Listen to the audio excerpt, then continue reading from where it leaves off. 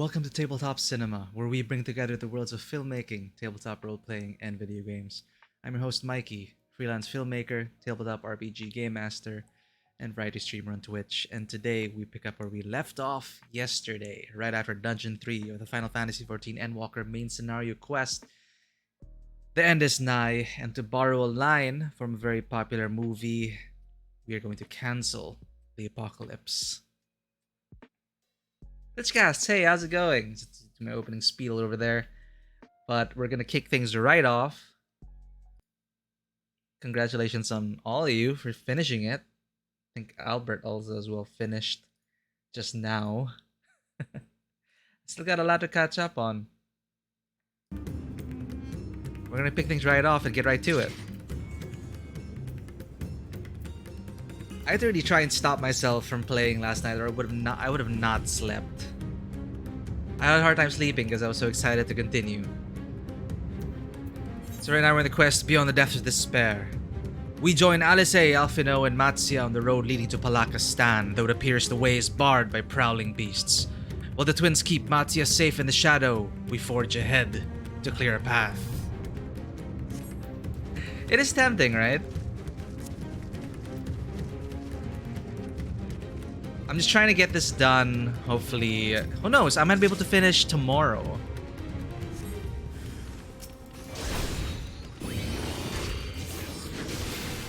Oh, I forgot my chocobo.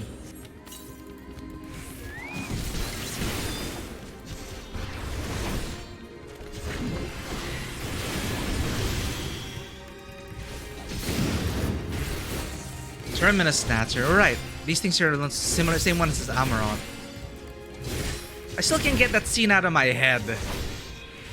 You know, a kid just turned into one of these monstrosities. It was stepped on, and the father had to watch it all happen. It's amazing the father didn't turn. My MSQ stream has so far been unbroken. Everything has been recorded, so all the VODs are up. Maybe I'll look at... it is the final expansion to this story, and I thought, hey, I want a record of it. It is my first expansion launch. It's been super awesome, especially as part of the FC. You know, you can really feel the energy of everyone just getting into it.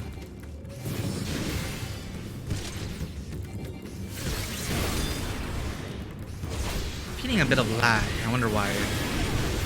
Hope nothing's downloading.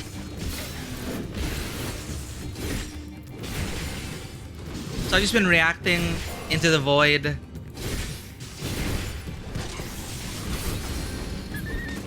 I've already teared up a few times, so it's all good.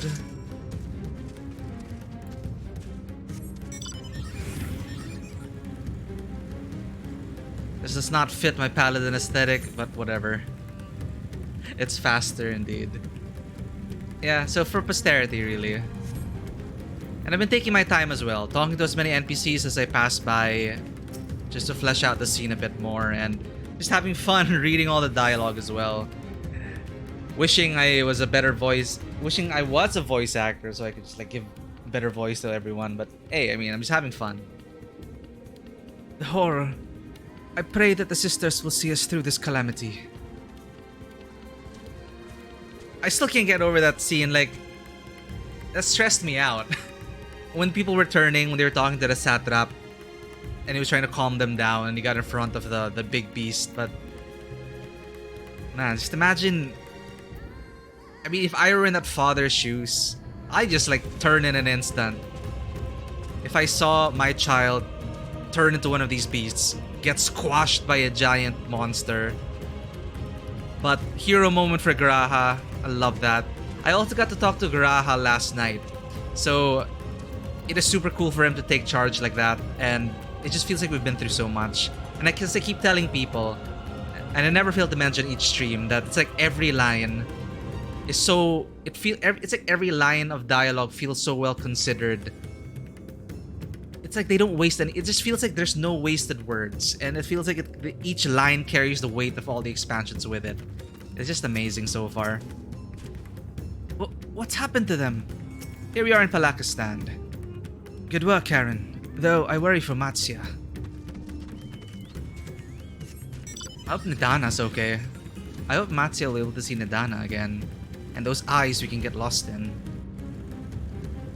Okay, that's all the NPCs. Oh, there's one cowering here. You know, I'm just gonna let them cower there. Yeah, exactly, right? And it's just, everyone's just been acting so consistently. And it's pretty clear that the writers have got such a perfect, you know, such an amazing handle of this cast of characters. And even little things like how they just add, like, getting all the job quests, getting all the jobs to 80 was also, it's super paying off right now because they decided, hey, you know, let's put in a lot of the job NPCs and stuff them in here as part of the contingent, or have some of them walking around in the background when we're you know, featuring Ishgard. And it's just nice to see that they're all still around and they're all in the fight as well, and we're all in it together.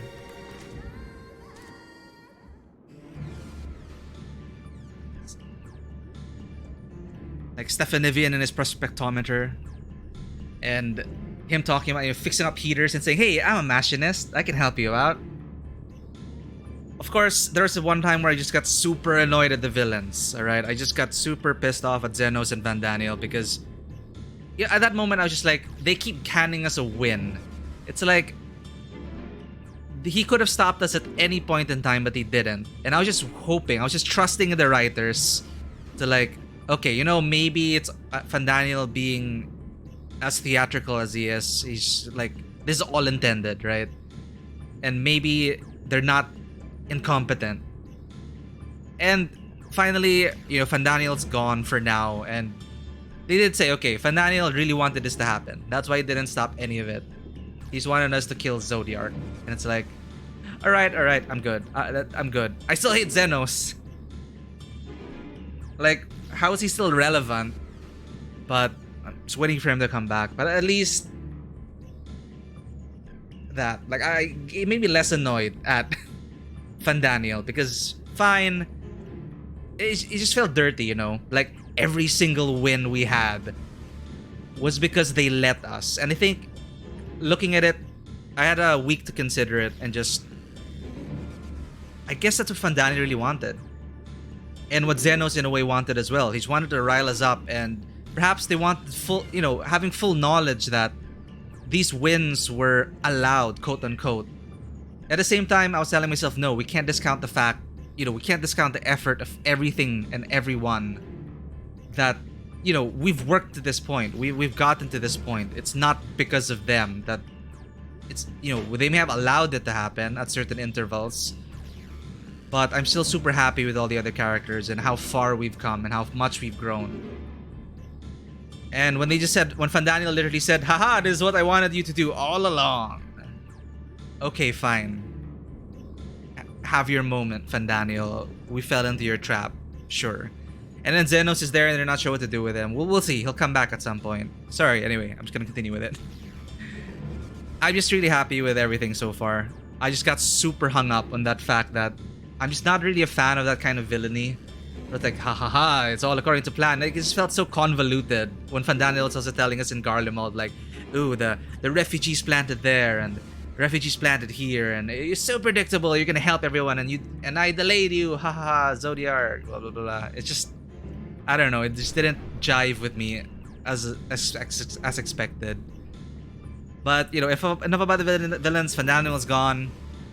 I did like the twist that he was kind of Xande as well. And it did make sense for Xande. Like, I just had to stop trying to rationalize them as people. Because, in fact, they're kind of like forces of nature. Or, well, no, they were people, but it's just, they were acting as they would. So, even they were consistent. Hello, Novacryph. Amon. Amon. Sorry, Amon. See, it just turned around like that. Amon. Yeah. So it's like, it's still them. It's still consistent with their characters. And so far, at least they patched that up. Because I was having, more and more, it is becoming more difficult for me to accept any of our victories because on the villain side, they were just like, ha ha ha, we let all of this happen. Or they were just being idiots. It's just one of my pet peeves where the heroes get the win because the villains were a bit too stupid. But no, it was in the character, it was intentional on Fandaniel's part. Xenos, I just feel gross because he just can't take a hint. Let's just put it at that. It's like, I'm not interested, Xenos. Just die already. Alright, we're back here. We're saving the world. It cannot be. Yeah, you know, Xenos is like, oh, just grow. And when he passed me by, it's like, what? Did you take a whiff of me or something? It's like, just die already. I wanted to kill him on the moon. That's so gross. We must heal those we can, and quickly. I see no beasts, but stay on your guard. You know, okay, fine, that is on me. It's just so gross. I was like, can I just kill him already? And I had this sinking feeling that when we let Xenos go, when we let him leave in the moon, I don't know why we let him leave, but it's like, oh my god, is he going to come back in the next expansion? Like, can we just be done with him already? I know he's roaming around, but oh my god. Anyway, again, it's like I'm happy now. Like, it is all part of Fandaniel's plan. We fell into his trap. We ended up killing Zodiark.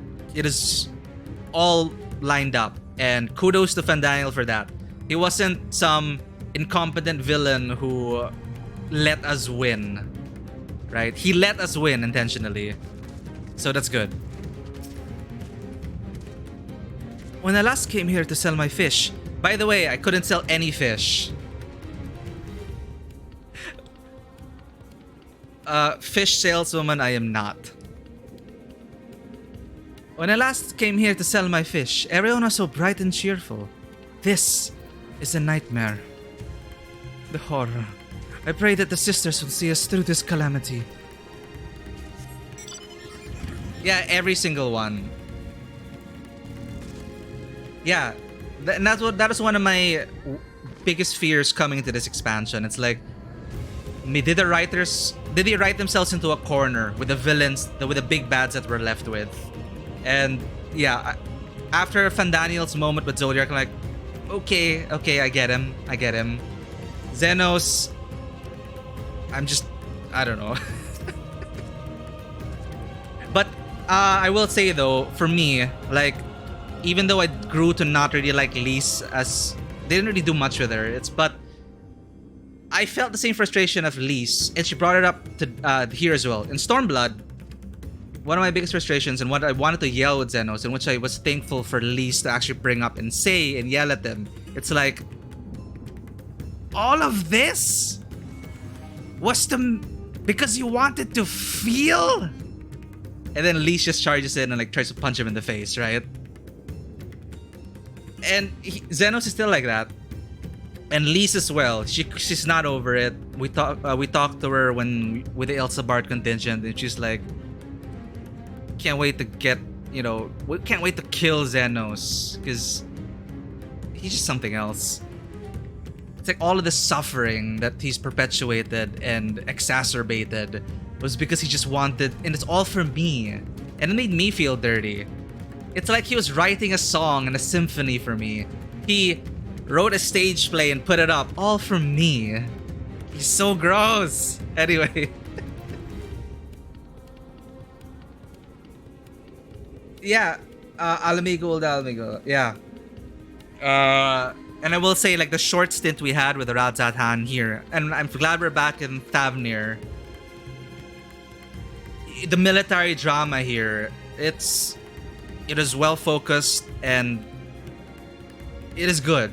I really enjoyed the journey. Yeah, Radzatan, Thavnair, and even Garlemald. Like, when things started to get serious, I was thinking, oh, are they gonna pull some punches and let us be able to save that the woman and her little sister, right?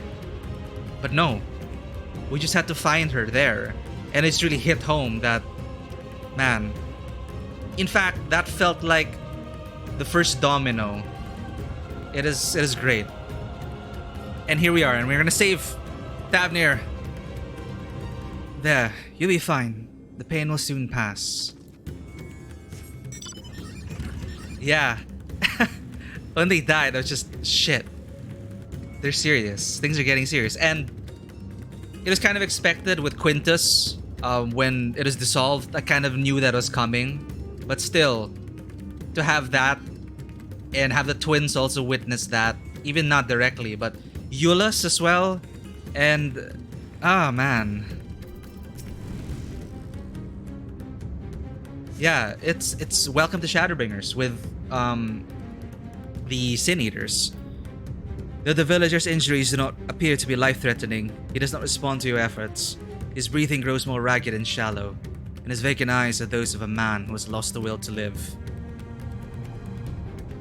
I mean, even if I wake, the nightmare goes on. No, leave me to sleep. No, man, you're gonna turn! You call out, but the man does not respond.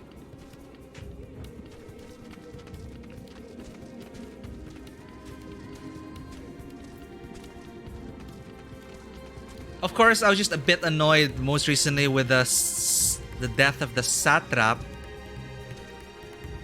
It is more, it's more, you know, the gaming Ludo narrative dissonance. It's like, I took all the time in the world rushing to him, but I was like, I have a gap closer. I'm a machinist. I could have shot the damn thing or put a big drill into its back to save the satrap. But, you know, cutscene power. Still, a really dark moment that was. And the fact that it's all triggered. Sorry, and as well, I'm just so glad I chose to talk to Raha last night. I don't know. I just have grown to really like him. In fact, I totally forgot about Garaha after the Crystal Tower. But I just really love him now. And I'm glad I got to talk to him. And we had that moment. And we had that investigation together after. And then, as Lichcast said, time to be 100 years old again and lead a city as the Crystal Exarch. It is just such an awesome moment. And I really loved what Graha was saying. I really cried at that point. You know, this guy was just willing, this cat boy was just willing to die for us, for everyone. And we were convincing him, like, don't throw your life away. We'll find a way to teleport us. We'll find a way to come back, get back to the source. You don't have to sacrifice yourself, but that option was always open. And then here comes Graha before the end of days, and he's just telling us, I want to share this burden with you. You're not alone. God. Yeah, isn't it surprising I chose Raha? I guess we're best buds now. No, I'm gonna level up my machinist after this. Man, all of you have finished it already. Congratulations. And I think Elo just finished yesterday as well. And Albert just finished today. It's amazing. I think we're just past the halfway point. Like, I looked at the quest list, not the names. I saw like the number of quests. So I might be able to finish it tomorrow at the pace I'm going. And the Sage, honestly, Sage and Reaper, they felt pretty slick and just at level 70. Sage might actually convince me to try healing content. I just love the aesthetic of it. I became Sage just so I could have those darts flying around. I forgot what they're called. The Numa. Anyway. Okay, wait, shit. This is serious. Look, I love Endwalker, but it's also pain. Cooling body has already begun to stiffen. The massive wound suggests the villager was gored by a terrible beast. Nulith. There we go. And I love the lore of the Nulith and how it's based on, you know, ether-sensitive stones of Eld. The villager has no pulse, nor do they appear to be breathing. On a random note, I was also super worried that I'd feel like my immersion would be broken because I became a bunny girl, but it's been fine. It's like nothing's changed. I love being a Highlander, but I found my calling as a Viera. And it just made it all the more funny when I was talking to the Loparits. And then the thing came up where, should I be offended that that people think Viera love carrots? Or do I actually love carrots?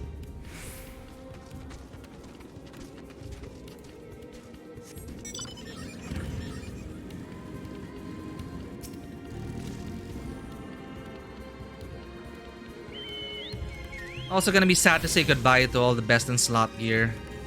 Because we're already getting to that territory. 533. Where's the last one? It's this guy.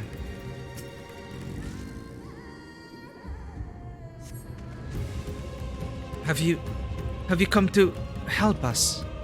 Too late. Too late. My family. My friends. I am fine. Thank you. Please, save the others. I forgot. Did he talk to Alize? His wounds are deep, but he may yet be saved. Go and help the others.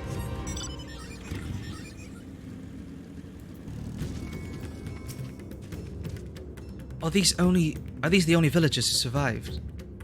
I can only hope others managed to flee, but the rest have been turned into beasts. By the 12. Let us do what we can to see that the damage spreads no further. And no matter what comes, we must keep our spirits high, lest we ourselves suffer a similar fate. That we might live. Alphinaud is determined to offer the villagers what succor he can. Well, you got it just to the point. The end is nigh.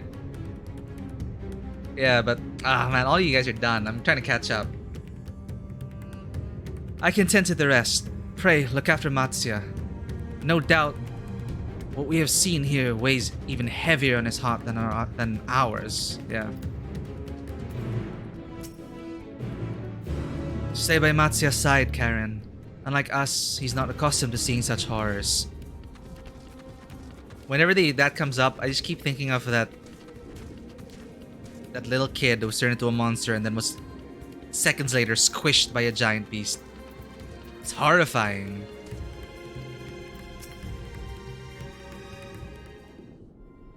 X-Trials.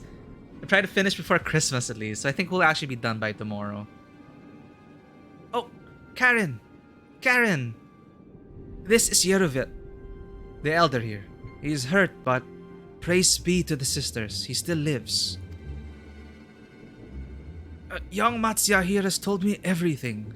I have not the words to express my gratitude for your aid. When the heavens began to burn, we were afraid, but did our best to carry on as we always have done.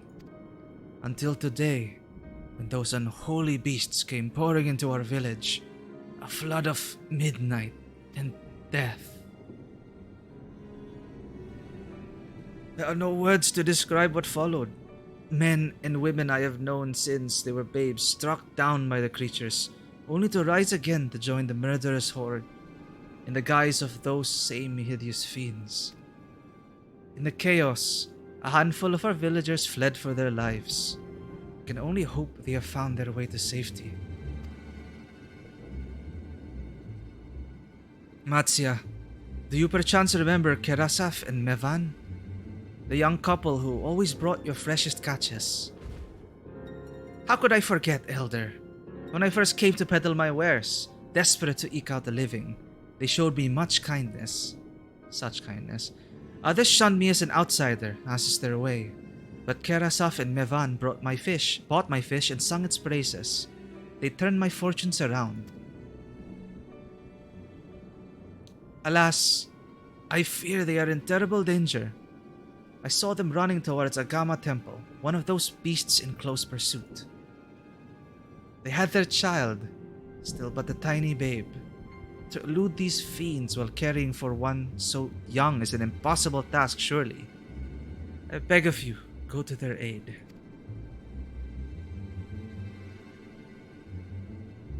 Come on, Matsya. can do this. I want to help them. Yet I am but a fisherman.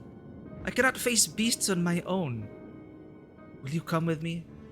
Of course. Slash nod. That's all I do. Slash nod. Oh, thank you. Agama Temple lies to the west of here. We must hurry.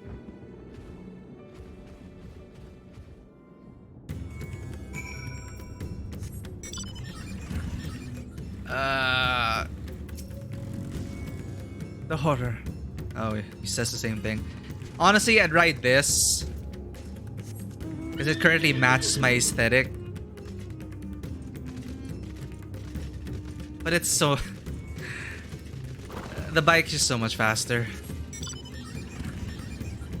I'm gonna do Aether Currents later. 188 yams to the east.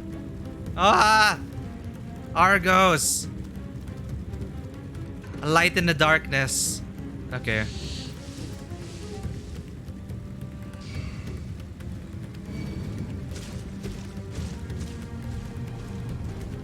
How does she have Argos? Later? Maybe we'll get it later. Or is Argos after the MSQ? Do I have Argos? No, I don't.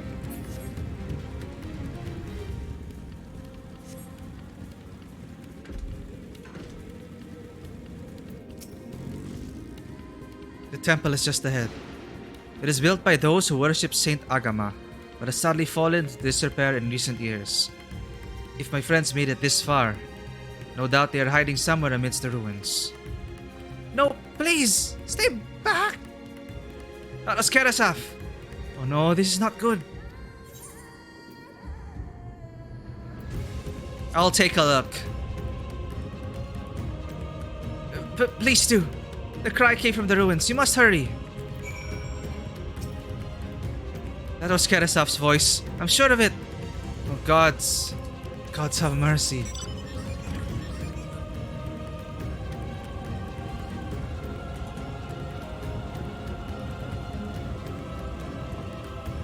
Hanuman.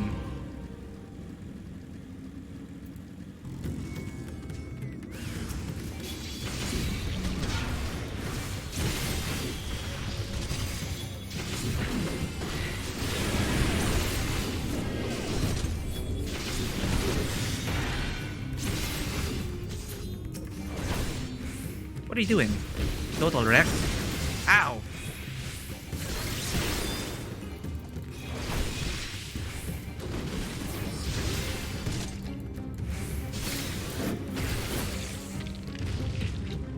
Holy crap! Don't tell me that is his wife and child!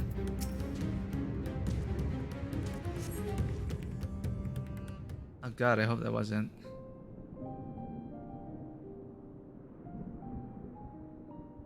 The man lies motionless on the ground, bearing a grievous wound.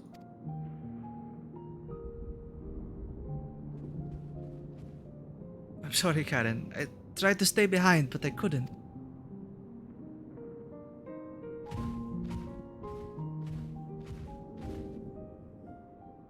No.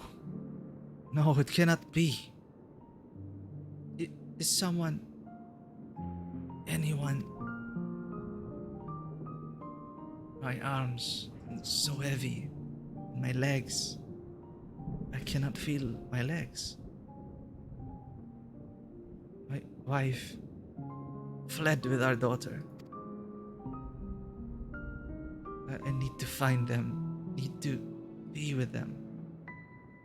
I need...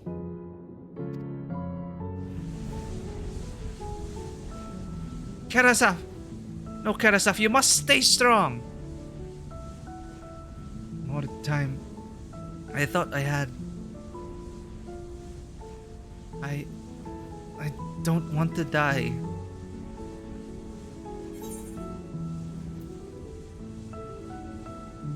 What? Can I do both?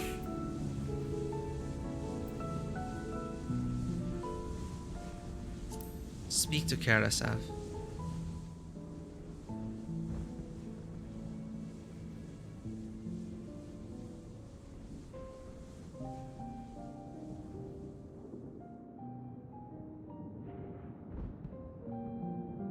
Thank you. Please, find them.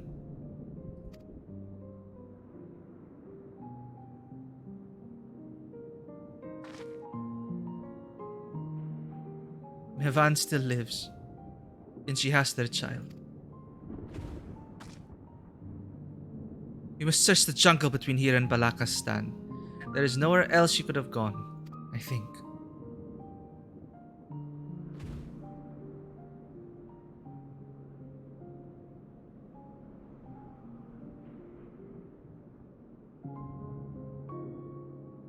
Forgive me, Kerasaf. Once we have saved your wife and child, we will return and lay you to rest.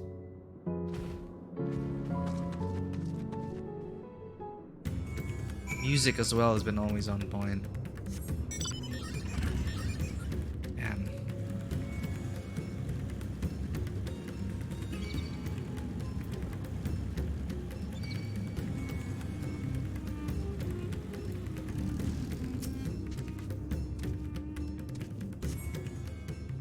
You see no tracks or other signs of recent travel. Mevan and the child must be elsewhere.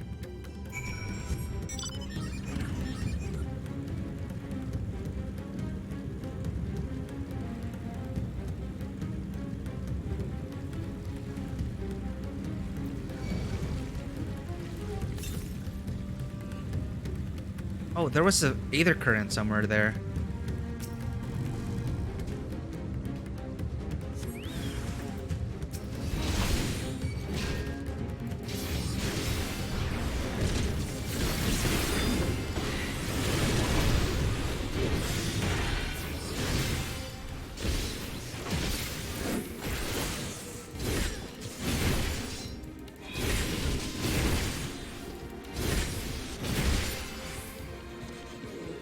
Nowhere.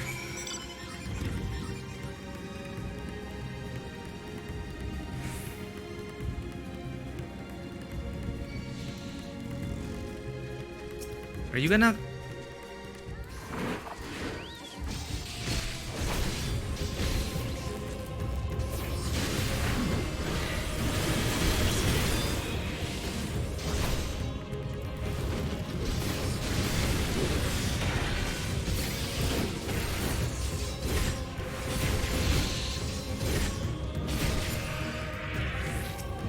Alright.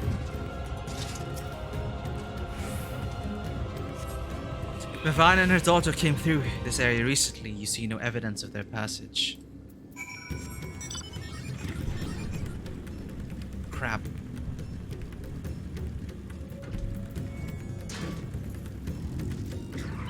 Where's Alvin and Alize? Did you see any sign of them? I found nothing. Perhaps the beasts have chased them farther from the village. It's Ayaime. It looked like a blue-colored Mario from afar. Oh, gods above, I beseech you. Pray deliver Mevan and her little one to safety. Waime. Happy mining. Wait, sorry, I just got... Oh, okay, I'm trapped in a cutscene. Meanwhile, in the skies above Thavnair. Stinian OB.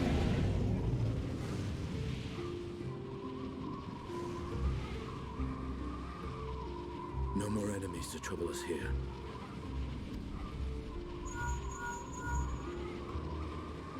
Enjoying his new cell phone. How fare you below?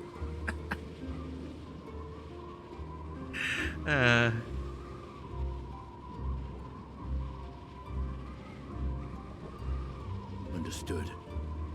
I will inform Vritra. Chaos and panic sweep Raz-at-Han, and many more have succumbed to the transformations. Amidst the fray, Ahawan fell, protecting a grief-stricken father. Oh. My friends fight alongside your radiant host to secure the capital. Beasts have been sighted in Balakistan as well. We have divided our forces in hopes of quelling the threat there. Of small solace is that we now know what triggers the transformation, as my companions tell it.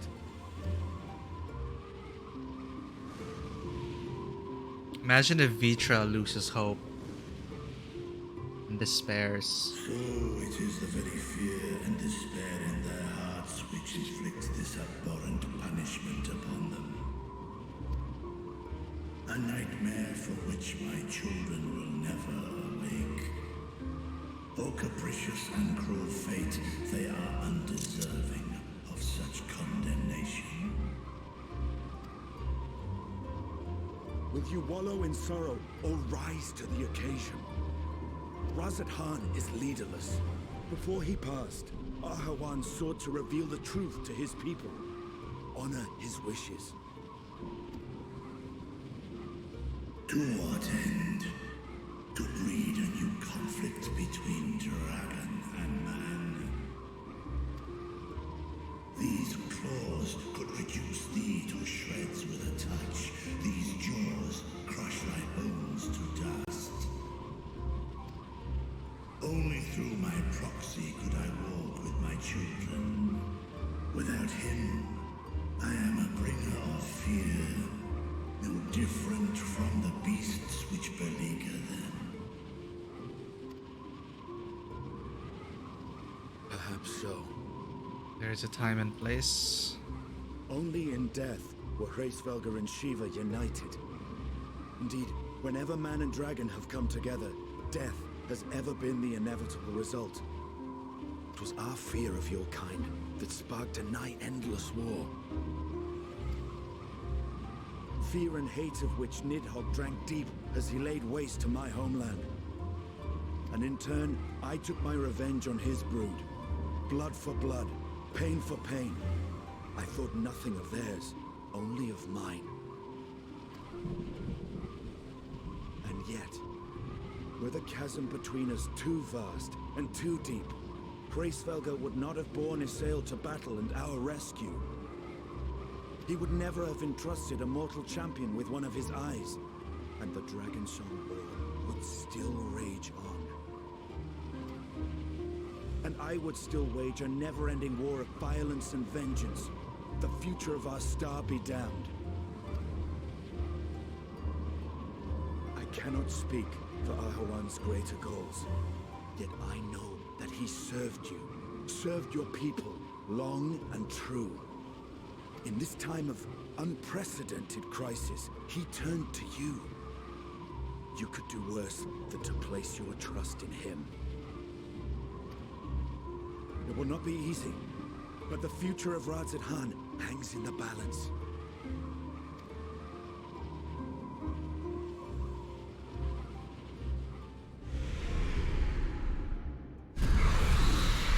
Oh god. Left cheek, right cheek.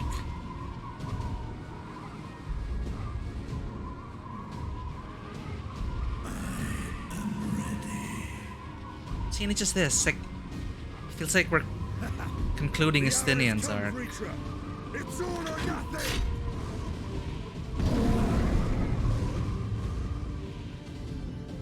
He's calling back the Heaven Sword and everything. For a moment, I thought we were gonna have like some mini game in the air.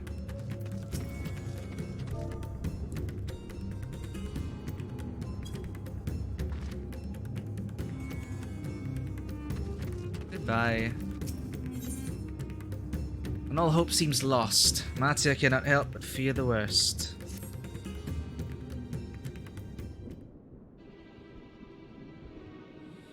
If Mivan fled deeper into the jungle, she and her child are in grave danger. What are we ever going to do? God have mercy.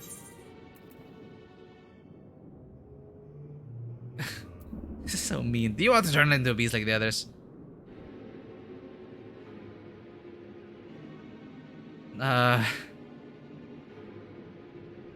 Honestly, like, trying to tell someone, like, stay calm, kind of stresses them out a bit more. Yeah, well, none of these options are super great, but, you know, you must try to stay calm, Matsuya. You cannot let fear consume you.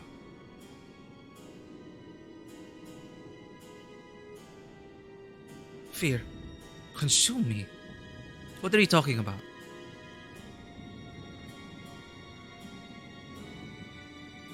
Then I too could become a beast? I understand, I think. I've seen to the wounded. How did the two of you fare? Did you find your friends?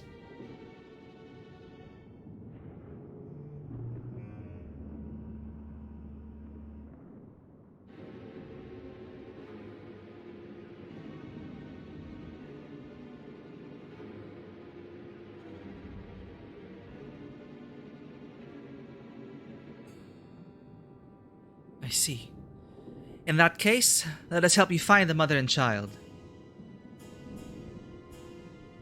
Before we leave, we must ensure the village will be safe in our absence. Alizé and I will patrol the area and search for more beasts. Would you and Mattia speak with Elder Yerovet? Pray explain to him the situation and join us as soon as you're able. We will save Mevan and her child. We can do that much for Karasaf.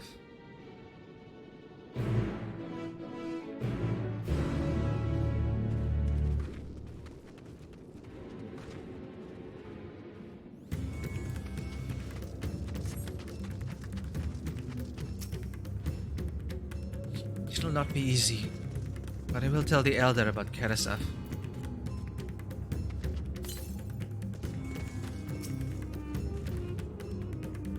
I'm heartened to see you both safe, but what of the family? We found Karasaf, but he... Say no more. I understand. We have lost another of our dear friends.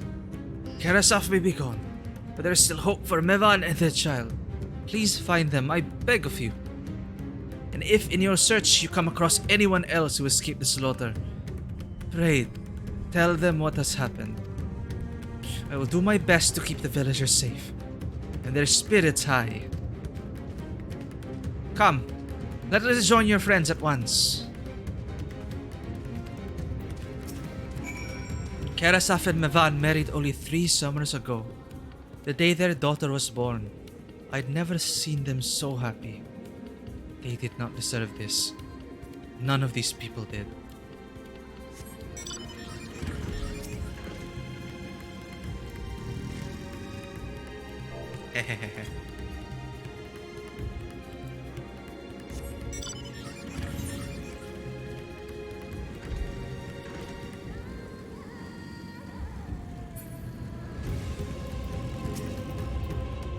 Where might Mevan have run off to?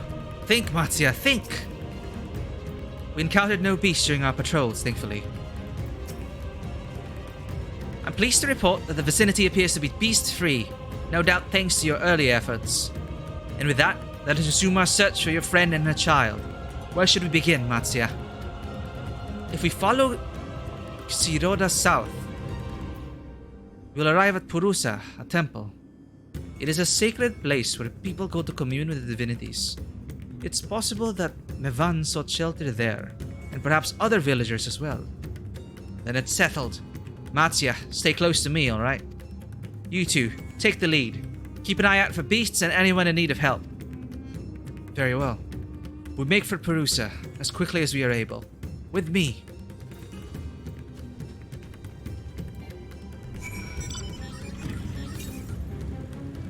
East.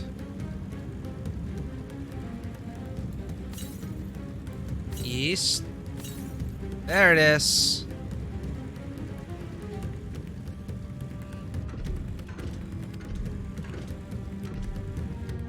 I guess it didn't work. No.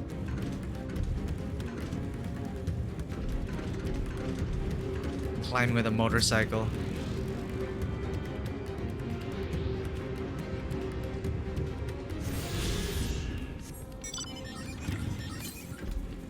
Northwest. Right, that is up here.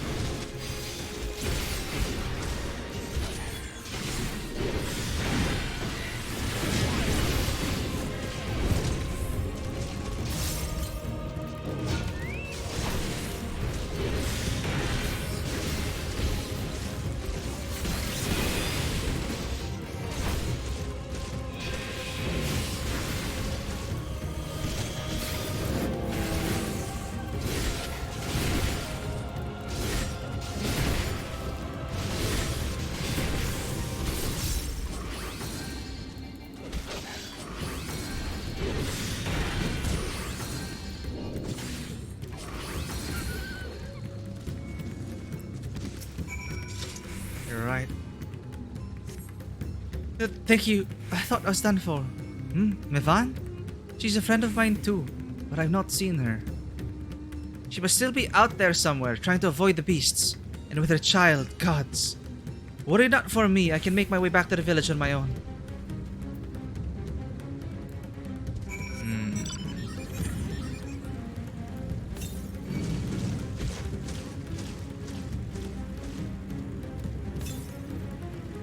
Southwest.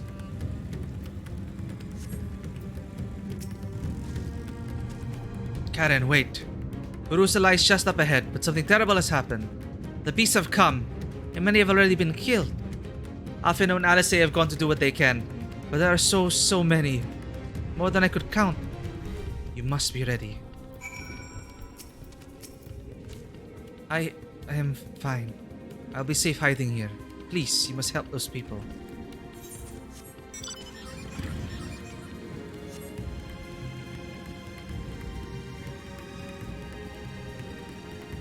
There they are.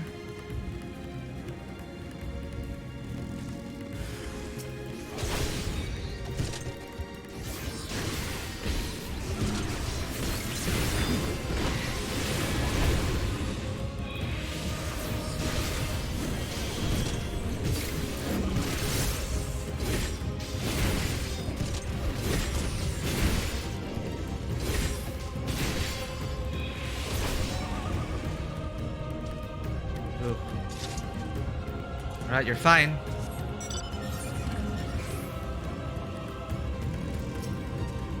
Stay strong. We'll keep you safe, I promise.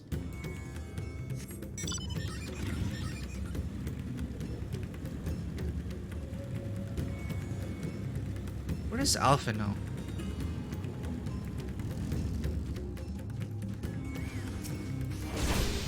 Uh-oh.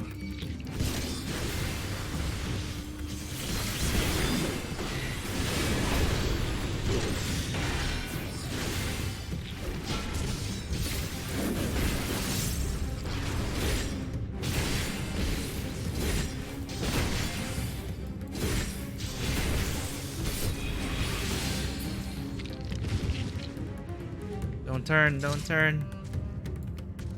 Oh man.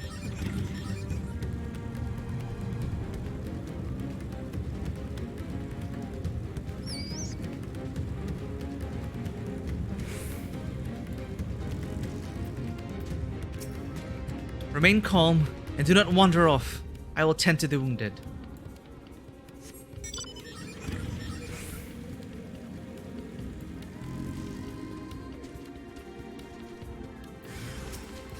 Crap.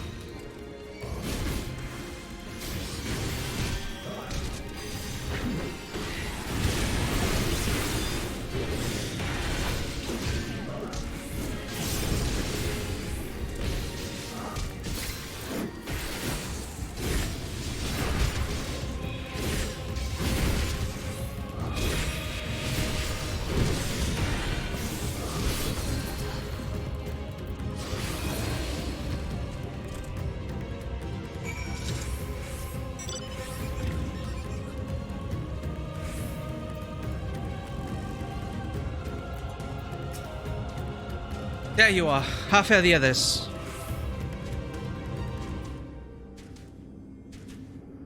I see. You've seen to all the beasts in sight? In that case, let's have everyone gather in front of the temple.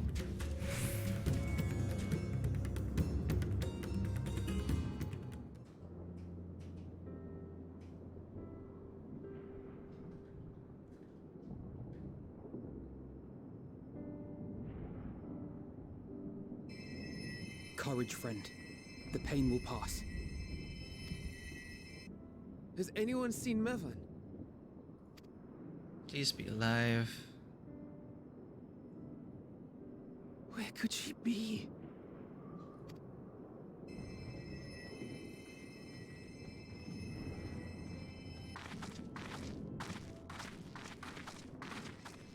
We've dealt with all the blasphemies and made certain no villagers are still in hiding.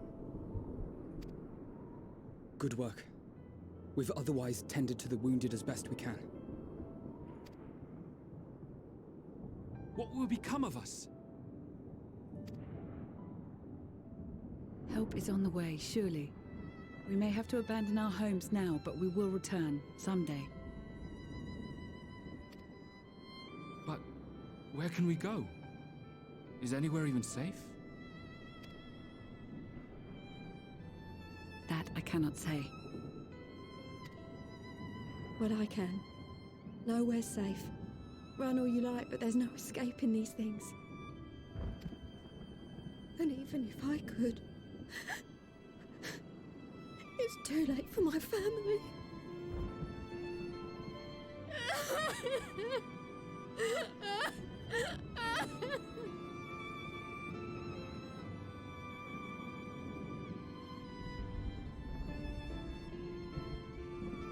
This isn't good. The more they dwell on the tragedy, the more likely we are to lose them too.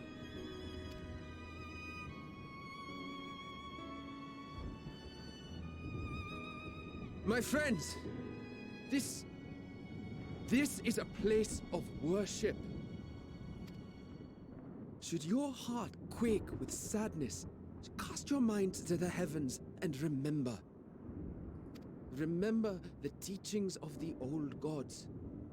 Did they not implore us to stand fast when waves of sorrow break against our shores?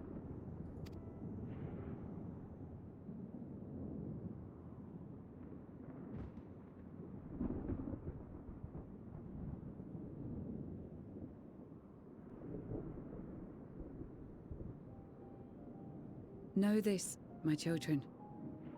There is more ugliness than beauty in this world. To live is to suffer. To drink of calamity and drown in anguish. To toil and be tested, always and ever. 'Tis a perilous path you walk. Death lurks in the dark, and is the sole promise that awaits at journey's end. You will tremble with terror. You will weep tears of anger and despair.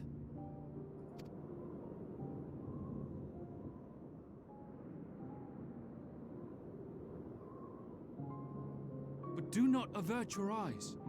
See your life for what it is. Then will you see how the hardships make you strong.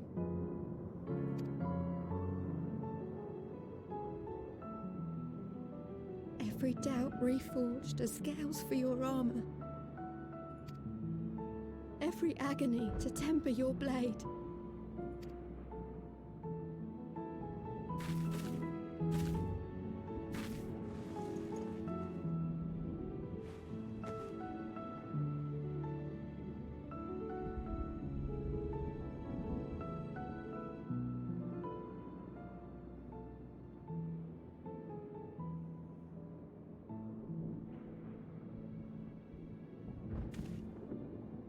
Thank you, lad. We'd almost forgotten who we are.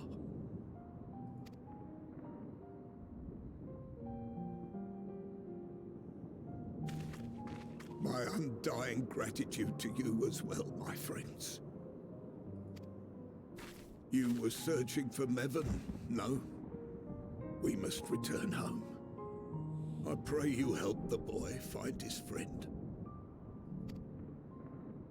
Gladly. We dispatched what beasts we could, but the roads are still dangerous. Stay together and go in safety.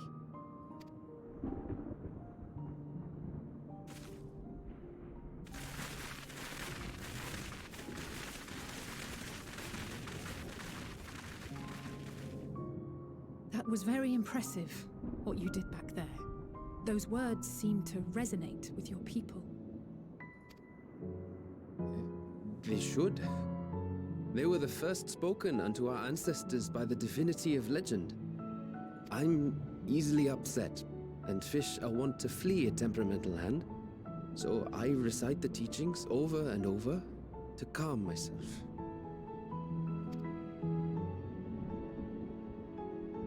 They're lovely and inspiring to hear, though I imagine they were born of great misfortune.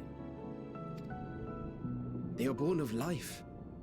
There's as much bad as good in it. More, many would attest. all the more reason to appreciate the good when you can. I won't argue with that.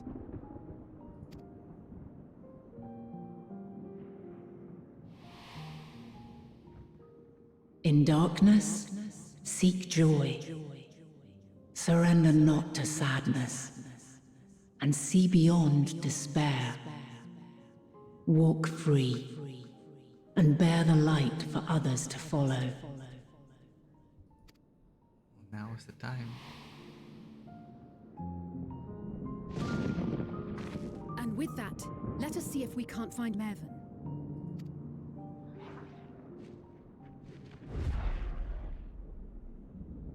Did you see? That beast was chasing someone.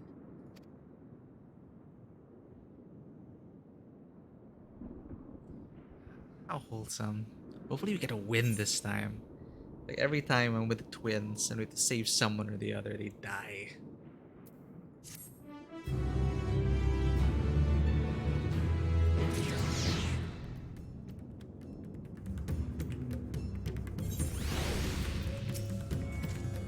We must go after them at once.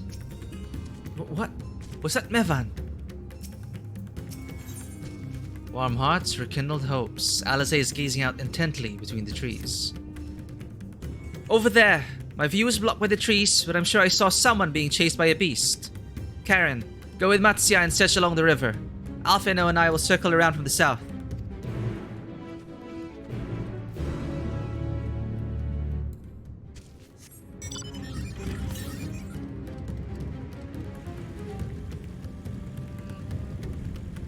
It's also near an aether current.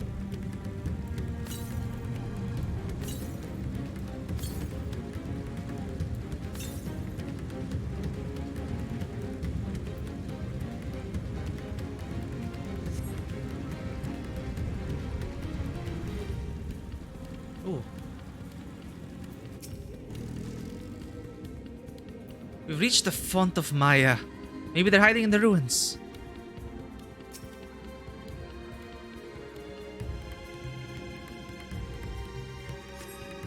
Ah, same name as my cat. Okay.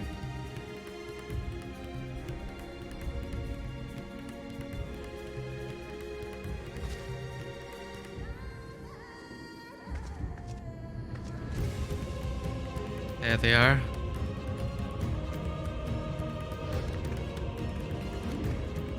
That's her! No, I'm sure of it! Mervyn! Don't, please!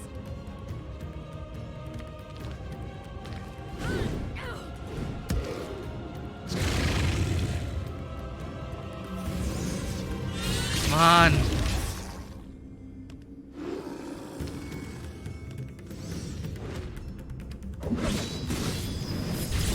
Finally right on time.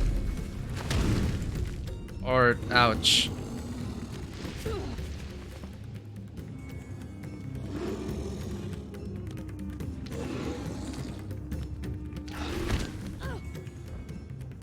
Oh no. No! God have mercy! Ghost jump! I can swim in that armor, no problem.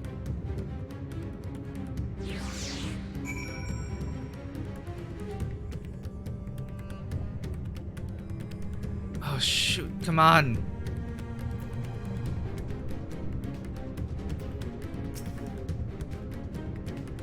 Oh no, come on, be alive, please.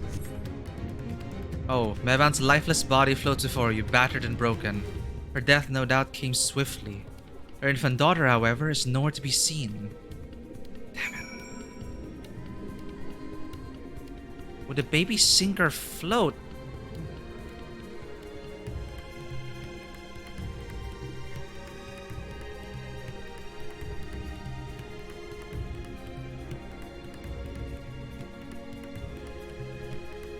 Oh god. So tiny. You take the baby into your arms. If she yet lives, you cannot tell, but she will surely not survive unless you carry her to the surface at once. Swim faster.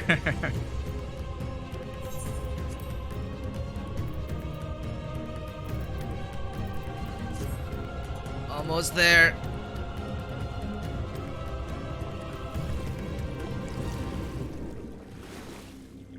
Oh, wow.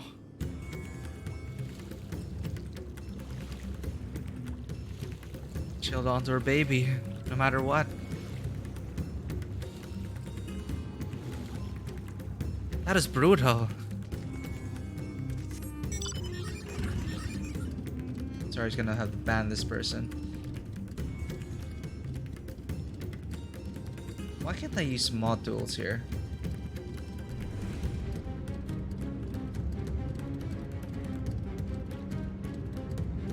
There we go.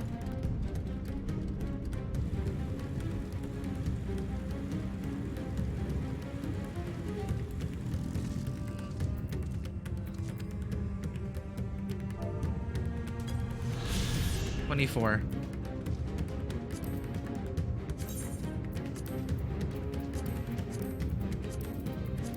The Font of Maya. This temple was once the abode of an order of Arkasudara ascetics who sought the divine enlightenment of Maya. Abandoned for a stronghold deeper in the jungle, the structure now sits derelict and half submerged in rainwater.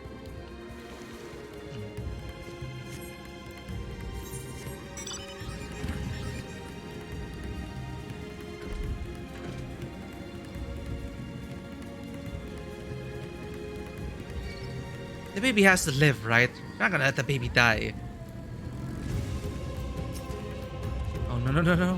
What do we do? What do we do?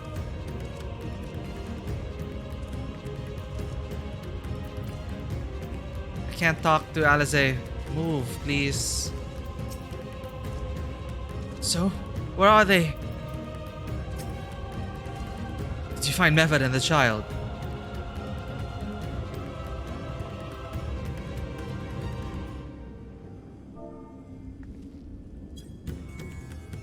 Damn it all. You have the child and let me see her. Did I swim fast enough?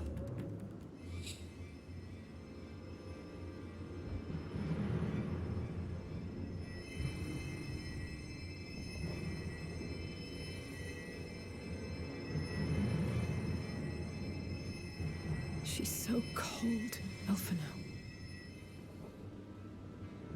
The child is alert and I see no wounds, and yet she grows weaker. My spells can do no more. What she needs is a change of clothes and a warm bed. We must hurry back.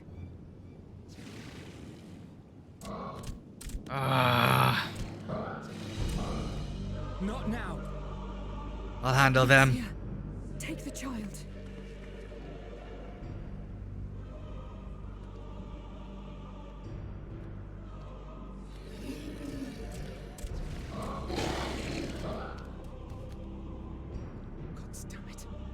It appears we've made enough noise to be heard for miles around. More will be upon us ere long. We make our stand here. Matzia, can you take her back to the village? But the child, all by myself. You can't be serious. The beasts will follow you home unless we stop them here. And so we shall. Be strong, Matzia. Her life is in your hands. Right. I can do it. I know you can. We'll keep them busy, Matzia. Go!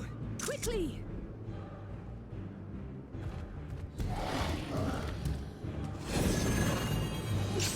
Shouldn't be a problem. Alize, your opener.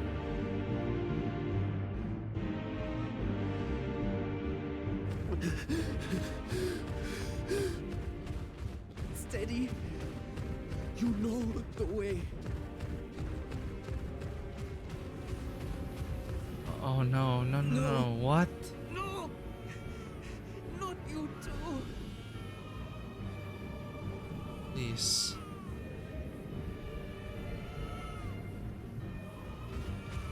Don't be afraid. Don't be afraid. To live is to suffer, to drink of calamity.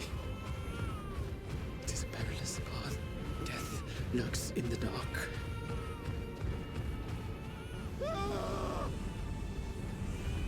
No! I'm not afraid! I'm not afraid! Are you really doing this? Do not avert your eyes. See your life for what it is. See how the hardships make you strong. Every doubt reforged.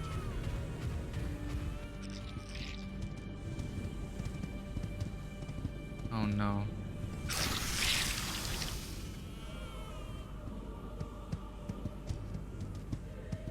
Every agony.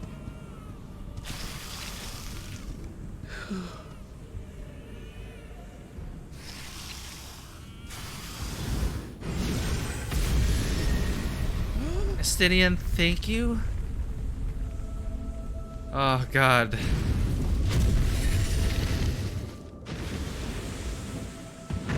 So stressed. The divinity. Nay, but one who would deliver thee just the same.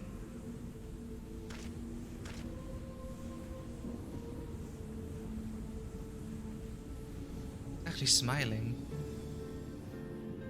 Please. You must save the child. She is all that remains of Mevan and Grasef. Please. We need a calm emotions spell.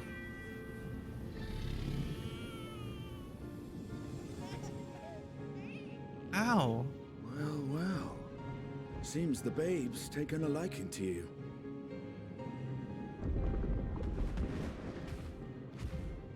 Thou art strong, little one. Let us convey thee to thy home.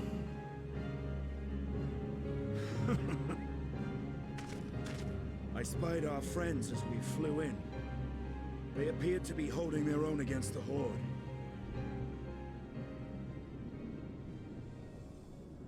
Could use a little help though. Or not. We're good.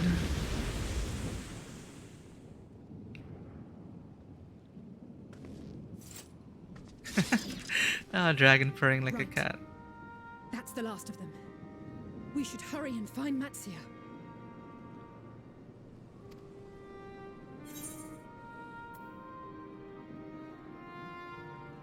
From on high.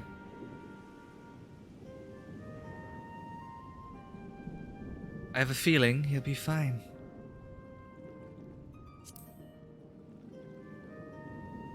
That's all we can hope for. Really? How can you be so sure? A fine battle it must have been. Shame I missed it. He's so much happier because I guess he gets to talk about Dragon Buddy. It was you who came to Matia's aid. I was only along for the ride. Vritra was the one who saw the boy was in need. The two are headed back to the village. Where the worm will honor Ahiwan's wishes and finally reveal himself to his people. Perhaps so. Will you go and join them? What? I don't know, I just kind of like, I was just so... Like, I just forgot I was even like streaming. I was just like... In my head, I just kept repeating, I don't know if it showed, but it's like, please, just don't... You already killed the mother. You can't do this again to the child. Like, please, please, just... Well-made scene, though. It's like... Oh, look, we're gonna save the mother. Crack. Nope, you're not. And it's like, oh, did you find the baby? Oh no, it's cold. Oh, but look, we're gonna make a final stand and Matsi will be able to make the village. Oh wait, no, he's turning. Ah. I'm just so relieved. God damn. I totally forgot. Like, I thought it would just... Okay, fine. The riders are gonna be this cruel to us? Fine. Like, we already lost a mother and her child to the Sin Eaters. We already lost 2 sisters to... well, to monsters and... well... being victims of war. And then now it's like, oh, and now we're gonna lose a whole family again. And a boy already got stepped on. It's like they set things up. That is actually super great. Not in the not a great from, you know, from a writing perspective, because it's just when it seemed like such a little thing just to like shock you, right? But that set the tone for everything to come after. It's like, oh, how tragic. The boy has changed into a creature. And then... and I was just like... Last night I was just like... oh, what? And from there, it's just like anything can happen. So it is just really well done. Oh, God. But you know, with a kid calm and Vitra on the case, I think we finally saved someone. There's something I need to do first. What do you need to Mervyn do? gave her life so that her child might live. She deserves better than to be left to drift alone. She deserves to be laid to rest beside her husband at least. Will you help me? And I'm just thinking, what's...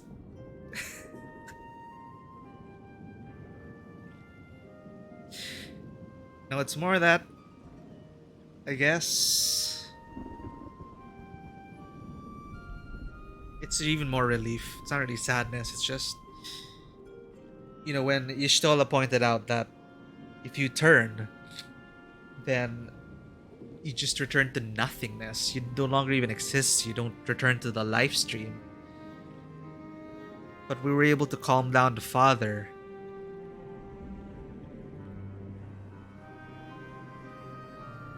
And the mother held on to her child. And it's just... yeah, he just hopes that their souls are still out there and they're together now in the live stream. Wow.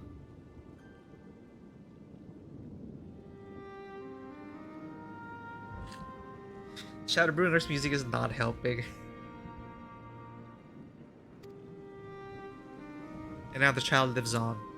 They all live on. Unless, you know, the end already signals that anyone who dies just... their ether just becomes stagnant. But if the ether just is... I'd like to think that the ether is not just gone, this no longer exists. Perhaps it really just is in stasis.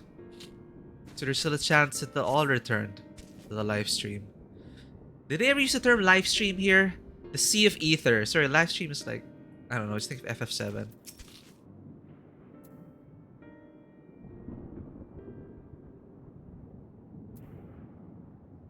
Yeah, actually, that's the first... You know, I was tearing up mostly for the other scenes because it's just so sad, right? Or it's super wholesome. But here, it's just the perfect mix of, like... They're dead. But given the stuff that they set up beforehand, where... Well, implying that if you turn, then there's no... Then your soul is just also gone. In fact, that is so unnerving that like, gave me goosebumps when Y'shtola was like, I don't see anything. That is actually pretty terrifying. More terrifying than the actual monsters themselves. But seeing how the mother... Like, she could have turned right then and there when the monster grabbed her and almost like snapped her neck, but she held on. I was kind of expecting as well, like, you know, a parent's love, the child will keep them going, and it did. And I'm just glad Vitra and Estinian swooped in. Go. I will keep watch until your work is done.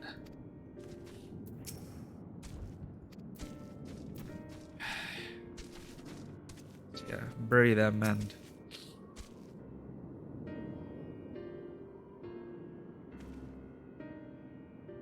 We have done what we can. 'Tis for the villagers of Palakistan to perform the funeral rites.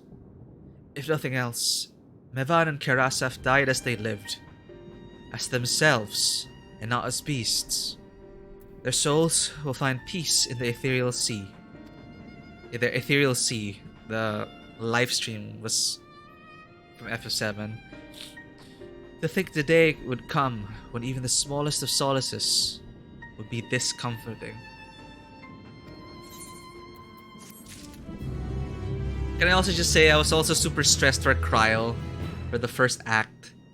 It's like Kryl was one of my favorite Scions, and then as finally we get to hang out with her, Tataru will take care of her. But it's like, oh no, but they're giving her too much attention. Are they gonna kill her off at some point? Look, I don't know, anything could still happen. Anything can still happen, but I'm just so stressed for Kryl the whole time. Especially when Hydaelyn started to hijack her body.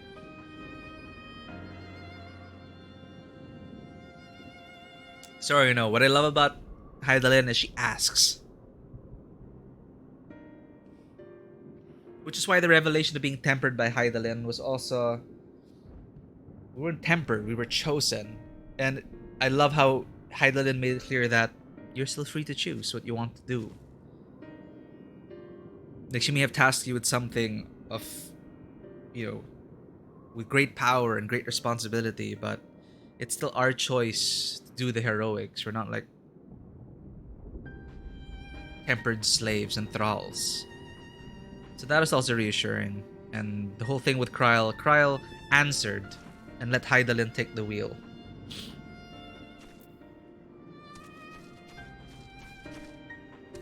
Don't step on them, Cypress.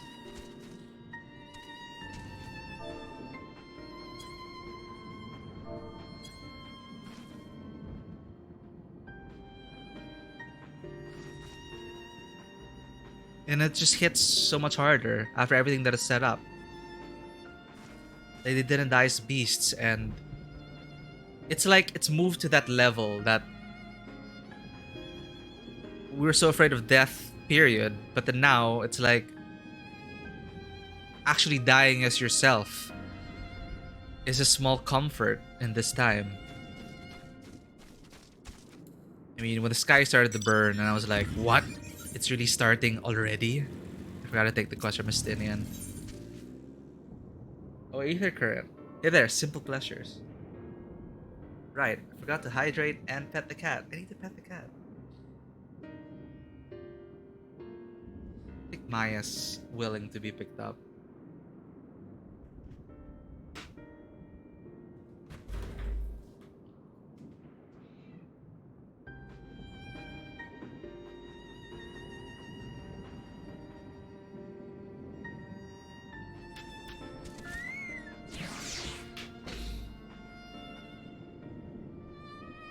They're just sleeping. It's like nothing was stressing them out.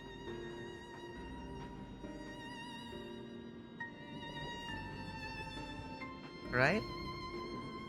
Nothing's wrong. I think we're almost done, Maya. Maya, what do you think of the main scenario quest so far? You liking it? Yeah? Okay.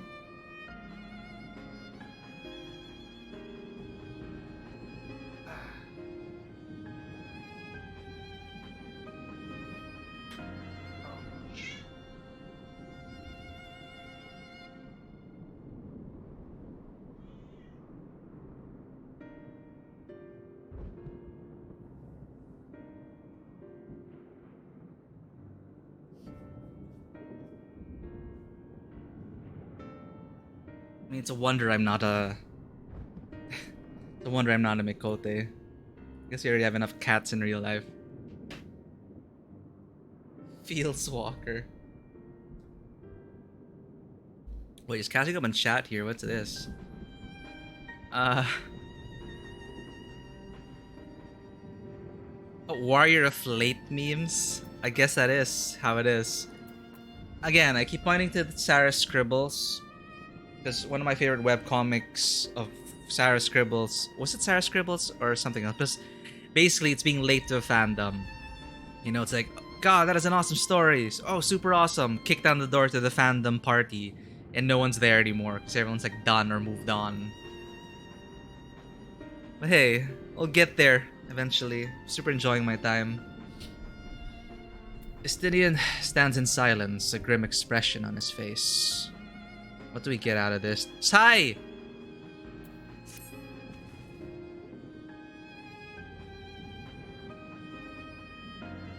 Or late as a plot device, yeah.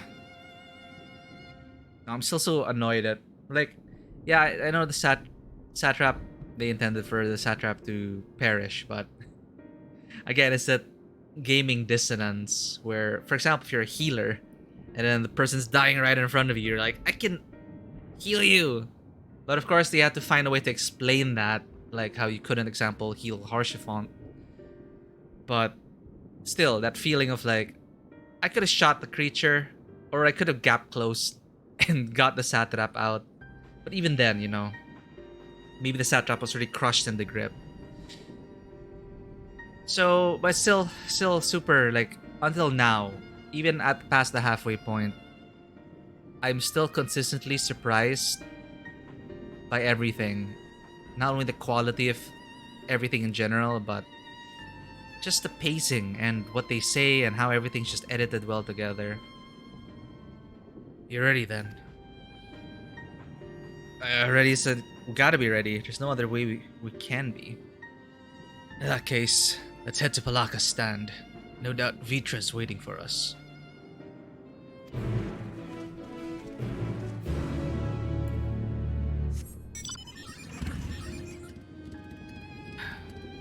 We're gonna send them back, right?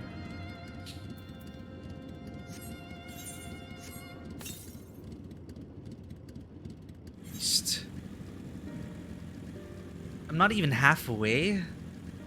The quest list was a lie. I was roughly looking at it because like level 85, so it's like 5 levels left of quests.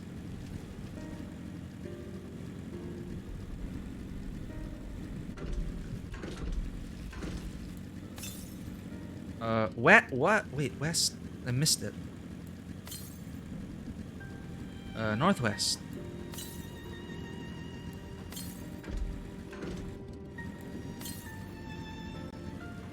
I see. Actually, yeah, it's not. I may be halfway in terms of quest number, but in terms of quest length, yeah, you're right. They do vary. So it's quality over quantity in that sense.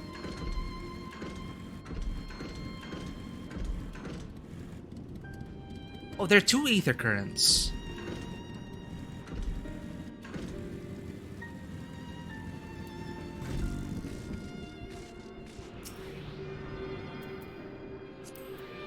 I haven't been diligent with my ether currents.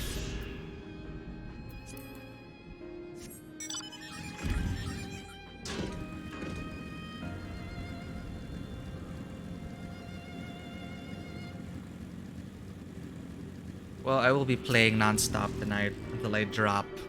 So we'll see how far I can get. And tomorrow as well.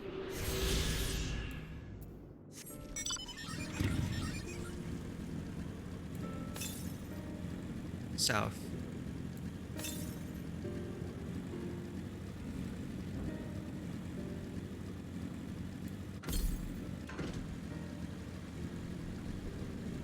Oh, can I also just say I'm just so like, yeah, end of the world and everything, and I could still be surprised, but of course, like, we're expecting to beat it, right? To win, get that win, however that is. But at the same time, they've already planted seeds, and it's like how Garaha says, it's like there's so many other stories to be told, and adventures, and places to see, and the fact that they enabled interstellar travel, or they seeded in the possibility of interstellar travel.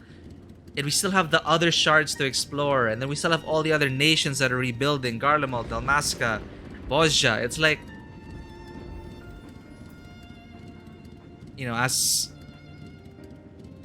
sad as it is that this, you know, all good things must come to an end, this story is coming to its conclusion. the same time, I'm still super excited and hopeful for the future. And they could go anywhere from here. At the same time, they could go anywhere from here, but we also know we're on the final course for at least this. It's cool. It's really good. Ah, I'm sorry, Vitra. First hordes of beasts, now a mighty worm. Our world grows stranger by the day. I hope word has spread that, you know, the end of the Dragon Song War and everything. Any helping hands are more than welcome here. We haven't much, but please make yourself at home. If you have any questions, excuse me, then you only need to ask. Oh, he's the guide. Okay, what do you do here? I'm here as a steward of this place and its surroundings. Surely you've noticed the large number of holy places in the area? It is our duty to look after them and repair any damage caused by the elements or more devious sources. My work keeps me so busy that I have had little chance to journey far from the shroud of the Samga. I scarcely remember the last time I beheld the sea, let alone Radzatan. Needless to say, I hope my survival never hinges on my ability to swim. Too soon!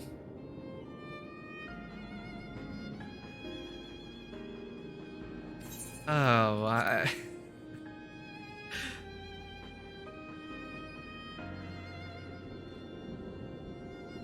Thank goodness for the Kojin's blessing.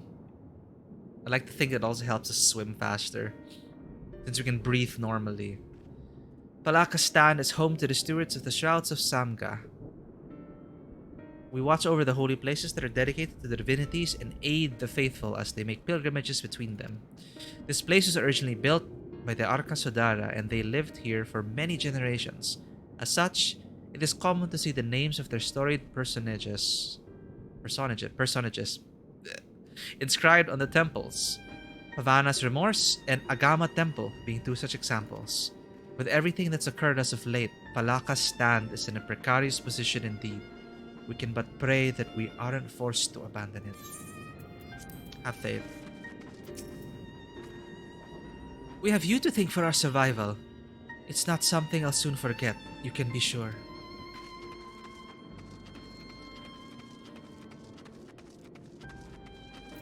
You know, I don't know if Bloody Mary's still here, but just thinking of Lamia, I forgot to say, it's like, you're wondering where Lamia could have come from, like in terms of RP canon, right? And you were just thinking about Wurlit. But Thavnair and the Near East is actually another option, which might be closer to the Lamia I know in TRPGs. It's just random occurrence to me, like when I was in Radzat Han yesterday. I was under the impression that things had settled down, but no sooner did I return than these fiends appeared. What am I to do now? Man, these people have been through a lot. Oh, thank you, Mender. Speaking of which, do I have... Well, I don't even know why this is necessary anymore, but whatever. Me as well.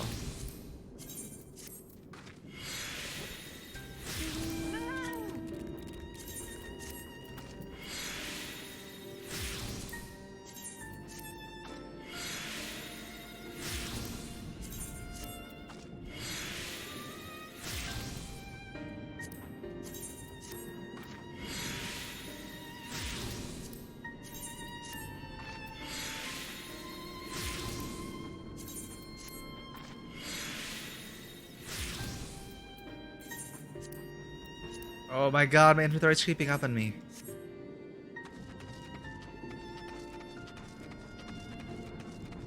Fish. That's... Check a bookkeep.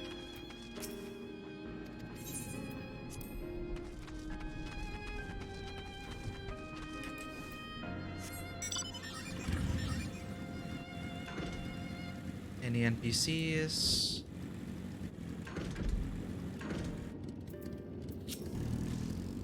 I count my blessings that I managed to escape here, but that beast, I've never seen anything like it, and I can't get its terrifying visage out of my head. They are quite terrifying beasts. In times such as these, those who reside in the steward's village must be strong, although I must admit, at times I find such a prospect difficult.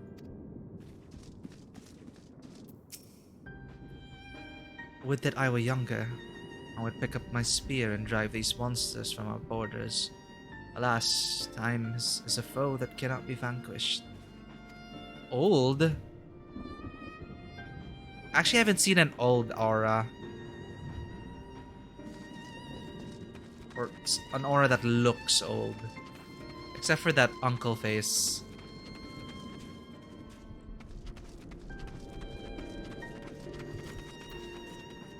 Such power, I can scarcely believe it.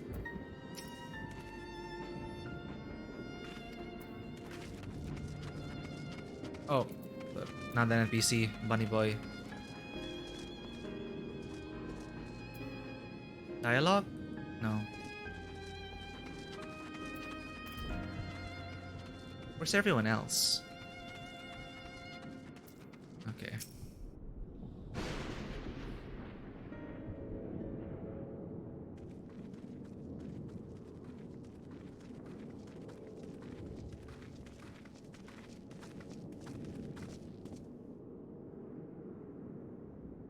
Rest easy, for all is well here.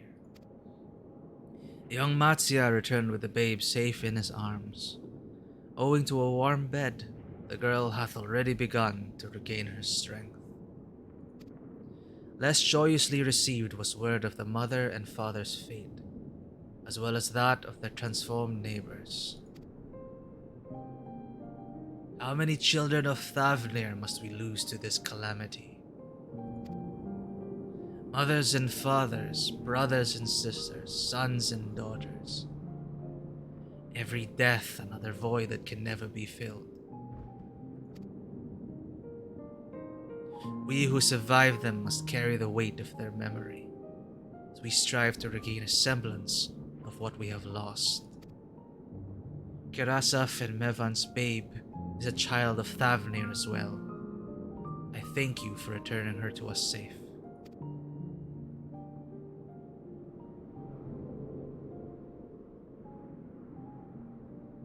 Oh, most great and merciful worm, I have not the words to express my gratitude. They say that were it not for you, brave Matsya and the child would have been lost to us forever. Long had I heard the rumors that the mighty dragon had forged a pact of friendship with the satrap, but never would I have expected such a kind and gentle soul. Truth in part, but not in whole.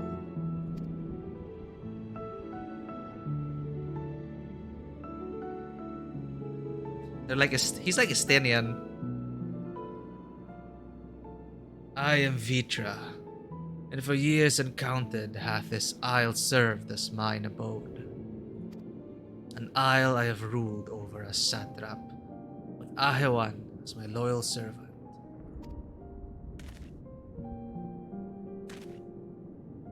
Are my ears to be believed? You were the satrap all along? Nidana! Ah, you're alive. Nidana, what are you doing here?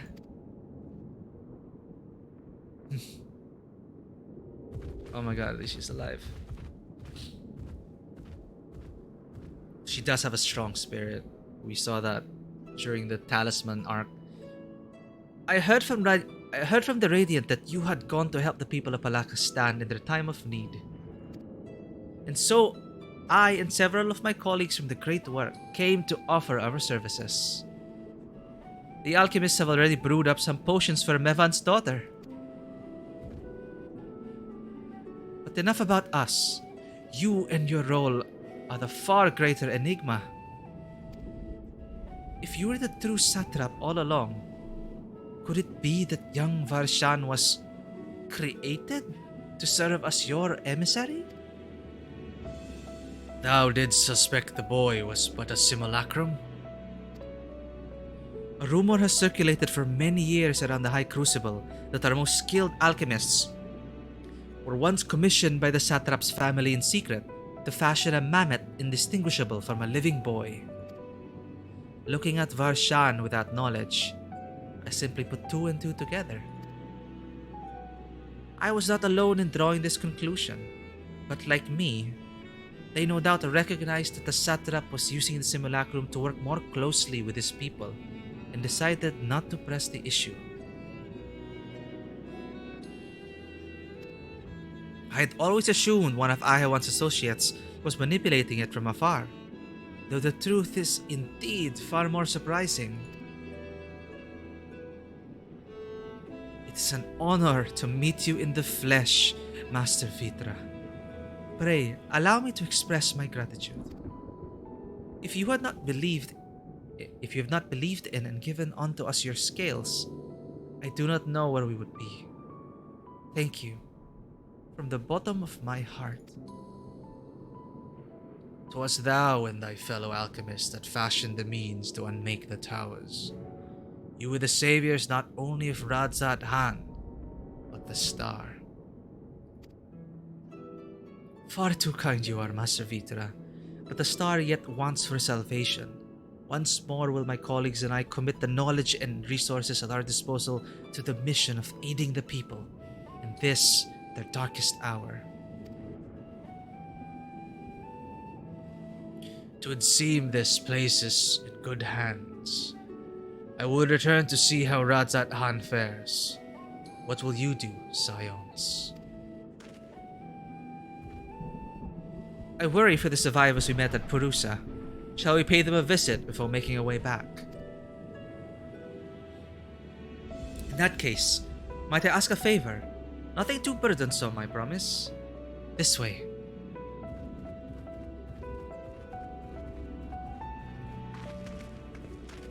Nidana and Matsya together at last.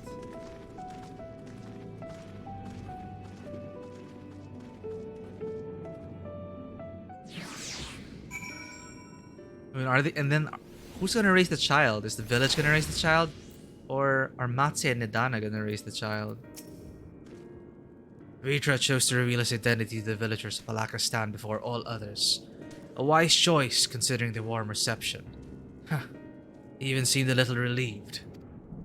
It remains to be seen how the people of Radzat Han will take the news. But if this was any indication, he need not worry.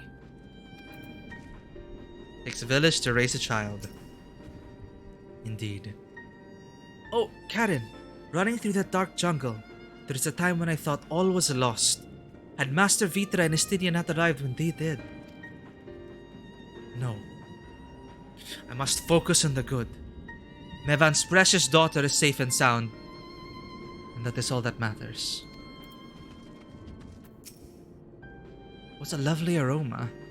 I wonder what sort of spices those are. Curious, isn't it? The budding sky is so ominous, yet the crackling flame here is somewhat calming.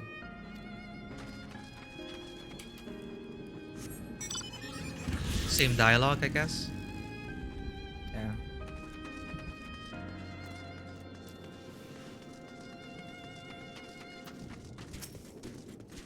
Had both you and Master Vitra not intervened, many and more would have no doubt perished. I am forever in your debt. We're all in this together.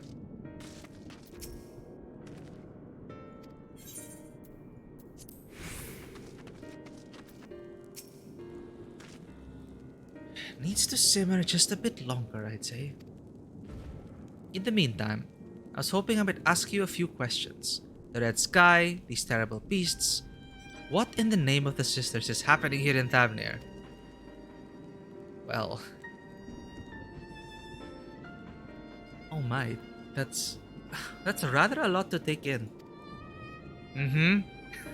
Did he even tell you about the moon? It would seem the situation is even more grave than he suspected. Thank you, friend. My colleagues and I will use your knowledge to see if it can further our own research. And with that, here we are. A pot of piping hot chai, brewed from my own secret recipe of spices and tea leaves, together with hearty helpings of rich milk and purest sugar. Ah, chai. I do miss that. I made enough for everyone in the village. Might I trouble you to deliver a few cups? Also just reminded me of the moment with Eulus. And It felt like something straight out of a World War II film. Just, snowed in, and allies and former enemies just celebrating Christmas in a way, just handing out coffee and just for one night peace. And then stuff happened, and the tempering, and we went to the moon and everything. But I really love that moment as well. The moment at camp and how they'd receive the Garlean prisoners.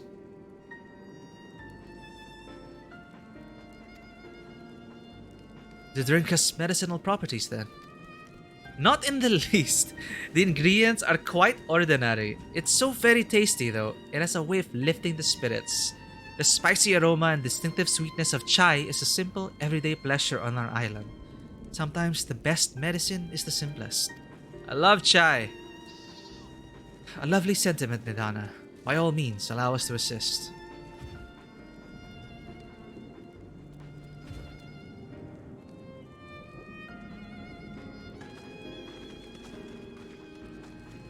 While you lot distribute hot beverages, I'll do a sweep for errant beasts to slay. A far less arduous task, no doubt. When you've finished, look for me at the wakeful Tirana.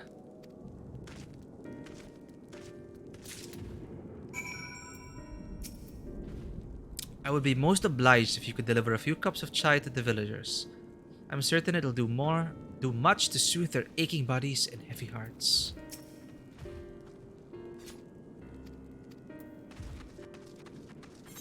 Do we have the chai in our inventory?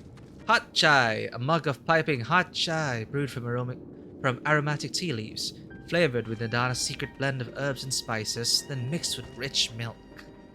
Sounds amazing. The aroma of that chai truly is irresistible. Do you suppose Nidana would mind if I help myself to a cup? Thank you for coming to my rescue. Now that I'm safe, I must follow your example and find a way to help here where I can.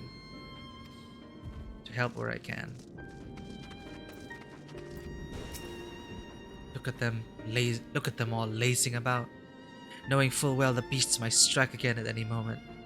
Do they not realize their lives are in danger? Well, I, for one, intend to survive. I'm too young to die. Yes, I'll leave this island behind if I must. But where would I go? Is anywhere safe these days?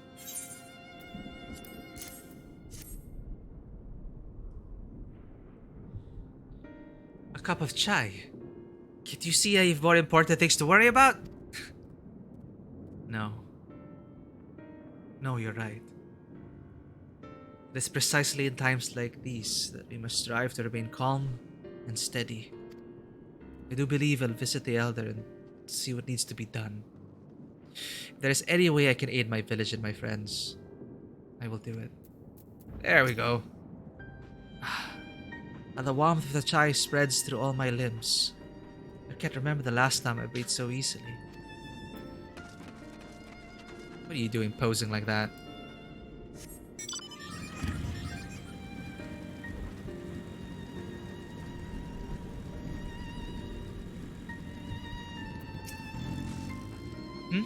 Wait, I know you. You were the one who saved us from those beasts back at the temple. Were it not for you... Well, let's not even think about that. Times like this, we mustn't dwell on what might have been, but look to the future. What future awaits us?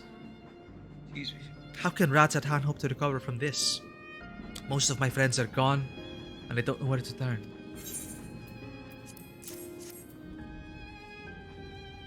Yeah, I love chai. Every time I go to Coffee Bean, I know it's not the same. I know it's Coffee Bean, but I would always order chai tea latte. A cup of chai? Well, if you insist. Ah, that aroma is a way of clearing the mind. Come to think of it, we've faced our fair share of trials in the past as well. And no matter how hard the times, we've always come together as a people united. One day at a time, one step at a time. For that is all any of us can do. Yes. Back to work. Once I finish this cup. Thank you. First order of business is securing food and shelter. We also must contact our friends in the city and see how they fare. Ha! No rest for the weary.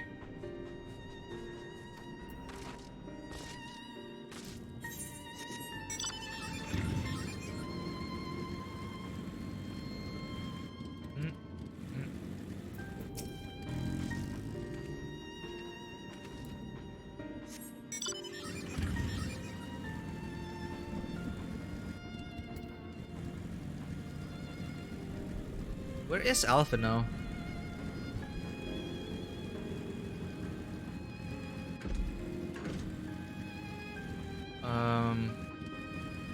Ah! There you are, hiding all the way up here. I'm sorry, no wonder. I just want to be left alone. My best friend and I, we fled the village together. One of the beasts took him and it is all I could do to run. All the while, I could hear his monstrous voice screaming my name. You need some chai. This is for me? Ah. We used to drink chai together often. Shared stories over steaming cups after a hard day's work. Thank you, my friend. The pain may never pass, but I must press on all the same. For his memory, and for we who must remember. Many thanks for the chai. It helps me to remember him as he was, cup in hand and a smile on his lips.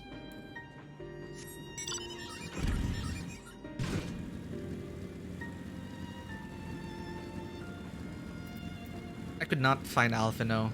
Oh well. I know Estinian is out patrolling. Alice. Oh, Radiant Host Captain. Ah, it's an Aether Current quest. I'll just accept this. The Radiant Host Captain seeks out to help someone to help out in their duties.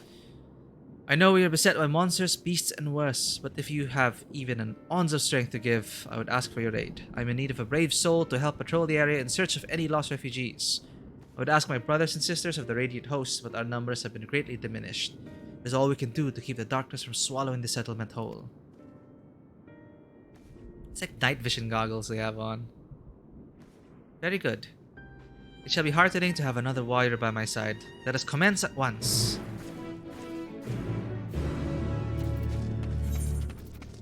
Boop, boop.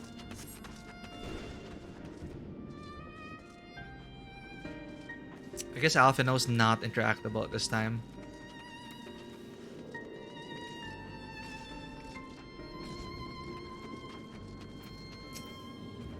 Thank you for delivering the chai, Karen. Did it help to lift the villagers' spirits? That is heartening to hear, indeed. The final days show no signs of abating, but that is all the more reason that we must try to keep our composure.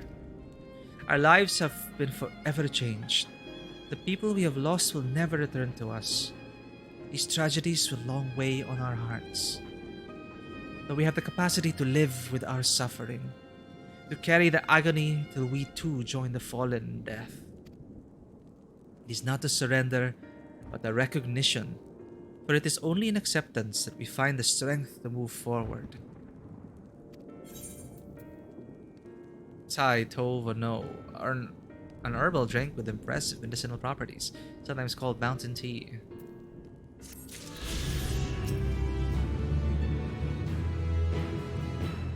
Hardship is an inescapable part of life, we believe, and so our traditions teach us how we might overcome these trials. Perhaps this is why we are quick to adapt to new situations.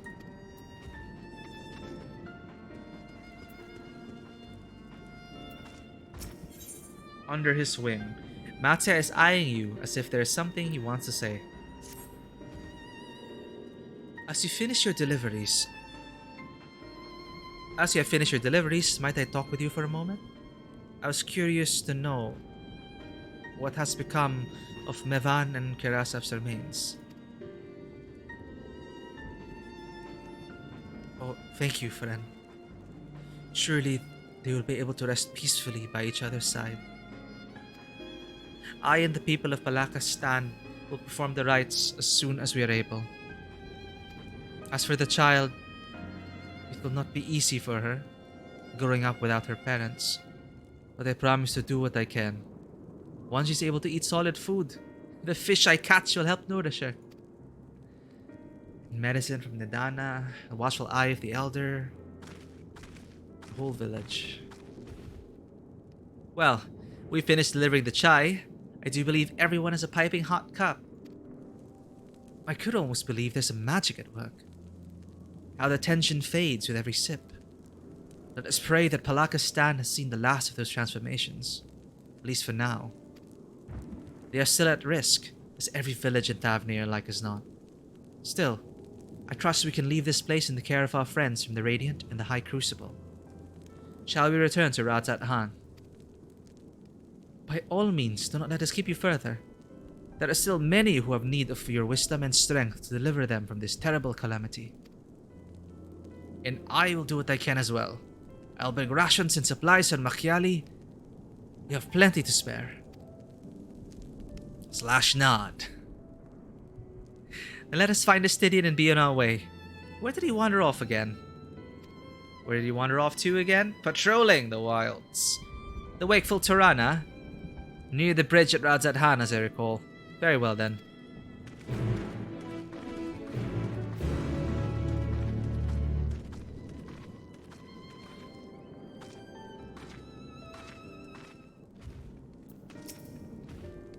When you and your friends entrusted me with the child, I was beside myself with fear.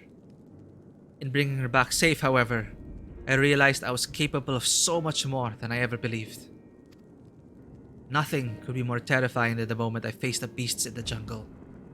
But I survived. I survived, and come what may, I will survive again. Someone actually bought my Zonner skin map. Just a random notification. Without you, I never would have found the strength. I thank you, and promise to make the most of this lesson.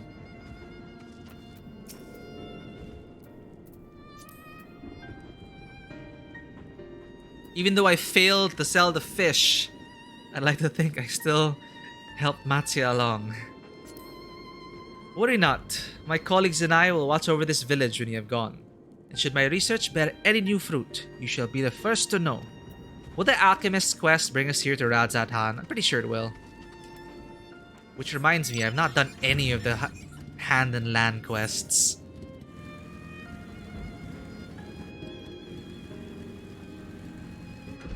This is to prepare for flight, I guess.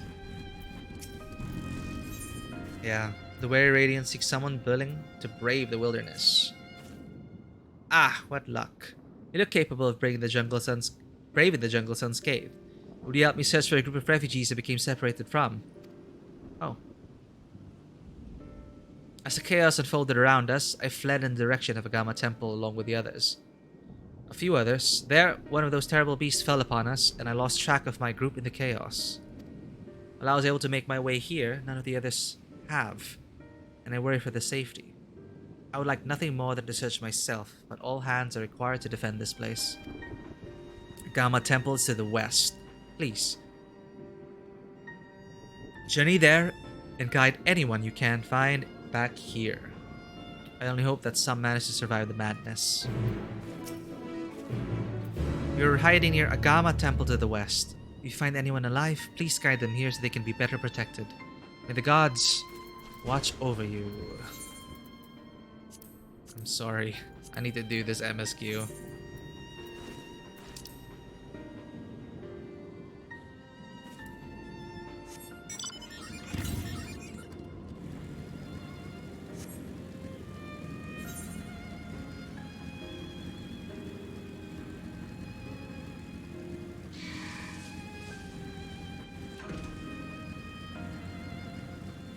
Still amazed that no falling stars have landed on us. Or are they just shooting stars? Passing Aetherius.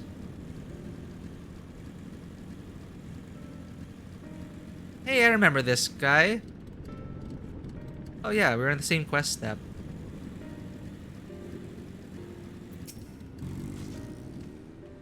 I've apprised Estinian of the situation of Palakistan, so we needn't have that conversation. Thank you. Alize. How do you suppose the others have fared in the capital? Hope things have not been too eventful in our absence. Garahatia taking charge. Alfino told me everything. Full glad am I to hear that people are safe. Likewise, you'll be pleased to know I found no evidence of lingering beasts in the jungle and ruins. It would seem you finished off the last of them. Trying times yet lie ahead for the people of Thavnair. Fortunately, they have a wise and benevolent satrap to shepherd them through. Speaking of which, I received word from Thancred not a short while ago. He awaits our return to the city on Alzadal's path. Come.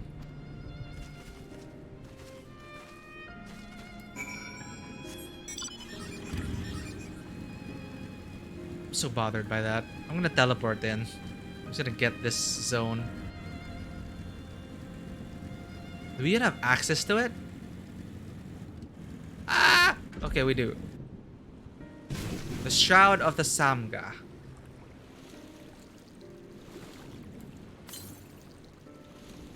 Alright.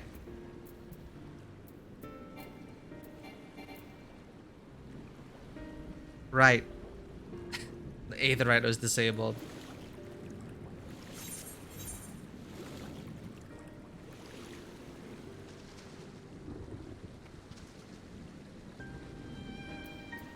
I haven't been gathering this whole time. I can fish here.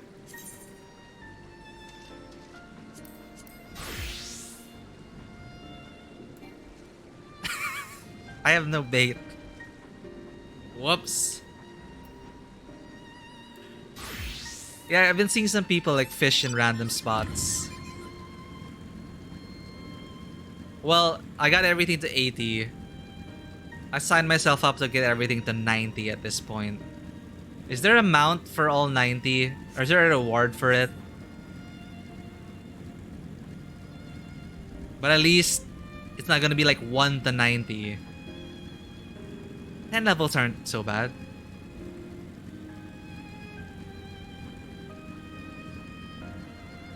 So roulette life after all this. I'll enjoy this while it lasts. Ooh. Yeah, instances. To reduce congestion, the area you're about to enter has been divided into multiple instances. No preference.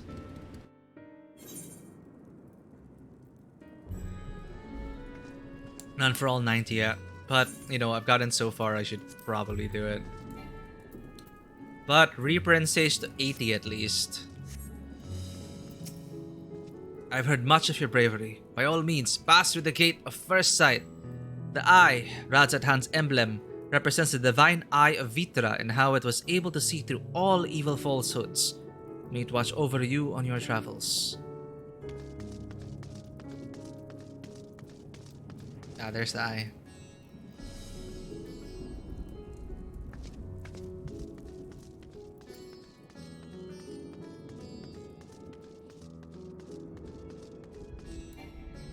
Ah, crap.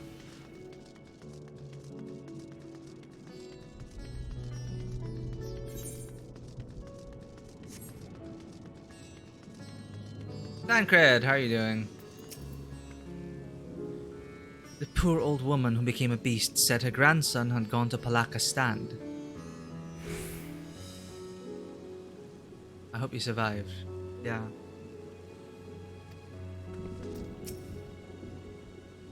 It'll be a struggle for the people to come to terms with these tragedies, but they are far stronger than you may think.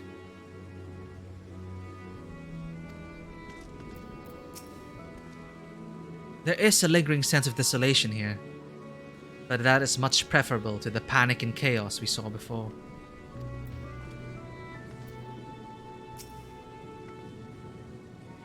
It is good to see you safe.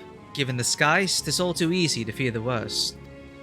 I am pleased to report that we've succeeded in quelling the threat here in the city. The beasts have all been felled, and the citizens are safe for now. I've also heard from the Radiant that an important proclamation will be made in the city square. Though they said no more than that. Might you have any idea what this is about? So Vitra is finally coming out from behind the curtain. I suppose we too should hear what he has to say. To Megaduta then. But before that, it would appear that word of the assembly has not yet reached all the citizens. If anyone along the way seems unaware, we'd best enlighten them. /nod. Oh, what are you doing? I'm sure everyone will hear about it soon enough, but those who don't attend will be kicking themselves later for missing what's certain to be a historic moment. I hope people don't panic. It's actually super helpful that it's already established in their history that they're allied with the dragon. That certainly helps a lot.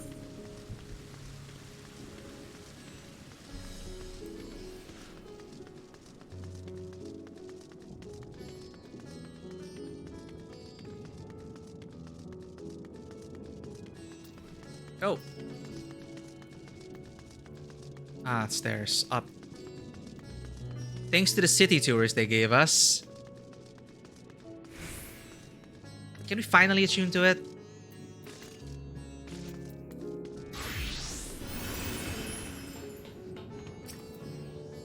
Nope.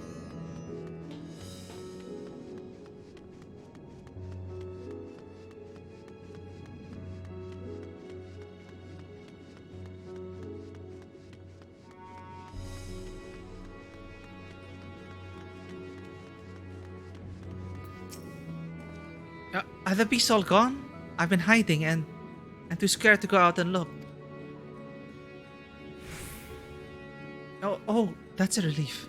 I thought one of the beasts was going to eat me. I wonder where Varshan is. He's the slowest runner. I hope he got away. Why is it familiar? He could be with the other people from the palace. Oh, Varshan! Yeah, the simulacrum. Maybe I'll see him in the square. That also was a super cool revelation. It's like the simulacrum with an eye. But then it also opens up the possibility that they walk among us. Simulacrums and clones. I mean, okay, wait. Alagant's already invented cloning. No, leave me be, please. I swear to you, my flesh tastes absolutely terrible. Oh gods, what are you doing scaring me like that? If we're not quiet, those beasts will find us. The square, you say? But that's where the satrap was killed. With my very eyes I saw him crush in that creature's maw. So many lives lost. Such terrible carnage. And you say there is someone else who would lead Ratatan in his stead? Whoever you are. If they say anything to sully the memory of our beloved satrap, I'll make them regret it. Oh boy.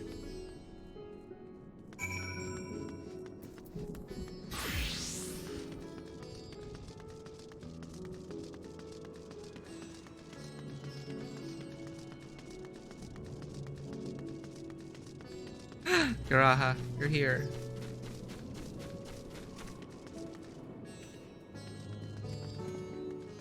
Dialogue. No speech bubbles.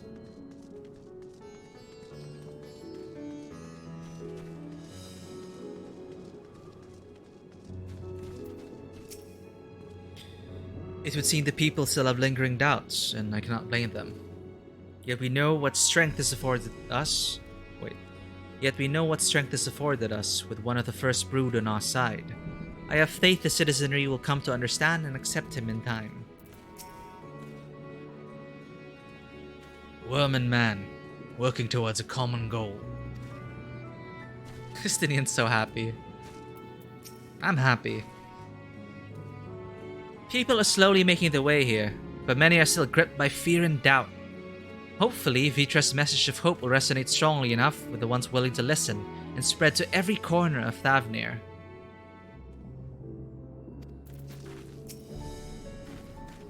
Welcome back, Karen. Alphino told me everything. I was pleased to hear that Vitra has chosen to reveal himself at last. The people of Ratat Han need a strong and wise satrap more than ever.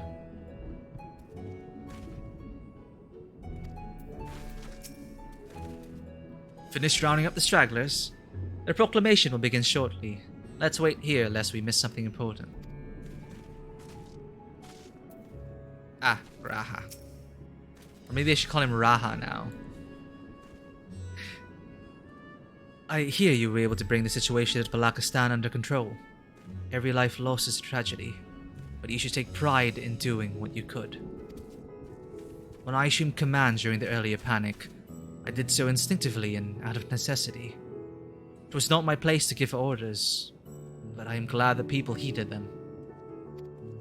But now they have need of a true leader, a magnanimous and just satrap who can guide them every step of the way. Fortunately, they are blessed with one such soul. If anyone can protect and guide them through this calamity, it is he. Yeah! Alright. Wait. Other warriors of light just staring down.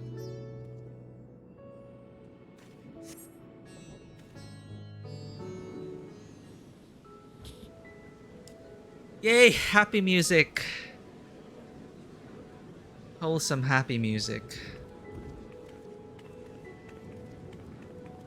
I'm gonna call this Elpis music. Because usually it ends with the rose. It ends with the Elpis shining. Look! Someone's coming!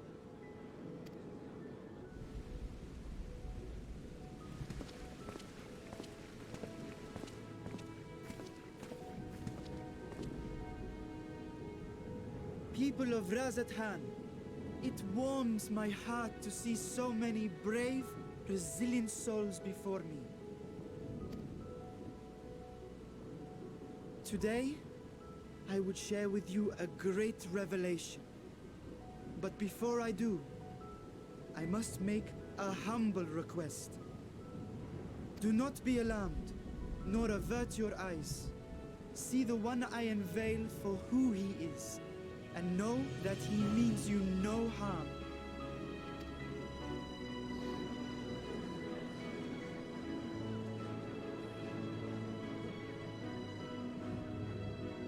Very well. I dare say it can't be worse than the horrors we've already seen. Well, that's one way of putting it. Many thanks.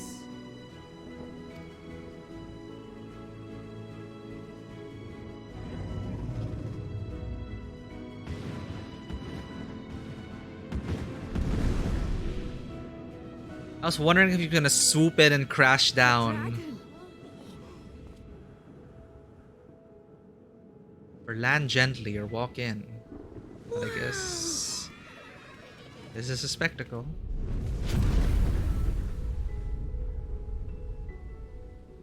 People of Radzathan, I am Vritra, and for years uncounted hath this isle served as mine abode.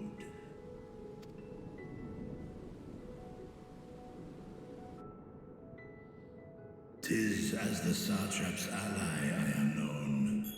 Today, I would reveal the truth unto you.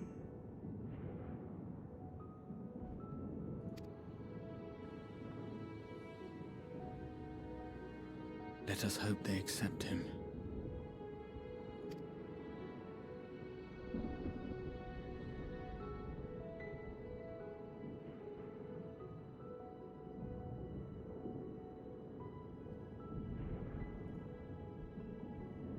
I hope so too, Raha.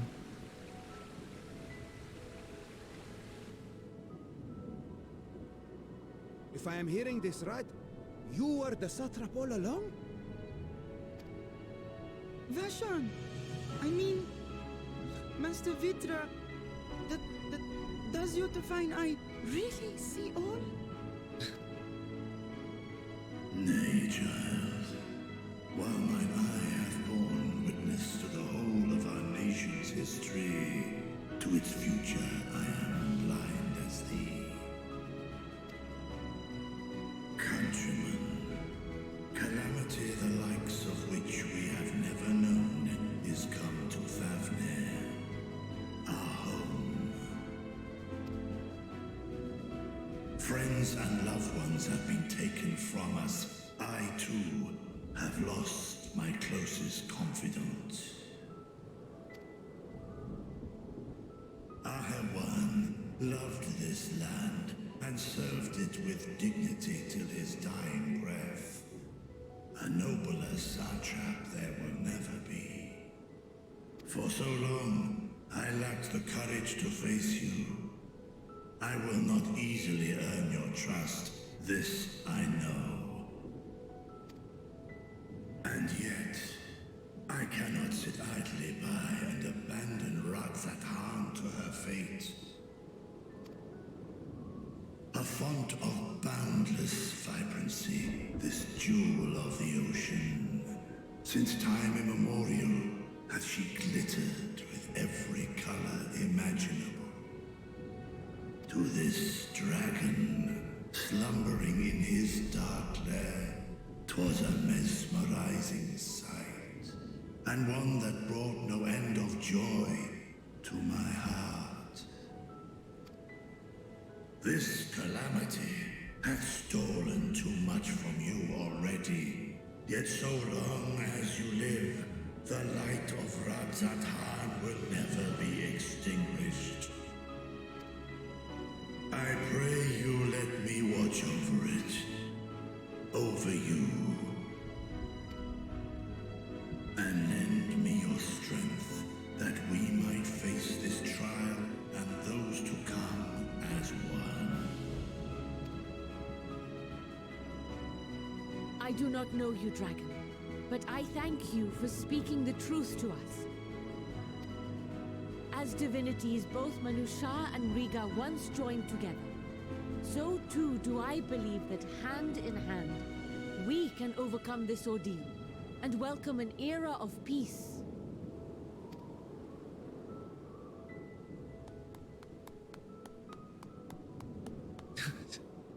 One guy clapping. A sight that would have surely brought a smile to Izel's face.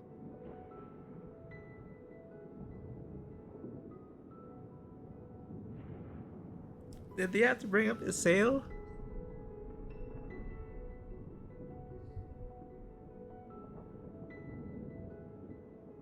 Well, yeah, everyone in Heaven's Sword.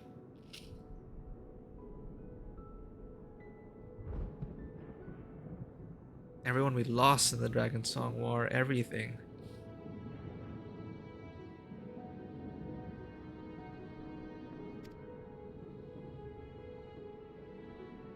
Indeed.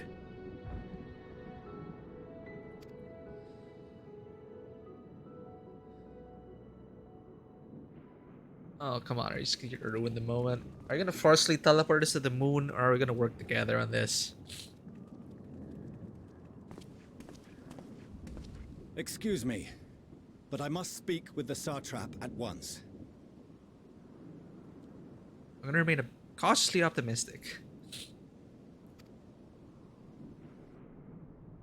Or, well, I guess they also have to prepare for in case we need to evacuate. They're doing their thing, we're doing our thing. You have suffered dearly of late, yet you must endeavor to look beyond these losses to the future you yet have. On behalf of the Forum of Sharlayan, I come with a proposal by which you, the people of Radzat-Han, might be saved. I say again, I must speak with your satrap. I beseech you, take me to him with all possible haste. I am satrap here. Speak thy proposal. All present shall hear and judge. Ah. Okay, that's gonna make things complicated.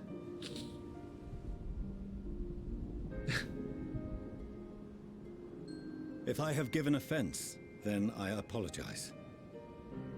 First, allow me to share with you what knowledge we have of the phenomenon responsible for your woes. The final days. 'Tis an affliction of stagnancy and rot, sown into the currents of the star. Though the first prominent manifestation was here, in Thavnair, it will invariably spread to every corner of the world. The Forum was forewarned of this apocalypse several centuries ago. Thenceforth, my predecessors sought to prepare for the end times in the only conceivable fashion, by securing a means of escape.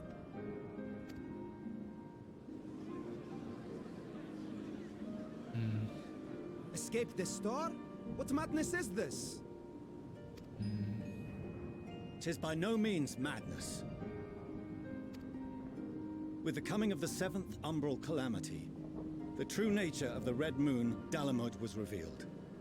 That it was an artificial construct of ancient Alag.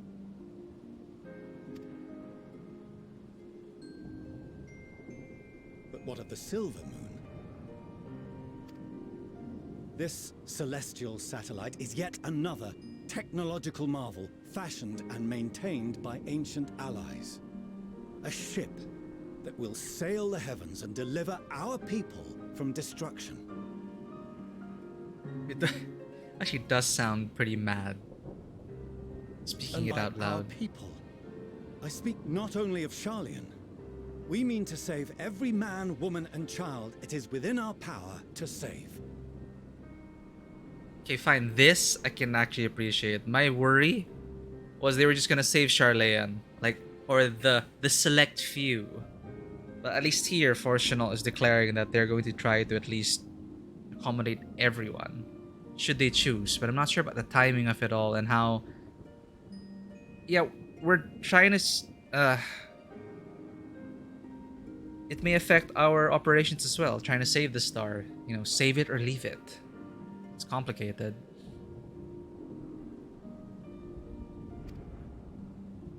Including you, our dear friends of Radzat Han. Recent events necessitate adjustments be made, and quickly, but we can and will escort you safely to the moon. It's a lot to consider. Long has thy forum been allies to Thavnair. I trust thou dost not extend this offer lightly. Yet I wonder, is this truly the way? Is there a future to be built for us beyond this star, our father deemed the last bastion of hope? Fair. If it's interstellar travel, the dragons already did that. It is for that very reason I come before you and your people. To answer any and all of your questions. To offer my assurances and allay your fears. Though, if you wish the best for your people, I advise you to render your decision swiftly.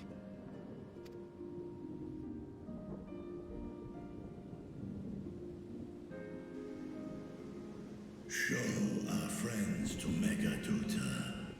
They are to be received as honored guests.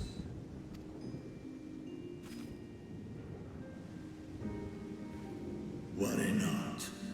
Whatever decision is reached, your paths shall be yours to decide.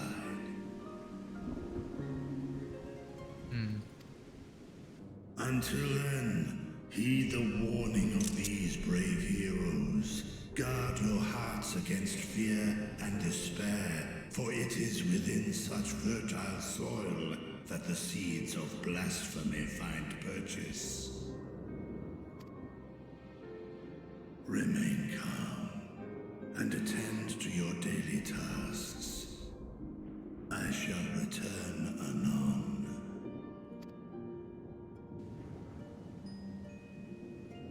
We'll do as you say, Master Vitra. We believe in you.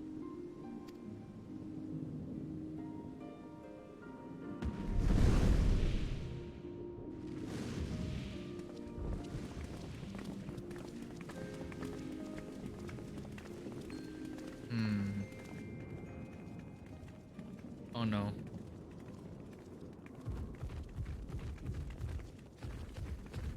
Oh, you're still here. What a relief. Okay, it doesn't sound like a bad kind of rushing. Nidana, what's the matter? Has something happened at Palaka's stand? Oh, no, not that I know. I just hope to hear your thoughts on a theory of mine. Oh god.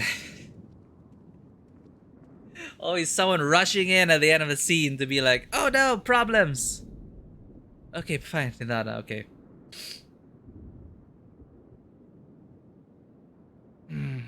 Yes, what is this theory, Vios? All who undergo the transformation are drained of their ether, yes? What is it then that gives these beasts the strength to carry on as they do? While she's on this, I was also thinking about how it's just a prediction I have, and something that I'd love to come to pass is if also the first gets involved. And the oracles of light and darkness too. Like if darkness was a solution back in the final days with the creation of Zodiark, then shouldn't Gaia have a part to play in this as well? So I'm excited to see if they're gonna bring in the first at all. Though there's already a lot going on, but let's see. I'd love to see them again, but if we don't, I'm just really glad as well that they acknowledge their existence, even without saying their names. And it is through how Urianger and Y'shtola and Thancred were reacting and the things they were saying. You could tell they were thinking of the first. Of Rin and Gaia. And Runar. And even Raha for the Crystarium and the people. It's amazing. Alright, so this is a good question. How do the beasts have the strength to carry on? Logically, they must be drawing upon an alternate form of vital energy. That put me in mind of our earlier conversation, when I tried to explain the essence which many confuse with ether. Akasa? Akasha. Yes, I remember. The unseen gift bestowed from on high. An energy influenced solely by emotion. Fear and despair? Yes, yes. In this instance, negative ones set Akasha into motion, thereby infusing the beasts with vitality. I posit this as the mechanism by which the beasts are born and sustained. Ah, do you still have that flower?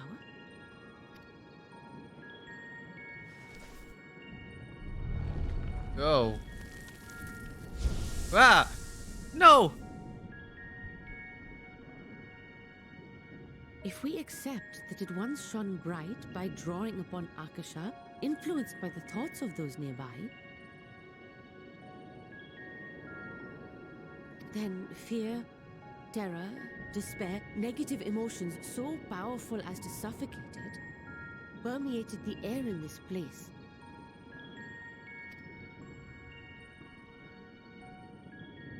You must be very careful. The forces which drive the final days may be beyond our ability to perceive. My flower.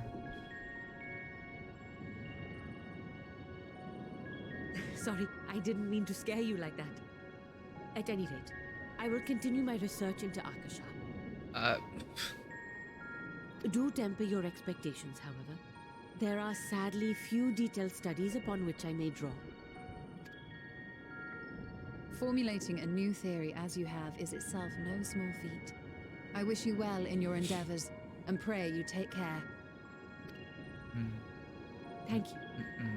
You stay safe as well, yes? Till next we meet. And we will meet again. Akasha.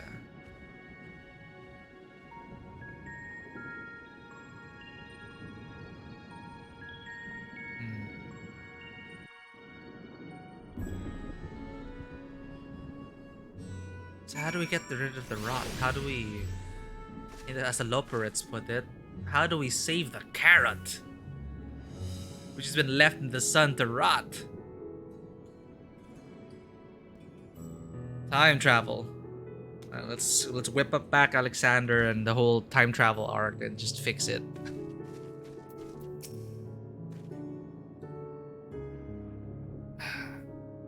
Their solution sits ill with me. But if life has taught me anything, it's that there is little to be gained from arguing with Sharlayans. We must take it upon ourselves to find a better way.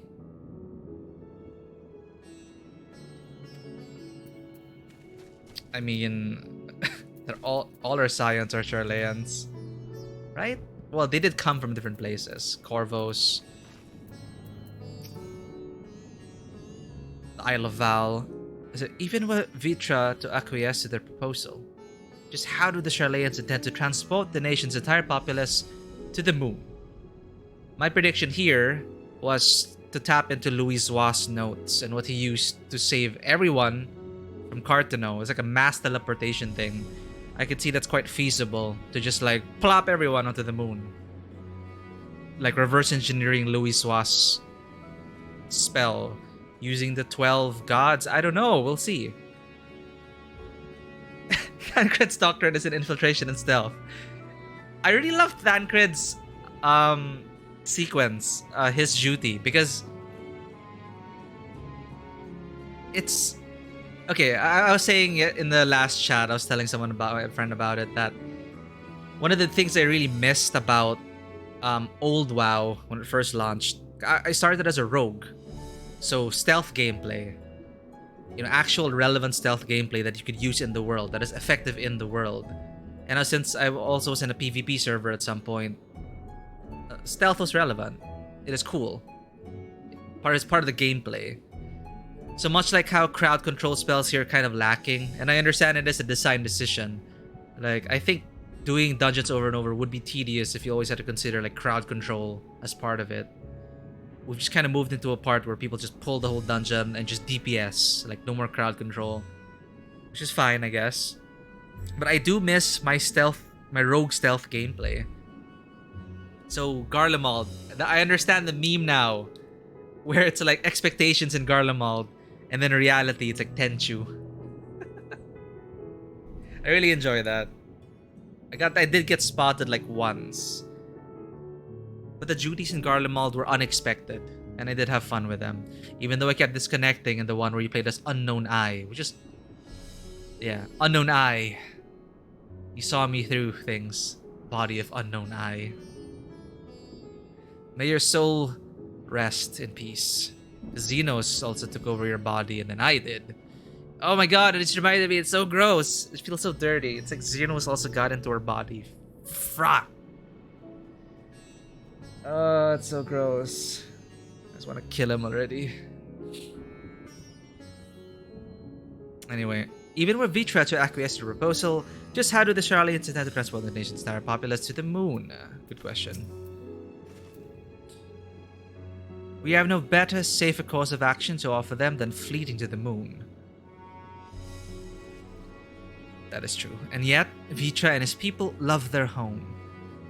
There must be something we can do. There's a solution somewhere. Let's do this. Let's find it.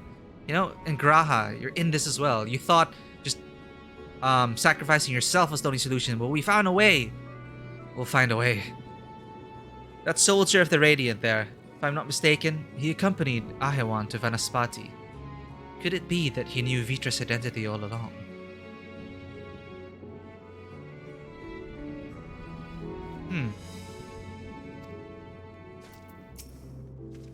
Hey, it's this person again, with this very modern glam. He's like one of those explorers come to the Near East or the Middle East. Under normal circumstances, the forum's proposal would be regarded as sheer madness. But when the sky burns, even madness can sound appealing. Doubtless Vitra is loath to abandon his home, and yet, absent other options, he cannot dismiss the option out of hand.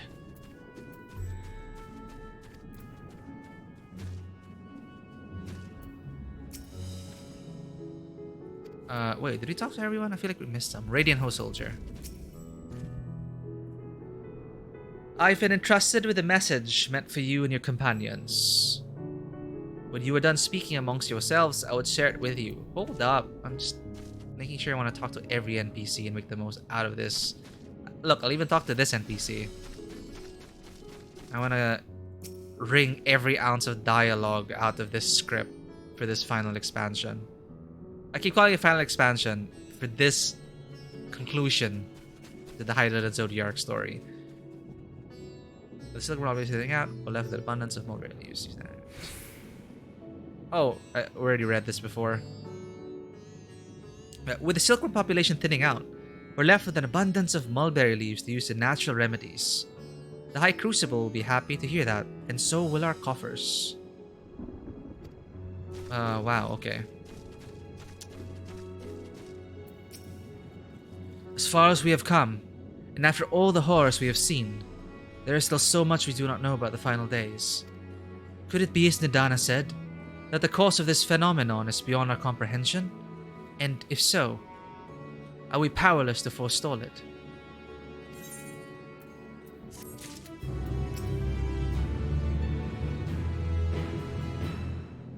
No matter what my father and the Forum say, giving up and abandoning this place cannot be our only recourse.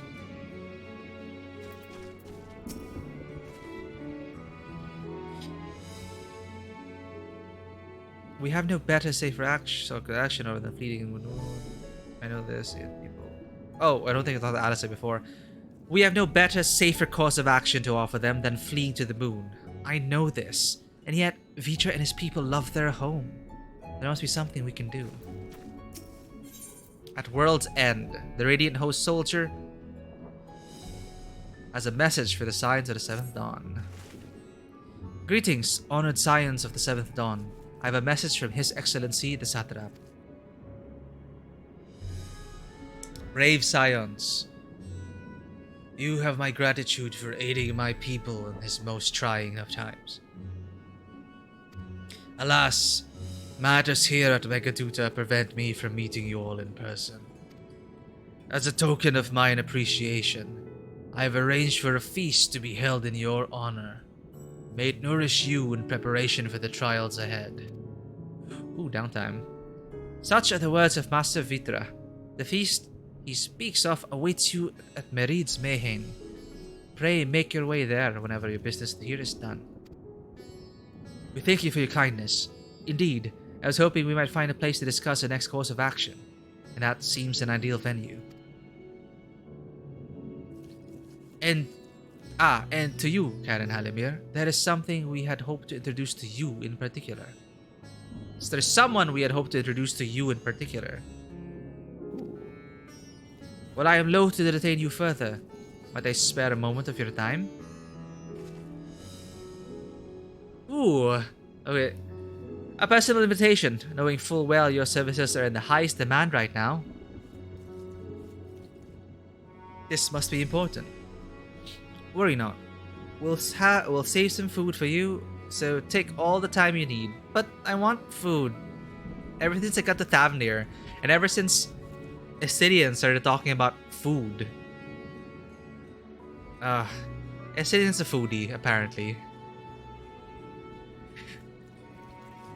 I've been wanting... yeah. Craving. Anyway.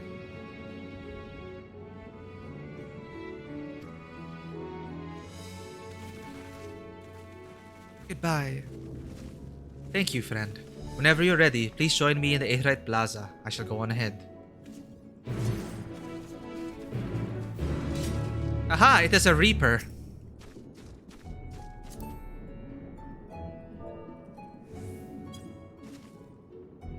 The sky is burning. I need to go. I really love the VR emotes.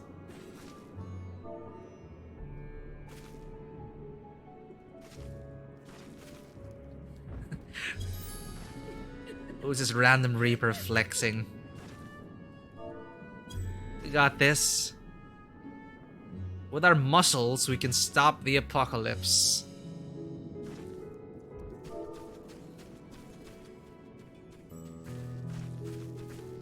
Oh, well, fine. Wait, I already put it here.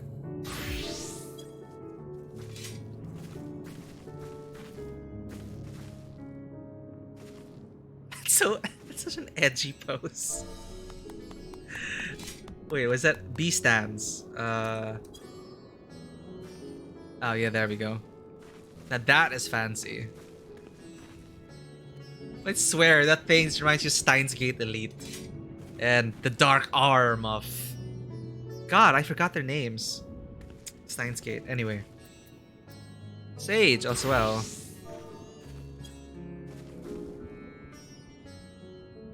Goodbye, random reaper who flexes. Ah! Oh, there's an animation for it. The teleportation? I didn't notice that.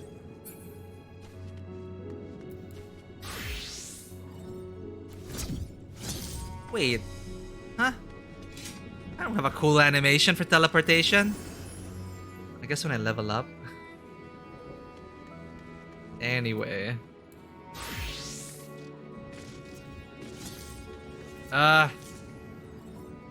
Oh, that's cool. I'm gonna level Reaper after all this. Just you wait. Aetheryte Plaza then.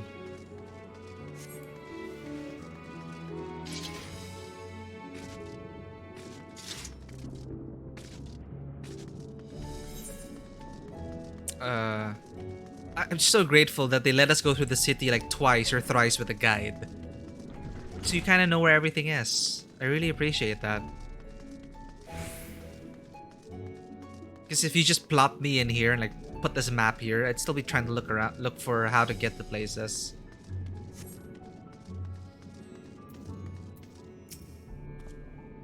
Access to the Aetheryte you see there has been restricted to a select few ever since the tower first appeared.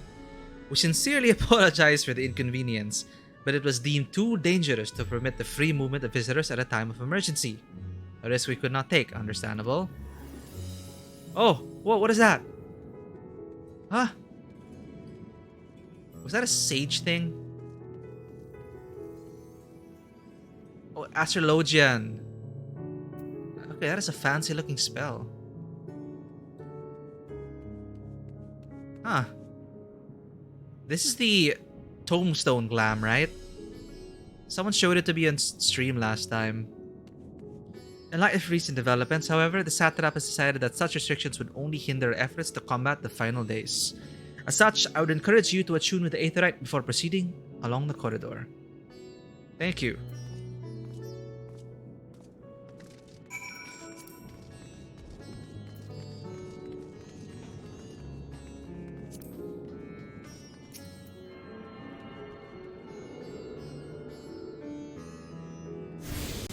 Hold up, this glam looks nice. Whoa, what is this? What is this? Why is there you have a notebook and pen in your pocket? What? Arcane Velvet Jacket of Gathering? And what are these pants? Mindsoft's... Oh, level 90 miner gear. Mindsoft slops. Gloves, the gloves look great. Minisofts as well, okay. This is just a Minisoft set. And Arcane. Okay, fine. They tease us with allowing us to wear some Garlean hats. But alas. Vera and their hats. Give me hats, please. Give me more hats. At least we have this, right? But I want more hats. I wouldn't wear this hat. Or this. It's awkward clipping too. Anyway.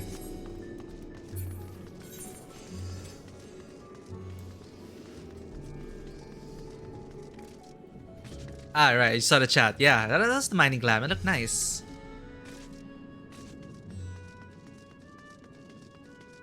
Definitely need to upgrade my update my glam closet. What am I doing? I have the Aetheryte access.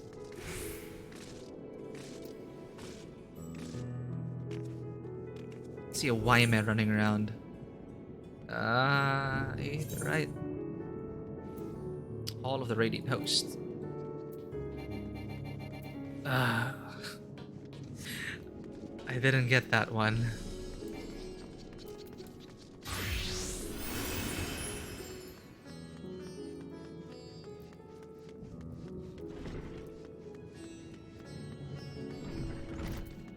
You can try the purple script gathering glam with this NPC. Ooh. Oh right, the bazaar area, the marketplace. Got it. Fortunately, I have to save the world first. Worlds. World in Shards. Actually, I keep trying. I'm still not sure. So the reflections, are they actually other planets in the solar system? Or are they alternate universes and alternate galaxies? I'm still not sure about that.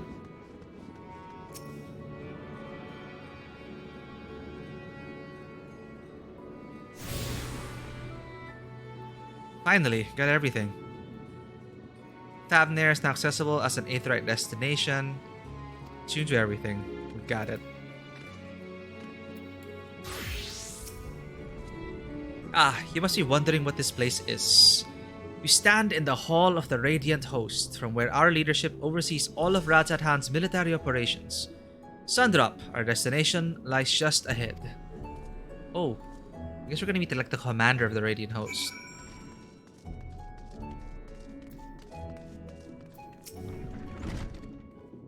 Ah, so you're the one I've heard so much about. Shit about. Doman Delegate? To think I would meet Doma's savior here, in this distant land. Oh, everyone's here. It's Guardian Delegate. Ah, sorry. I was...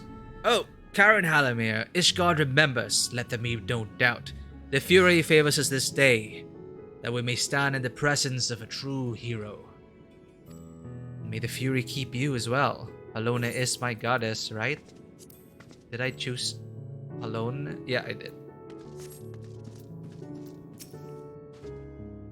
Karen, we've been waiting for you. Gridania? Wait, I know you. Ah, but forgive me, idle chatter can wait. Ulda. Well, look at what we have here. Words of your deeds in Radzat-Han has reached the Sultanate, you know. Just so you know. Omegan. The liberator of Alamigo is always a welcome sight. If I can be of service in any way, just ask. Alright. Are we gonna have a drink with... Who? Who is it? Imeric? Please be Imeric.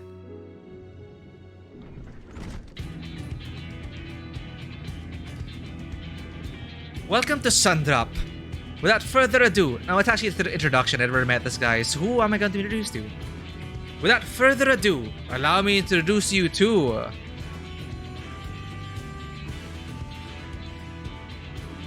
Oh, so you're the famous Karen Alimir, eh? I knew it the moment you stepped through the door. You've the look of one who's walked through hell. Shirabat, please. You're speaking to the satrap's honored guest and the savior of our people. Can you not show a modicum of respect? What disrespect is there in paying a fellow warrior a compliment? We're all friends here, or will be soon enough. Wow, I used to be a Highlander. More formally then, for the benefit of my countrymen. It is a pleasure to have you with us, O great champion of Eorzea, scion of the Seventh Dawn, warrior of light and all around good egg. I'm sure.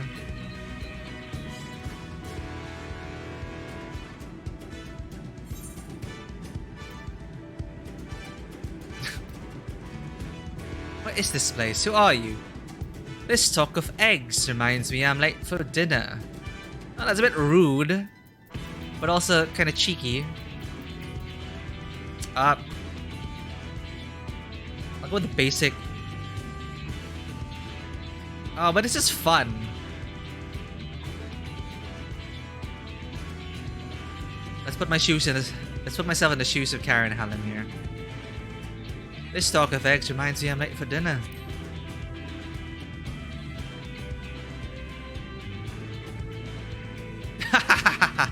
A woman after my own heart. I like it. Don't you worry, I'll keep it short. There is just a thing or two we'd like you to remember. First of all, about the room you're standing in now. Radzat-Han welcomes delegates from other lands to oversee trade and diplomatic dealings. Then, there are military matters to discuss. Which is why all these officers are stationed here in Sundrop. I imagine you're more than familiar with each of the nations they represent, yes? We've got representatives from Doma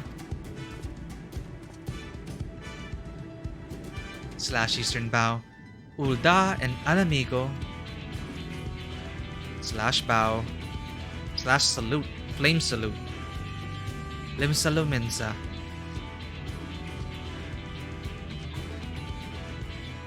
Gridania,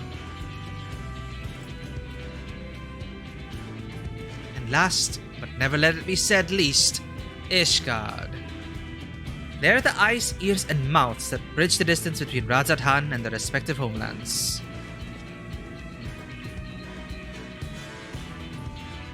We've used this brief respite to share the details of our plight with our overseas counterparts. And wouldn't you know it, all of their leaders requested a few words from you specifically. You're a woman in high demand, eh? And so, would you mind regaling us with your own account? Indulge us before you indulge yourself. / nod.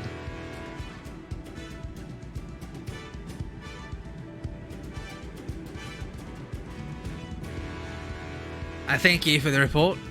The conditions under which men are turned to beasts, the etheric anomalies you have observed, you've given us much to consider. That is quite important to let these people know that. It is concerning that the first transformation apparently occurred before the skies turned red. This is contrary to what one would expect. Thankfully, the information you conveyed to Lucia upon your return from the moon has already proved invaluable. As soon as reports of the calamity here in Thavnair reached the Grand Company of Eorzea and our Far Eastern allies, our leaders knew at once that the final days were indeed upon us. They began taking steps to assess the extent of the phenomenon's spread.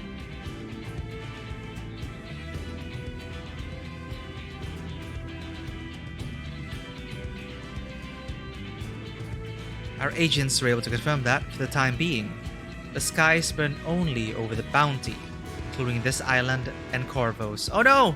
Mikote land!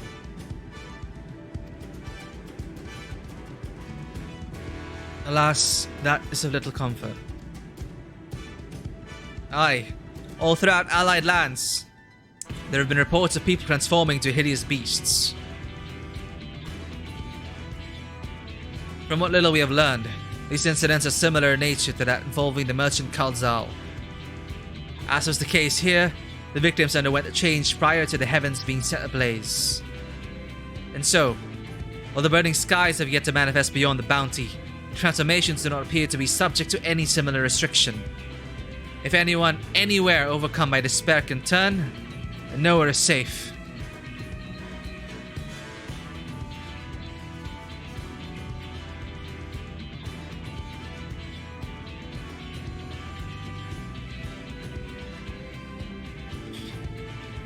That's about the size of it. Speaking of which, we ought to give these creatures a name, don't you think? Here in Rajathan, we've taken to calling the first to change, which tend to be the biggest, blasphemies. As fitting a name as any. To ensure clarity in future communications, we shall urge our comrades to adopt this terminology. Our leaders have taken measures to deal with the threat, to the best of our abilities.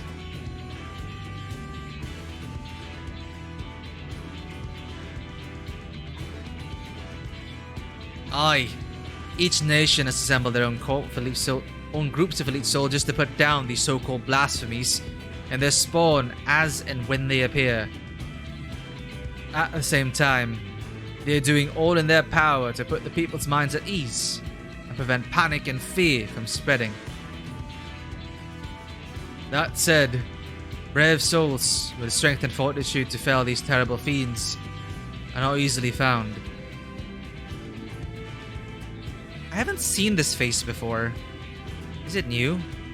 Just so. And it is for that very reason that we turn to you.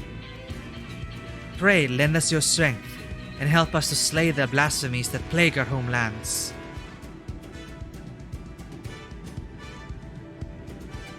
Now, you don't have to give your reply before dinner. I should also mention that each blasphemy seems to possess wildly different characteristics. What works well against one may serve you poorly against another. So before you go rushing off to save everyone's day, have a word with the delegates. They'll tell you what to expect.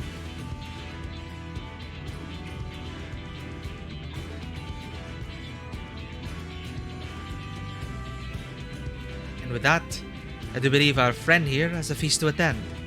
Spare a thought for us while you're tucking into all that fine cuisine, eh?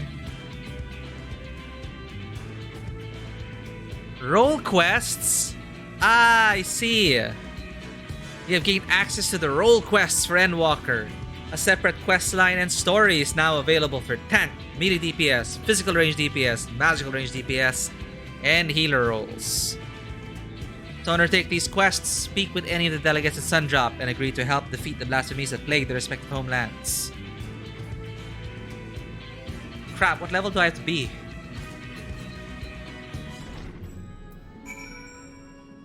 Oh, god damn it. Oh, I gotta be 85. No. No.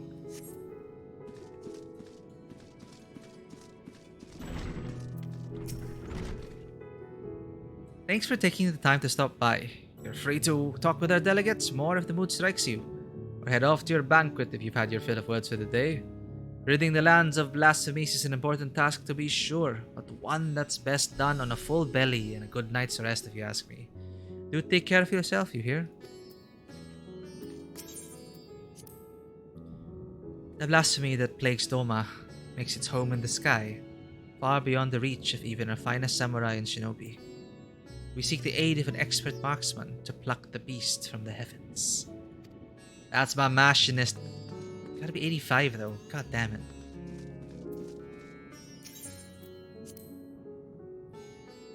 Blasphemies in Alamigo while our healers are busy. Blasphemies in Alamigo while our healers are busy dealing with the tempered. The timing of this most recent threat could not be worse.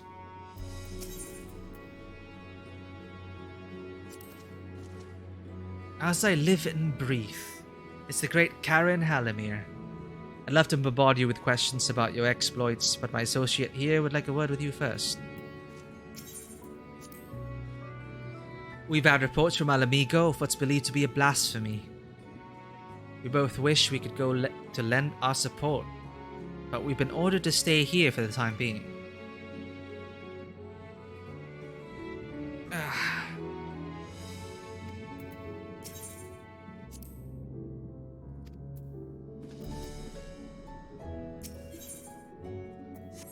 Shrouded in peril. That's a tank quest, I guess. Laminson.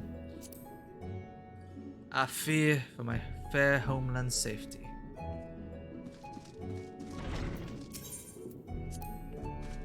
I fear Ishgard has not been spared.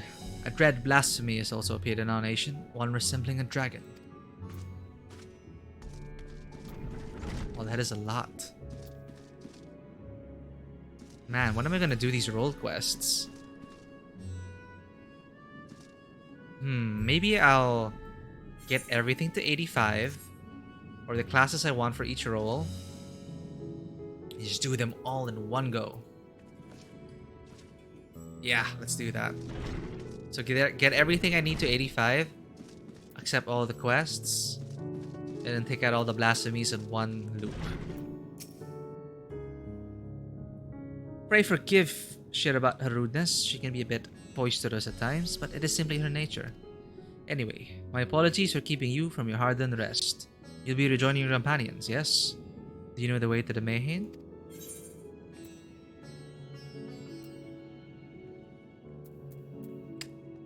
I have a terrible sense of direction.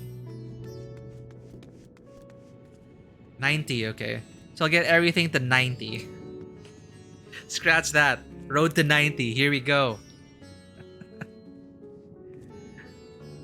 Yeah, so it's unbroken. I'll just get everything to 90, all the rolls I need, and then just do all the quests in one go.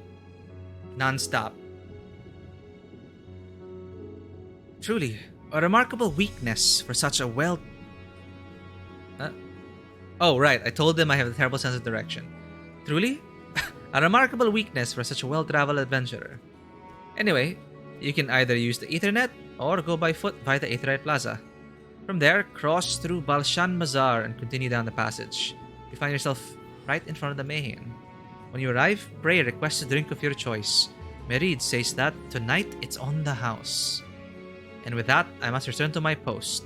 On behalf of all the Radiant host, I thank you and your friends once more for lending your strength and courage to Radzatan in a time of need.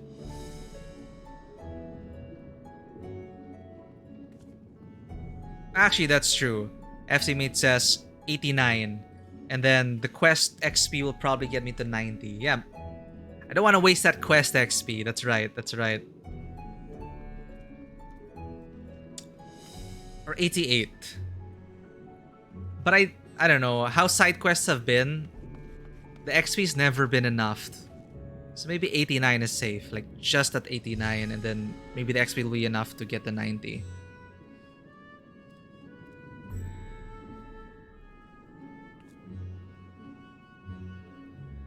Gated on the last one at 90. Well. 89, safer, definitely. And if not, well, one roulette gets you to 90. Does it? Does an MSQ... No. Half a level.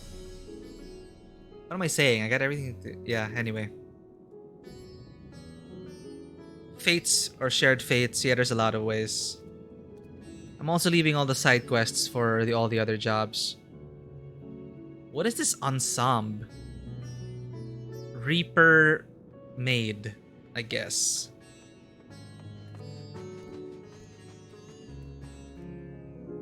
And with that, I must return to my post. On behalf of all the Radiant host, I thank you and your friends once more for lending your strength and courage to Radzatan in a time of need.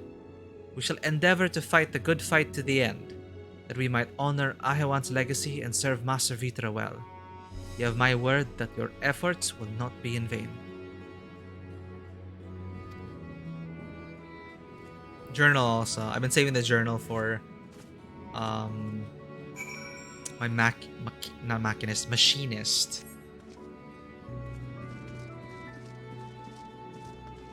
Goodbye. I'll be back with all my classes at 89. Well, one class per role.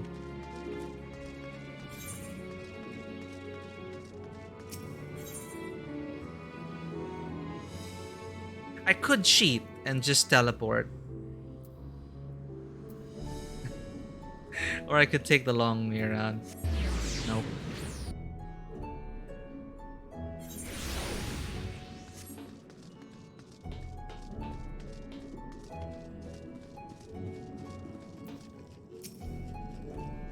Master Vitra's spirits appear to be flagging a touch. And while I'm sure some of our famous liquors would cheer him right up, we haven't the supply to be handing out anything for free. Come to think of it, do dragons even drink alcohol?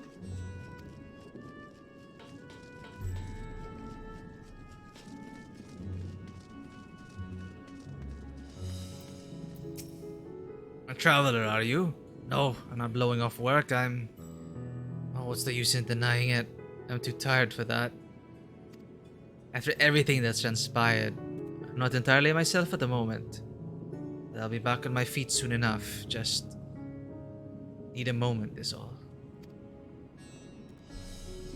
That is a mood.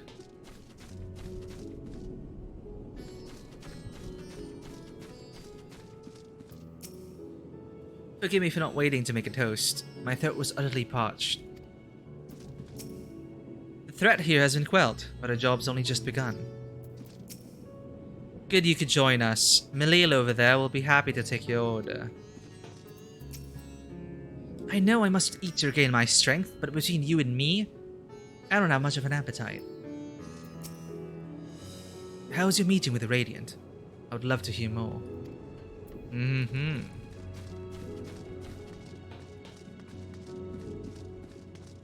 Oh, that's a side quest.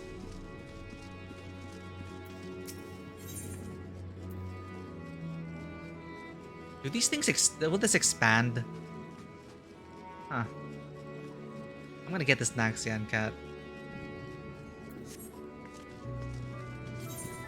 But for now, my loyal companion throughout the whole MSQ, my Gaily kitten. Been through so much. We've been to the moon! You've been to the moon, Gaily kitty.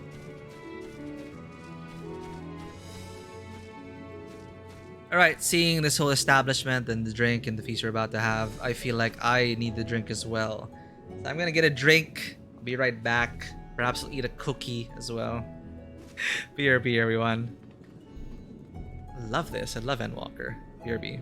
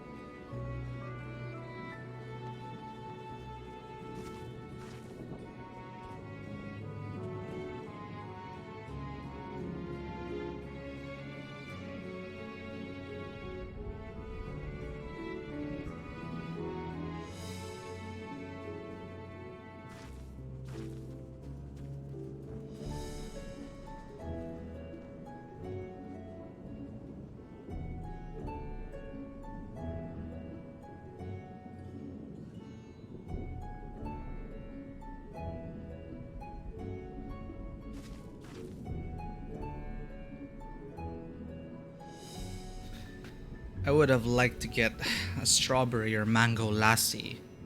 But I guess all I have left is Calpis soda.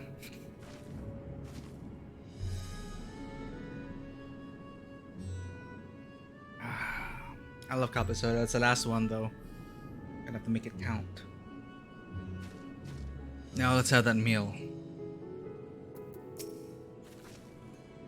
Welcome. When the satrap asked us to entertain a party of honored guests, I was wondering who it might be.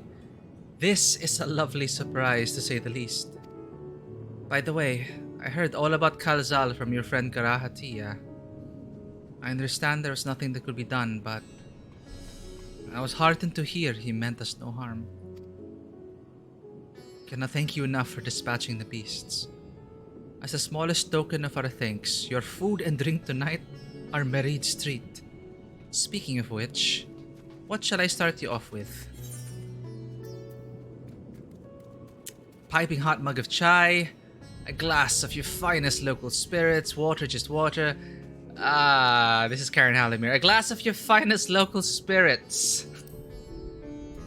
We already had chai earlier, okay? It's time for wine. Well, whatever they have.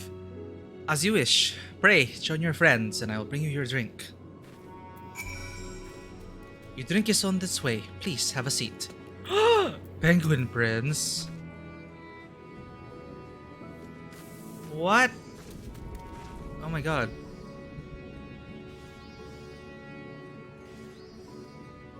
It's so adorable.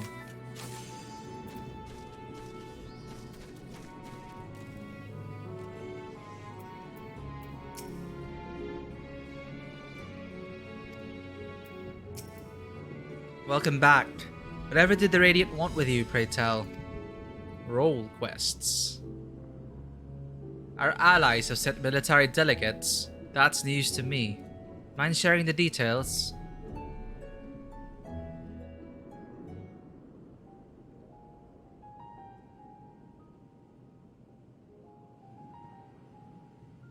Slash Lean. blasphemies now plague all the realm. It will only get worse if what Father said is true, as it did in Amarot. If that's our model, then shouldn't we expect the effects to grow more severe as it feeds off its own spread? As if people transforming into those monstrosities wasn't bad enough. If the flora and fauna, if the land itself turned against us. Actually. No one would survive.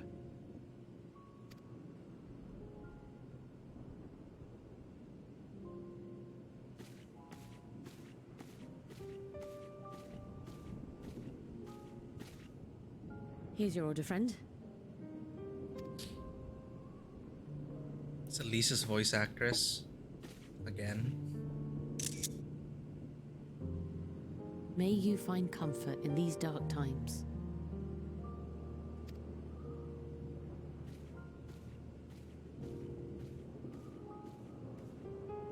Where do we go from here? If there's one thing we've learned, fighting blindly and simply reacting to what comes will accomplish nothing. We must find a solution that addresses the fundamental cause. Before our strength is exhausted, before this crisis spirals out of control. Is there something, anything we've overlooked? If there is an answer, Hydaelyn herself will have it. 'Twas she who bound Zodiac and forestalled the final days. Alas, we have heard naught from her since the Tower of Babel. Whether she cannot or will not speak, I can only speculate. Even the flower she gave us is no more.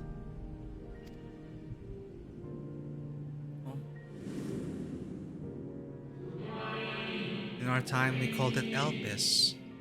You would do well to remember the name.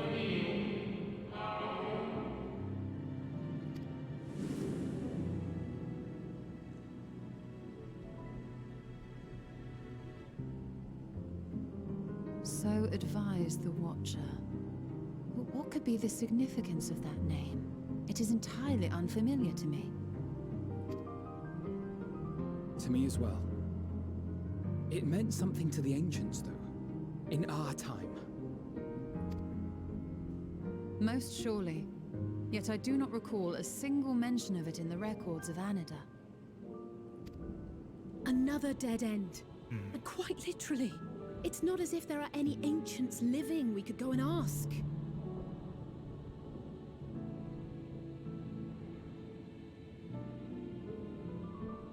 Did Gaia ever retain her memories? Not alive as such, but not quite dead.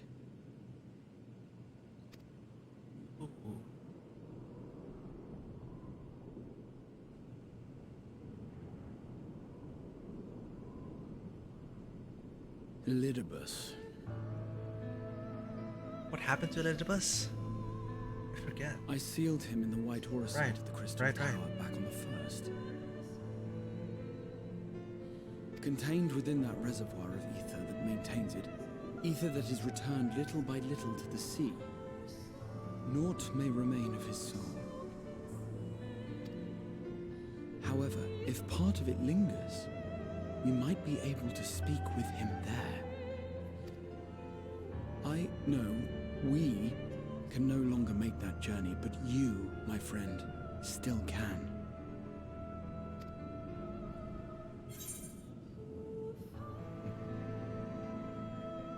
Oh, we're going back to the first.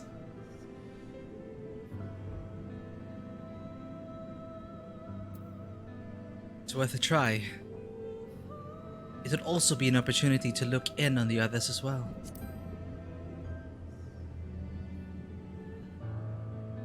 Thank you, my friend. That would mean much to me.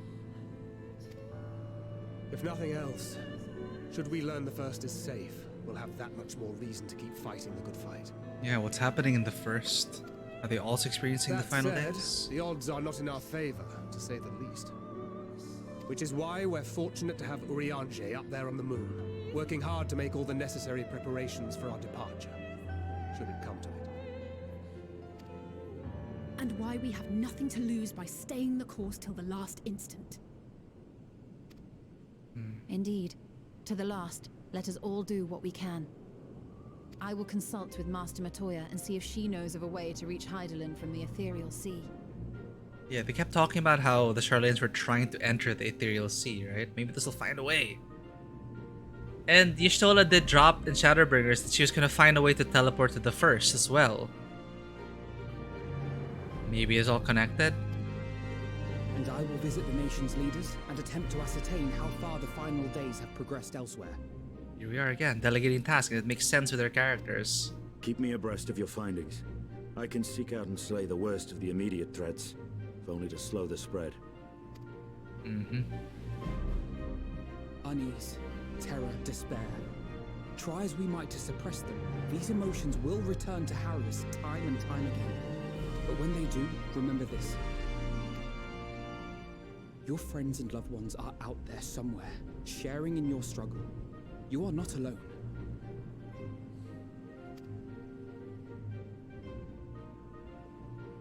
Aww. So ends the brief respite before the next revelation. Yes, so much left for you to see. Where beginning ends and end begins. Just like we just started the story.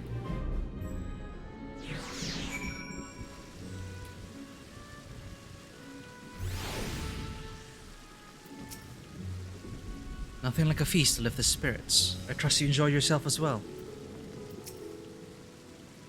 If the Forum truly has been spurred to action by Hydaelyn's prophecy, then is it not odd that the Antitower was entrusted to Master Matoya, who bears them no love? Wait.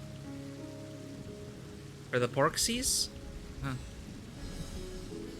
No doubt she has a reason for this, and I would know what it is. Beasts and blasphemies may be running amok nearby lands outside the influence of Razad Han and the Alliance. If so, I may need to go hunting.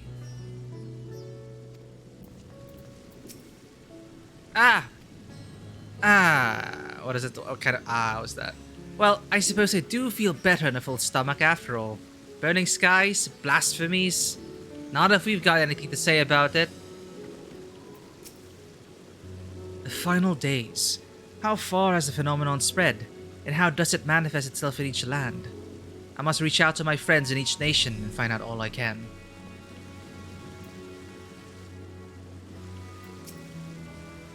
Now then, is there anything we forgotten to mention? Your arms and armor in good order.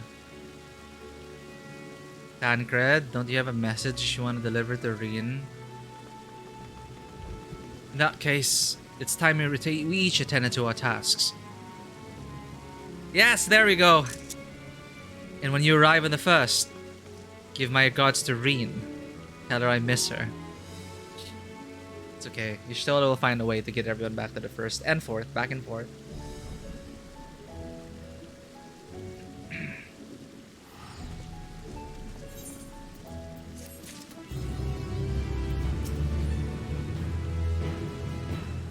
Should Rien ask questions, don't hide the truth from her. If anything, see if she has any insights to offer. She's not a child in need of protection, but a comrade we should be willing to rely upon, even if a part of me may always beg to differ. Don't worry. Oh. Return to the Crystarium. Karahati has something wishes to give you. Take this, Karen, my spirit vessel.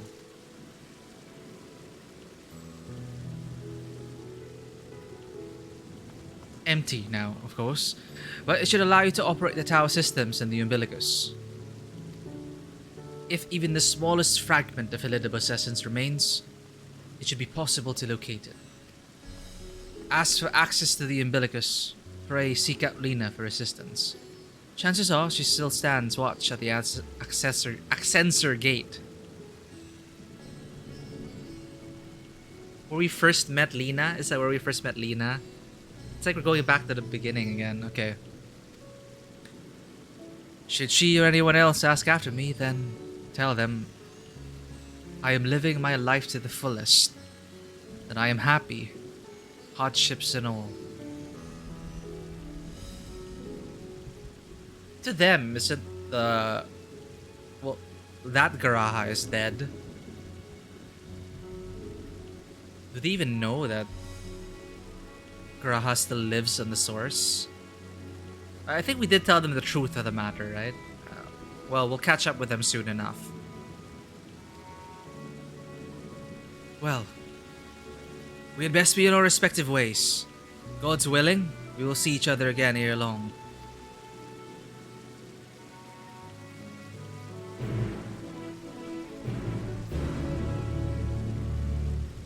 Yeah! Norbrand, teleport.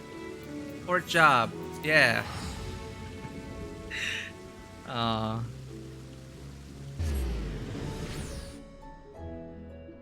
I'm here again. No hunt train though. Oh right, I can finally fly.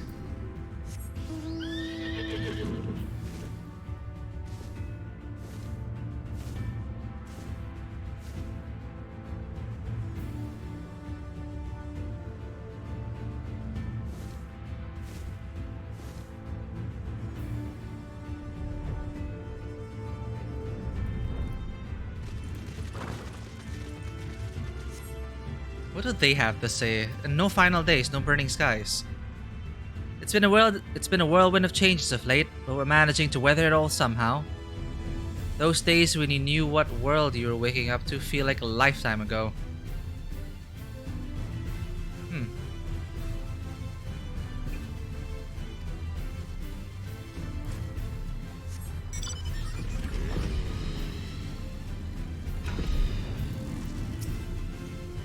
The recent fighting didn't reach the Accensor gate, so yet again I missed the chance to put my skills to use.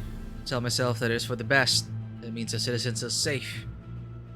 But what I wouldn't give for a moment of excitement, I think you're about to get it soon.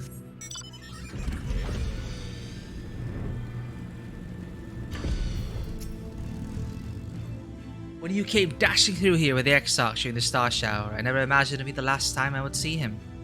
Ooh. Had I known, I would have... I don't know, done more than just gawped in awe. You can add that to my long list of regrets.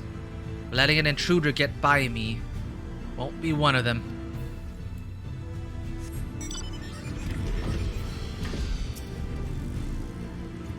The vast wood that stretches out before the gate is known as the Forest of the Lost Shepherd. Legend has it that long ago a young shepherd set out into the woods to find a missing child but never returned. Oh. This is the Exensor Gate, final checkpoint before the Crystarium. Here I stand guard in the name of my Lord Exarch, and here I shall ever remain. How do you pose like this?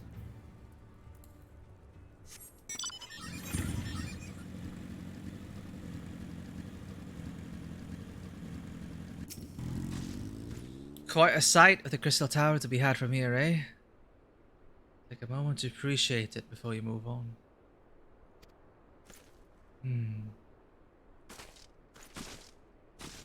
You were an amazing expansion, Shadowbringers. But now, Lena, I return to you. As a Viera.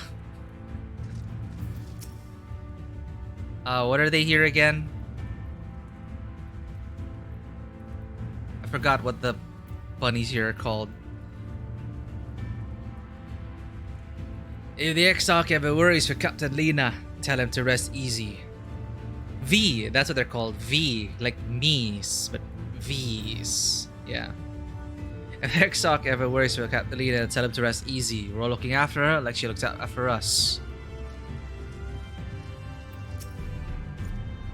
Feels like only yesterday that she came to me, an untested recruit. Now she's in all ways a dependable comrade. At risk of sounding like an old man, it is a joy to watch young ones come to their own. I cannot help but wonder if the Exarch felt this way as he watched over us. Yeah, I think they all think he's dead. So, well, here, Lena will update us. It's good to see you again.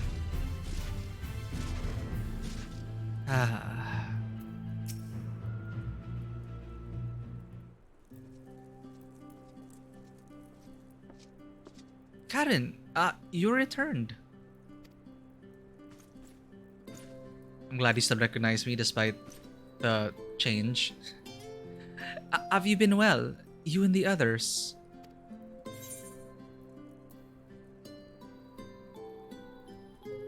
We've no shortage of troubles, but we're well enough.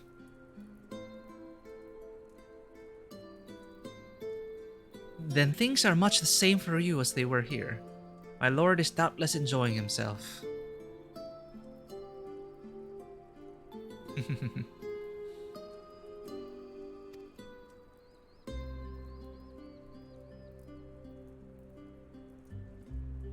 He said this to you. These exact words. Oh, to know that he's happy. It fills my heart with joy. Thank you, Karen, for taking care of him. When next you see him, please tell him not to overexert himself. Futile a request though it is.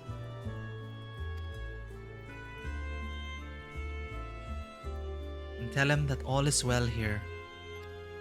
The peace you gifted us continues, and we work hard to build new lives for ourselves. In the course of this, we occasionally bicker, but we've never been more optimistic for the morrow. If I had to mention one dilemma, it would be the question of our governance.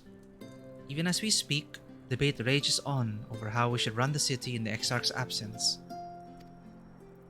Most are of a mind that the Settlement Council should continue to oversee the general running of the Crystarium, while representatives are elected to determine policy and handle diplomacy.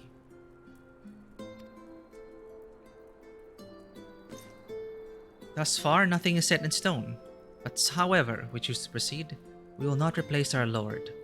No one could.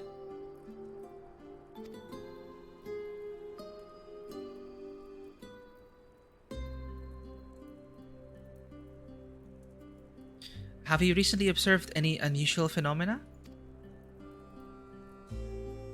No, I cannot say there have been. Curious that you should ask me this question, though. Some days ago, Rin came and asked the very same. She was rather unsettled, in stark contrast to how cheerful she has been of late. Ahaha. The oracles. We need them. She and other Crystarium youths just hosted a festival, you see. Oh, they pushed you with a festival. It proved so popular that there are already plans for another celebration, one much bigger than the first. Between her preparations for the festival and the restoration of the empty, she struck me as happy and full of life. So when I saw her in a state of such worry, I couldn't help but feel worried in turn, especially since she wouldn't tell me what troubled her. I dare say she should be more willing to confide in you. May I ask you to broach the subject with her?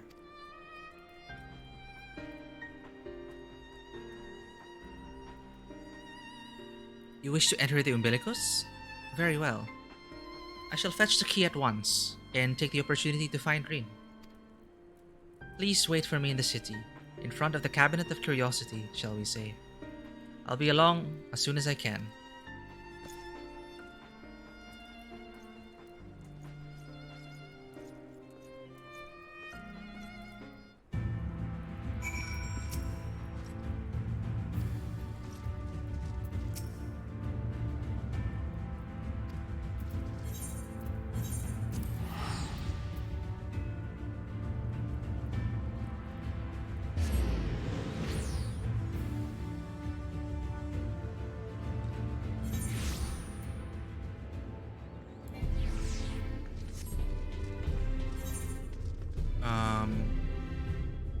Cabinet of Curiosity.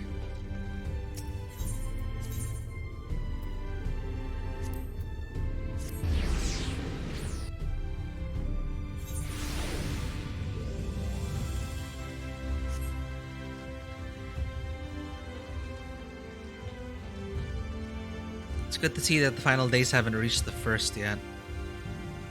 Your deeds and those of the Exarch will be recorded and passed down for generations. It is a true honor to play my own small role in seeing that it is so.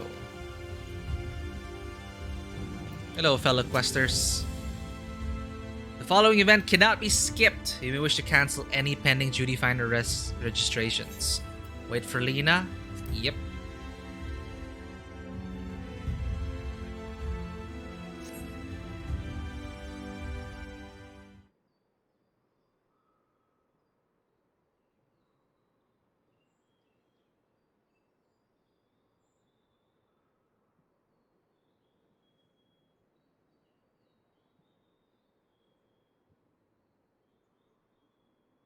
Do my old eyes deceive? Is that truly Karen? Ah, ha! It is! Full glad am I to see you hale and whole, my friend.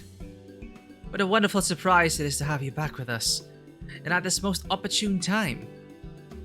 In case you haven't heard, we are planning to produce a tome chronicling events from the Flood to the Knight's Return. For this project, we intend to draw upon records kept by the world's peoples. Historical and contemporary first-hand accounts will be the centerpiece of the tome, but yours would be the one to crown them all. Yes, I've been asked to contribute a chapter on the soul, a subject that is key to understanding much of your endeavors.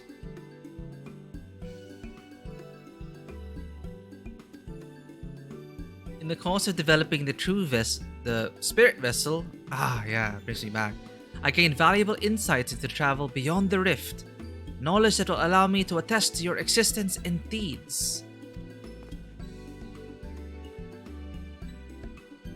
There is no end to the questions I would ask you, but if you can indulge me just one for now. In your quest to restore the Knight, you faced many a formidable foe.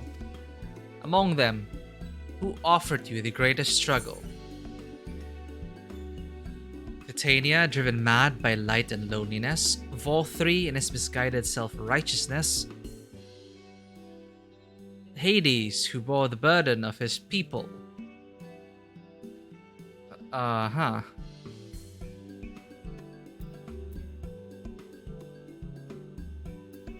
This may come as a surprise, but where will this lead? Truly, I never would have guessed. But then if I could, I suppose I wouldn't have had to ask. Tis a tremendously eye-opening answer. What answer did I give? And we will see that your account of this battle features prominently in the tome. I know you'd love to talk your ear off, Morin, but we really should be on our way. Those documents from Yulmore won't collect themselves. Of course. And afterwards, would you care to join me for tea? I was hoping you might clarify a few points in your treatise. Till next time then, do tell the others to look after themselves. Our overzealous friend in particular, remind him not to overexert himself, again and again until the ears fall off, if that's what it takes for him to take it to heart. Everyone's like looking out for a Graha.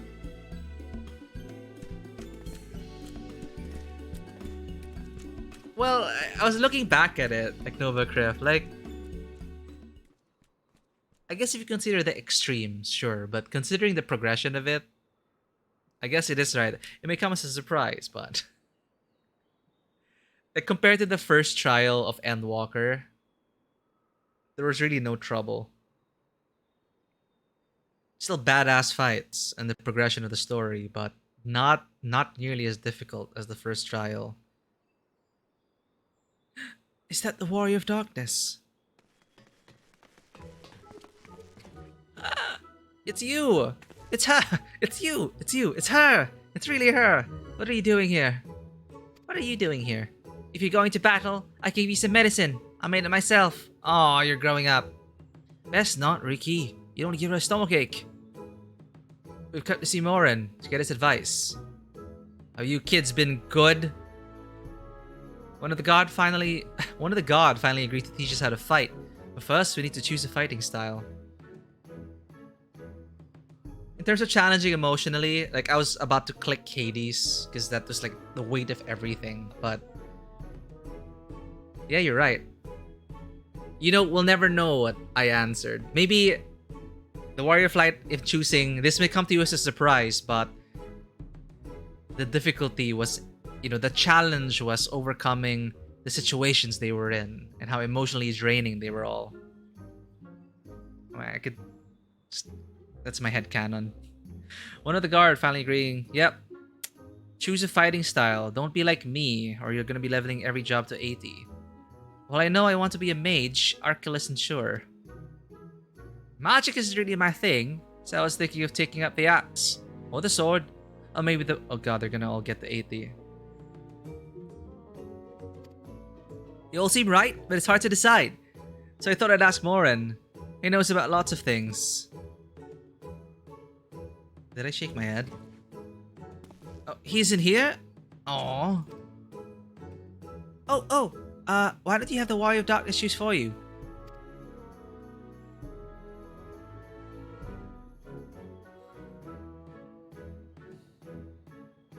I can't even choose myself. I don't know what to tell you, kids.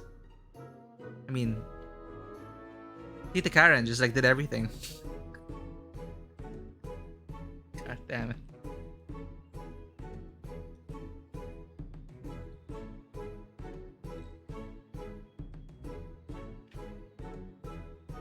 What do you think suits Arkel best? Axe, sword, or bow? Arkel, right? Okay, you look like Ardbert. I'll say axe.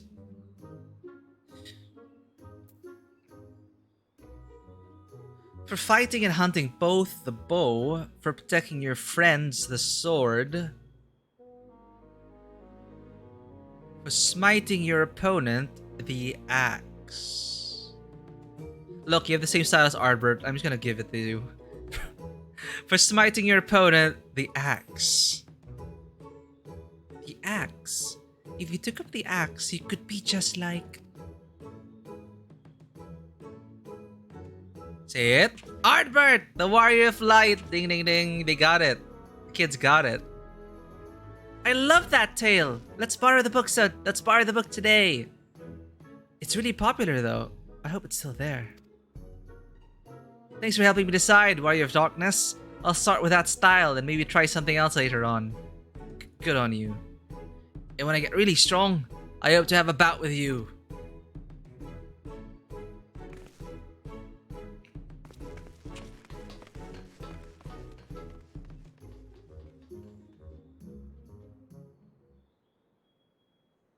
Who else is gonna come to visit? Nice being back in the first again. Even though I'm always here in the first for all, like the hunt trains and everything, but story-wise, such fun she's been having basking in the adoration of musty old bookworms and wide-eyed younglings. But does she spare a thought for me? Of course not. Who is this?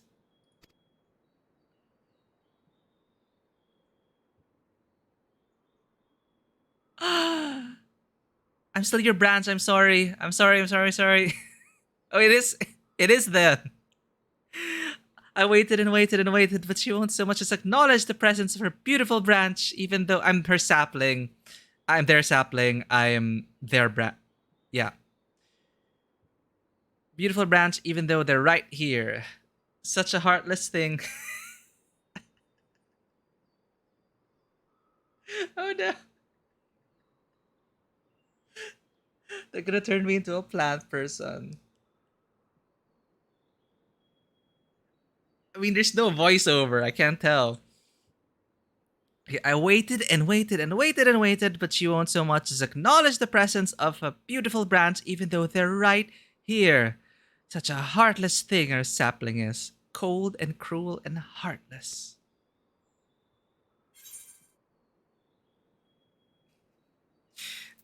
Let's see the options. Don't you have more important things to do, Your Majesty? Oh, faithful Feoul, loveliest of branches, how I have missed you. Feoul, I need you. Oh, faithful Feoul, the loveliest of branches, how I have missed you. If you truly missed me, you should have cried for me at the top of your lungs the instant you arrived.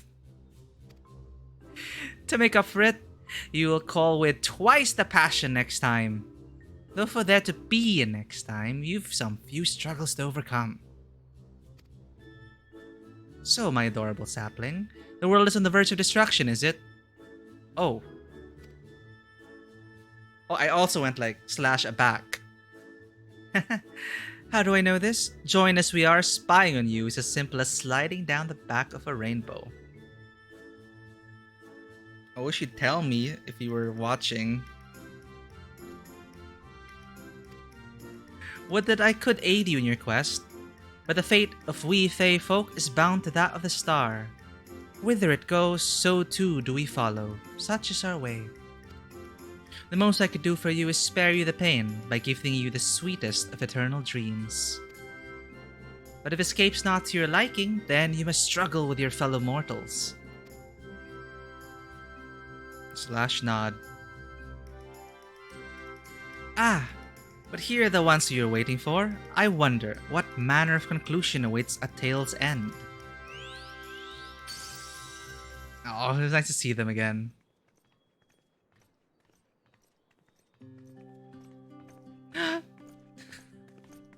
It's been so long. My apologies for the delay. Karen, it's so wonderful to see you again. You doubtless have much catching up to do, so I shall leave you to it. I've taken the liberty of unlocking the umbilicus, and you may enter at your leisure.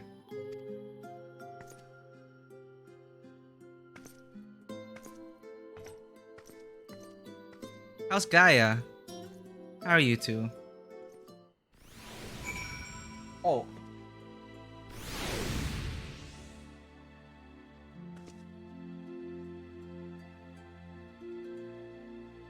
Well, at least I didn't get turned into a plant person.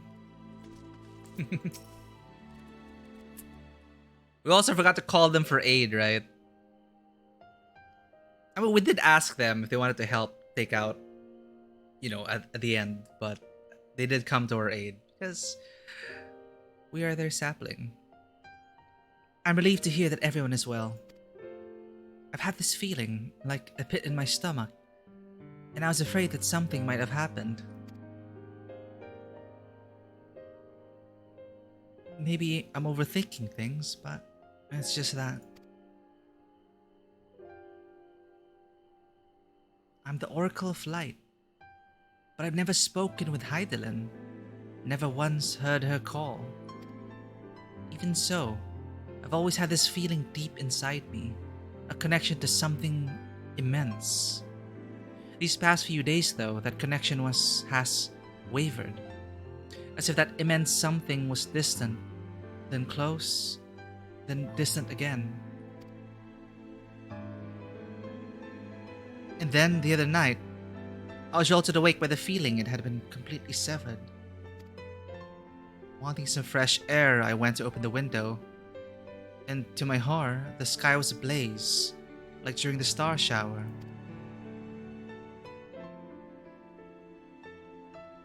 But then I blinked, and everything was normal. The next day, no one said a thing. No one else had seen what I had seen. As far as I could tell, nothing was out of the ordinary. I began to wonder if it was a figment of a half-remembered dream.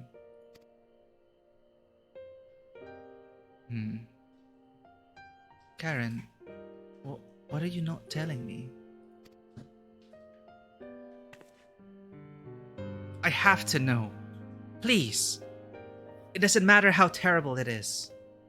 Tancred told you to tell her everything. By the way, Tancred misses you.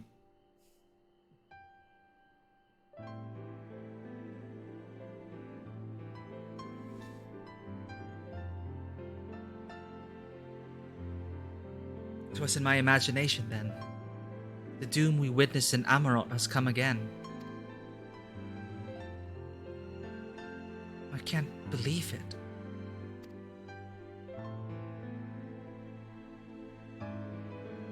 Like I told you before, all is well here in the First. So don't worry about us. Please, look only to the threat before you. We're fine right now, and even if we weren't, we've learned how to survive. Should the final days reach us here as well, you may be assured we won't go quietly. No, we'll hold on until you can find a way to save all our worlds. So long as you continue your fight, so too will we, united in purpose beneath a blazing sky. Oh. Everything's outdated for me now.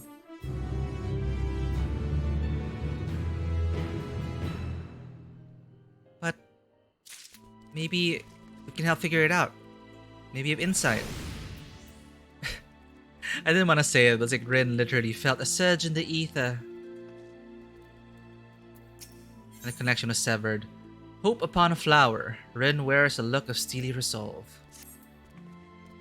You headed to the Umbilicus to consult with Elidibus, right?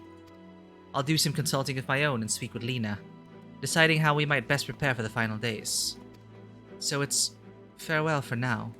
But we'll see each other again, I'm certain of it. Yes, please! I would like to see you and Gaia in the fight as well.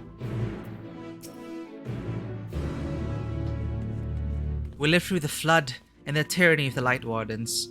We're survivors. Do what you need to do, and know that we will too. I believe in you.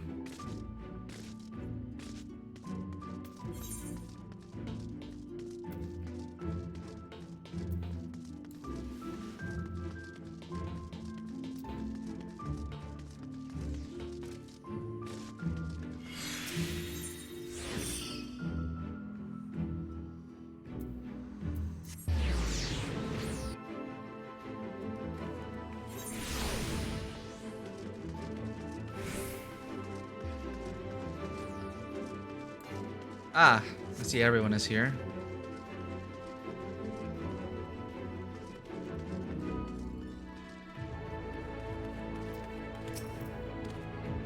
Ah, Mistress Karen, welcome back. The captain has told me all. Give the word and I will show you to the Ocular.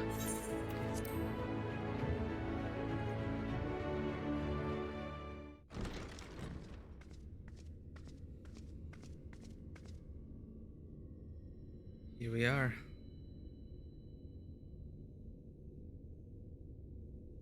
Oh.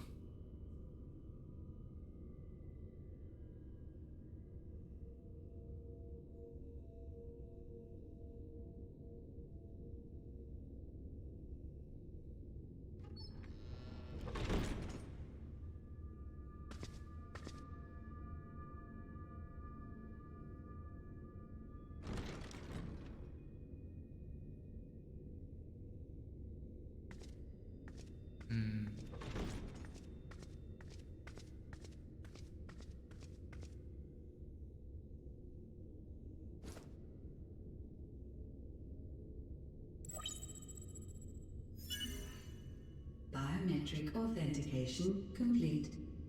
Please state your business. Have I even learned how to manipulate computers at this point? It's all voice now. I mean, Acknowledged. Reinitializing Circus Tower systems.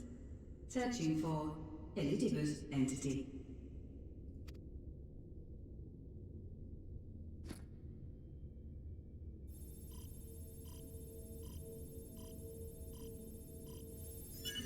Target located in subterranean core power accumulator. Projecting image.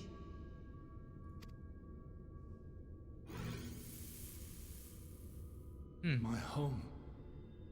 My friends. No more than a dream.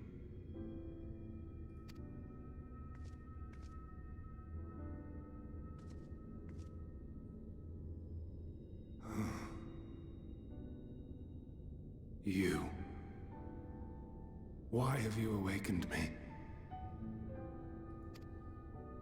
I no longer sense those places beyond, or Lord Zodiac.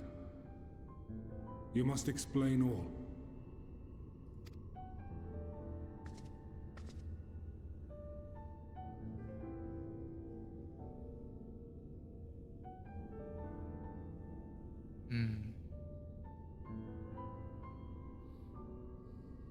So, he is fallen, and my brethren's souls returned to the star.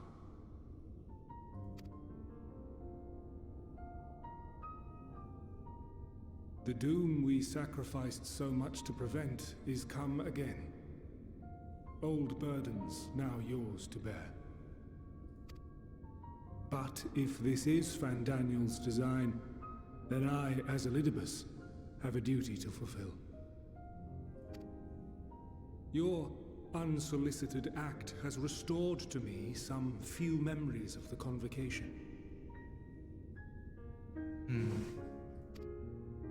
Such knowledge as I have, I will share.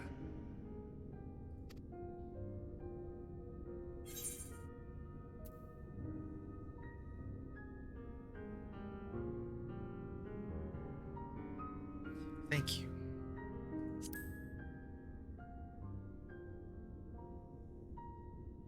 I do this not for you. I merely perform my duty, as I have ever done. Where to begin? The end. Your understanding of what caused the final days is consistent with our own.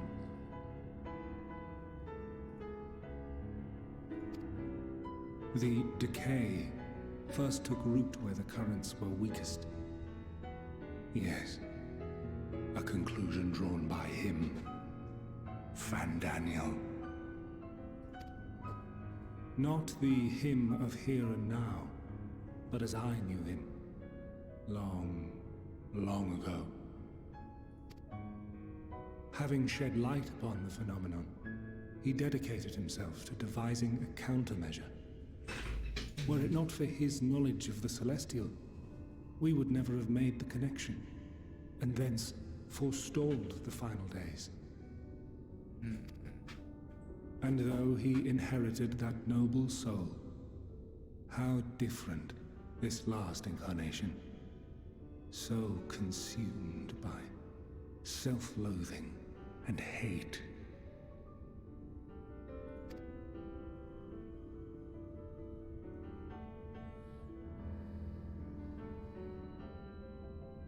Elpis. Yes, the name is familiar to me. There. Yet Elpis. I know it not as a flower, but a place. Huh. A testing facility for determining which of our creations were fit to be released into the world.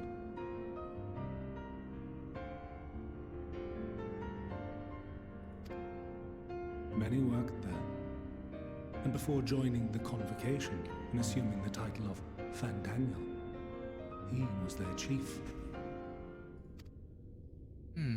He was Hermes.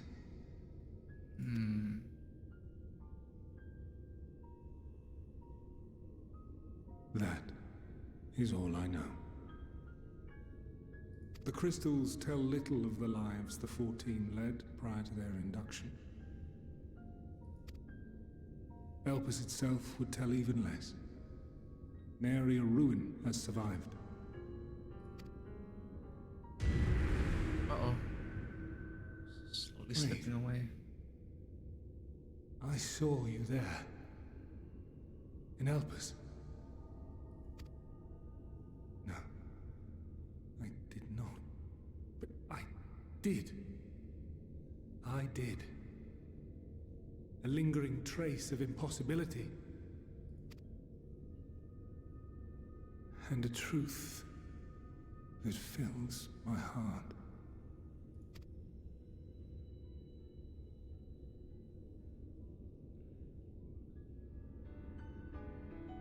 My memories remain clouded, I fear.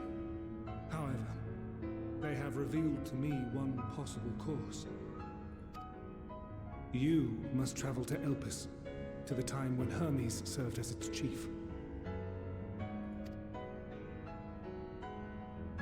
In glimpsing the Exarch's memories, not only did I make his summoning magic mine own, I also mastered the workings of this tower.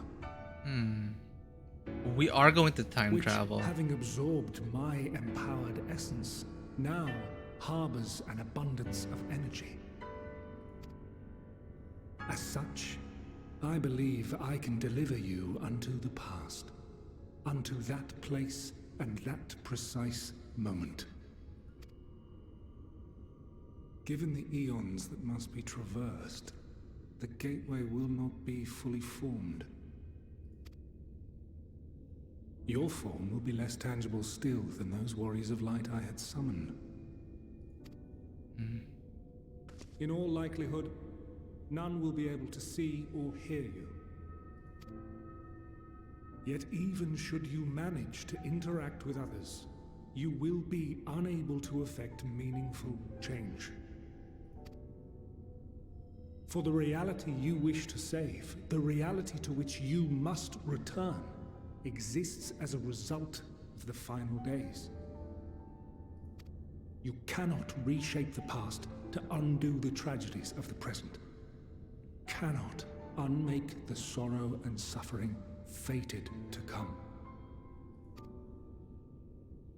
In full knowledge of this, will you still entrust your life to your foe and make the journey?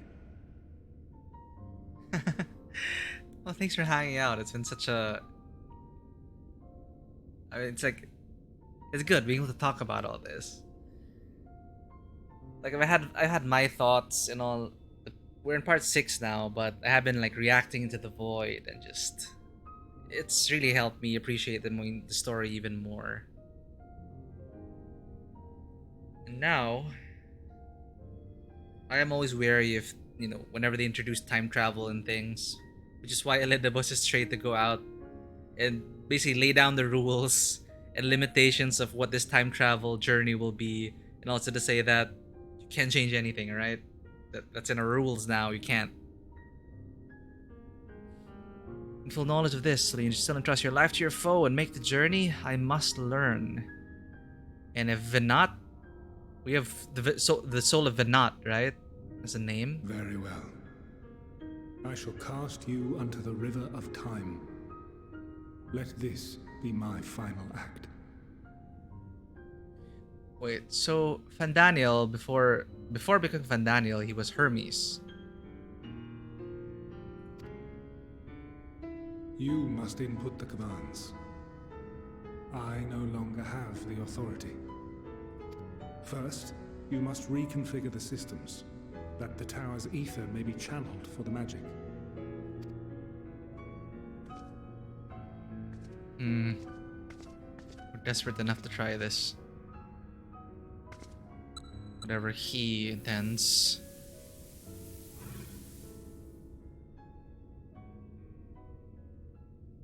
Well, I guess I do know how to operate computers. The preparations are complete. The gateway will soon open. Return at once to the ocular.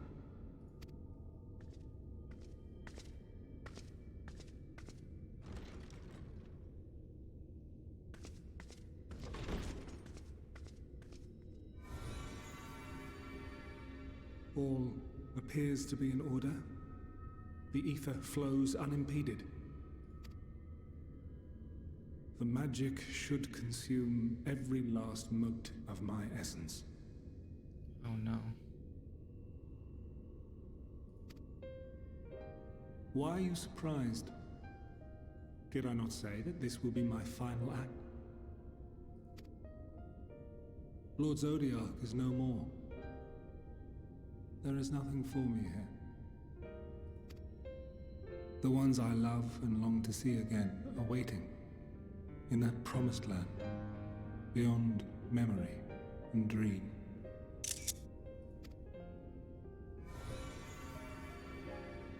Now go, warrior of light. Go, and do not look back.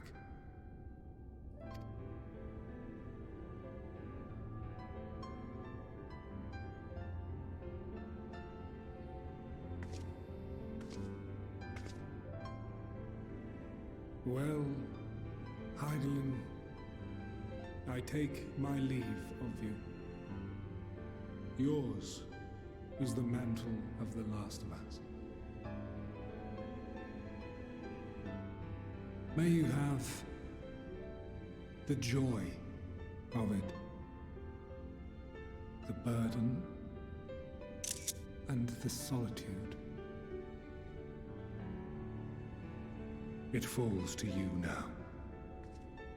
You and your champion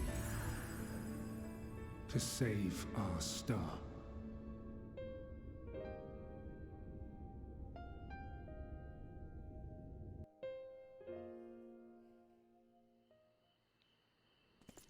Rest well, Edibus.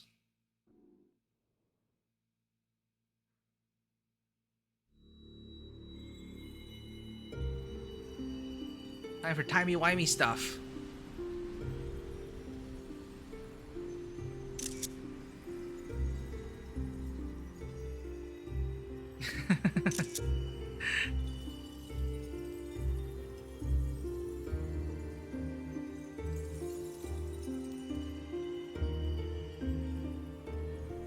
There it is.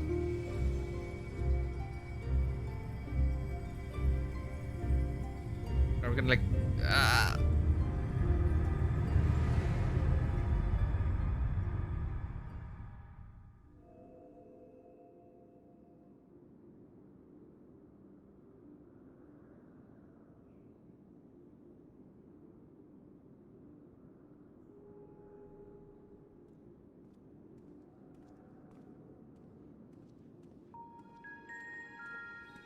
I am a child once more.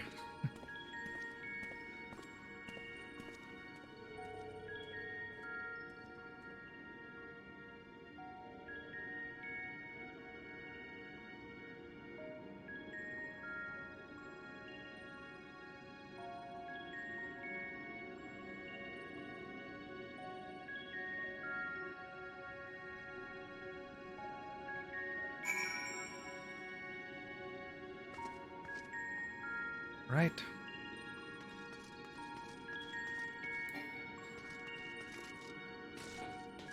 Explore the facility. Aetherite-like device. The device is reminiscent of an aetherite. Perhaps it is possible to attune with it. Oh no. No, don't do this! Suddenly we undo the final days. Despite attempting to channel and focus your energies, you fail to attune the device. You can only assume it operates differently. You nudge a chair, and the final days ends. The remarkably large man wears a black robe and a half-mask, much like the phantoms you encountered in Mare Lamentorum, the recreated Emerald. It would seem you have made it to your destination.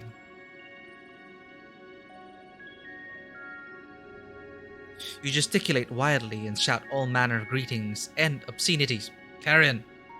But the man does not so much as glance in your general direction.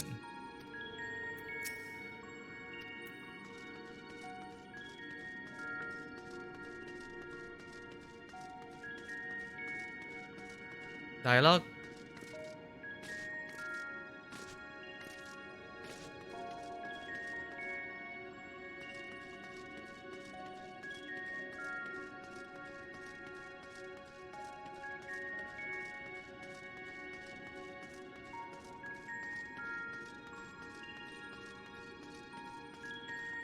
Guide-like man.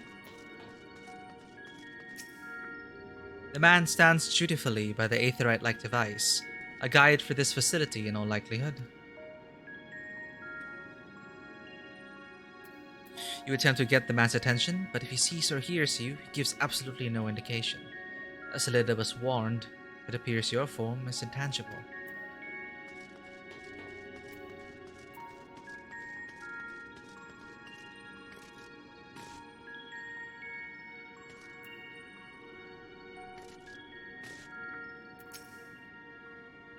This is the right place, yes?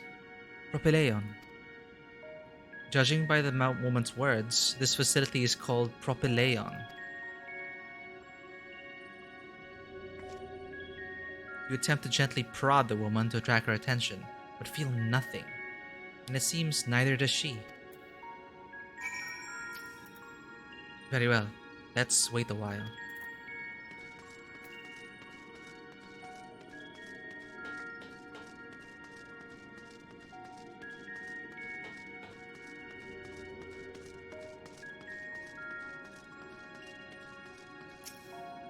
You suspect this door leads outside, but how to open it?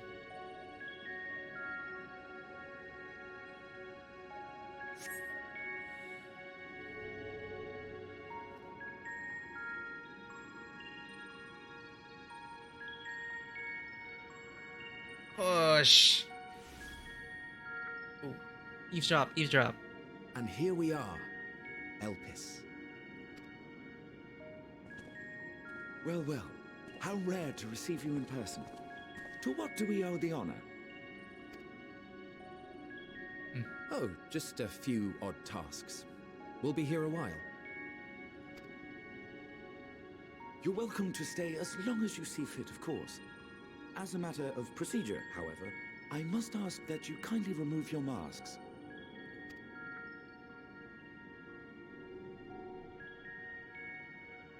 Come now. Is this truly necessary? Surely you can tell who we are. Who you are, perhaps, but I am far less infamous. Regardless, if we do not follow protocol, 'tis our hosts who would be held accountable. So, please, do favor us with your handsome face.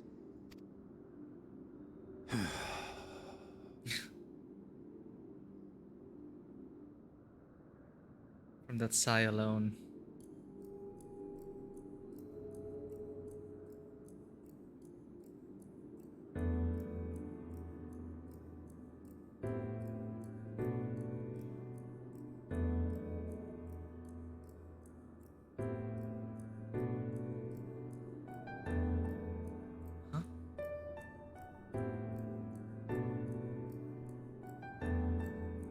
Satisfied? I thank you for your cooperation. You are free to go about your business.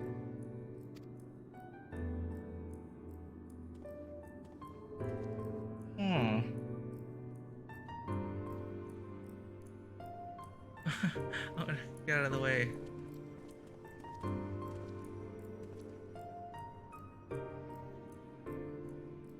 By the by, you see it too, yes?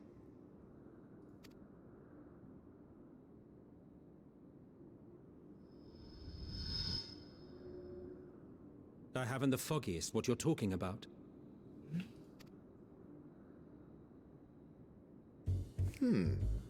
That's odd.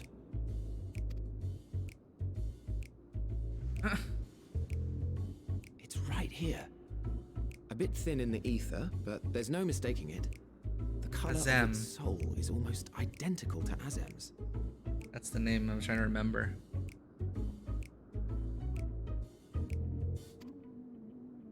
Do you suppose she created it? Rather unusual for a familiar to have a soul, though. Azem's a familiar. Huh? Oh wait, no, sorry. Talking about me as a familiar. Don't ask me. All I know is that it's trouble. Doubly so if it's her spitting image. So let's leave it be. Come now. Just ignore the familiar. You hear me? It's trying to say something, but it's literally too intangible to form words. Oh. Why don't you give it some ether?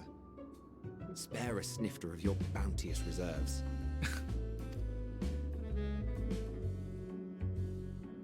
Who do you take me for? Why, a dear friend, of course. One who wouldn't let acts of kindness, such as my accompanying him on errands to far-flung outposts, go unrewarded.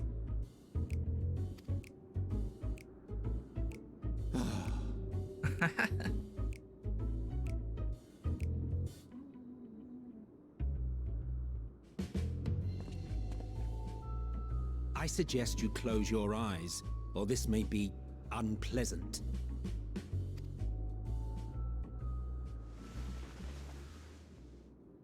Snap.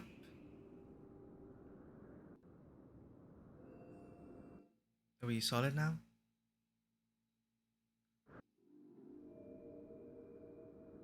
This is changing the past too much.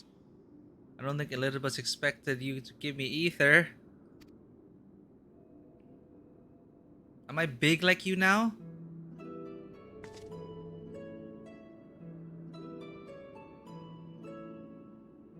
I am their size. Gasp. Yes, I am a familiar. Oh, you even adjusted its size. The better to indulge your whim. This way, it will be easier to communicate. How very thoughtful of you. And may I applaud your artful reinforcement. Without further ado then. Greetings. I am Hythlodaeus, Chief of the Bureau of the Architect. Ah. Sulking beside me is the most honorable Emmet Selk of the Convocation of 14. Well met, Emmet Selk. And how might we address you, my new friend?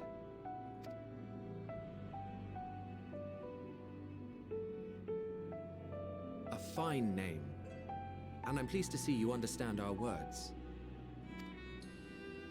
So, tell us, whence have you come? The thinness of your essence suggests you weren't created here.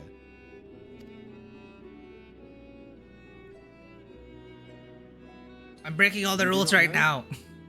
Or cannot say. Allow me to ask a different question then. Yes, please. Well, of course, I don't know what time travel theory this game ascribes to, but, you know.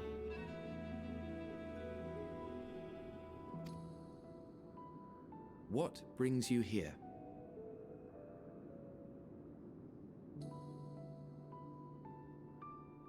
Right? Isn't it too big? And Emerson was like, okay, proportional. Oh, it's actually good. It's our first time being the same size as an adult Asian, so trying to lie to people from a planet of scholars. Well,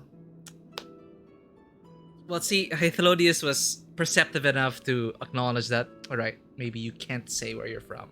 Or we're gonna jeopardize the entire timeline. I mean, anything we do, I'm so worried.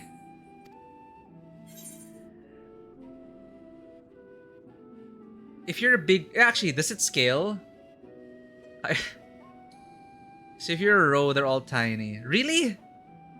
Oh, damn. Okay, so it takes into account your actual, like, height slider. That's cute. So it is proportional. Nice.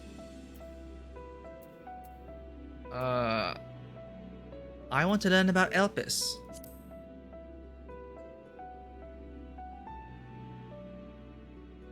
No wonder. They're like Well, Midlanders. The same as us. Perhaps Azim wished to come too, but had to settle for a familiar. Yeah. Yeah, that's exactly If she the truly case. wished to be here, then she would be. Oh, come on, Emmett. Just... Right you are. Emmett's disappointed that Azem didn't come in person. My apologies if we've given offense. The two of us can discern the color of souls, you see, and yours happens to resemble that of a friend. And with your purpose matching our own besides, we jumped to a hasty conclusion. Actually, you're right. I was wondering, is this like a new Hur face? But yeah, this is definitely... It is more understand... It makes more sense. It is a male Viera face.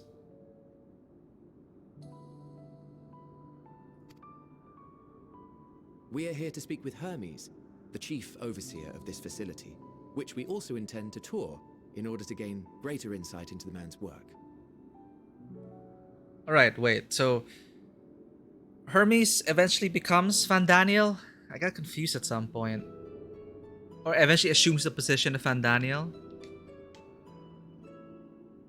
A male bunny.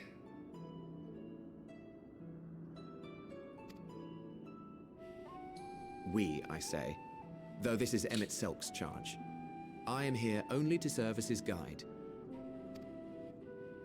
And I should be happy to serve as yours as well, by way of an apology for the misunderstanding.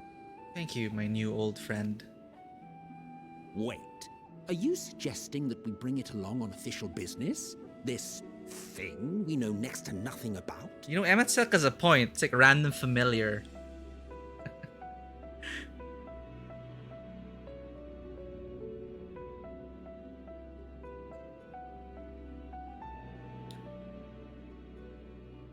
Haha, Brea is all how I'll remember him. Because after so many MSQs.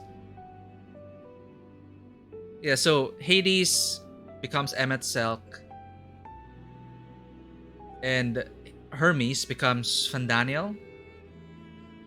Yeah, I wonder, I'm so curious, like, they're just drip feeding the Azem part.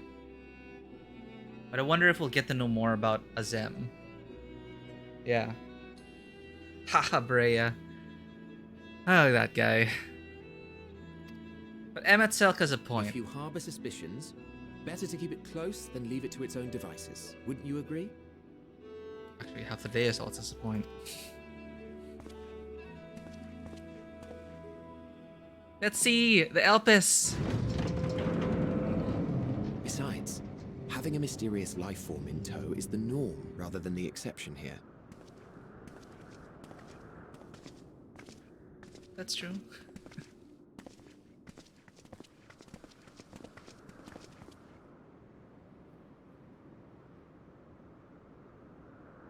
Welcome, my friends, to the testing ground of creation at Heaven's Edge. Whoa. Elpis. The world unsundered. Elpis.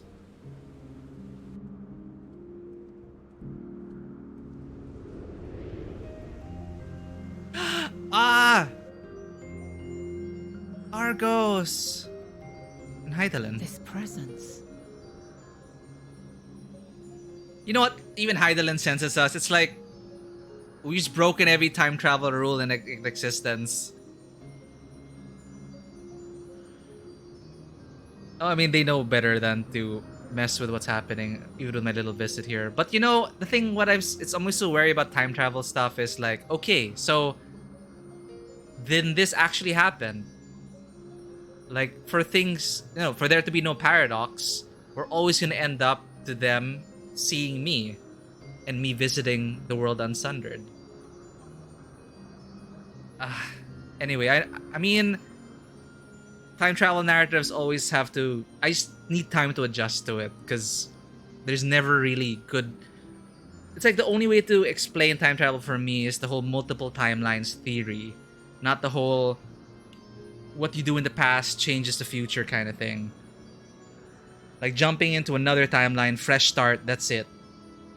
Like it's cleaner that way. But whatever, we're here, we're in the moment, I love it.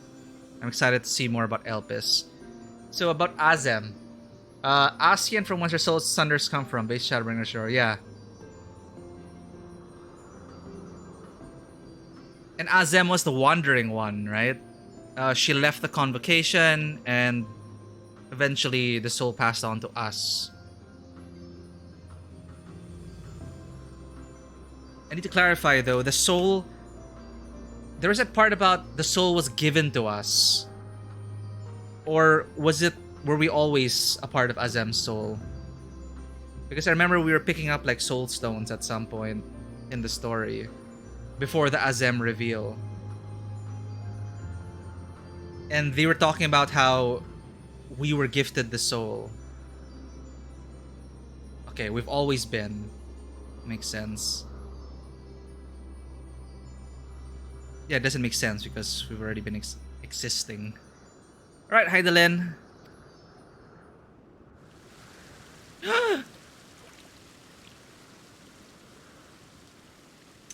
Who thought these up? Hermes? Hermes!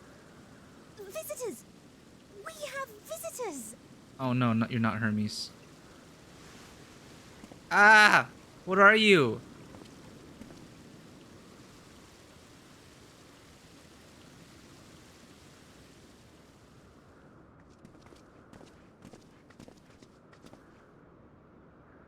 What secrets are you hiding, I wonder? You're in her inspection, Emetzel. Thank you for this. I already need this refresher. During the final days, they summoned Zodiark, yep, and Hydaelyn was counter-summoned to balance him. When she centered the star, the souls of Ascians also centered into the fragments that got distributed across the stars. Our soul is a shard of Azem's. Yep. So basically like the warrior of light. Well, the line of Ardbert and me and the others maybe. Alright. Shards of Azem. Him and the first. So in that sense, for example, there would be a shard of... Yeah, on different... There are different reflections. So there are other shards out there.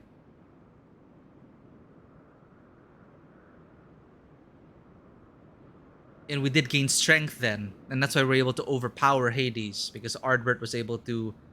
Well, we became less sundered. Yeah, 14th, which became the Void. I just really love how Shadowbringers kind of just like pulled that open. And just revealed like grander mysteries. Yeah. It's like that Jet Li movie. Hate to bring that one up. Yeah, basically across shards, across timelines, there can only be one, and you become stronger when you consume or defeat the other, your other reflections, literally.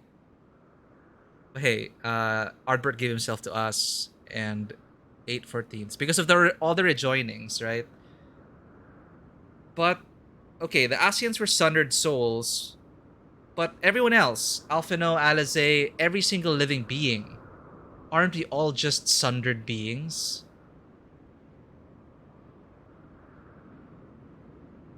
So, yeah, aren't we all just like sundered Ascians? Yeah, we just happen to be one of the convocation, one of the... Yeah. All formed from recycled into the Aether Sea bits. Ah, yeah, that's true. The souls returning to the sea reforming, and Nidana herself talking about that. Of course, there are two different theories about reincarnation or something totally new. And that's why it is so much more terrifying when Y'shtola said that she saw nothing. Like their ether was just gone or totally stagnant. That's a super terrifying reality, not even returning to the ethereal sea. recycled with new life. And also the explanation about souls and memories, and also leaving it a bit ambiguous in that, like, do souls retain their memories throughout the reforming, the dispersion, the reformation, and everything. There's just so much to unpack. I just love it. And here we are, literally in the past, thanks to Elidibus. And once more with Emmett Selk sporting different hair color. No, he did have strands of white, right? So he just dyed his hair brown to be the face of the Garlean Empire.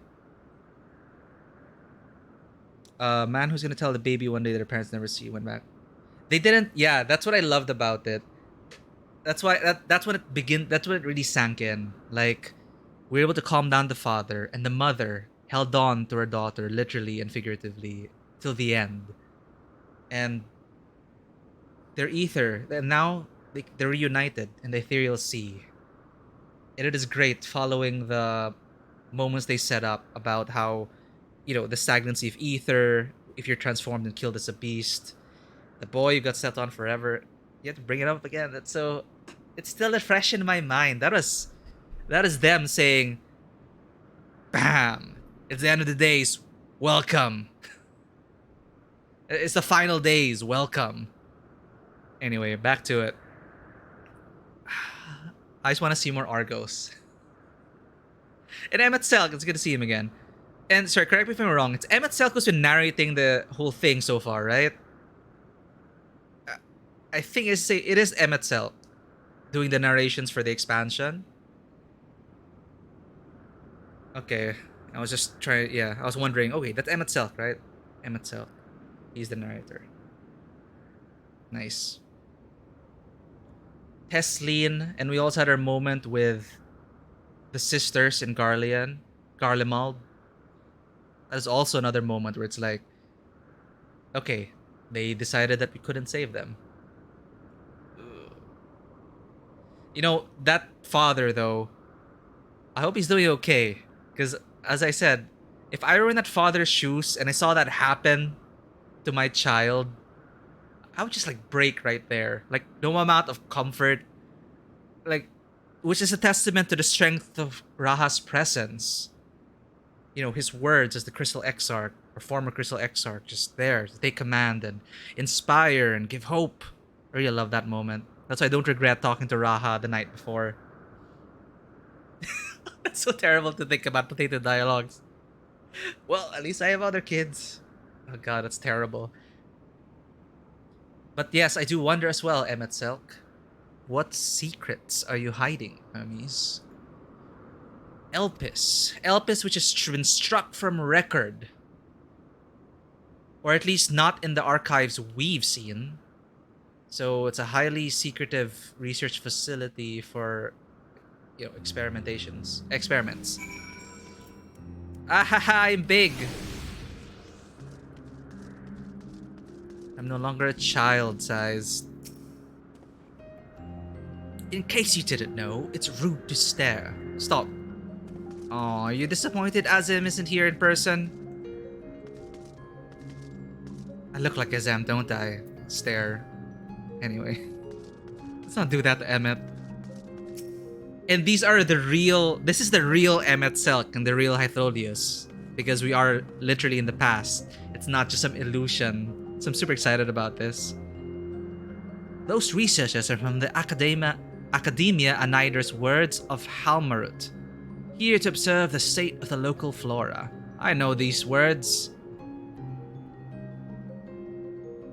Wait, Academia Anider's Words of Halmarut.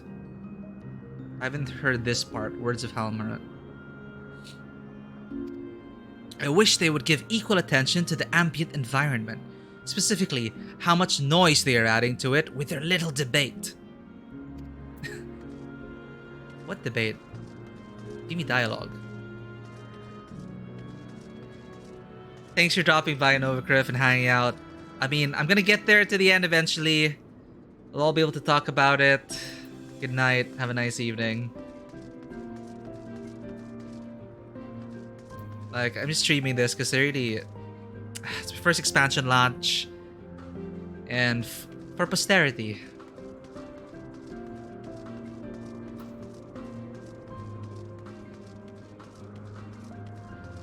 Philomethes Notos. Fine, I'll talk to him.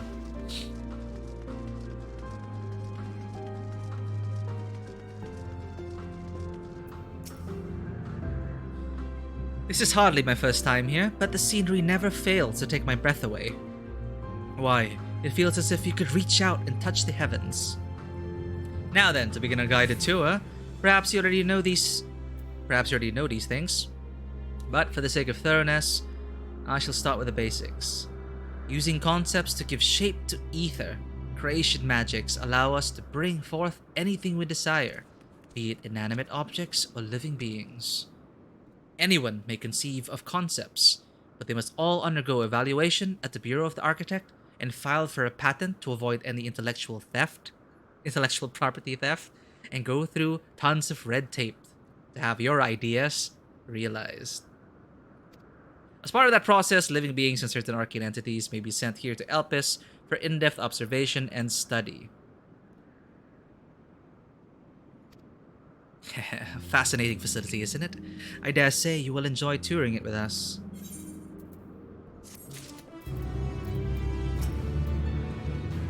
In case you... Oh, sorry, I keep staring. Petalauda Hunt. Ithlodeus is looking you up and down. Now then, our friend Hermes. Aside from overseeing the facility, he also conducts his own research. Chances are he will be at the main observation hub, so let us seek him out there first. Attired as you are, however, you stand out a little too much. Our dear Emetzelk wishes to keep a low profile for his errand, so... Do you know how to make a robe? The basic concept will do. No? In that case, Emetzelk, if I tried, maybe I'll make, depending on how sundered we are, a fourth of a robe? I don't know. No? In that case, Emetzelk... No. Your whim, your responsibility. You're getting out another thimble of ether out of me. The way he scripts sometimes, you'd think he wasn't a nigh-bottomless font of magic.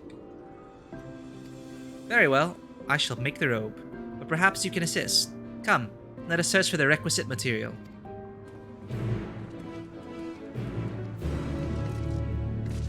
Yay, we're gonna make a robe.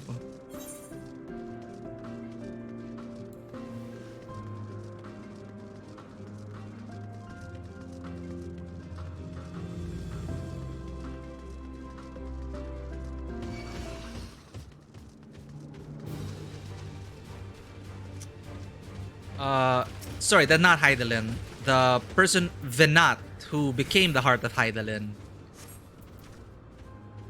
Hope I'm not getting the names mixed up. No means no. Just be grateful I'm even willing to wait. Yes, these creatures should suffice.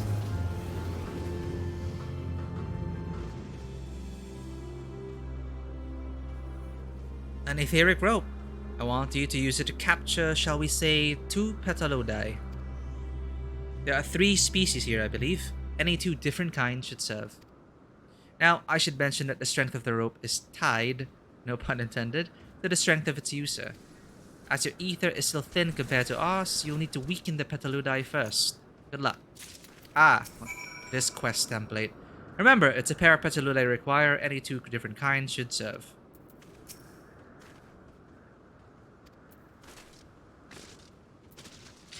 Come here. Not you. You.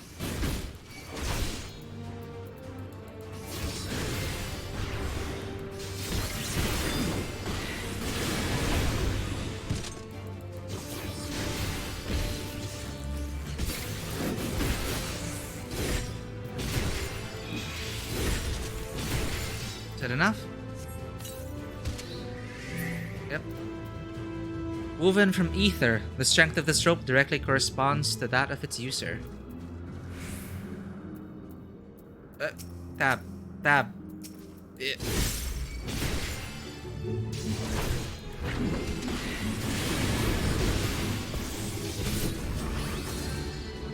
This looks good. Yeah, the red one.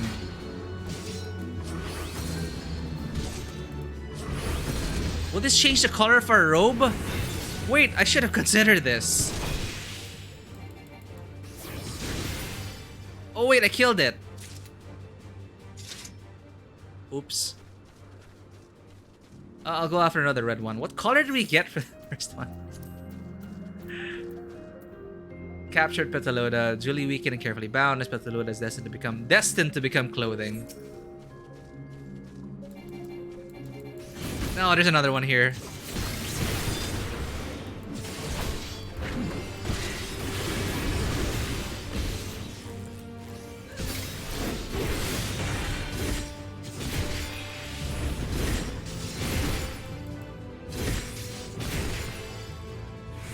Aha, capture you. No.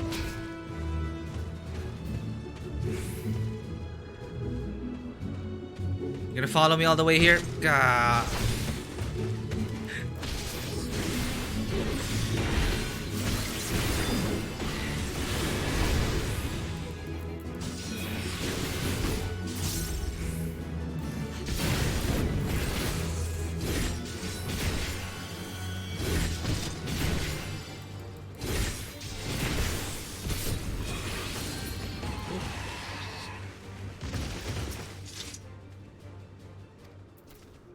Oh, wait, that's the wave.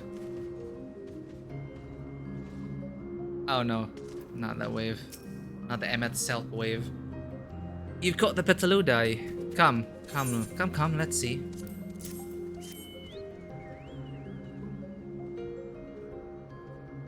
Yes, these fine fellows will do nicely. And now for a spot of reversion.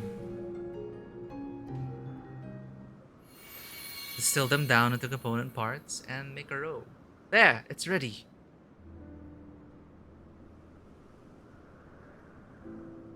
It's nothing fancy, but then we're trying not to stand out. Try to emphasize.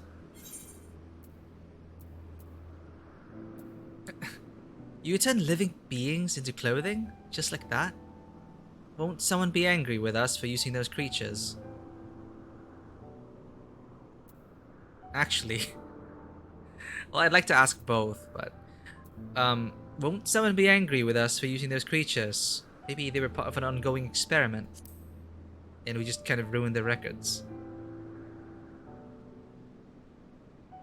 Oh, it's fine. There's no one around. Oh, it's fine. There's no one around to tell us off. And besides, we can always make more Petaludai.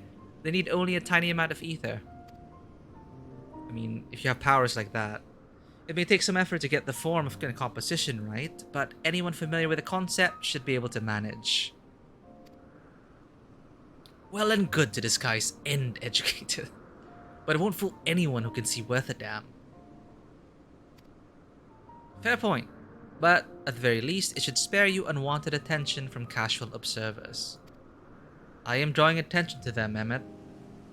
Emmet Selk. Hades. Emmet Selk speaks true. Even dressed like us, your unusual attire will be plain to those who think to look. Unusual nature. Well, actually, there are no bunny Asians, right? This is true.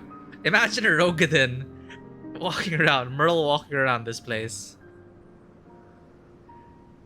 Well, that doesn't stand out at all. Should someone question your presence, don't make up excuses, much less try to explain what you actually are. No, best to simply say that you're a familiar. The question is whose? Ah, of course, Azem's. If you say you belong to her, people will give you the benefit of the doubt for any and all outlandish behavior. It makes sense, because Azem...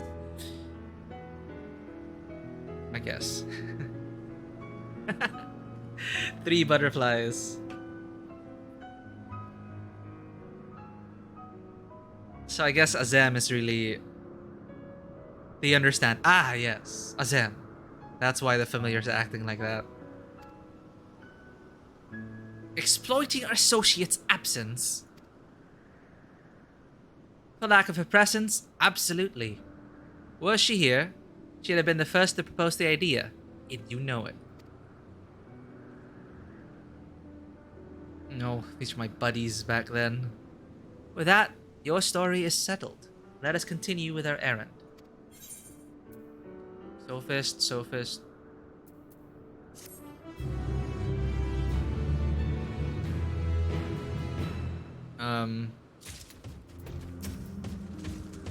As dubious as it is, passing you off as Zem's familiar is probably the best approach.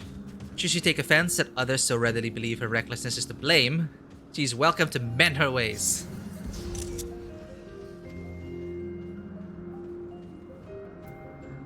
Pass as a child in your original size? I think not. Augmented or no, your ether is still far too thin to be considered normal.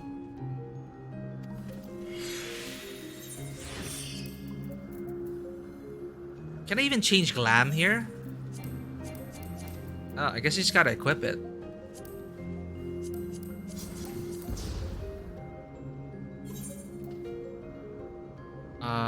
Remove this. There.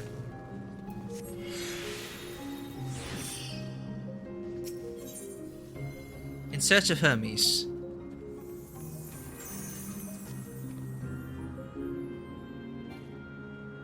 Wait, the glam crystals? I do have prisms. Or is that something else entirely? Oh my god, this is revealing my terrible inventory management. I do have glamour prisms. Or is glam crystal something else?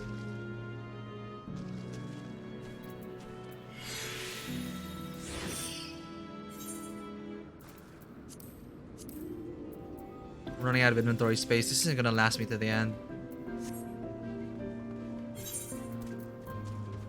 Yeah, I do have these. But I can't change my glam. Wait, I can?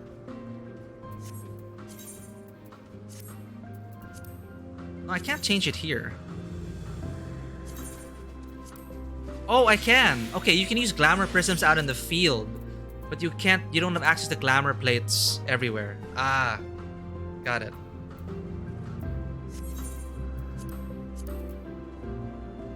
It's so weird. It's like I can't access my glamour plates, but I can glamour my items in the field. What did we get? Boots and robe, pants, boots.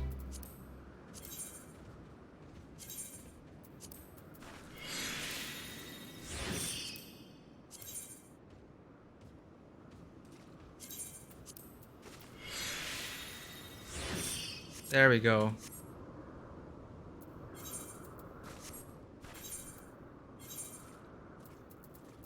Let's keep it there. There we go. I guess my gloves. I don't have any Emperor's New.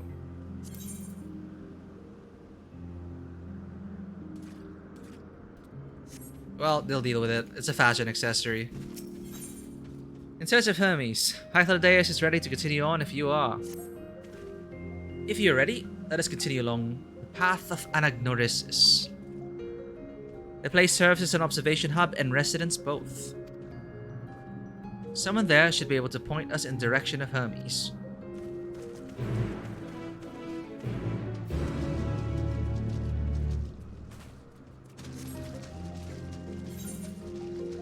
Are there aether currents here? There are aether currents. Get away. Man, this place.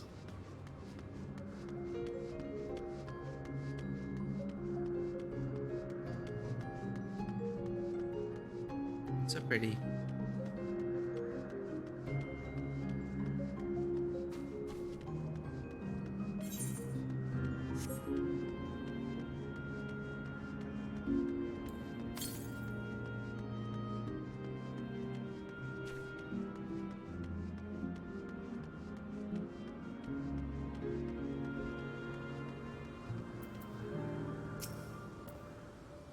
I was wondering what she was examining, but it seems to be the bush itself.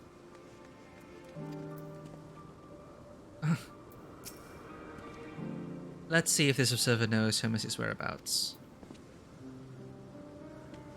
Chocobo. Oh, it's a player.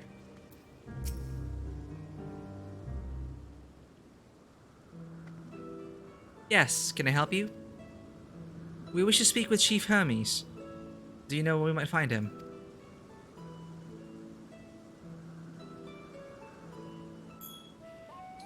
Well now. By your mask, I assume you are one of the 14. I wasn't aware there was to be a visitation.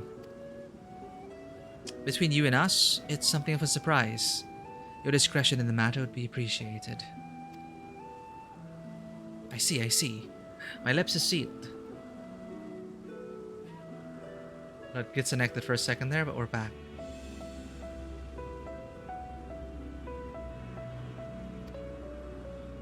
The chief should be out conducting observations as usual. His focus of late has been aquatic creatures, so I expect you will find him at one of the pools here. The pools, you say? Many thanks, and apologies for disrupting your work. I gotta double check. Did she say the 14 or the 13? Yeah, 14, so they still acknowledge Azem.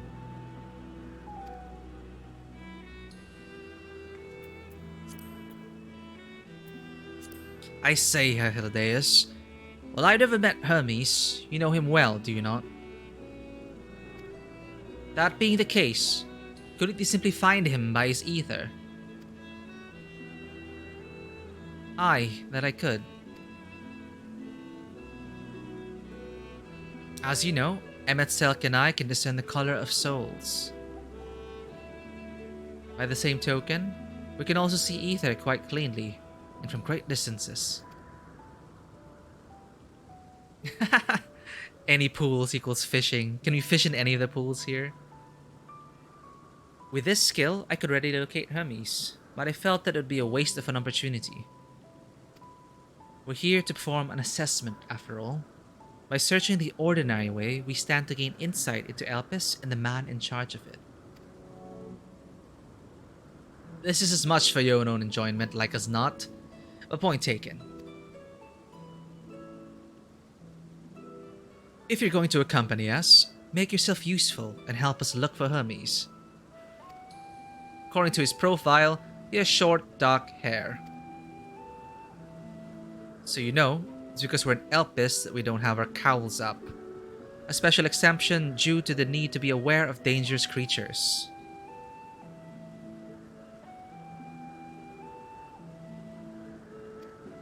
Elsewhere, we do not exhibit our individuality. It's unseemly. This is all common sense, but I would not assume you possess any. It's a rare treat indeed to be able to search for someone by their appearance, and I thank you for humoring me. Come, let's find our man.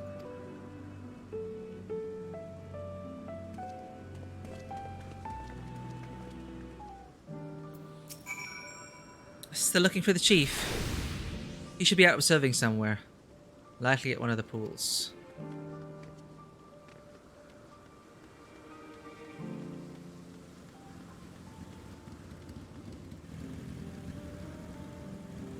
Did I miss out on dialogue? Where's this guy going? What are you thinking about?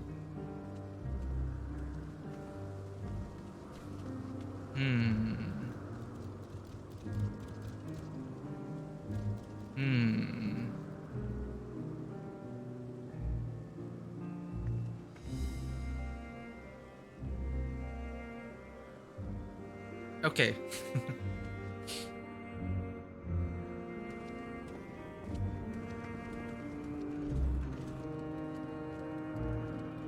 Yeah, it's nice when you're glam like them, then you go around another. Yeah, it's it's nice. It feels good. Just like I made sure to dress for the occasion, and I do like getting into the spirit of things like this. So seeing other players do it as well, it's kind of nice.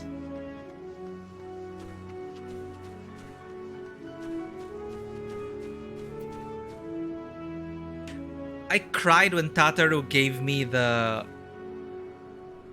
coat. I wore that coat for the entirety of the Garlemald arc. Of course, I stripped down like everyone else back to our battle gear for the final dungeon for Garlemald, but yeah, it is so wholesome. Like Tataru, it's like I was always wondering because they kept warning you, right? They kept warning you in Garlemald, oh, it's gonna be cold, it's gonna be cold, it's gonna be cold.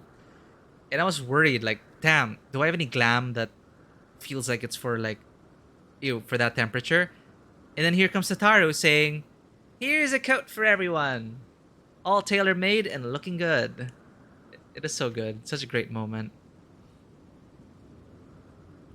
Euclides. There's never a dull moment with the Orei. Their fondness of minerals makes them highly unique, and I dare say they will be no less popular. It's these things! Your descendants will end up roaming the mines in Ul'dah. Oh.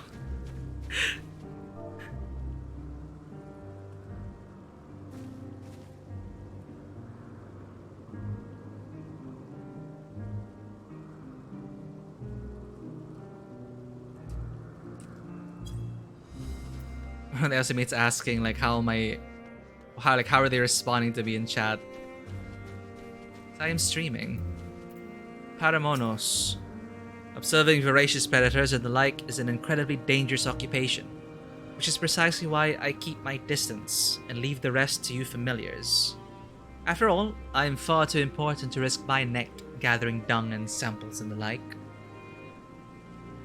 It is dangerous, I will say.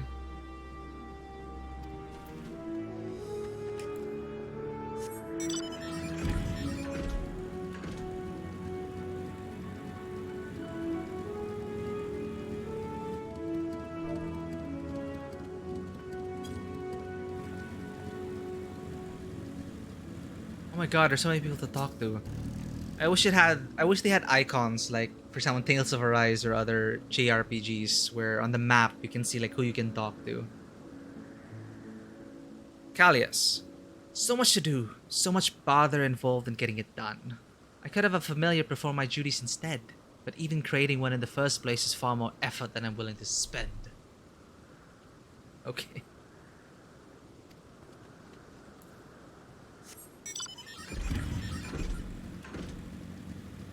I could spend all day just looking for NPCs to talk to, but we're gonna keep it within the non-danger zone and they're out in the field.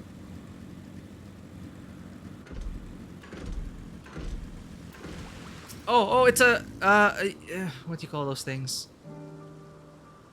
Coprolore. Man, wow, they're all created by the Asians. Corprocore. Butterfinger. That's...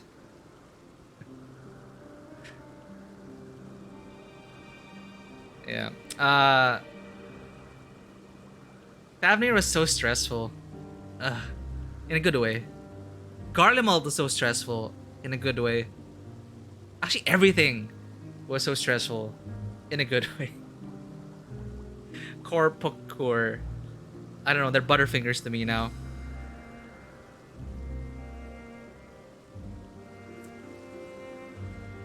Everything is so stressful, definitely, but also they make sure to give you a break.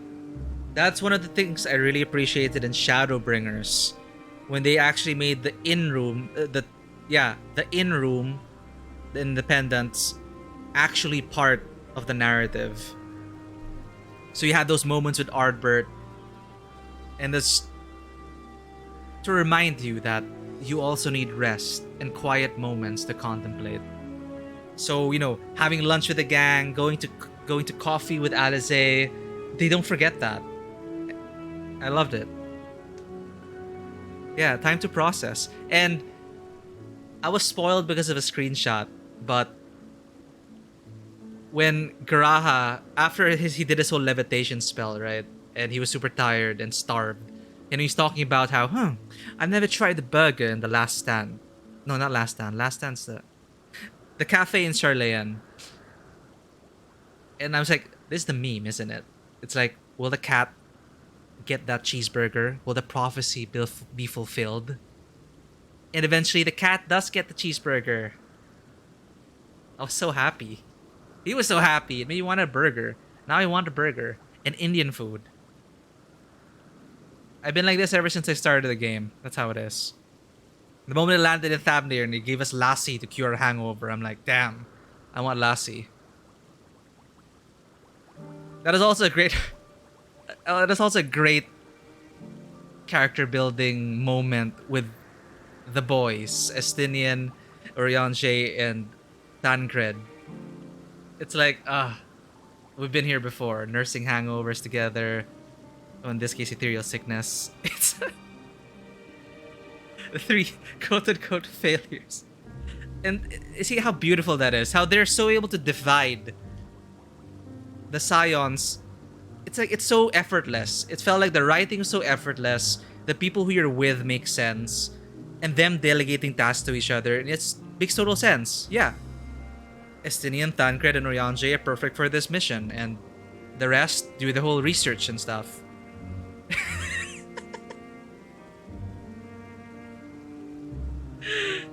Oh my god. An FC mate saying here, bad at swimming, bad at money, and bad at not attracting little girl. No, and Tancred. I didn't know Tancred in 1.0, right? But he was supposed to be the roguish, womanizing, blah blah blah, you know, that kind of archetype. You know, having 2 girls in hand in that cutscene in 1.0. But now he's a dad. And I like how he acknowledges that. But there was I swear, there's a bit of a nod in how the angles were carried. Okay, because in the Ilsebard contingent, I just couldn't help, because the way Tancred said it and the way the shots were laid out, he was saying, oh yes, I do know I do work closely with these other agents. And then, like, behind him were, like, the Vera from the Dalmasca contingent. And like, oh, Tancred, how do you mean you've been working with him for a while? Of course, it's me reading into it, but knowing Tancred's past, it's like, you know, that could still be him. But, you know, he's grown up. I like how he acknowledges that. How he also kept people at arm's length because part of his whole trope and character development arc. And how he acknowledges now. And how he's finally open to saying, please, when you meet Rin, tell her I miss her. I love it. Because that is the first time he's mentioned that name. He never once said Rin, as far as I could tell, until we were finally going to the first. But you knew Rin was always on his mind whenever he and Urianger asked about if we lose the sauce, do we lose the other shards? Like, the weight of that. Love it. Sorry, we're back here. I can talk about it all day. I'm just gonna finish the MSQ. I can talk about it all day after we're all done. Am I the only one in the FC who hasn't finished yet? Yeah, I think like Hikaru and Simkar also like finished. Yeah, today. Albert as well. Mahar, alright. We'll get there eventually.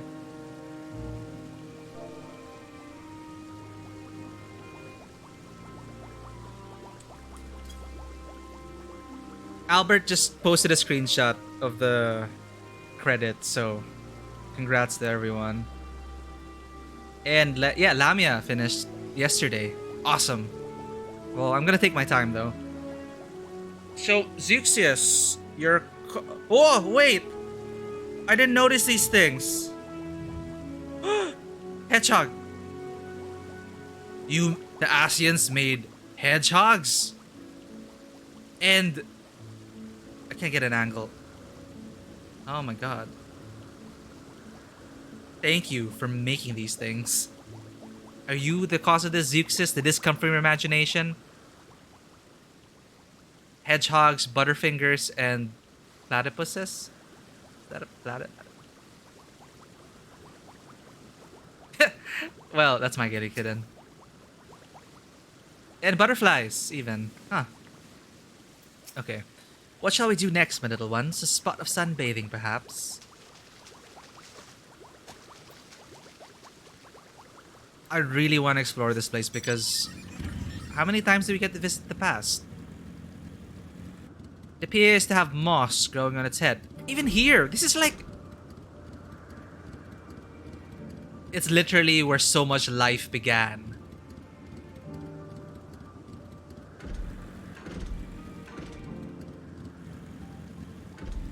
Ooh, okay, I haven't seen these.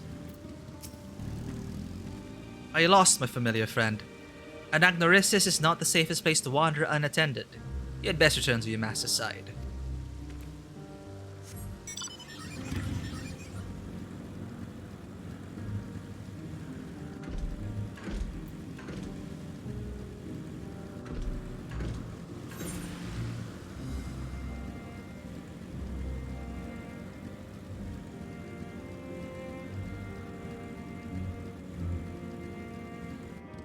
Even Kate Sith.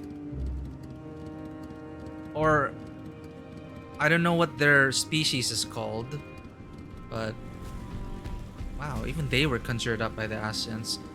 Bewinged girl, and well, Hermes is here, but I don't want to go there yet. They have such funny faces. They do. These guppy-like things.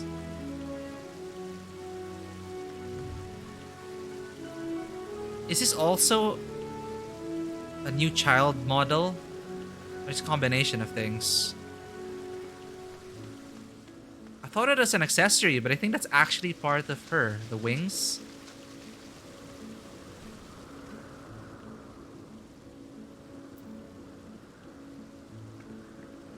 Oh yeah, some people on FC talking about the Reaper as a fun melee. Yeah. Like I only unlocked the jobs of Reaper and Sage, but they feel fun to play, so I'll play them eventually.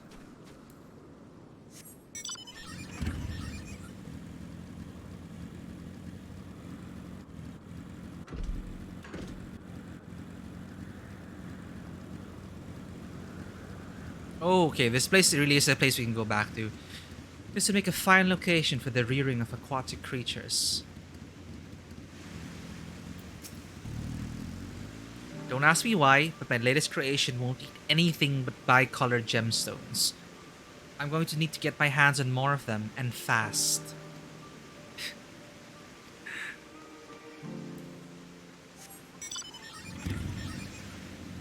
Even bicolored gemstones apparently are relevant here.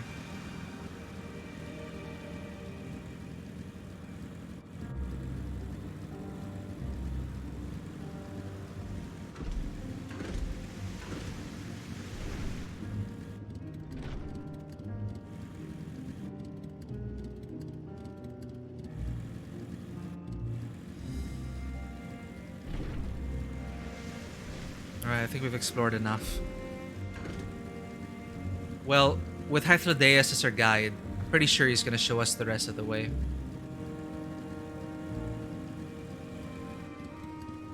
Oh, I saw dialogue.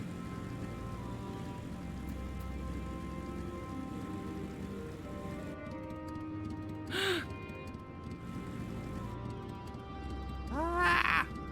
It's a unicorn. There, all is well, you've nothing to fear. My, what a curious familiar. I suppose your creator sent you here to learn our ways and perhaps achieve some degree of enlightenment. So, what will you ask of me? Ah, you are the guide of the zone. Tell me about yourself. Like most of my colleagues here at Anagnorisis, I am charged with observing the various creations in our care and assessing their suitability for life on Aetheris. It's an enormous responsibility, of course, though the sense of achievement from bringing new species into the world makes it all worthwhile. What kind of place is this? Anagnorisis is one of the most important facilities in Elpis, as it is here that we ascertain the various merits and shortcomings of the various flora and fauna in our care. It derives its name from the ethos at the center of our work, that being the discovery of the creation's true nature. Only by allowing them to coexist in an environment such as this do they reveal unto us the essence of their being. Ah. Good. Simulations and trials before the real thing. wise.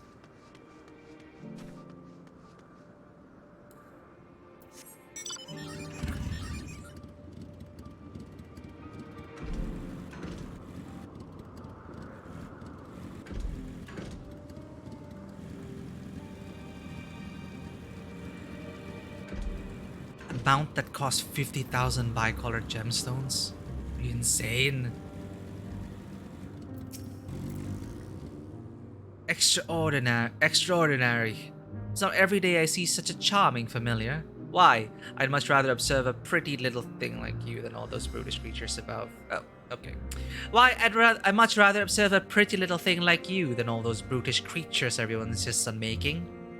Why, thank you.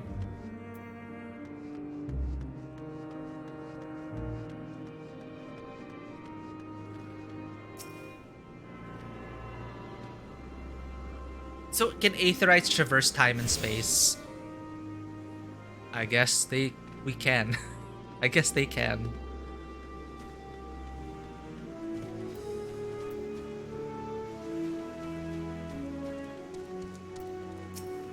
Memnon. And what have we here? A familiar. Nothing but a familiar. You overexert yourself and your health will suffer for it. Rest, I beg of you.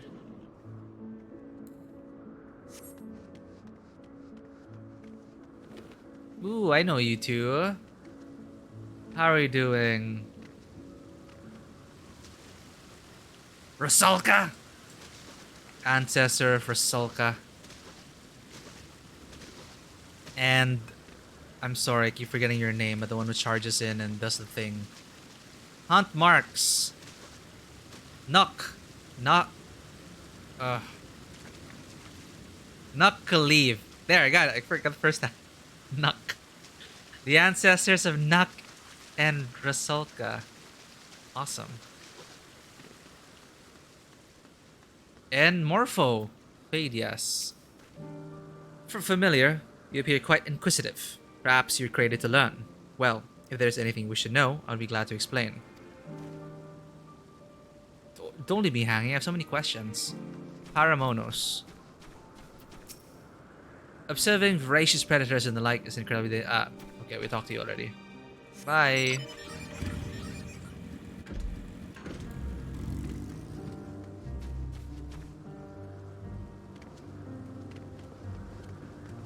Okay, finally.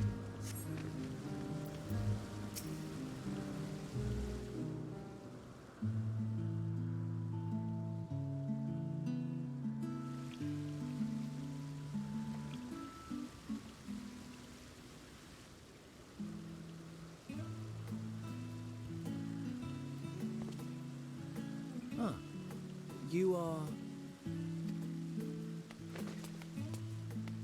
Ooh. Oh. Are you familiar? Different. You're different too. You and me. We're alike. Friends. I want to be...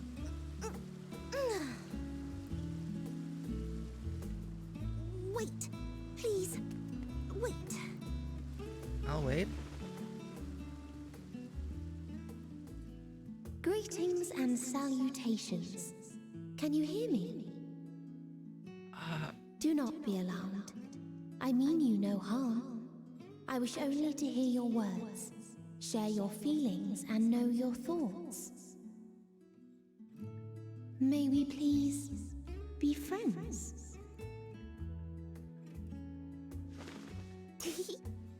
May we please be friends? / nod.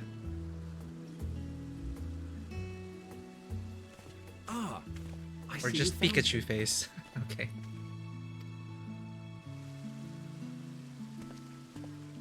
Hythlodaeus. It's been a while. Too long, I think. Oh my god, is that Fandaniel's voice actor? He's actually speaking properly. I mean, no, he's speaking normally, not properly. No longer on stage. A madman. Too long indeed for close collaborators. On this blessed occasion, I bring not only myself, but others who long to speak with you.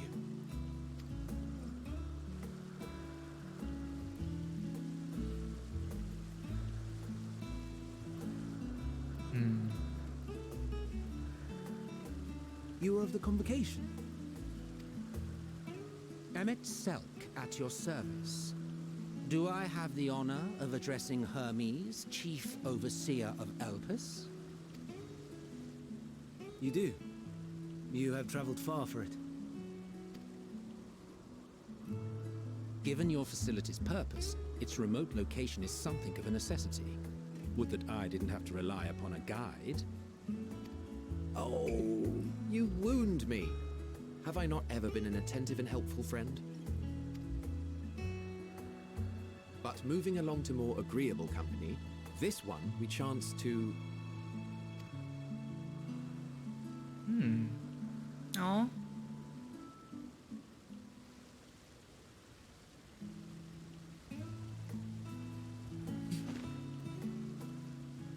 Oh damn, that is a nice portrait shot. Well, you certainly have her attention.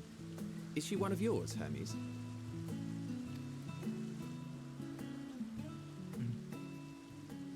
Her name is Meteon. It means shooting star.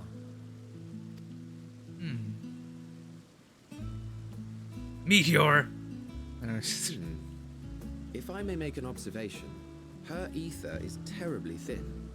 I fear she might dissipate at any moment. No! My friend! Nor do I believe you've made a submission to the Bureau. I would remember such a concept if you had. Uh-oh, she ain't registered. I haven't, as you say. I judged it too early.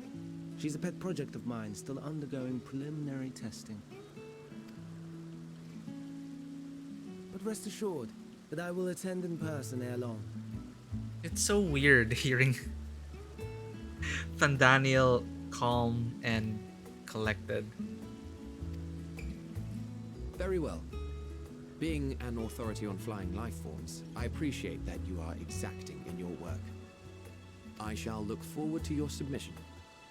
Oh. If we have finished with the perfunctory chit-chat, I would discuss official matters. By my coming, I trust you already anticipate the subject. I have an inkling, yes. Please wait to the main building yonder. I shall join you as soon as I've returned these creatures to their homes. What's wrong, Hermes? The Nemestoma is missing. What?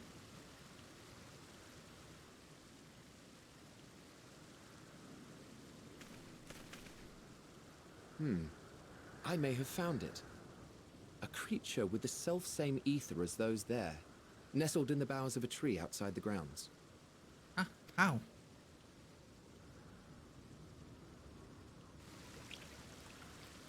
You're saying they can climb with their sorry excuses for limbs? The fashion has been to imbue aquatic creatures with the power of flight, ever since the words of Metron created a sky-swimming fish. Trends, of course there are trends.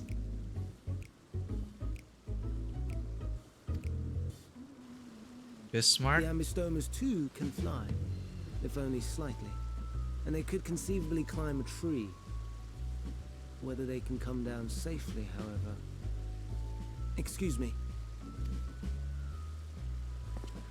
Oops. I'll help too.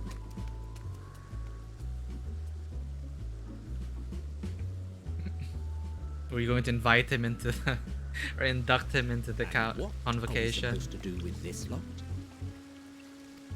Make sure they don't fly away. May I suggest we split up? If you would be so good as to assist Hermes, Emmet Selk and I shall keep an eye on these adorable creations in the meantime.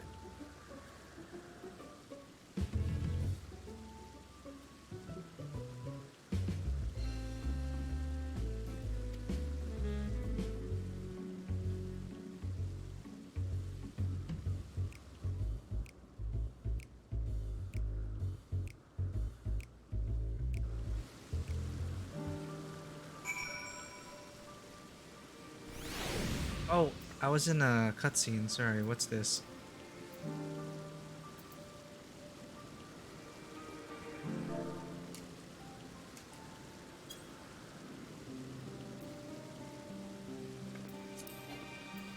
Oh no, party's full.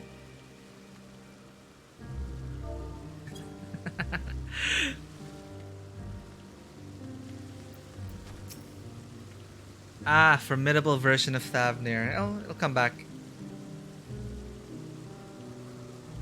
The Ambystoma was submitted to the Bureau not long ago, and I'm pleased to see it has found its way here. We'll make sure these little ones don't wander off like the adventurous fellow. Go and lend Hermes a hand. The tenet of the words of Mitron is to create aquatic life both unique and beneficial. Aquatic! What would possess them to put this creature in the sky? And is it even aquatic to begin with?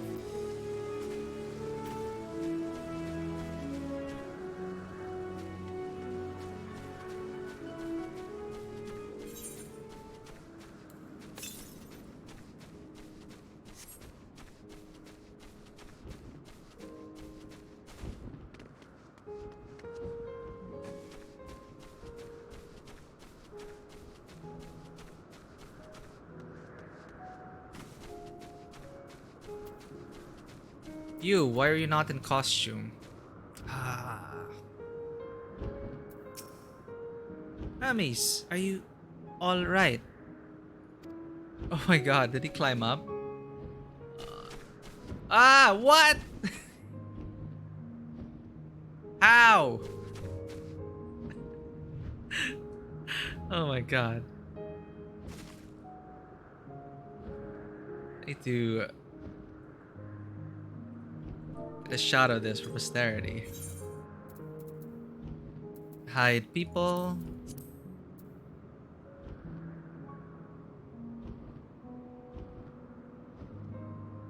Wait. Okay, other. There we go.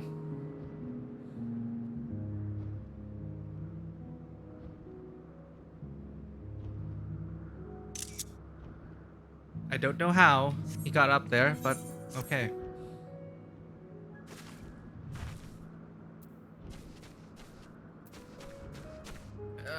We'll get you back down. Adventures Ambystoma. It seems Hermes and Meteon have found their quarry, a creature known in this age as an Ambystoma.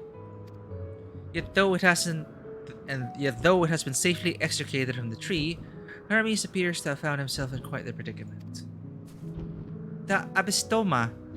Hermes saw it high up the tree. He climbed up to get it, but it jumped on him and he slipped. Everything is under control, I trust.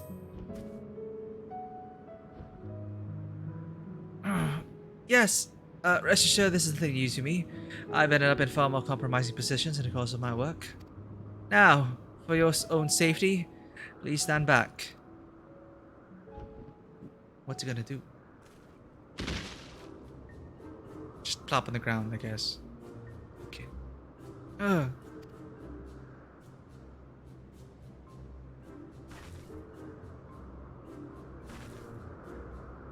Hermes, are you alright? Quite alright, yes. My apologies for making you worry, Meteon. Both you and, Karen Halimere. Karen Halimere, you were called. An intriguing name, somehow reminiscent of a new creation. Thank you for coming after me.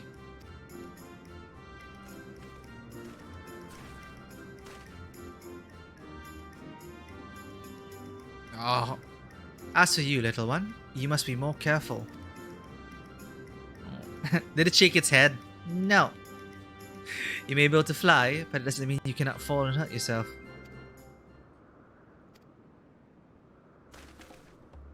Oh no! I'd forgotten all about its fellows! Don't worry, they're being watched over by... don't worry, okay. Whew. Truly. What a relief. I must take Emmet, Selk, and Hythlodius when I return to them. But first, with the distractions out of the way. As Chief Overseer of Elpis, permit me to welcome you to our facility. I hope you will enjoy your time here. Hey.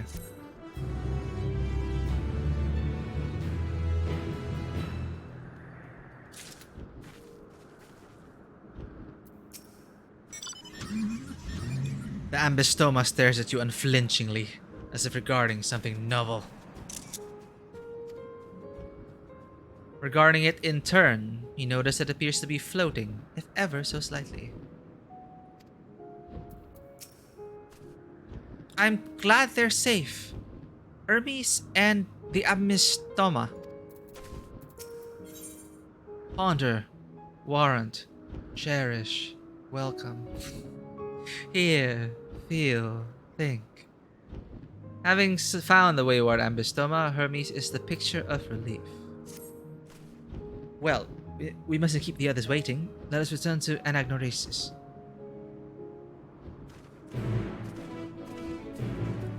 Good on you being the spirit of things.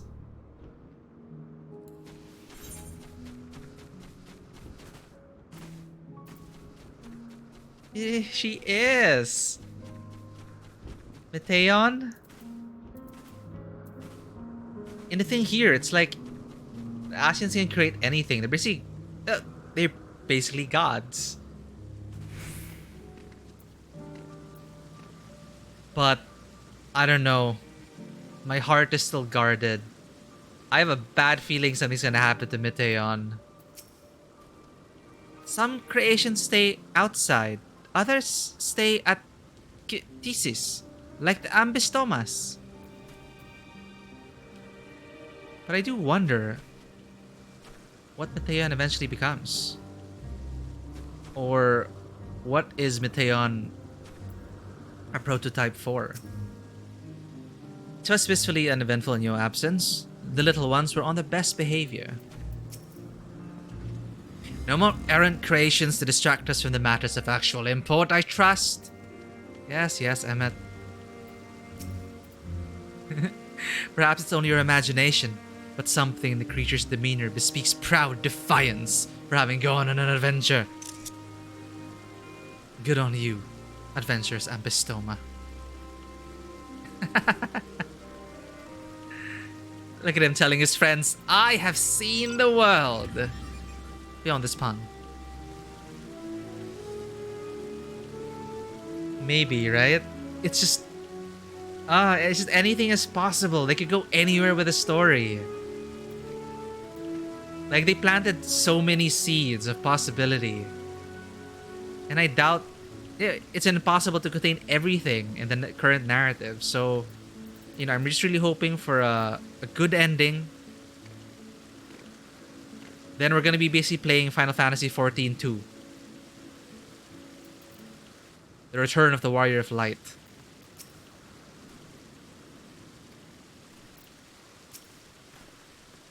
My apologies for the trouble. Owing to your kind assistance, all the Ambystomas are safe and well. I will presently send them back to their space, if you would go on ahead to the main building. Upon entering, you will see a table and chairs, a meeting area. We may speak there. Very well. Take care not to let the creature slip away again.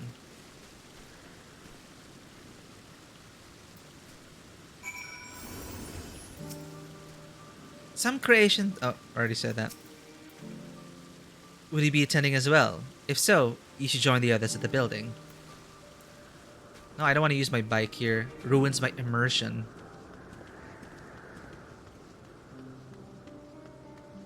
In fact, I should be like RP walking. But then we'll never get anywhere.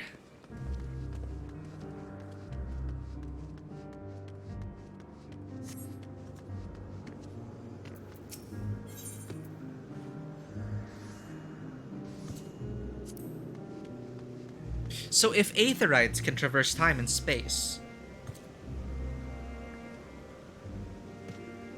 Well, it's not like we can always time travel, right? I was thinking, okay, we can rebuild Alexander safely, or at least this time travel technology, go into different points in time, attuned to Aetherites there. Then we'll have an Aetherite network that spans the breadth of our history to learn and everything. But then apparently we ascribe to I think they're hinting that the time travel theory in this universe is that if you change the past, you change the future. So that's highly dangerous. Never mind. Forget I brought it up. It is still fascinating though. But they could also generate a way, similar to how we were intangible, to see other times, but not be able to interact with it. But then, the technology in the wrong hands, it opens up everything. Does this look like a university ground? Yeah, actually. Oh, the brick is definitely Ateneo. Yeah, open garden. It reminds others of UP. Now that you mention it, if I squint, yeah, I remember sitting around areas like this, like outside of the theater. And where the arts building is, yeah. Ah. Yeah, but the color of the brick is definitely something you see a lot of in Ateneo. Hell, the building here from afar, it's like the humanities building.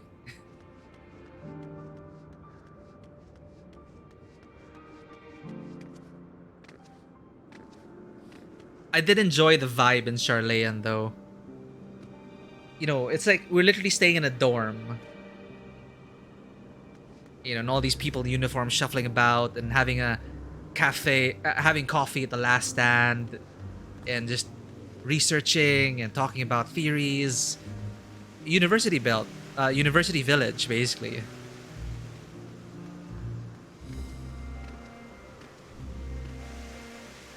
And the moment we were able to actually sit in class with Louisoire's friend. That is nice. Very Sharlayan. While Emmett Selk has been accommodating thus far, he is the one who has business with Hermes. If you wish to attend, you'll have to ask his permission.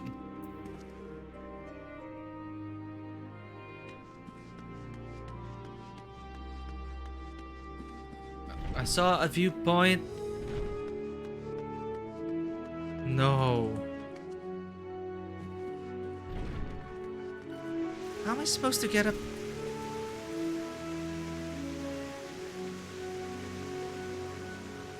Things I will worry after MSQ.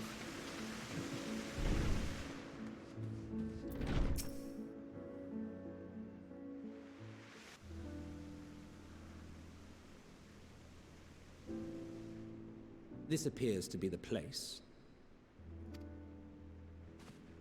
And here is where we part ways. Yes, I'm just a lowly familiar. We will be discussing highly sensitive affairs. Only a select few may be privy to such knowledge, and that does not include someone who cannot or will not divulge their origins. If I do, we're gonna destabilize the very fabric of reality.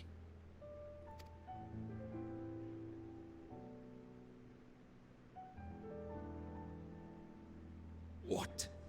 Will I have to remove you by force?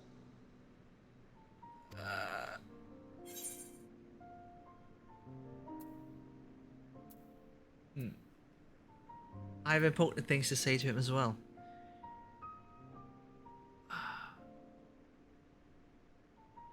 There are reasons I cannot speak freely. That's gonna make him understand. Well, either option is not exactly.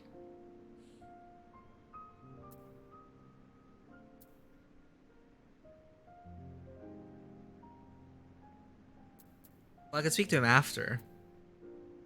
But there are reasons I cannot speak freely. I don't remember this necklace. Let's hear them then. These reasons of yours. Who knows? If I deem your mysterious cause worthy, I may even be inclined to offer my assistance. Look at me I pondering. do not object to her attendance. Oh. Hermes, this is highly irregular. Perhaps, but I believe she can be trusted. Meteion would not have taken to her so quickly otherwise. Oh. Moreover, the presence of a third party may help me to maintain composure. I'm gonna ban this guy.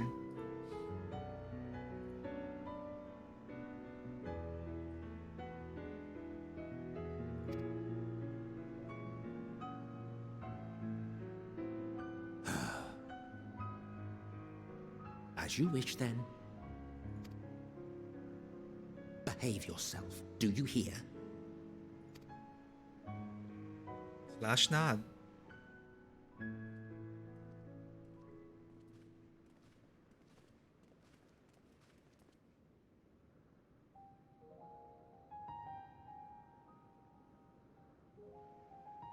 So, it's finally happened then. Aye. Van Daniels declared his intention to step down and named you as his preferred successor.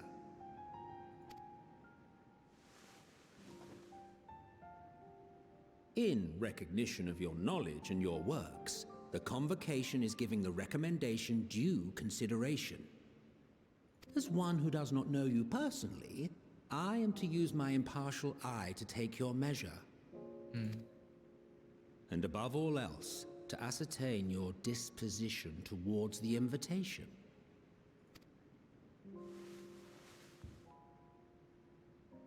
I understand that you and Fandaniel are close. He himself was once chief overseer of Elpis after all. I should not be surprised if you knew before anyone else that he wished to relinquish his office. I did. He told me that when he fulfilled his purpose, he wished to pass the torch to me.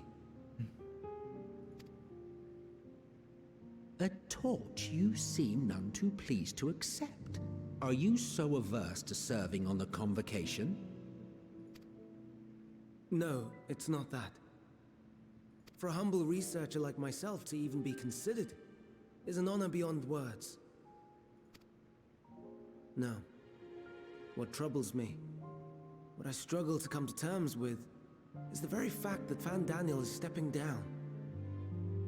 What did the original Fandaniel accomplish? Does this not mean that he will return to the star? Oh. So in the Convocation for life. Of his own volition, yes, like so many others have before him. Return to the star? Does that mean die?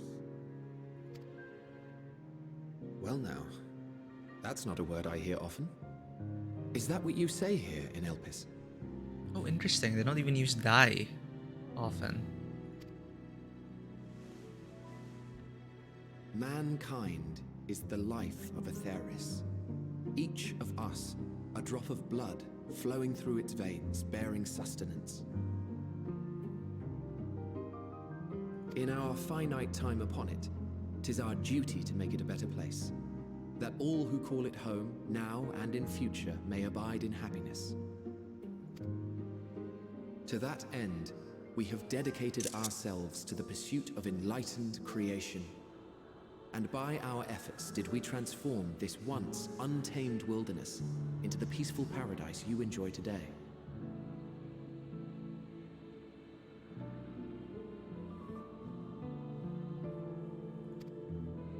To return to the star whence we came is a privilege afforded to we who have so loved and nurtured it.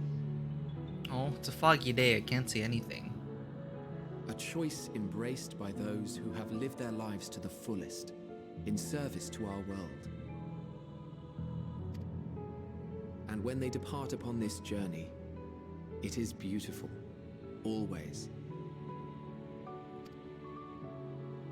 The 14 are no exception.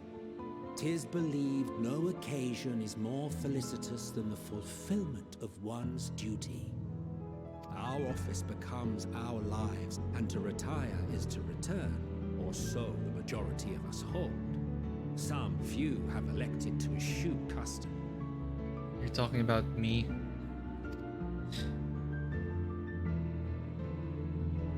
Mayhap you feel Fandaniel's deeds do not warrant his return. Yet you should know his accomplishments as well as any. During his time, he conceived of countless outstanding concepts. And channeling the wealth of experience he attained here in Elpis, he brought forth many new specimens. I know of all this. I do. It's just... I cannot fathom why someone so great and wise, who could still do so much good, would want to end it all.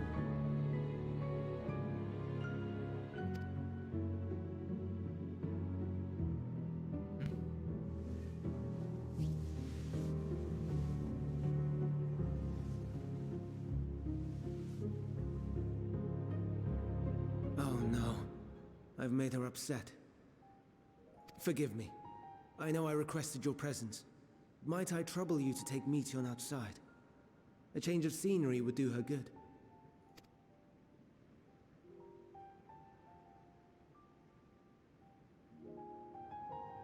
Come now.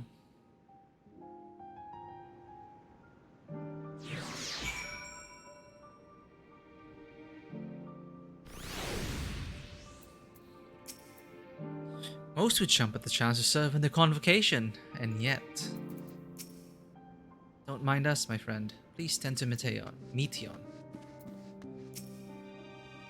Forgive me. I will make up to you, I promise. I'm sorry, Karen. I didn't mean... a walk. Perhaps we can go for a walk.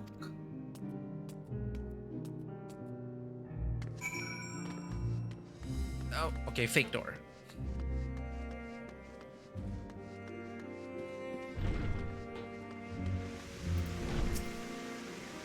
Hermes gets sad when he thinks about death. When others are sad, I'm sad too.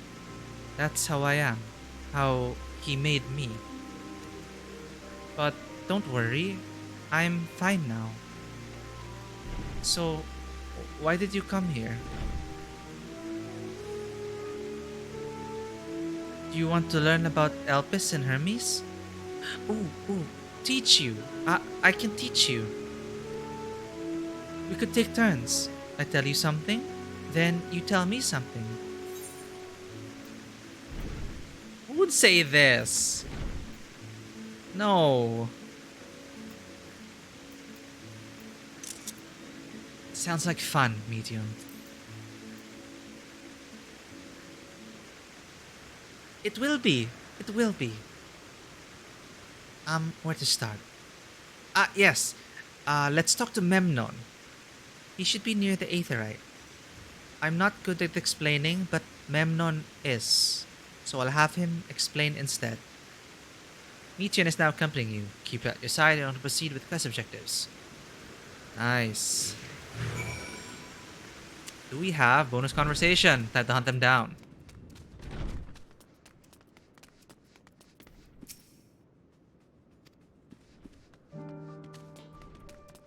Ah, nice. You're on costume. Good job. Except you brought your chocobo in.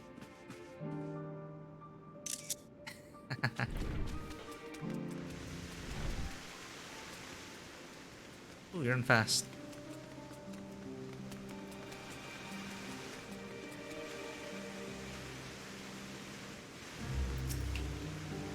I've decided to open a shop to keep my little creation fed. My wondrous wares can be yours for the right amount of bicolor gemstones.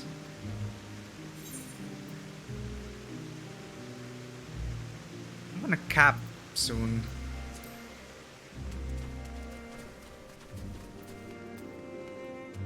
Oh, bonus conversation. I don't want to miss any of it. Discuss the Aetherite. Ah, the Aetherite. Anyone can use it to teleport anywhere. Well, maybe not anywhere. Not to the ground or other isles. For that, you need teleporters. Oh, and permission. Let's go and talk to Memnon. He should be near the Aetherite. And what have we here? Though you look like a person, you have the ears of a beast. I'm glad he acknowledges that. If you came as a Midlander, what would he say? Anyway. Though you look like a person, you have the ears of a beast. I assume you are familiar like Metian. Is there something you need? This is Karen. Can you teach her about Elpis? Ah, our newly arrived familiar, is she?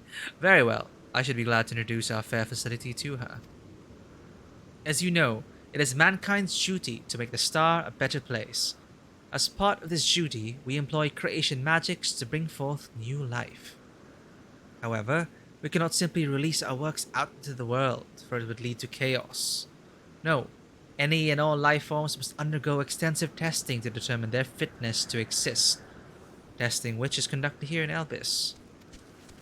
Every candidate is subjected to rigorous study, in which we identify their properties, surmise what habitats might be suitable, and speculate as to the effects they may have on the environment and other species. Should it be judged a beneficial addition to the star, it will be allowed to take its place in the world. The two of you, too, were created with the hope of making the star a better place. So heed your masters well and be good, do you hear? We will, Memnon. We will. Thanks for the lesson. How wholesome. You had a turn. Now I get a turn. Where did you come from?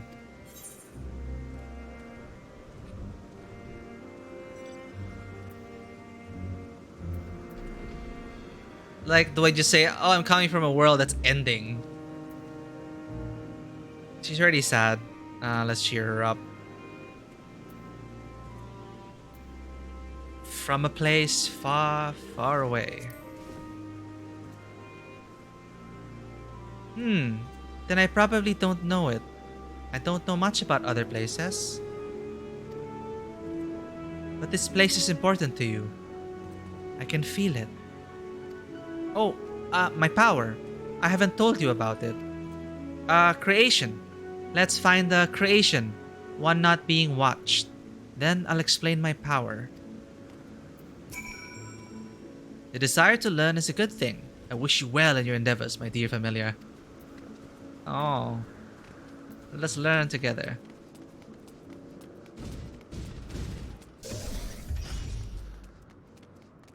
But she also has the running animation of a pure Midlander. Oh, it's this! You survived the selection process. Motionless bird.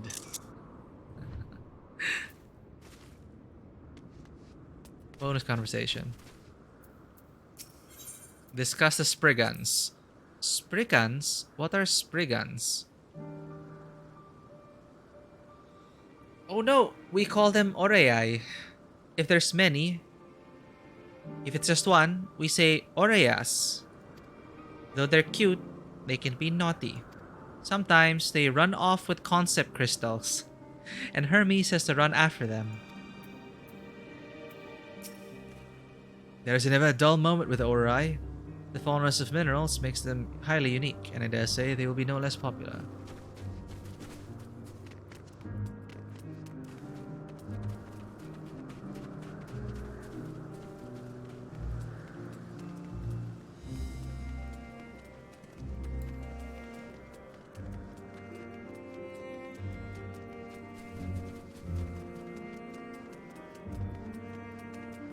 Okay, I don't see any other bonus.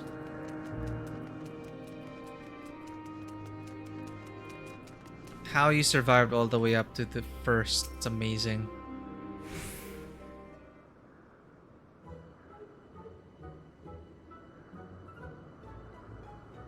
Oh, this creation is perfect.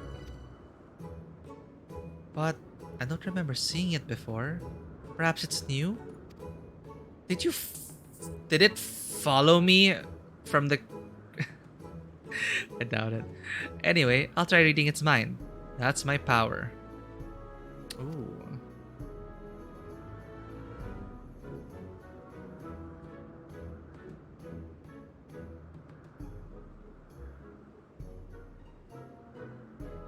Its mind seems impenetrable.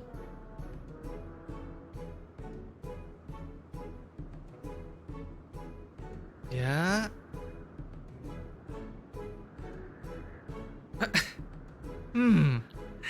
I can't read it. Or maybe there's nothing to read. Wait. Please wait. I'll try again. With you this time.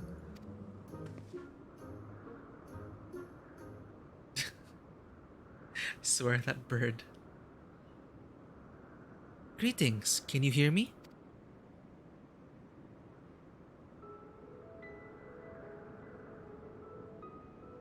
Oh no, it's the happy, sad, sentimental music. This is my power. I can read the emotions of those around me and project my emotions to others in return. Oh. Oh shoot, it's like Life is Strange. She's an empath. I'm not actually speaking to you in your mind. Rather, you are converting my emotions into words and intention, a process performed subconsciously by intelligent life forms. Fascinating.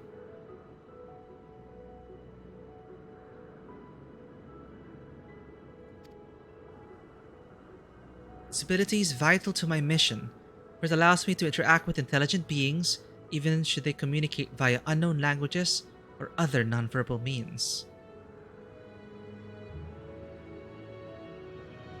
Vitian is definitely more important. There's more to her than meets the eye.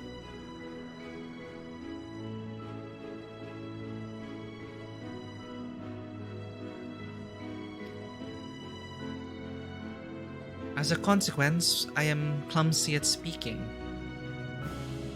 Yet though I struggle to express myself in this fashion, Hermes wants me to speak as much as possible, for everyone has thoughts and feelings that they may wish to hide. I harbor an affection for you, one that is difficult to define. Aside from the fact that you share common traits with us, your thoughts are complex, prismatic. They draw me in. They leave me wanting to know more. Out of respect for your privacy, I will refrain from using my power when speaking with you. Nevertheless, I want you to know that I wish to be your friend.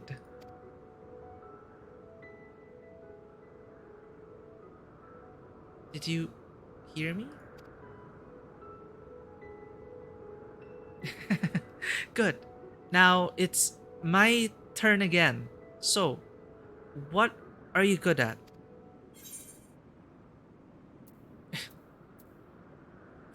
Fighting, crafting, gathering, playing. It's a secret. Ugh. Well, I level my crafters and gatherers through leaves, so I can't say I'm good at them. Playing, nah, not really. I gotta be honest. Fighting. Guess you could say I'm good at fighting.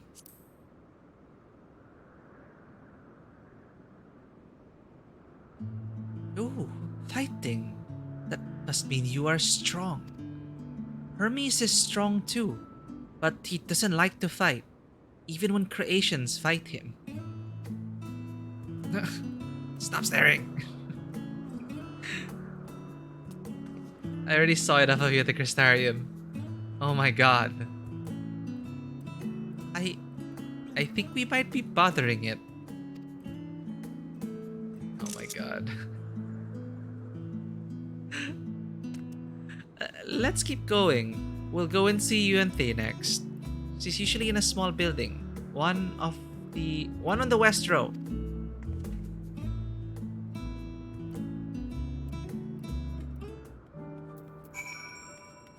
This thing probably followed me from the Crystarium.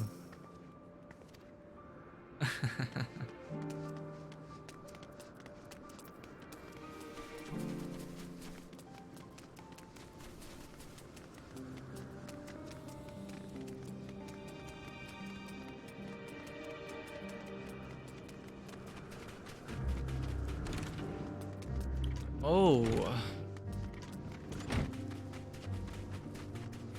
Okay, only some of them open. This one does.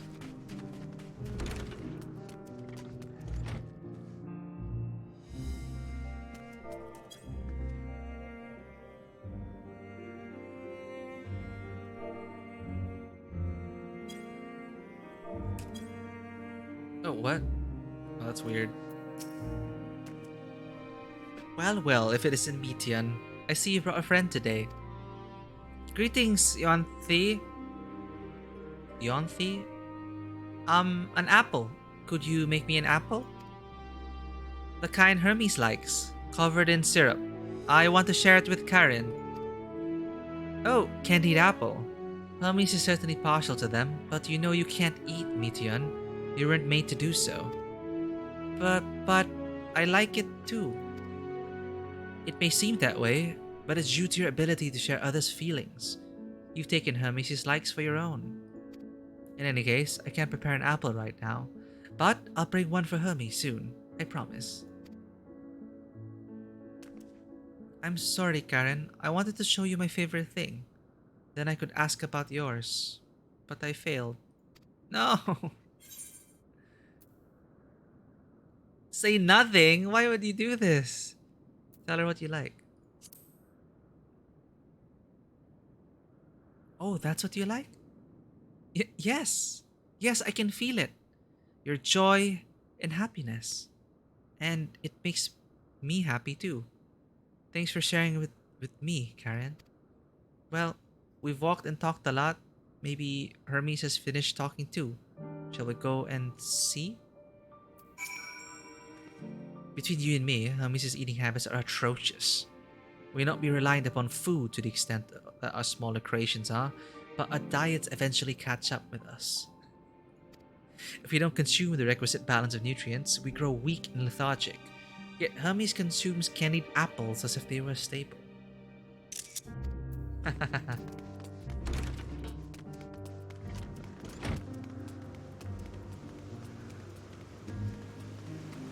Beautiful place.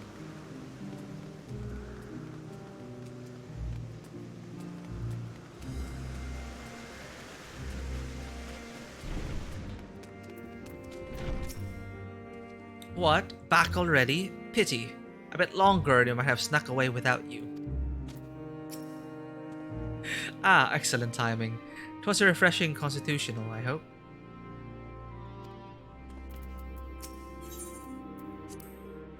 I hope Hermes isn't sad anymore.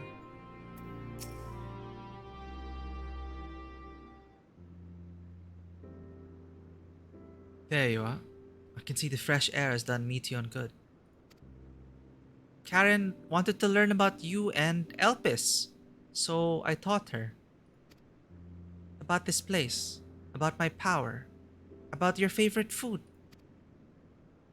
I'm not sure if that last one will be of any use. But I do appreciate your keeping Meteon company. While you were away, I finished speaking with our guests. Finished? Hardly. You requested time to consider the invitation, so we have no choice but to occupy ourselves with an inspection of your work. My apologies. It has been decided that Emmet Selk and Hythlodius will accompany me as I attend to my duties. If you wish to learn more, perhaps you would like to come too. I'm compelled to remind you that she is in no way associated with the convocation. We simply chanced to meet at Propylaeon. There is no guarantee that the matters we discuss will remain private. I do not mind. I see the joy her presence brings Meteon. I cannot imagine our mysterious friend harbors malicious intent. Karen is kind, really, truly. She taught me as much as I taught her. You're coming, of course, to watch Hermes? You're bound to learn lots and lots.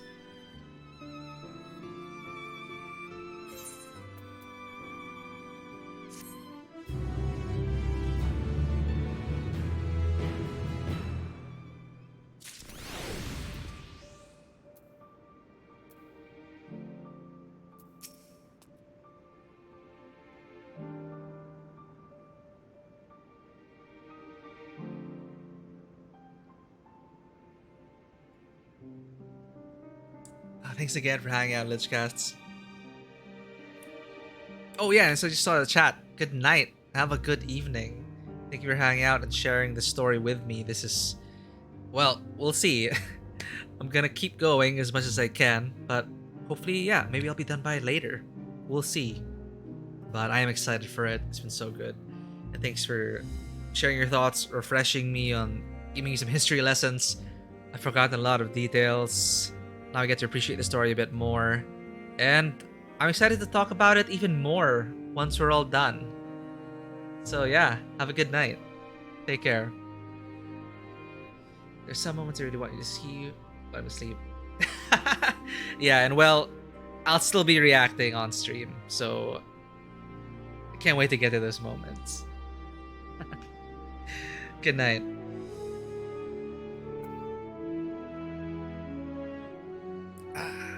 So wholesome. But Metion, empathy. Just off the top of my head, I'm already thinking she's integral into the plans of saving the world. Things are triggered by emotions. If Metion is actually, I don't know, related to Akasha or something. We'll see. We'll see. This time we all get to go for a walk. Isn't it exciting? Not for Emmet Selk. It is held that all civil organizations should conduct their affairs with total transparency, and the convocation is no exception. But that doesn't mean we are obligated to show our work to unknown entities such as you. Consider yourself privileged and behave accordingly.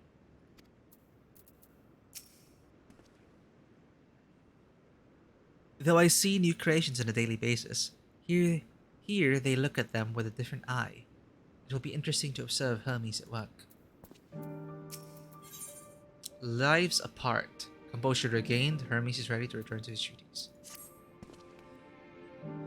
If everyone is ready, there are a few creations I need to check on. First, we shall return to the spot where we found a wayward ambystoma. Have care when you step outside the hub, for there may be more unruly creatures about.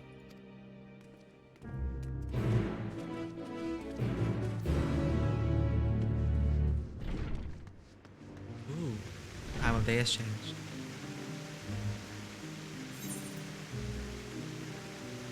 Damn, it's a big zone. Alright.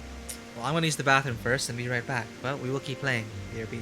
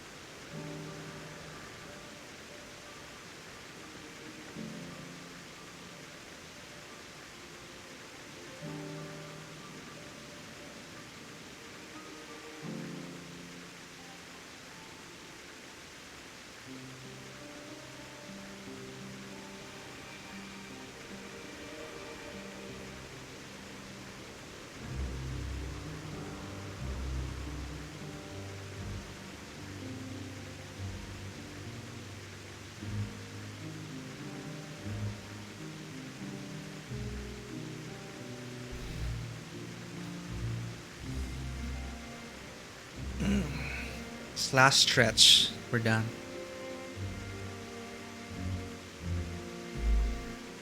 We were not done. We're back. Oh, sorry.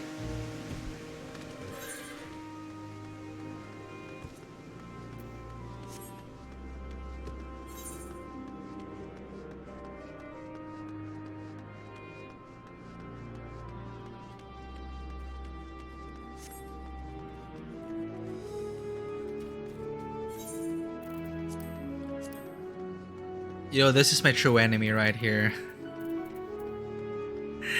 I literally have no other inventory space except for these remaining squares. I think by the end of the game, by the end of the MSQ, maybe here? Maybe I think this will last, right? I think it'll last.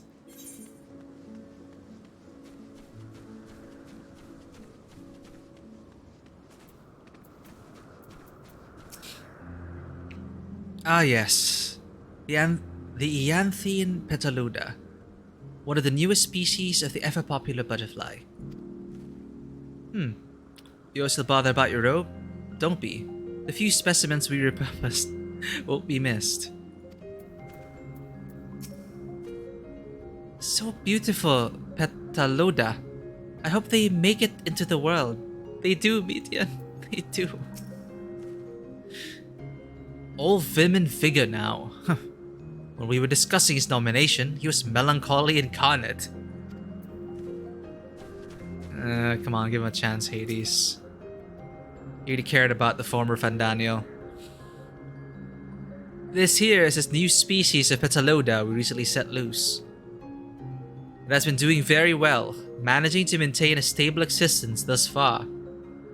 If it can see its observation period to the end without issue, we shall release it unto the world. Tell me, do you know the difference between living beings and arcane entities? Actually, that's a good question. It is the presence of a soul. Yet the soul isn't something you can choose to have at will. No. It manifests only in those beings whose forms adhere to the laws of creation, that can endure on their own. Beings that do not fulfill this requirement, such as those spontaneously born of magic or natural phenomena, do not have souls. No matter how much it might resemble flora or fauna, if it lacks a soul, then it is considered an arcane entity. So you see, it is not for mankind to decide what is living. That domain lies beyond our manipulation, and it is hubris to assume otherwise. But come, let us head to the nearby beacon. I received a report that arcane entities have gathered there. Oh wait, they create these lives?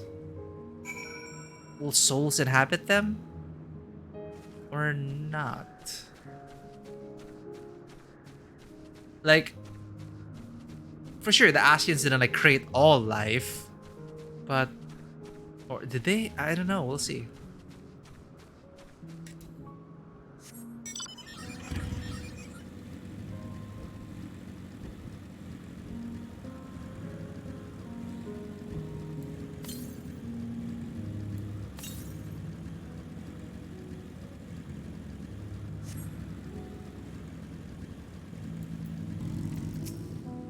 Interesting. You're interesting too.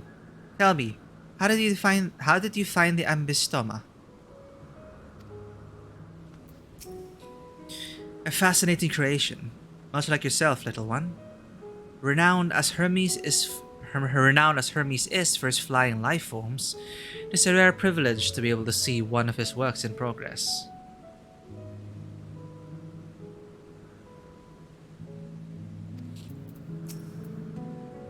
We're meant to be observing Hermes, but instead we're stuck with Metean. Well, I suppose she serves herself as proof of his prowess as a researcher and creator both.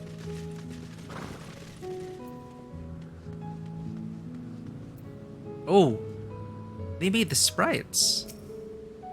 Ah, yes. Lightning Numa, just as the report said. Oh, arcane entities. Although we call this structure a beacon due to its form, it's in fact a magical device. By manipulating the balance of elements, it keeps the isle airborne and maintains the climate thereupon. Whoa!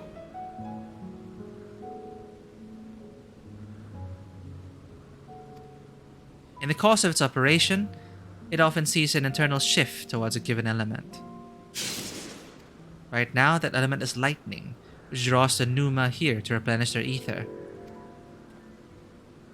It appears Meteion is busy. Would you care to assist me in her stead and feed the Pneuma?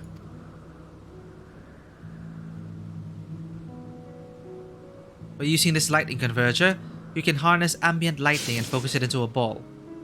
A veritable feast for our dazzling friends. Go on, give it a try. Go on and use the lightning converger near the Pneuma. It'll harness ambient lightning and focus it into a ball. A veritable feast for our dazzling friends. Lightning converger. Using this concept crystal, anyone can harness lightning, regardless of spellcasting skill. Concept crystals, man.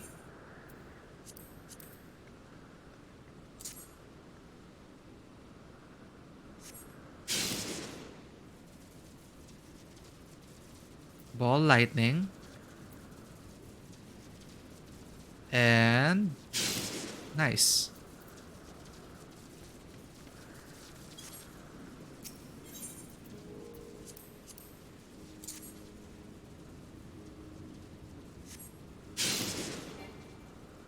Target missed.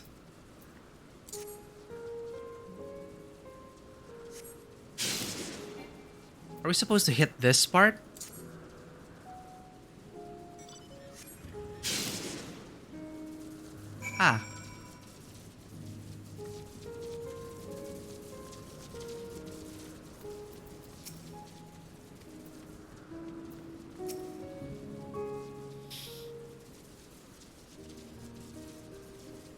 Perfectly done, Karen. Luck.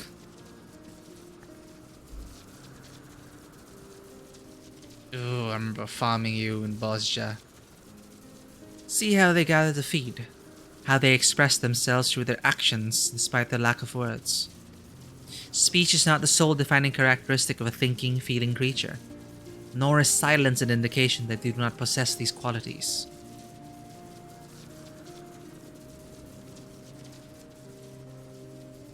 Be it a soulless arcane entity such as the Pneuma, or an ephemeral life form such as the Petaluda, all seek to perpetuate their existence, to survive.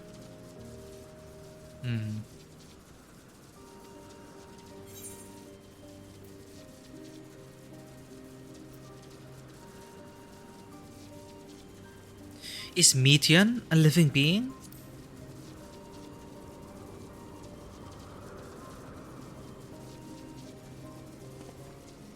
A good question.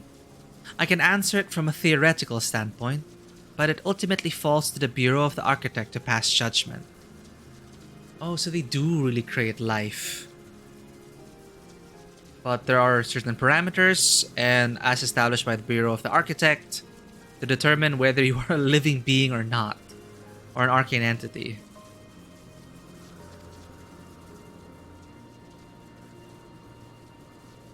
Those with exceptional vision, such as Hythlodeus, may be able to ascertain her true nature.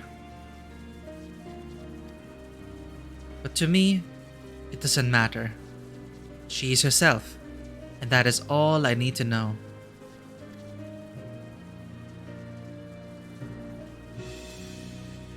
Oh, you finished already?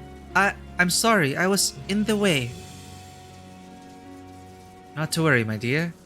They missed nothing of note, and we still have plenty of work for them to observe. Next, we will head east to the Morning Dew. I need to speak with some observers there. Morning Dew.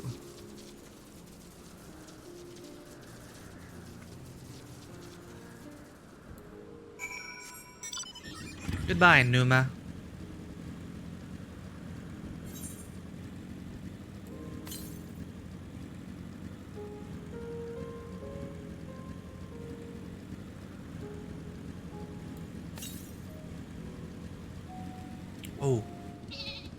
East.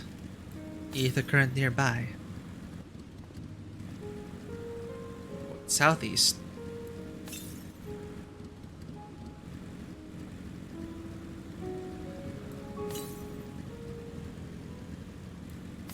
Aha, ether current.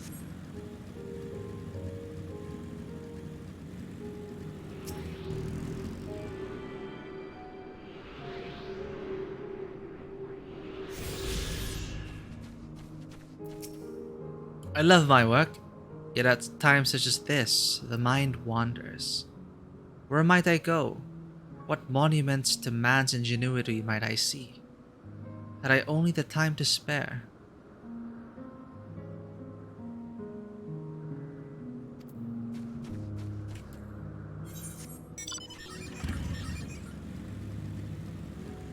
Aww. Shh, step softly, will you? You'll wake them.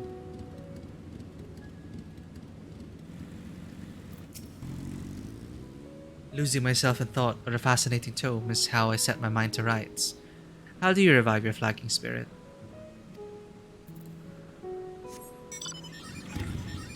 Wow, they're just daydreaming and relaxing.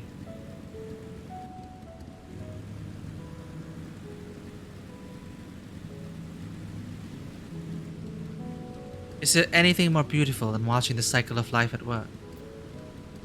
Is there such a thing as an end, if there is no beginning? See how the ether of Leith returns to the star as it rains down from above. Naught is wasted.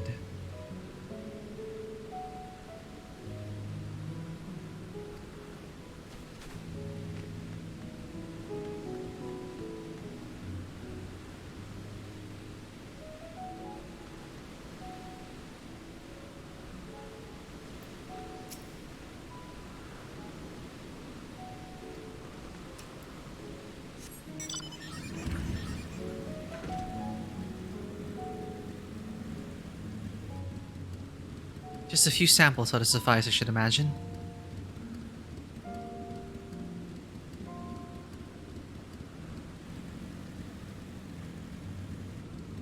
Hey, the Frostarune! Thanks for lurking. Thanks for dropping by. Yeah, I'm just a pretty chill streams going through the MSQ. Nice to see you again. Thanks for lurking. Huge spoilers for the main scenario quest, the main story of Final Fantasy XIV. If you do mind.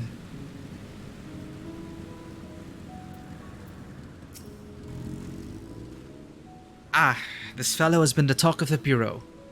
The combination of a carefree aspect and endless rows of fangs is strangely charming. Who? Oh! The Gubu.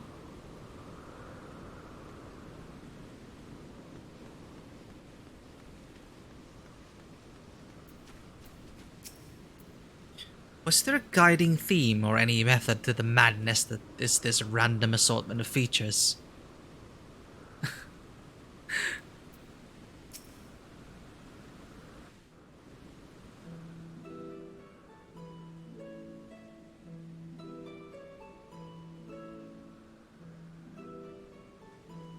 Amazing, is it not?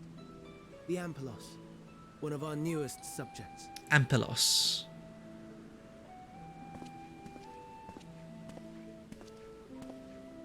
So, how are we coming along? Excuse me.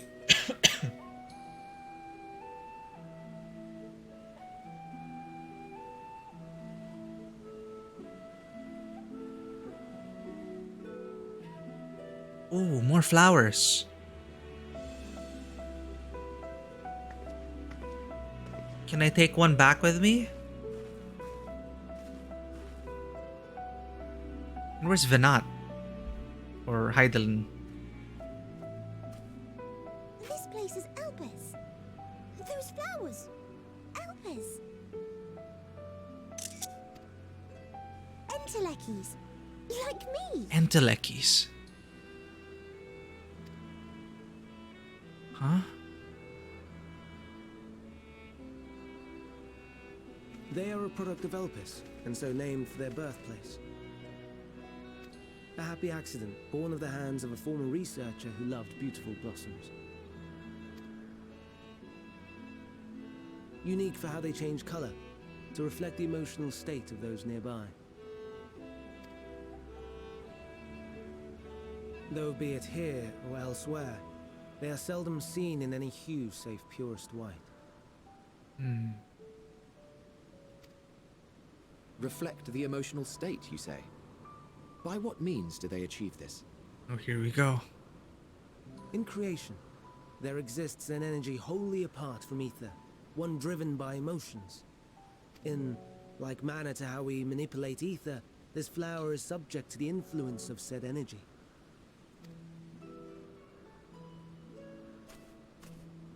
While it has no will of its own, it is sensitive to the prevailing emotion in the vicinity, and reacts by altering its color and vibrancy.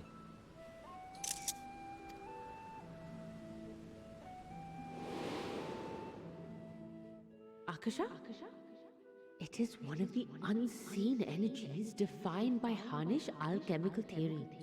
Though a gross oversimplification, some describe it as an essence influenced by feeling. Alchemists are onto something. Hope Nadana's research bears fruit.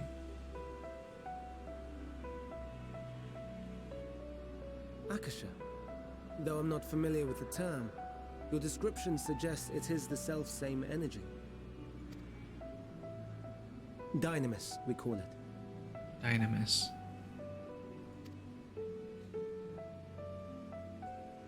And those entities like the Elpis flower that have the ability to interact with this energy, converting emotions into tangible phenomena, are Antelekis.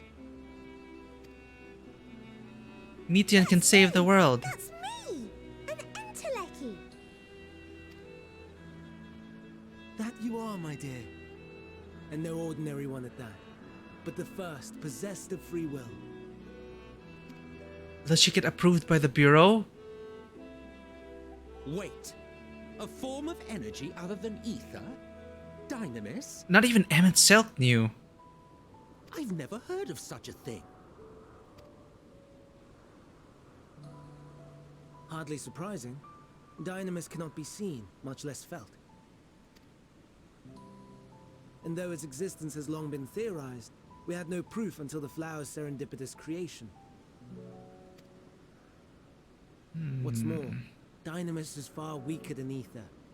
Under normal circumstances, its effects are drowned out by the latter. On account of which, beings comprised of and reliant upon the ether, like you and I, are unable to make practical use of Dynamis.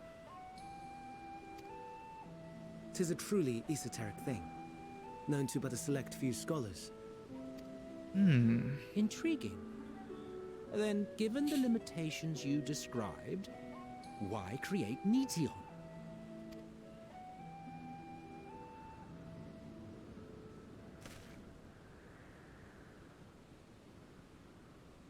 Our star, Aetheris, is especially rich in ether, so much so that its name is derived from it. Actually, I didn't catch that. Aetheris, ether, aether. Okay, it's on the nose. Got it.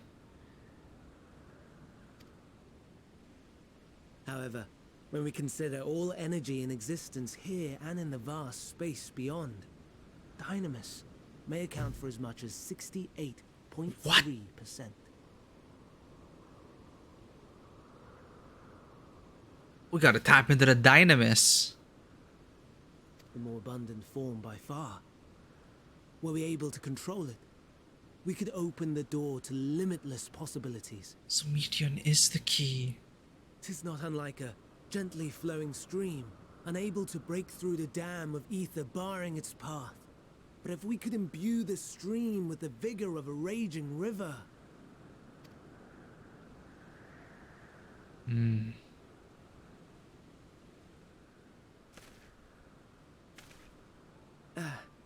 Not that I have such grand ambitions. Nay. I merely wish to create a being that could traverse the great expanse. Oh my god.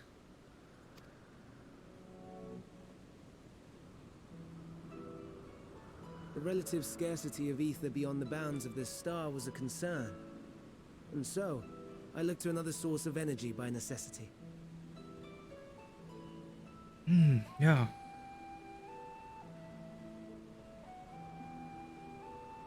The implications of all this. So it's no coincidence. Meteor.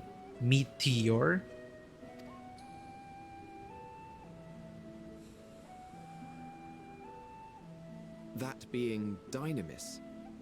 No wonder her ether is so thin. She is of Dynamis. Precisely. Amazing. Yours is thin too. Like an entelechy. Like me. But for a different reason, I think. So, are we the same? Intellecties. Sure, I don't see why I couldn't become one. Well, I have been known to transcend my limits with... If I'm thin, it's because Emmet Selk didn't do a proper job. Oh, I wanna say that. I wanna say all of this. Well, I have been known to transcend my limits with nothing but determination. They call it the Echo Buff. This is too good to pass up. Well, no, I really doubt I'm an Entelechy. It's because of things I can't discuss with you, Meteon. But we have been able to tap into Dynamis then. It's a buff, but I think Nidhana did hint at it, or other people did hint at it, how it's just, you know, the energy of pure will and determination and courage, and that is the Echo buff. That makes you stronger. So it's like Dynamis in action. If we can tap into that with Entelechies at our side, who knows? I can't pass this up. Well, if I'm thin, it's because Emmet Selk didn't do a proper job.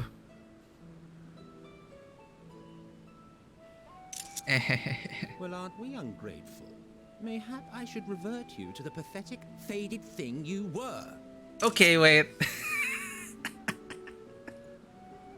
Just joshing with you, Emmet. A deficit of ether alone does not an Entelechy make. It would, however, make it easier for you to interact with Dynamis. Oh! Okay, we're not onto something. And limited though its influence may be, this quality could prove the difference between victory and defeat. You do well not to underestimate it. The Echo buff. We'll save the world with an Echo buff. Oh. Oh dear. I'd forgotten about the poor fellow. You must excuse me a moment while I go and verify a few more things.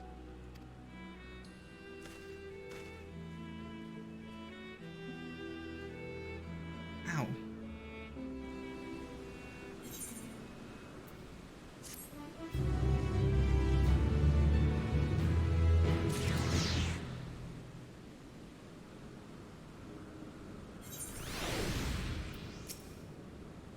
Never before have I heard of the Dynamis or Entelechies. I can only assume the Elpis flower was submitted to the Bureau before I joined.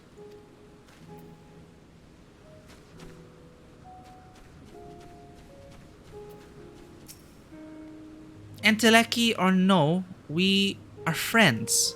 In thinness. Oh, so wholesome.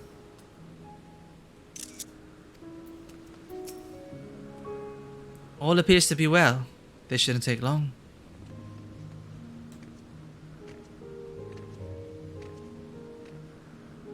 Your descendants become such a problem in Aurum Vale.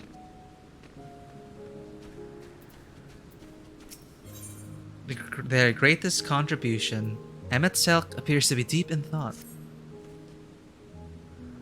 Not that I or anyone else could...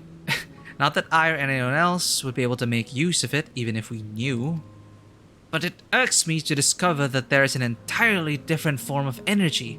And no one told me.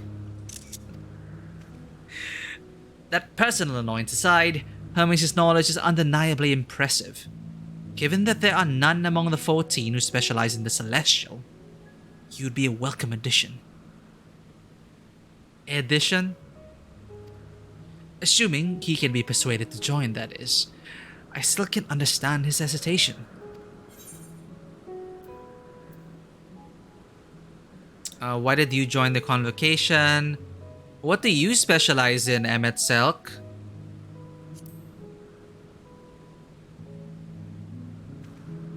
Oh, you wish to know why Emmet Selk was chosen for the convocation? I should be glad to share the tale. It began when... Not another word. Lest you've forgotten, we're to learn about Hermes, not me. My misspent youth is not your concern. Well, I wanted to know more about you, Emmet Selk. I'll tell you the tale when we're away from sensitive ears. Thank you, my new old friend. What now? Can I pester him even more? I want to learn about the convocation.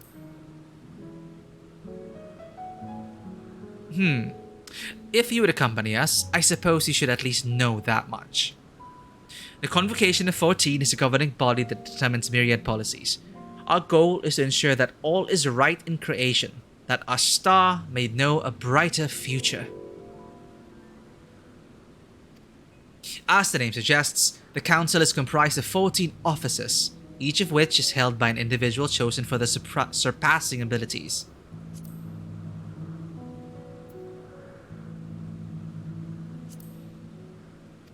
Depending on the office, one is required to either be an authority in a certain field or possess skills that would facilitate the performance of their stipulated duties.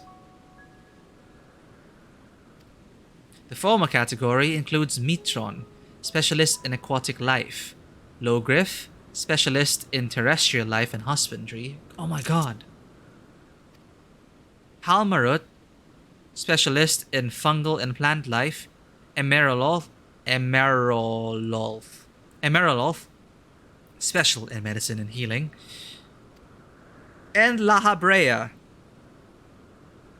specialist in creation magics, who has brought forth phantom beings of the highest complexity. Did Lahabrea...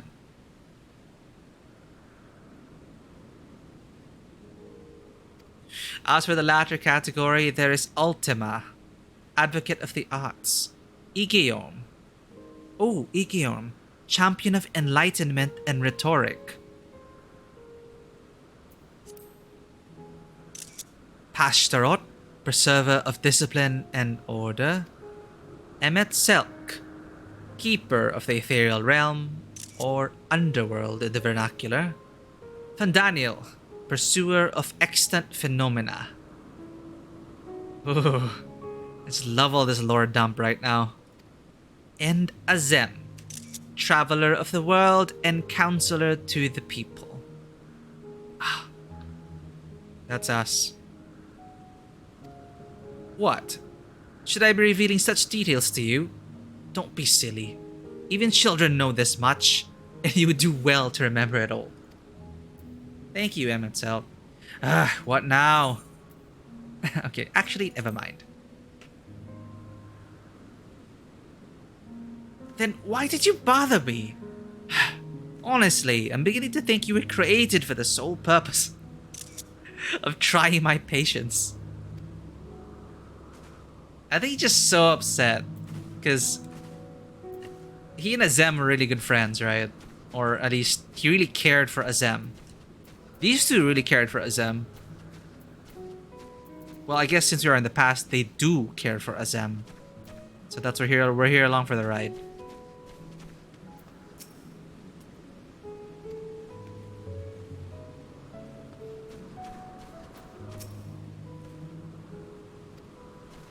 You gotta tell me that story, Hythlodaeus. My apologies for the wait. I have inspected the Ampelos to my satisfaction. All is well with the creature. And I dare say it won't be long ere it is released onto the... Released onto the world it shall be. Another creation, however, reportedly isn't faring too well. The Charybdis. That is what we shall attend to next. Uh-oh. If you'd follow me, my friends, we shall return to the main isle and head north.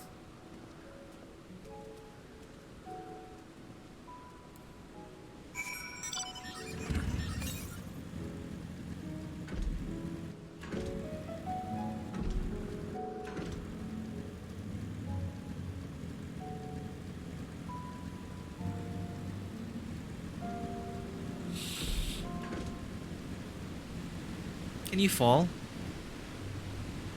No, you cannot. Oh. It's you. Well, we see you in Bosja. Why is this one blue and shiny?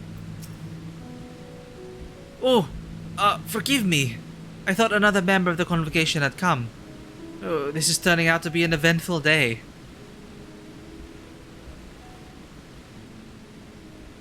Yeah, you're the Sanua. You make it to our world. You make it to the world. A serpentine bird, or a winged snake.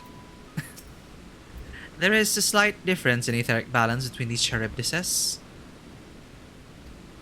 By this, it may be assumed that they aren't the original creations, but their offspring. Ooh.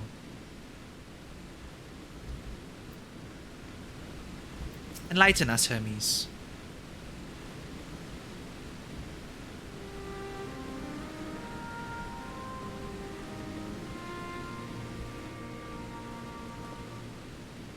I understand there's a problem with one of the Charybdis. Yes, that's right. As you know, the Charybdis is based on a sea creature. Owing to adjustments to enhance its affinity to wind, it is capable of flight. The specimens created from the concept could all fly without issue, but a problem arose in subsequent generations.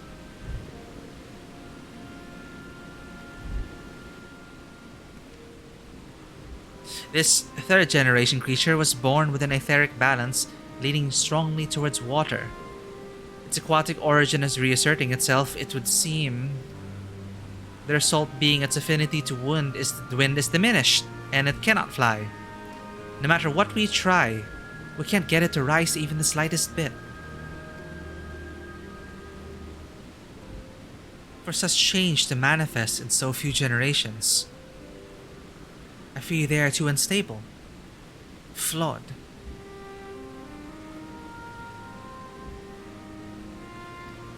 With your permission, I will revert the creatures and recommend to the Bureau that the concept be revised.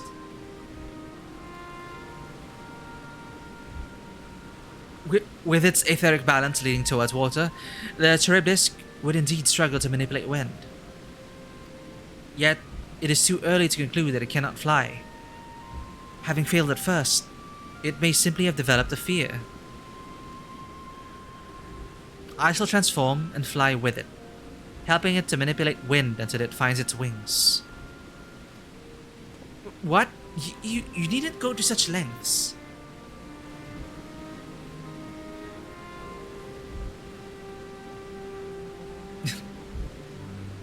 You don't know?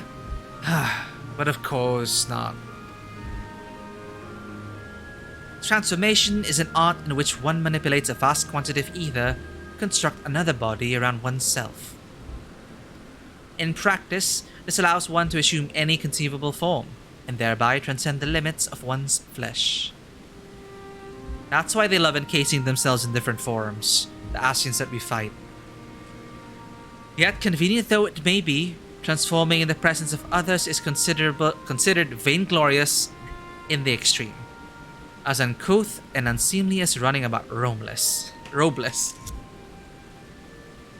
Shameful.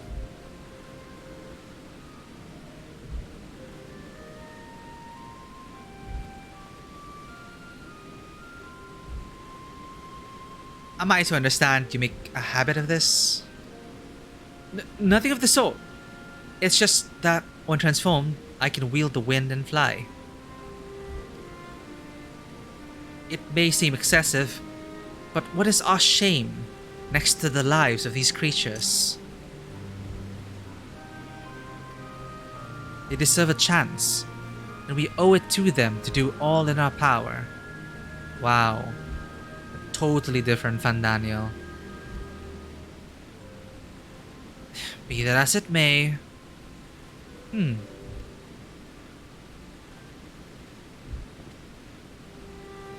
Yes, I believe I have a solution. I'm at Selk. May I trouble you to move that Charybdis away from its fellows? Somewhere out of sight.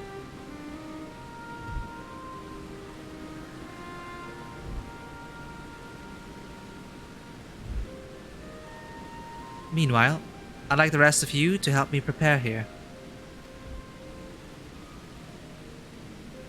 What mischief are you scheming now? No mischief, I assure you. I would but spare you the need to report to your colleagues that Hermes committed an indiscretion.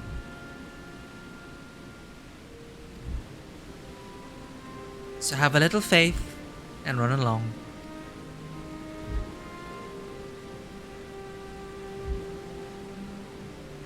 I trust you don't mind.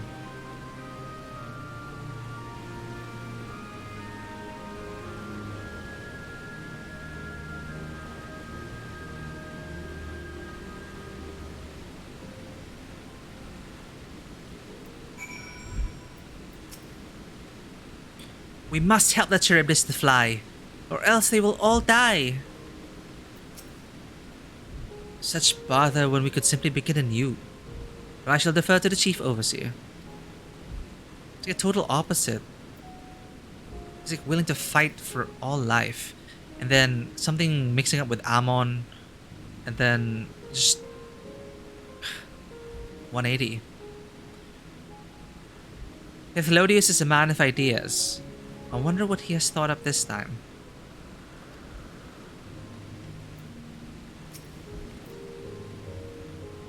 Emet-Selch is out of sight?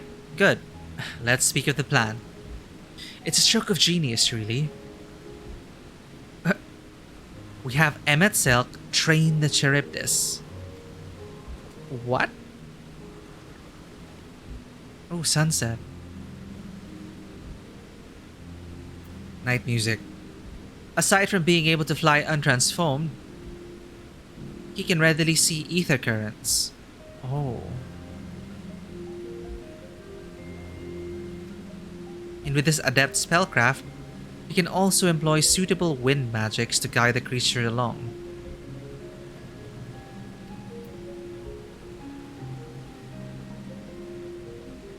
While he is indeed capable of all you described, it is not his duty. I am loath to trouble him with it. Don't be. As I mentioned, it would also be for his own sake. With that settled, let's begin at once. Karen, I want you to go to Emet-Selch. Tell him that you have a favor to ask. He'll be disinclined to cooperate at first, but you mustn't be discouraged. With our friend, the trick is to be unflaggingly persistent. Off we go now, and good luck. With the chat mode in Say, use your keyboard or the software keyboard to enter any phrase containing the words, I have a favor to ask, to indicate to Emet-Selch that you have a request. With apologies to Emet-Selch, but this may be the best approach. Let us work together to win him over. The rest of us will be right behind you. We wouldn't think to miss the fun. I'll persist too. Me? Perhaps it's best if I watch from afar.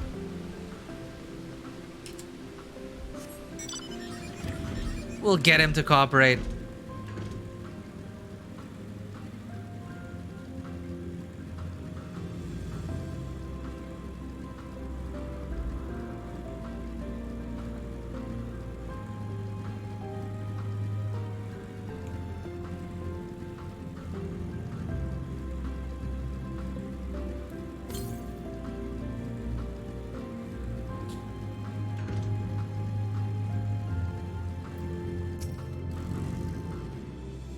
Well, are your preparations for the scheme that's clearly not a scheme complete?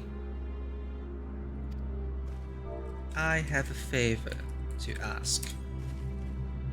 Oh, no you don't. I'm not lifting a finger. Ugh. I don't know what Hythlodeus is up to, and I will not be made to know. I refuse. If the days is to be believed, relentless insistence may serve to wear down the ever-wary Emetzelk. With chat mode and say, type please Emetzelk to plead with Emetzelk. You may tell Hitlerdeus he can contrive another brilliant solution, one that doesn't involve me. Please, Emetzelk.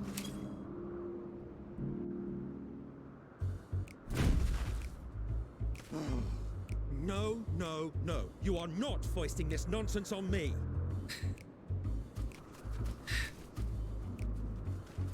I'm given to understand you have the power to help the Charybdis, and should be Charybdis. quite willing to do so. And so I appeal to your better nature, most benevolent Emetzelk. Please teach her to fly. Or else Hermes will transform. Right now. Oh my god, it's like a Lala energy. No! Now, there's no need to go quite that far. Altruism is its own reward, as I'm sure he would agree.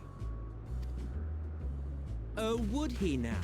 And who contrived to put me in this position, pray tell? Nothing so devious. I merely suggested a possible course of action. Please, Emetzelk. Please, Emetzelk. Please.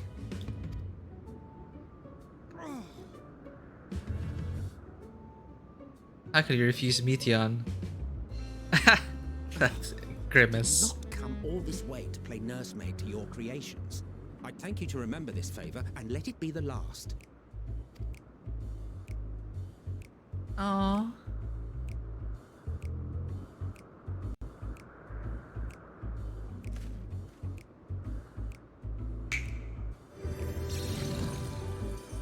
Wow. So he makes a granny mount. I will aid it once it is taken to the air. It falls to you to shepherd it skyward.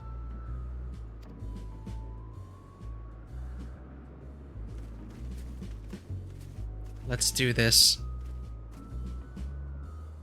Well, let's relax and enjoy the spectacle, shall we?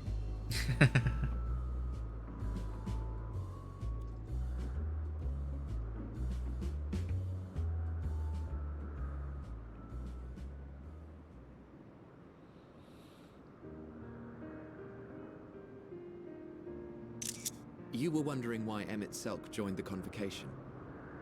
Truth be told, he wasn't the first choice for the office. I was, on the strength of my ability to see ether. But I declined the offer.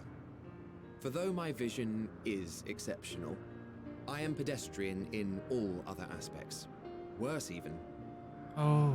Quite abysmal when it comes to manipulating ether, for example. Couldn't transform even if I had a mind to do so. What good is the ability to perceive a problem if one cannot act to address it? Emetzelk has no such shortcomings. He excels in vision and manipulation both, the latter to an extraordinary degree. If there is a mage more powerful, I do not know of them.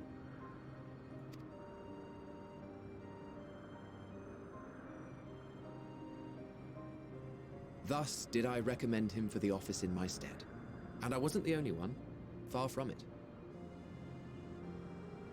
Countless others vouched for his skill and character.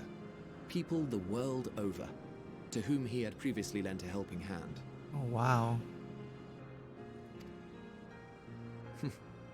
Oh, how surprised he was. Claimed he hadn't done anything remarkable for anyone. Modest to a fault. He deserved every bit of acclaim he received. Yet he may well have gone unappreciated were it not for a mutual friend.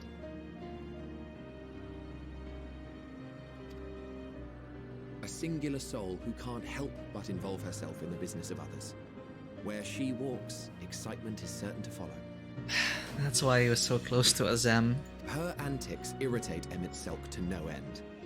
But much of his grumbling stems from genuine concern. When our friend calls, he never fails to answer and lend his talents.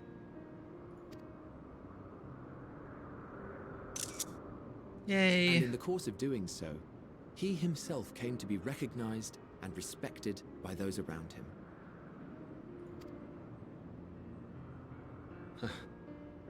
They are truly remarkable individuals, and I'm proud to call them friends.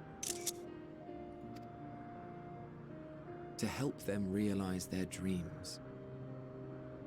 This will be my greatest contribution to our world.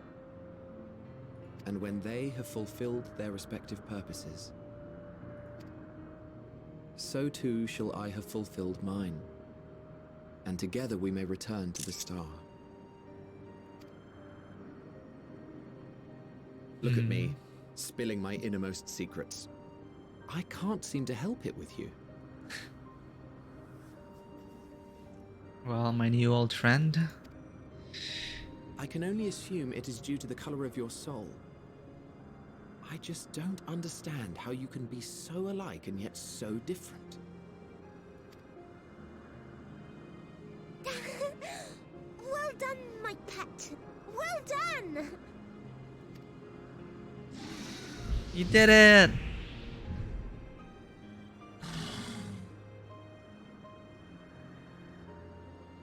Ah, yes. I dare say the Charybdis will be fine here on. Why don't you go and signal to Emmett Selk? Let him know that his arduous task is at an end.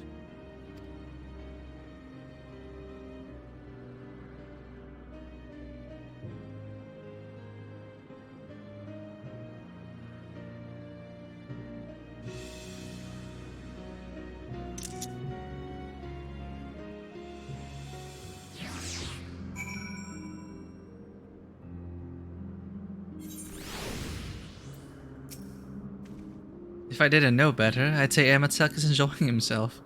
Not that he'd ever deign to admit it.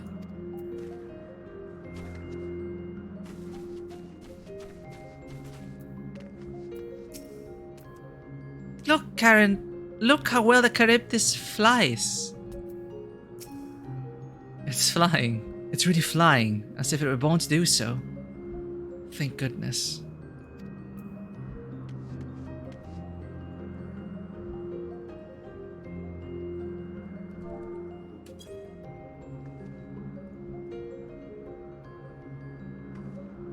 Emerging from his reverie, Amatsak notices you and begins to descend with the Charybdis.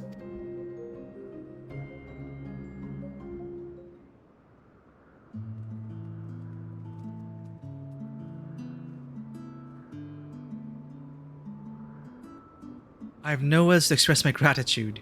Thanks to you, the Charybdis has learned to fly.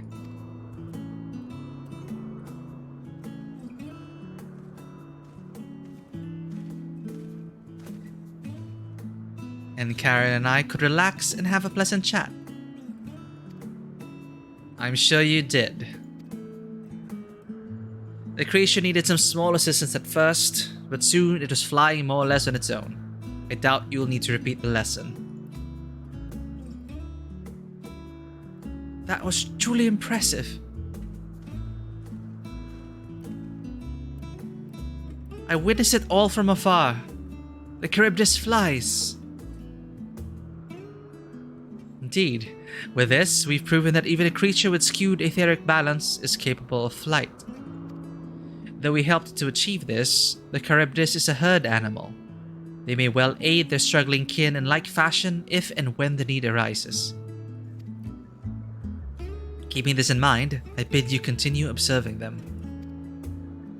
If that is what you want. But if I may say so, rather than hoping an idealistic possibility comes to pass, would it not be simpler to have the concept adjusted? That way, we could guarantee that anomalies such as this specimen are never born in the first place. It is a valid question. These creatures are already here. We will spare no effort in giving them a chance to survive.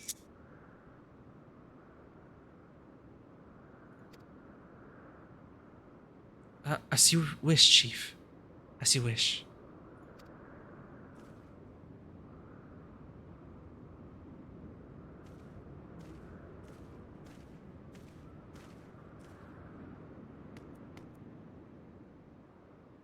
Hermes.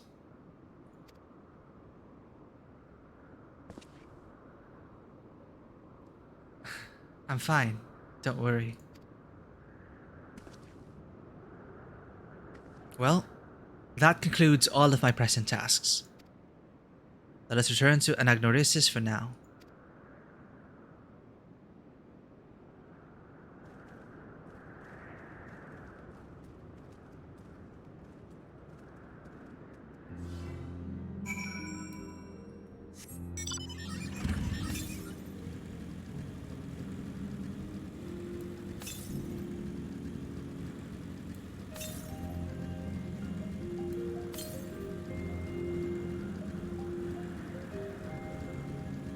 Notoneus, Aether Current?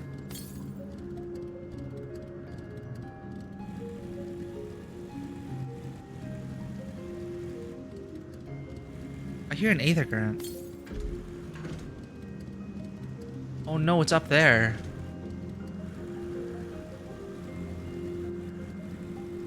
Damn it. Oh well.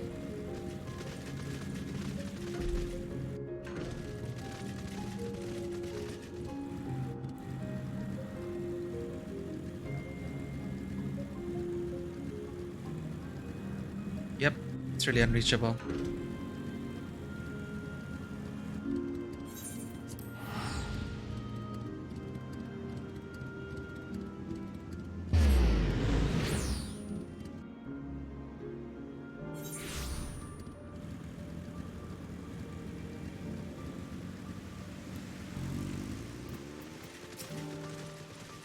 All the creations are happy. That makes me happy too. Now you've seen what I do. Was it everything you were expecting? I thoroughly enjoyed myself. Again, most of all. What? Want to apologize for forcing me to help, do you? Save your breath. You didn't force me to do anything. I merely chose the most expeditious way to have done with an impediment to our business.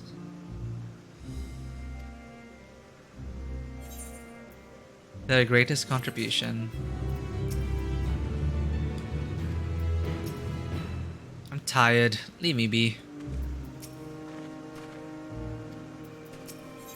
Ether to ether. Sometimes something seems to be weighing on Hermes' mind.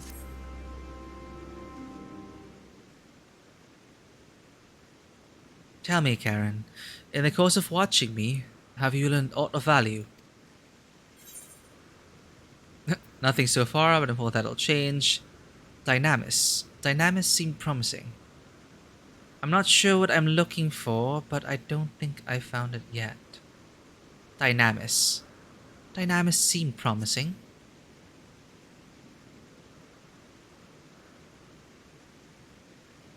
Dynamis, you say? Curious that such an obscure phenomenon should be of interest to you.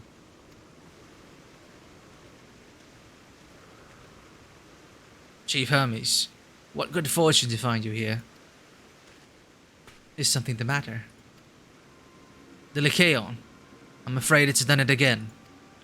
No sooner did we release one for observation than it set upon the nearby occupities, slaughtering them. Was the creature hungry, or somehow provoked?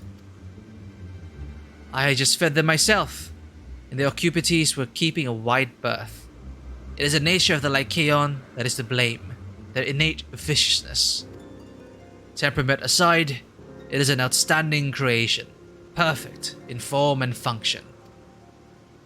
Though it may not be suited for release, I have no doubt that the Bureau will accept its concept for preservation. In any case, there is no point in postponing the inevitable. Doros will revert them all once the paperwork is in order.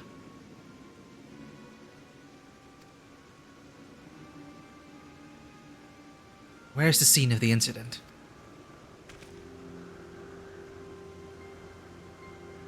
Just off the path to the 12 Wonders. As you make your way, you see it on the left. I don't know if Doros is still there, however. Hermes, wait!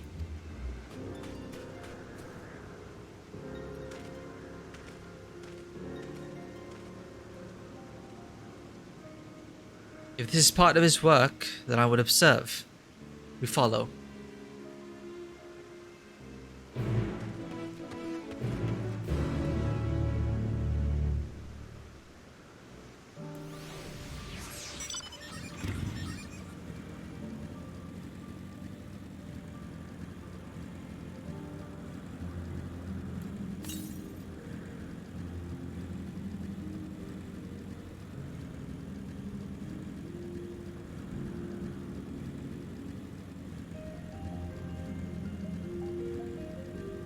Wow.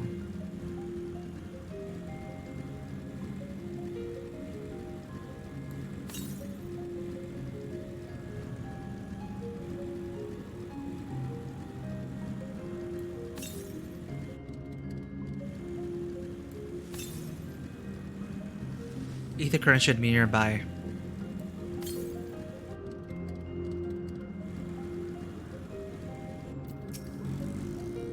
A fearsome beast, this Lycaon. But where is it now? The Occupity is no easy prey. With its hooves and horns, it is designed to be formidable even on land. Yet they didn't stand a chance against the Lycaon. Oh.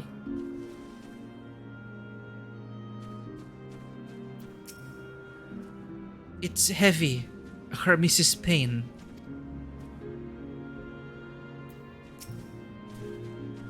The lacerations and burns are unmistakable. A Lycaon was indeed responsible.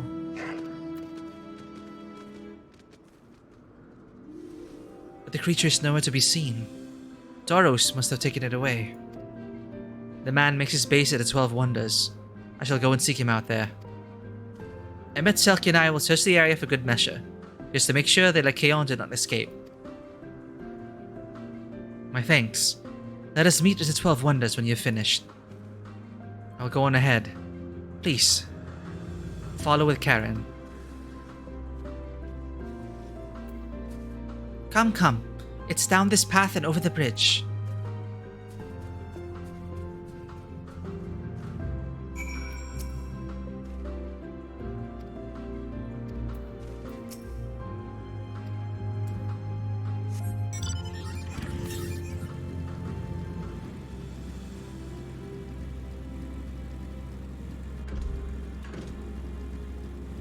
Gonna have to get this ether current. Ether. Ether? What are all these doing? Oh, a fate. Why not?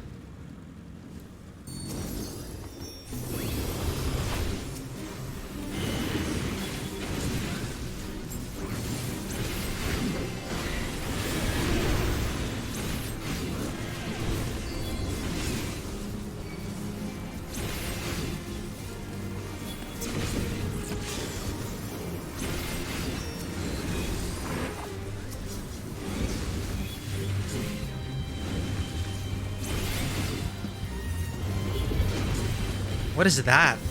I'm seeing new spell effects.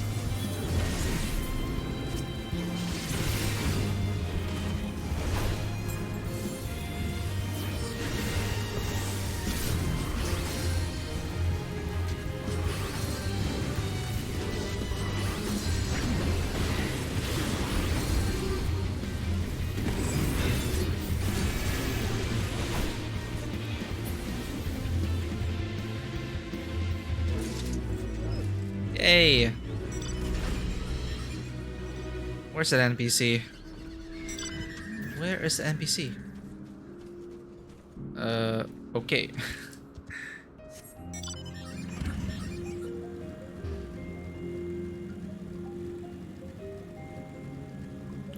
Wow, this place is huge.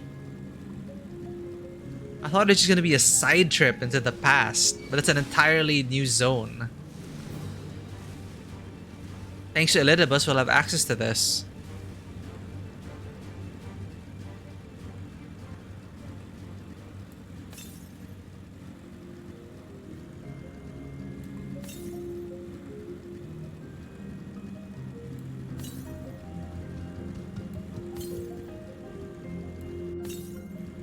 There you are. Grips. Well, I know you all make it.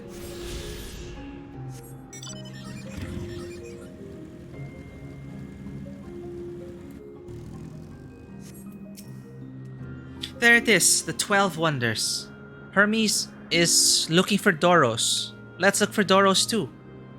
He's a man with long, blonde hair, I think.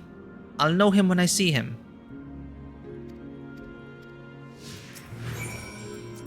Come on, let's find Doros. He's a man with long, blonde hair, I think.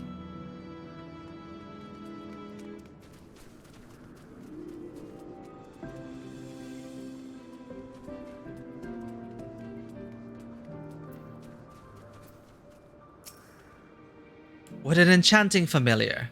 I would be delighted to assist in your little journey to discover... what an enchanting familiar. I would be delighted to assist in your little journey, your discovery and personal growth. What do you do here? My role is to maintain the wonders, and thus the climate across Elpis. I ensure that our every environment meets the needs of our flora, fauna, and staff, of course. Environs representing each part of Theris are recreated here in Elpis, that we might gain a robust understanding of our concept's potential. As such, maintaining the appropriate balance region by region is tricky work, but more than worth the effort. What kind of place is this? The 12 Wonders is the wellspring of Elpis' weather, after a fashion. Here do we employ the latest spellcraft from Amarot to maintain and adjust the assorted climes through which our creations frolic, for test purposes. Naturally, as in any part of Elpis, we also observe and experiment with said concepts. This conversation being, perhaps, one such experiment.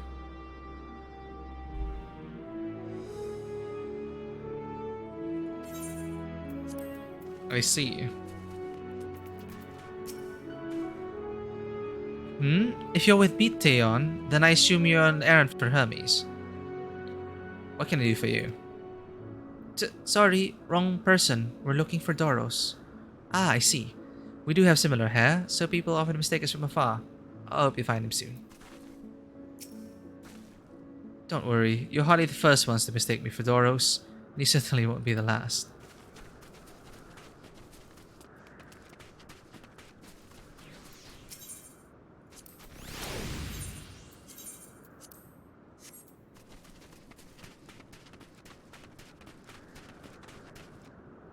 You did marvelously in your flight training today. Very well done indeed. Beautiful. Huh.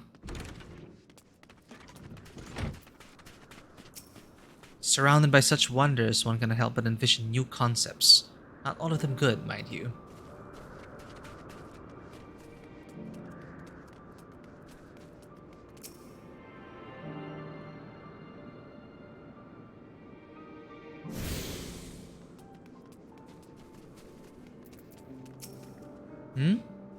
Have you seen me eat anything today?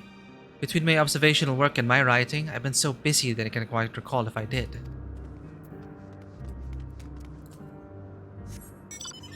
Oh, I can't use my mount with her because she'll fall behind. Oloros. So many fascinating creations frolic about, yet here I am, trapped with these climate records. If I don't resolve a more stimulating assignment soon, my mind is like to crumble to dust. Ooh, I need this emote, if it's possible. How cool.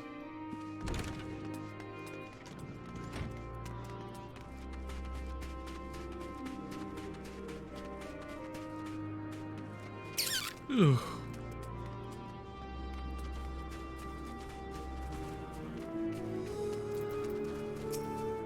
Perhaps I shall petition for incorrigible to be added to the list of this concept's innate traits. Which concept?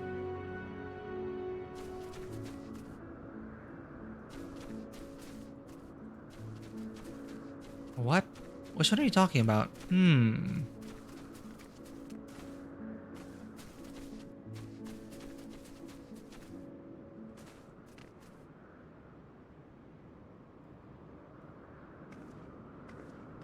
the concept a cat? Something.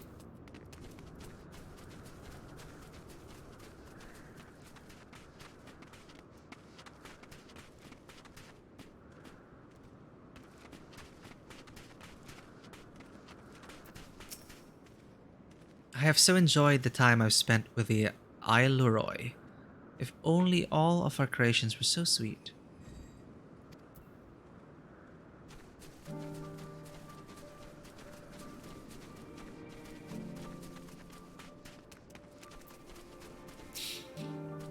Once I get back and record today's results, I should finally be able to put that report to bed. Not Toros. His hair is long, but the color is wrong. Toros, I think you returned a short while ago.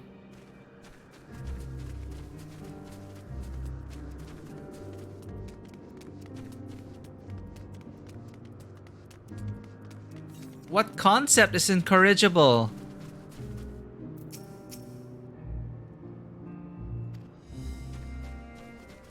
Can't find it or see it.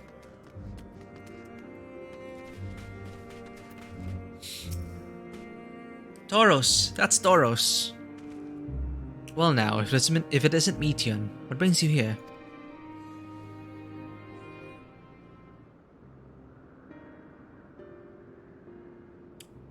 Ah, I thought I heard familiar voices. I didn't realize you two had decided to help me search for Toros. Thank you. You're in charge of the Lycaones. You're in charge of the Lycaones. Lycaons, I believe. What are they now? Out in the fields in restraints. Frenzied as they were, I couldn't well return them to Catesis. Once I've submitted my report, I'll see them reverted without delay.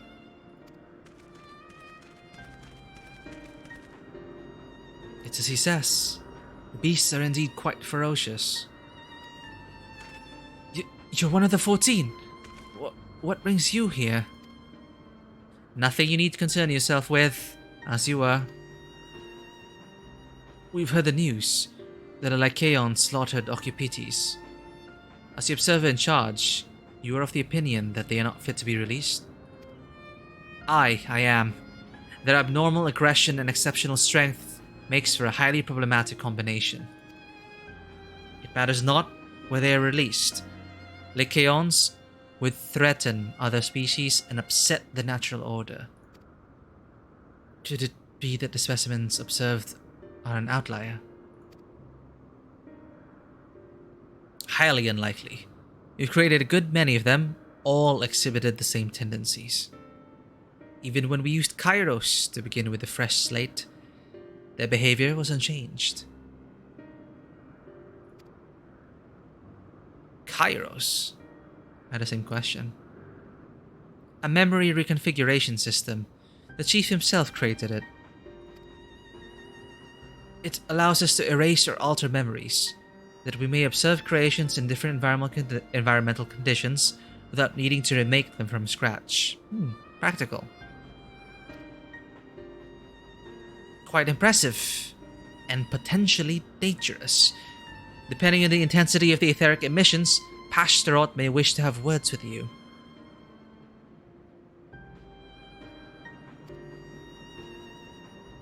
Rest assured, I've kept all values within prescribed limits, and to prevent misuse, its applications are limited to those authorized by the Chief Overseer.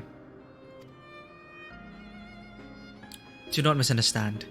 To manipulate a subject's memories is an intrusive act I deeply abhor, but it is still preferable to execution. Come now, Chief, let's not be so melodramatic. What was born of ether is simply being reduced to its original state. I know the distinctions concern you, but we mustn't lose sight of the bigger picture, making rational choices for the sake of a more prosperous star. If a creation cannot be properly studied even with the aid of Kairos, you remake it.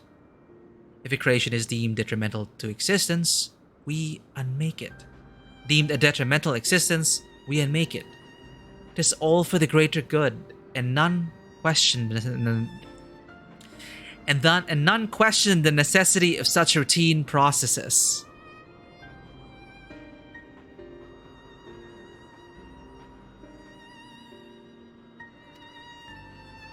I understand these things, I do.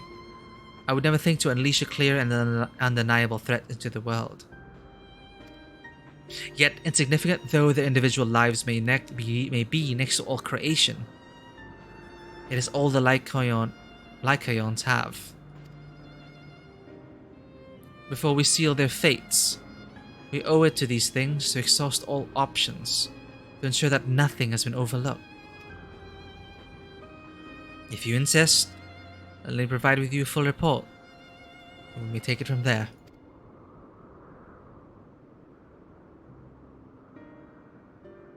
Would it be possible for us to attend the discussion, that Emmet Selk may better carry out his duties?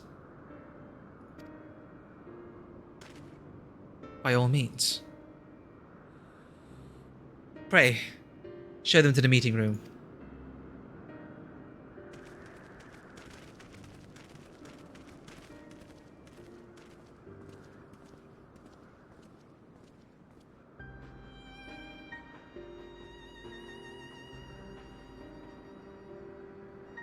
Sad. We have a duty to the star, this I know. But it doesn't mean we don't also have responsibility to the lives we bring into existence here.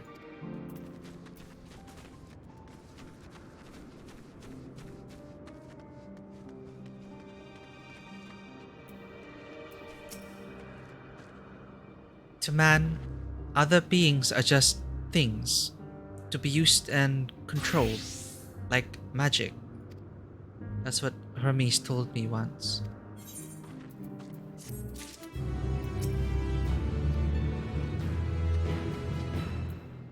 I love it when people are actually in the mood to dress up for the occasion as appropriate. A sentimental gift. You needn't be an enteleki to feel the weight bearing down on Hermes. I fear this discussion may take a while, during which time... Meteon, are you feeling unwell? It's not me, Hermes. It's you. I won't go to the meeting. I'll stay with Karen. Loath though I am to impose, may I leave Meteon in your care again? Slash me. I'm in your debt, if you'll excuse me.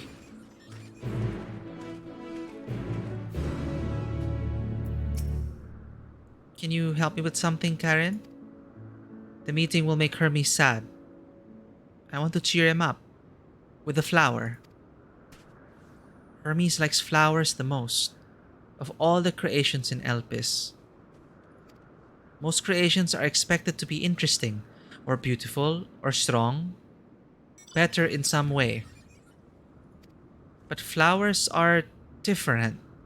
They are designed to suit our emotions, what we feel and want to convey. Hermes likes that.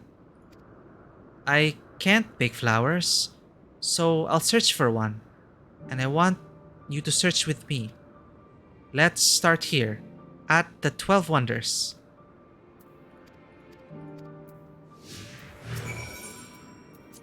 Let's search the 12 Wonders first. Flowers, huh?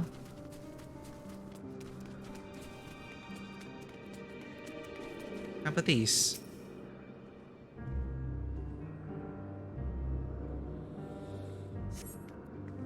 Vibrant purple flowers, bigger than your hands, adorn the tree. Oh, so big and bright. I love them. But they might be too bright. You have to think of the recipient. That's what Hermes said.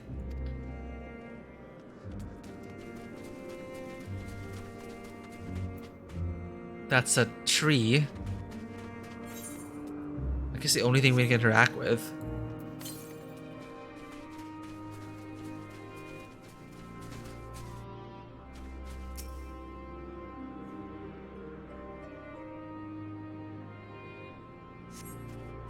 A tall, slender tree rises before you. You crane your neck to look for flowers. No flowers. If there were apples, we could have covered them in syrup. Let's head outside next. Don't worry, we won't wander far.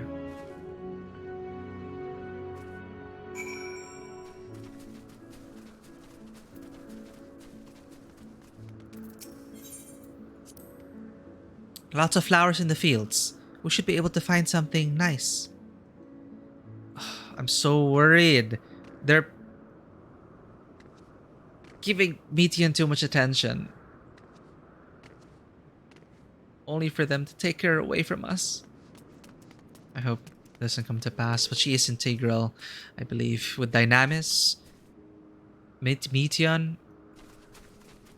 I wonder...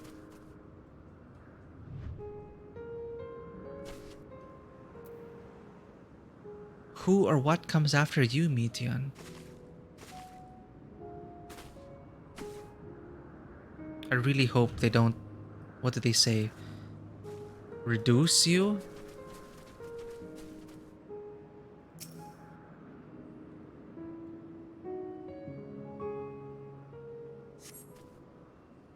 An array of beautiful flowers grow in the bed, the mix of colors forming a pattern. These would be better for Hermes, but they're hedged in. That means we shouldn't touch them. They're either under observation or poisonous. Any other place should be fine though. Let's keep looking. Vibrant or subdued? Interesting or plain?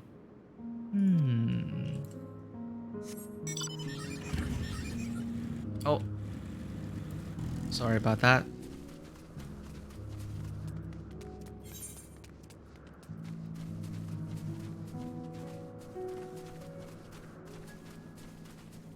I know this plant.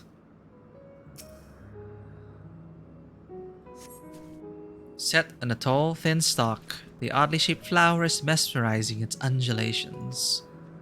Oh, a coneon, a flower that can move. When Hermes wasn't looking, it shot seeds at him. Not a good gift, maybe. But you're good, Karen, at spotting flowers. We'll find something soon. You're good at observing, Karen, just like an observer. Yeah, somehow we always know which things to interact with. As if there's a marker on them to let us know what the next step is.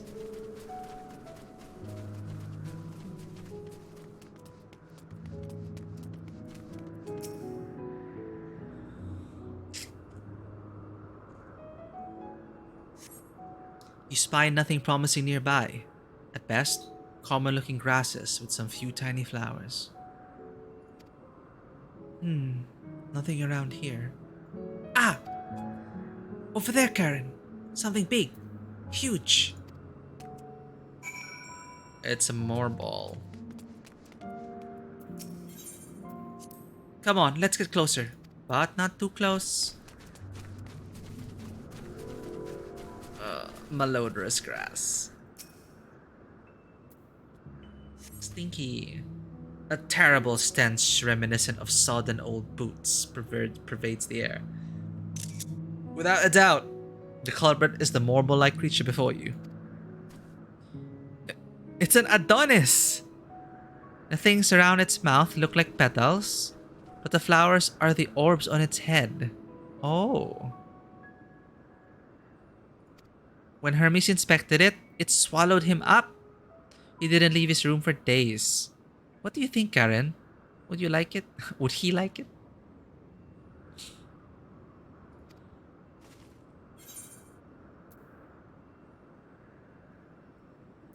I'd rather not go near the thing. It's probably not the good sort of memory. So not this one either. Finding a good flower. It's harder than I thought. I'm sorry, Karen, but could we search a little more? Maybe as far as the fields over there. I'll pick something after that, I promise.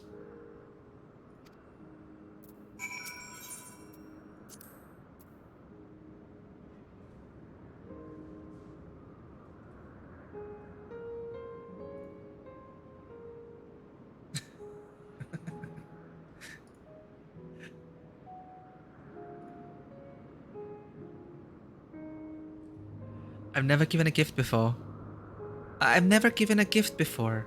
Were you nervous too? For your first time?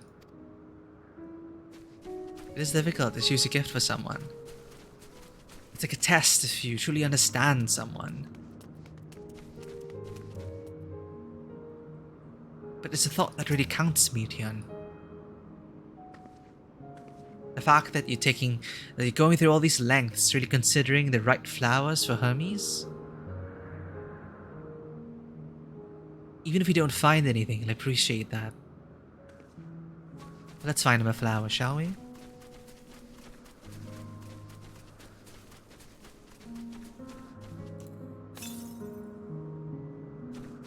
Ether current, huh?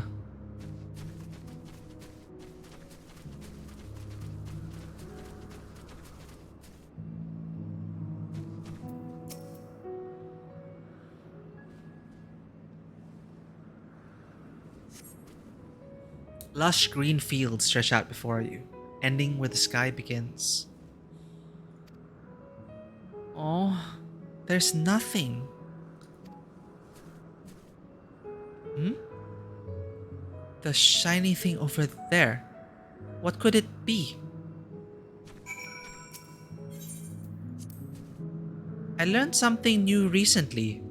The meaning of Philomethes Notos. Notos is a south wind person. And Philomethes is his joy. Why is he joyful? Because this place is so beautiful. Oh.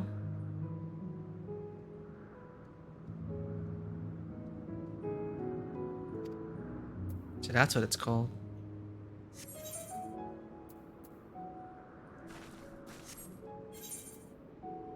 Philomethes Notos. Don't touch her!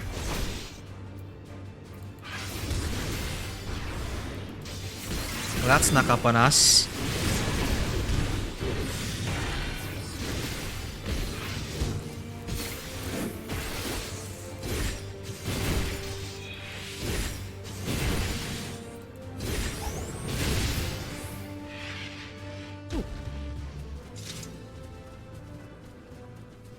Shiny object. Oh.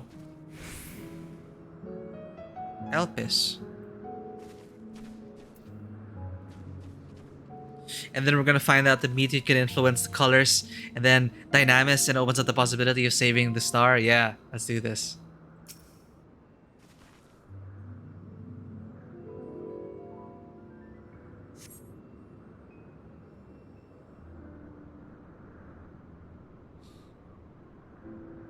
Ooh, Elpis flowers. They're here too. Hermes likes and dislikes them at the same time.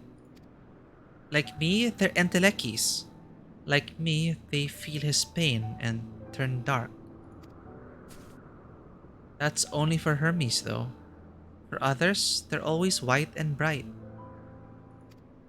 Oh. Why is that?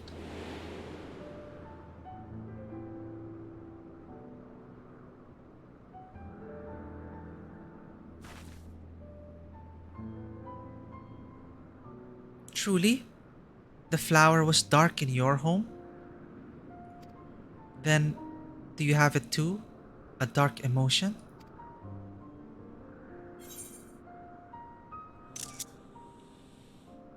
I've known the pain and sorrow of loss. I felt great fury and frustration. I've been plagued by doubt and anxiety. I dare say I have a few.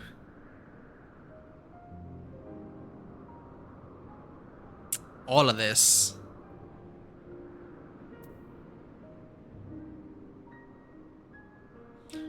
I've known the pain and sorrow of loss. I see. Hermes has known the same. The feeling that a part of you is gone. Again and again. But no one notices. Please, Karen, won't you lend it to me? Your pain and sorrow? I want you to make the flower dark in front of Hermes. He has been in a dark place since before he created me. He needs to know that he isn't there alone, that others are sad too.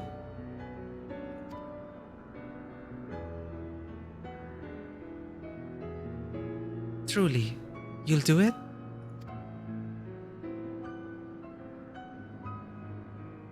But you're so innocent. Well,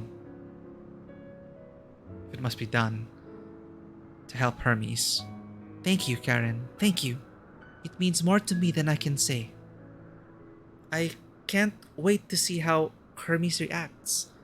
Let's go back and fetch him.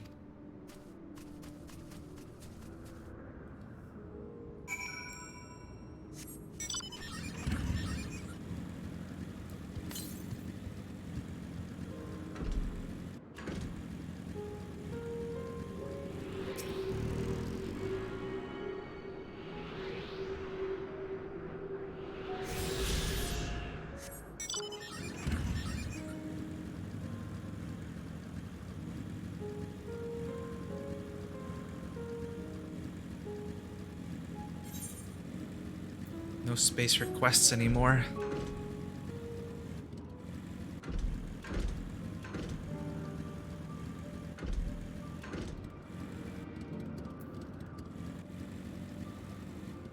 They done?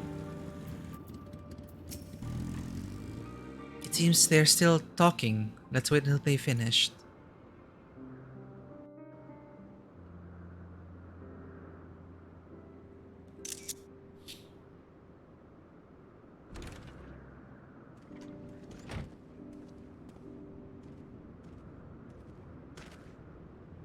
Hermes!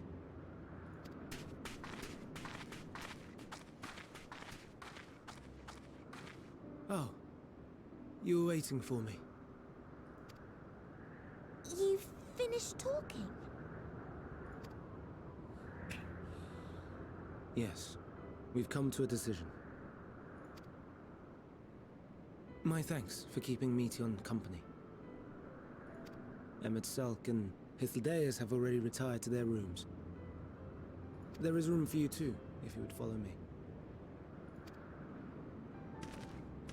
Wait! I want to show you something first.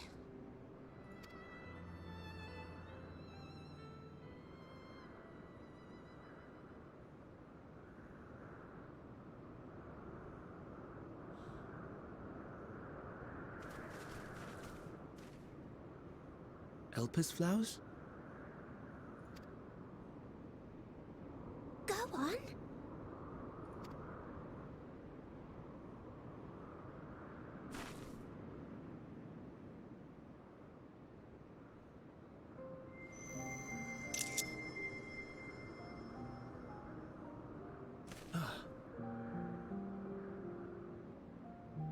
You're not the only one, Hermes. Others feel sad too. You're not alone.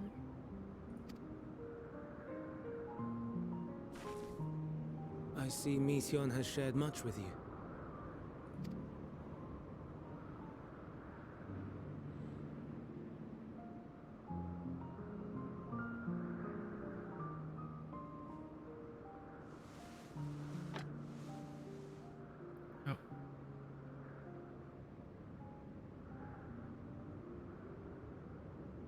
May we talk a moment? That's like... Oh. Oh, Hedgehog, hello!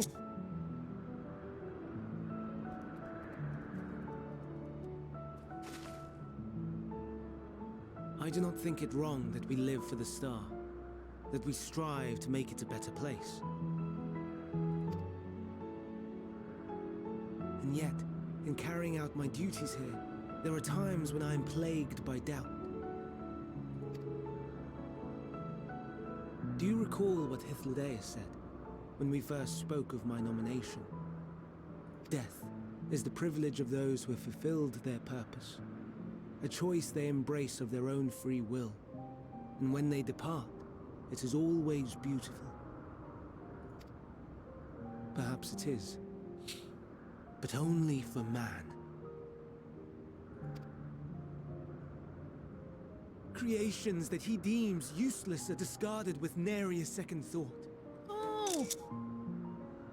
Some scarcely born into the world, afforded a handful of breaths before life and potential are abruptly extinguished. We make an effort to spare them the pain, but they sense what awaits. Rage and anguish and cower and fear, and it is not beautiful.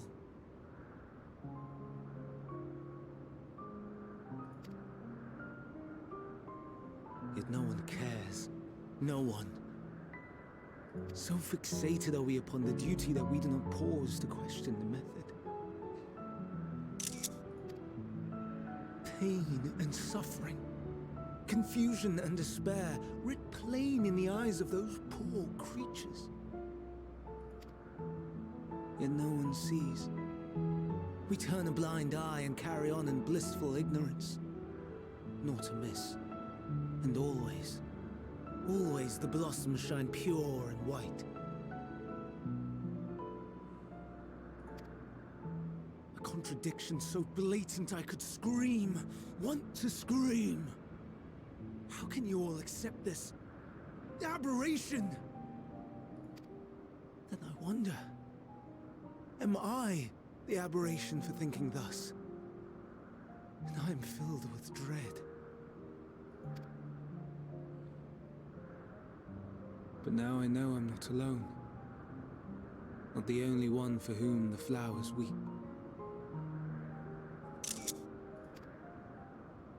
I won't ask what you thought as you kneeled beside the Alpes, or if you only did it at Meteon's insistence.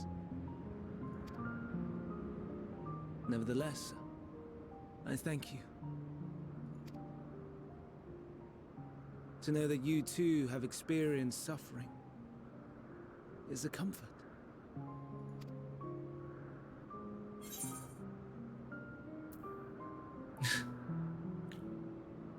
What would a familiar say? Glad I could be of service. Let's have no more brooding, eh? Oh, I could tell you all about suffering. Glad I could be of service.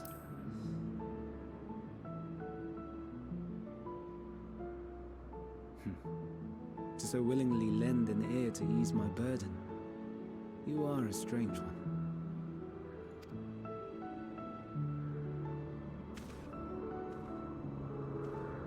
The stars in the heavens. Know you what they are?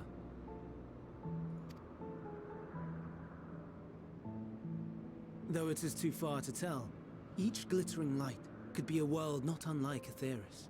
A world filled with life. So many stars, so many lives. For us, there may be no higher purpose than to live for our world. But what of the other living beings out there? What is it that gives their lives meaning? That drives them day after day after day? To pose that question to our undiscovered cousins, I created beings of dynamis, who can traverse the vast emptiness between the stars. Meteon and her sisters. Oh, she's not the only one.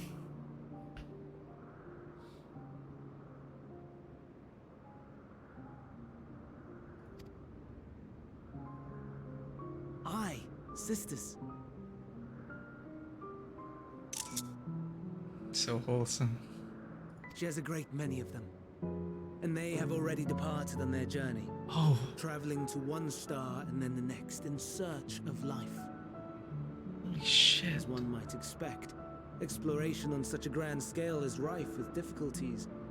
And thus far I've naught to show for it. But I have faith that we will make some manner of discovery ere long. And when we do, I should be glad to share our findings with you, in gratitude for your kindness. Is Meteon the first? Like, are they the first dragons? Getting rather late. We had best find our beds. It would not do for both of us to be sleep deprived on the morrow. No. Oh god. Are Meteon and her sisters going to be the dragons? Come, Meteon. Let us head back. All right. I mean... Oh god.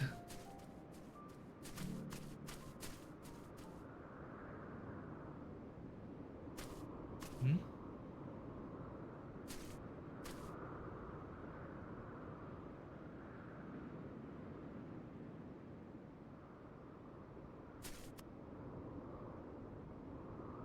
Oh, we're gonna have to send her away in the journey.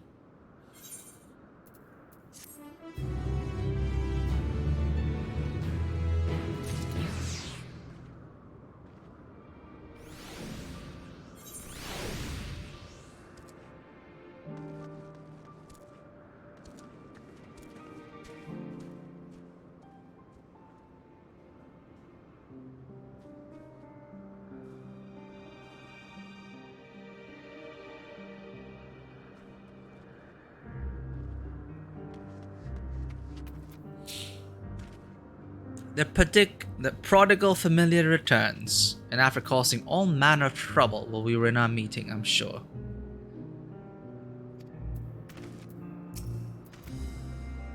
Were you able to get some rest? Please, do not hesitate to let us know if you're feeling tired. I worry you might exhaust your scarce reserves of ether.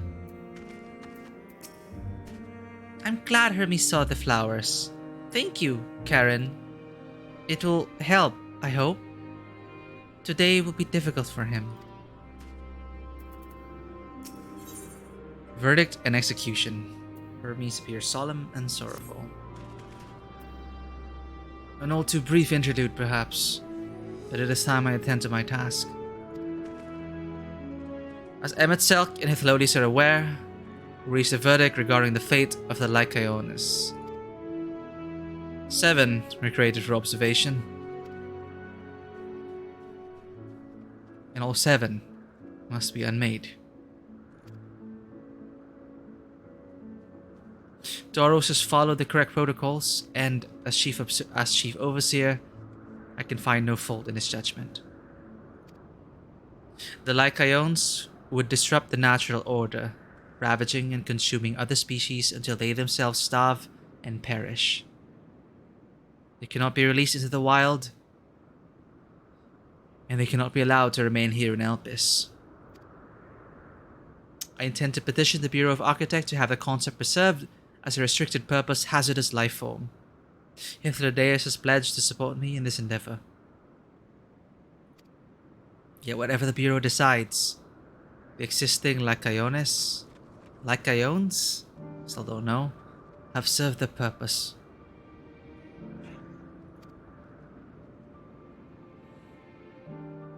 Doros has already isolated the creatures and is preparing to carry out the necessary measures. I will join him forthwith. It is my duty to witness the conclusion to this study. If you are resolved, then we have but to accompany you. Of course. Let us be off then. We return to the main aisle.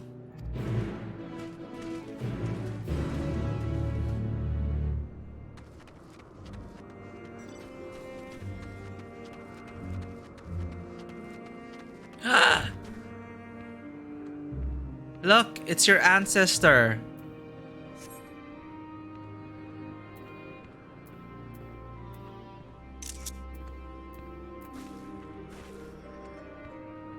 Oh my god.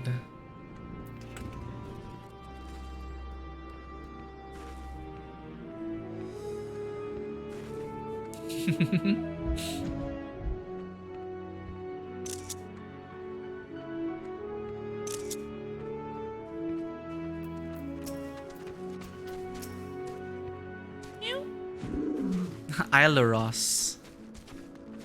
Oh, this glam looks great. What is this? Midan coat of casting. Midan gloves of casting. Midan? Midan. Are those the quest rewards? Pewter, horse chestnut, ironwood, Phrygian. I don't have anything Midan.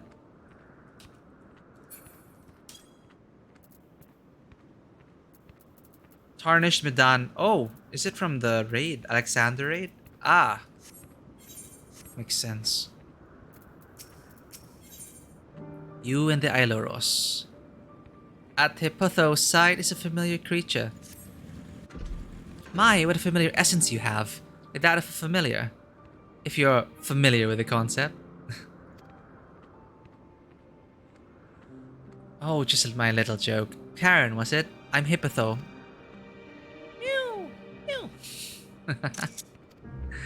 Yes, yes, we're getting to that, Karen. Say hello to our familiar friend here. She's an Ailoros.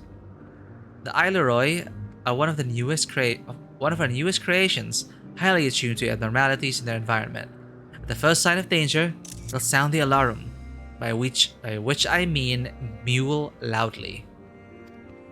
Though we do our best to observe all of our creations, Elpis is simply too large to maintain a constant vigil over each and every temperamental species. A more efficient means of detecting conflict between creatures was in order. Thus have I taken this Ailoros under my wing, to further develop her capabilities in this area, and she does enjoy her little walks. This morning, we are testing her ability to pinpoint sites of conflict. Would you like to observe? Simply tell her that her task has begun and she'll do her utmost to locate disruptive creatures. Please do subdue any unruly subjects once you've found them. We can't have beasts running amok.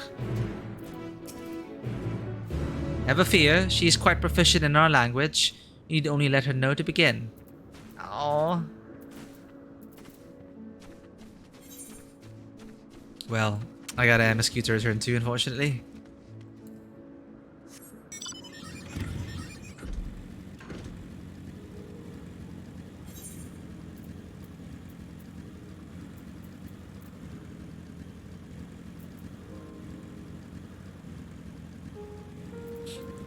Didn't I finish Hullbreaker already?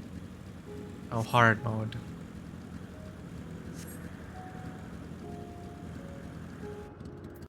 Ugh. He's never made it, huh?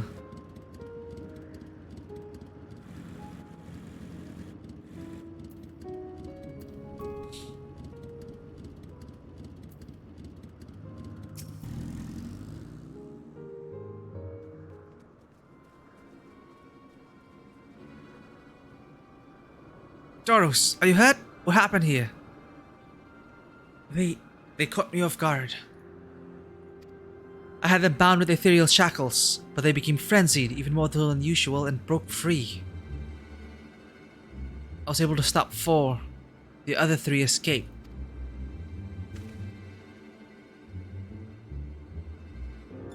I see them.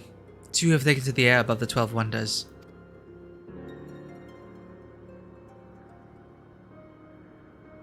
The last is up ahead, lurking in the fields. You and Karen handle that one. The pair in the sky, you can leave to me. If this is how it must end, then so be it. I'll render assistance to Emmet Selk, unneeded though it is.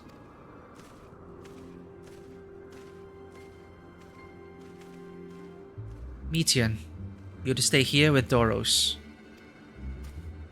But Hermes! The Lycaons must be reverted. I would spare you their pain, and mine.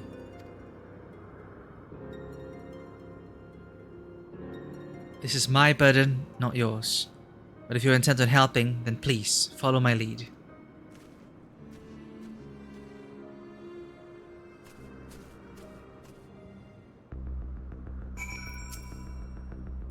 Never mind my wounds, they are easily healed. It is the Lycaonis which concern me. Stay with Hermes, Karen. He will need someone. when the time comes.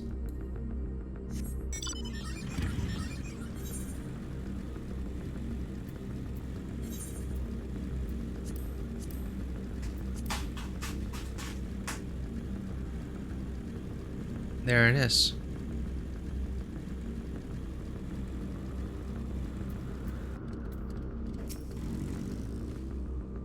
I appreciate your help and lament that it is necessary. There it is. A quarry. Within striking distance at present? Huh. Let me just check something here in chat.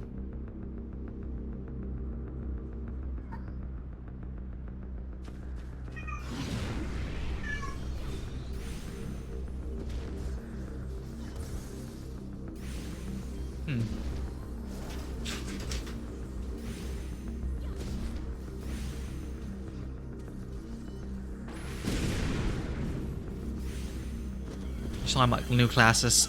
There it is, a quarry within striking distance at present. But if it feels threatened, it may well flee beyond our reach. Here's my plan. You will approach slowly, in full view, and draw the Lycaon's attention. Now, I will warn you. Its abilities are as fiery as it is temperamental. No, now I warn you, its abilities are as fiery as its temperament. Once it spots you, it'll unleash orbs of flame.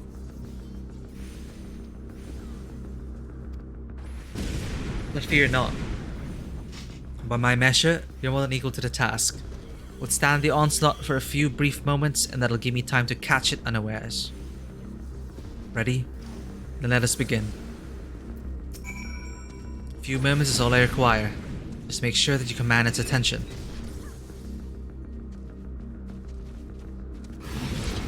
Here we go.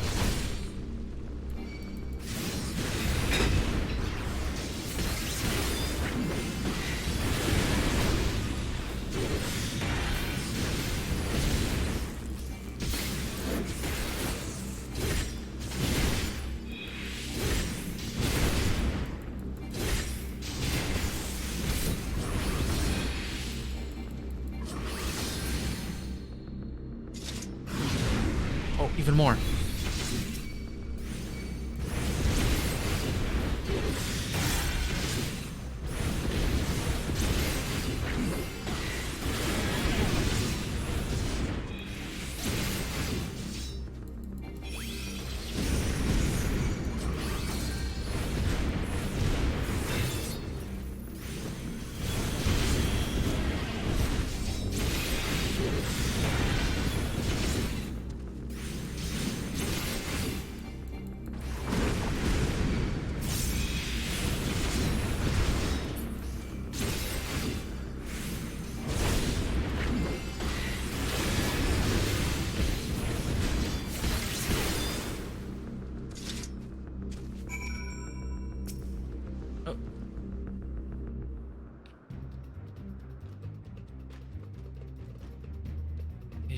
Come on, Hermes. Now.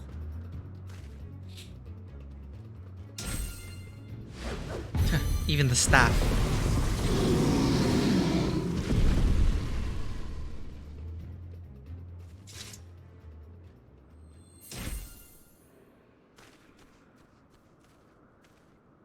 Oh. Forgive me. Please. Forgive me. May you and your kin find peace. Wherever your souls may drift in the underworld, may you find tranquil seas.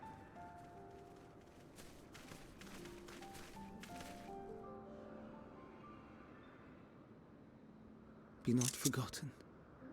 In concept endure. To reclaim form and one day live again. Serve not the star, or any purpose save your own. Live again, if that be your desire.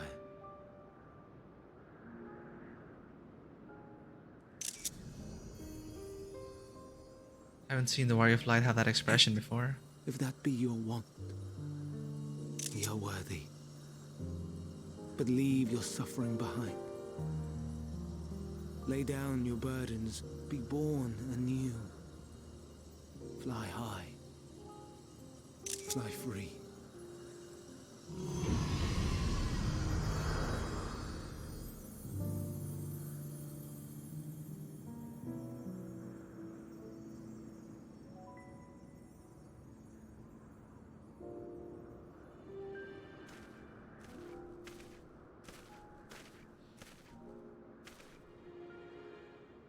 Join the convocation, Hermes.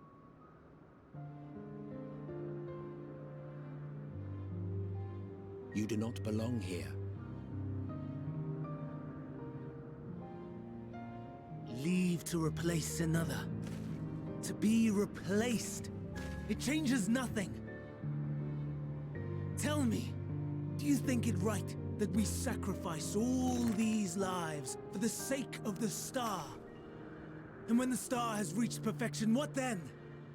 If all who are satisfied choose to die, shall we all die in satisfaction?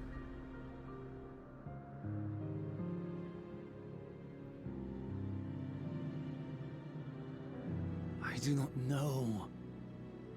Were I to take up the seat of Fandaniel, it would be tantamount to approving my predecessor's death. I do not know if it is right. And to be torn by such thoughts. I do not know if I am fit to represent mankind. Hermes! Please don't be angry. It hurts so.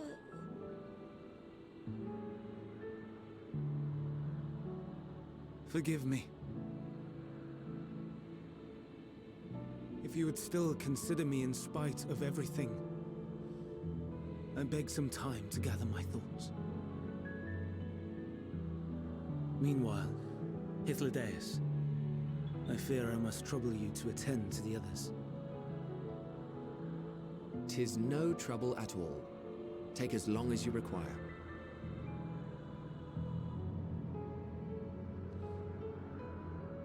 And you, my friend, I pray you find that which you seek.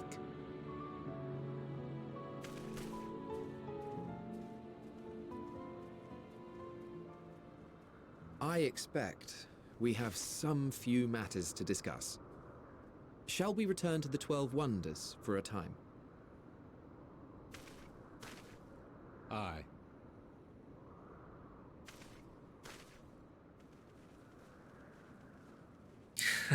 The dutiful familiar, just following them around.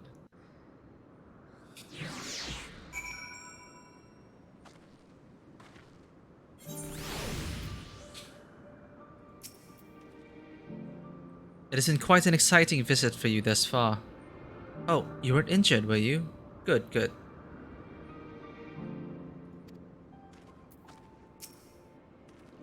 The other Lycaones have been taken care of. The incident is resolved, and life in Elpis continues as normal. Or ends, as the case may be. Rationally speaking, I understand Hermes' argument. No matter how well deserved the rest, there is a pang of sadness when a colleague leaves us.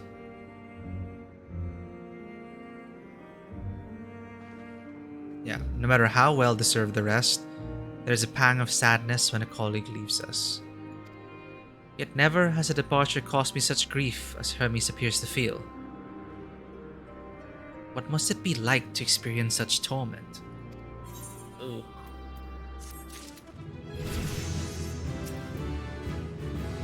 I don't know what answer he's searching for, or if it is within our power to give it. But I believe he would make a fine Fandaniel, and that if he rejects us out of hand, we'll be all the lesser for it. Travelers at the crossroads. Hythlodaeus wishes to discuss plans for the remainder of your visit. Where to now?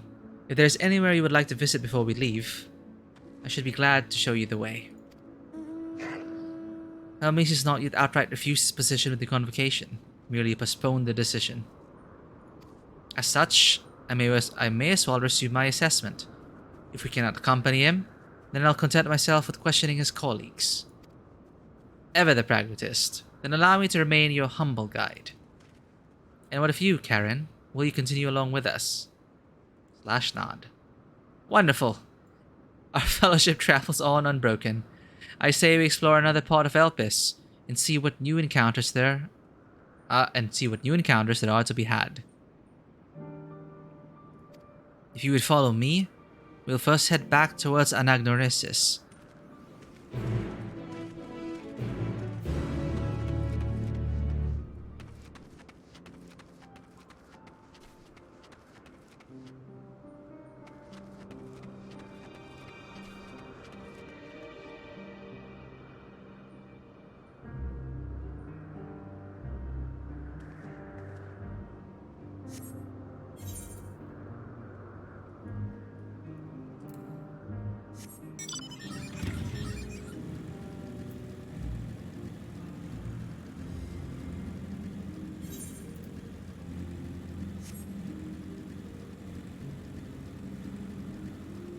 It's a really great looking zone.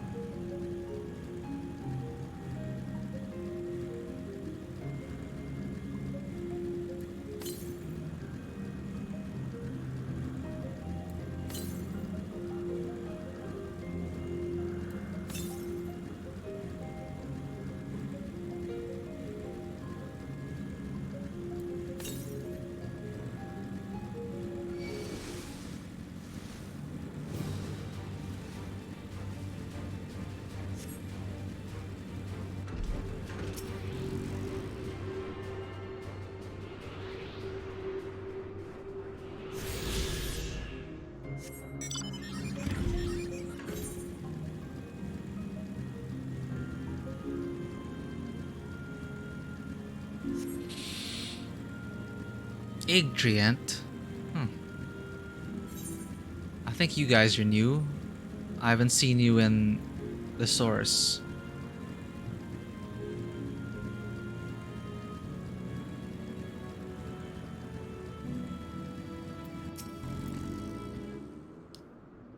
Didn't we part ways with Hermes not far from here?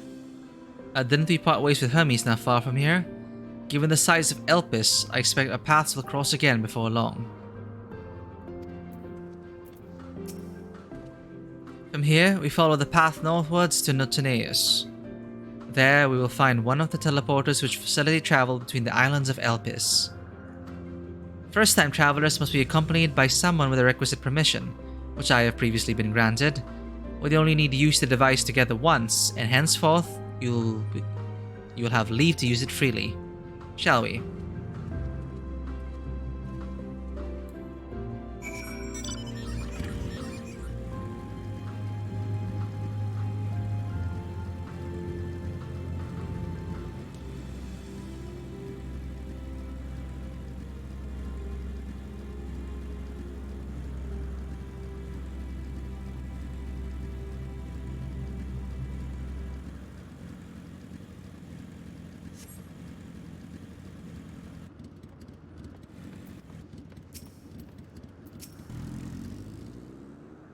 Unless the need is pressing, I won't be tracking Hermes with my ethereal sight. 'Tis poor manners to spy on someone's comings and goings in such a fashion, so don't ask. Social conventions notwithstanding, perceiving ether requires deliberate and intense concentration, and we otherwise keep our eyes on the corporeal world. Ah, good explanation. Here we are, Notaneus. This teleporter will take us to Kalimelios Zephyros, the western island. That's it right there, looming large over us. Step this way, and we can soon admire the view from above. Ooh, new zone. Or new part of the zone.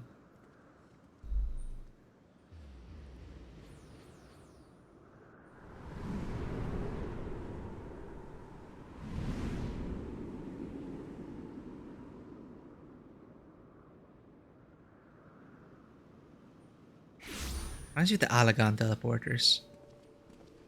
I present to you Calamelios Zephyros. Here you will find a number of testing facilities, as well as the observation hub of Poiton Oikos. Oikos? Right then. Let's begin by... Spriggan. Well, well. An Arrayus. How delightful.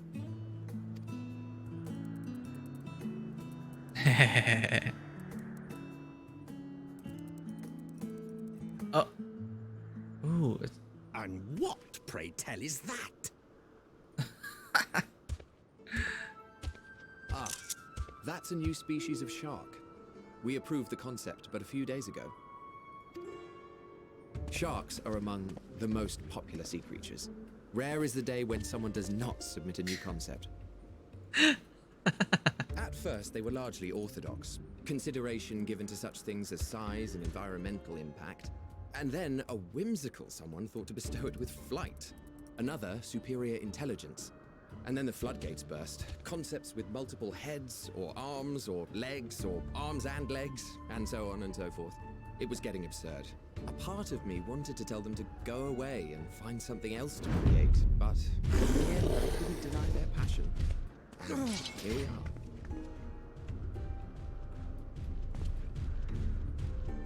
Whoops. Oh! Venat.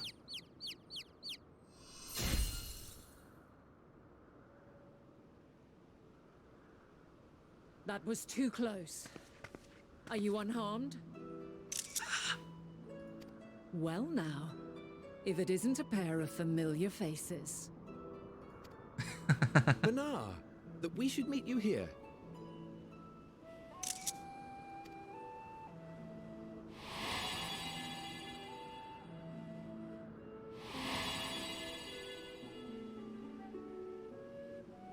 As I mentioned earlier, the better part of the convocation holds that when we retire is when we return to the star. Okay, wait, as I mentioned earlier, the better part of convocation holds that you retire is when you return to the star. Okay. Well, she is not among said majority. Even after stepping down, she carries on with her work. Oh. Benar is her name, and she is the previous Azem.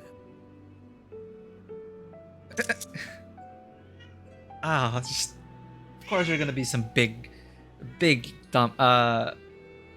hit revelations here. Or big reveals. Not even a reveal, I mean we already knew about Venat, but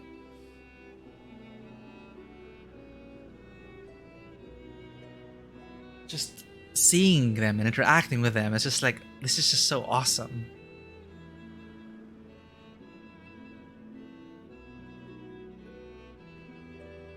But, so what does this mean? Which Venat get... No, but this Venat becomes the heart of Hydaelyn.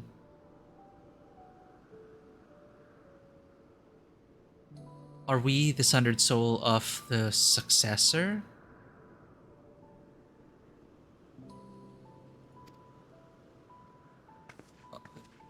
It has been a while, Hythlodaeus. You look well. Less so, Emmet Selk. I dare say the lines upon your brow have both deepened and doubled in number. A shame for one so young. You must make an effort to frown less often.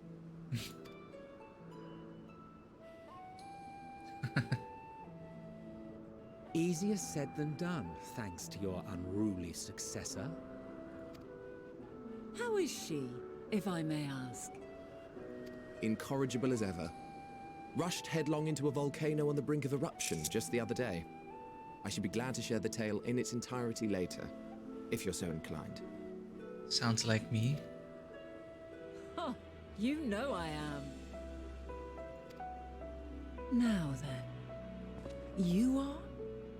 But okay, it's this Venat that becomes the heart of Hydaelyn.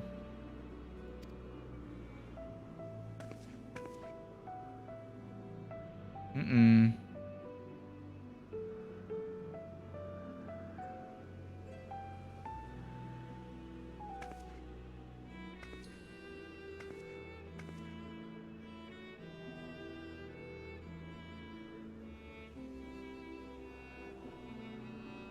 I say, have you perchance come from the future?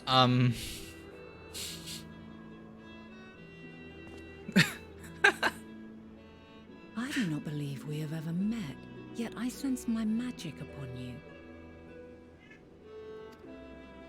Therefore, if I wove the enchantment, I could only have done so at a later point in time.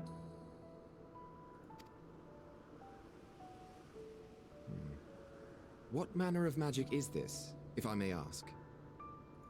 A traveler's ward, of course. It prevents the corruption of one's ether. Traveler's Ward, the blessing of light, the echo.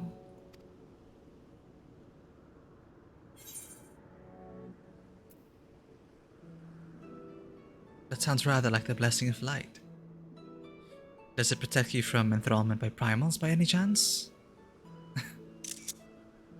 This is a lot just to take in. I really love this zone, and it's a really great intermission after saving Thavnair and all those explosions and the fire and everything, and we get to rest and process everything, and then they're just hitting us more with even more like, hey,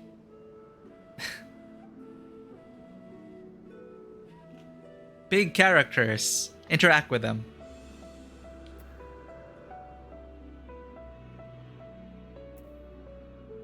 Does it protect you from enthrallment by primals by any chance?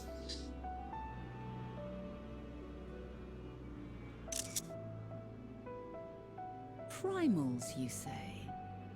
I'm not familiar with such beings, but if they enthrall by warping the balance of ether, then yes, the magic would afford you a measure of protection.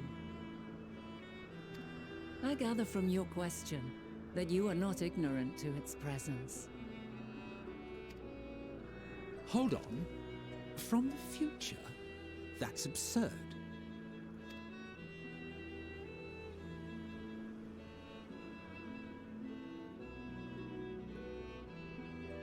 What is it?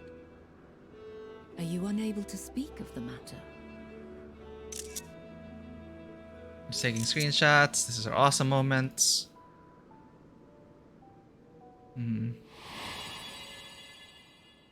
The reality to which you must return exists as a result of the final days.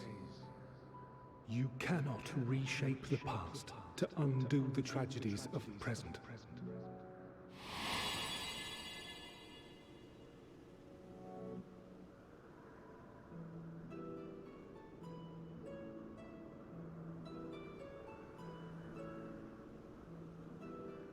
So, your actions here will not change your history, but they may yet affect the course of ours.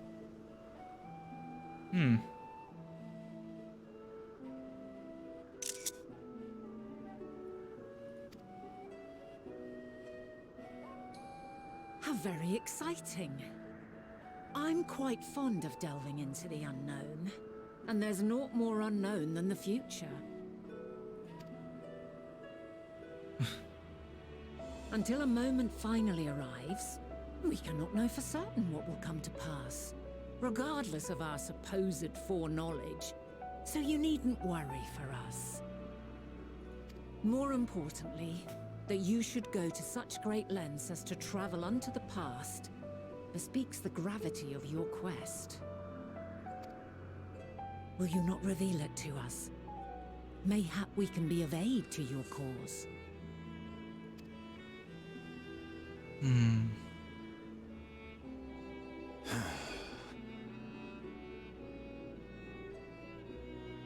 If this is true, then you've been keeping quite the secret to yourself.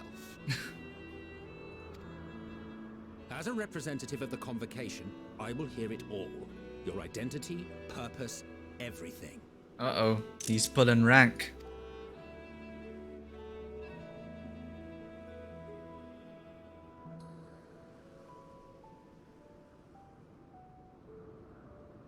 Why don't we move to a place more conducive to calm conversation? I've been working here for some days now at an old friend's behest. If it is agreeable, we may make use of my accommodation at Poiton Oikos.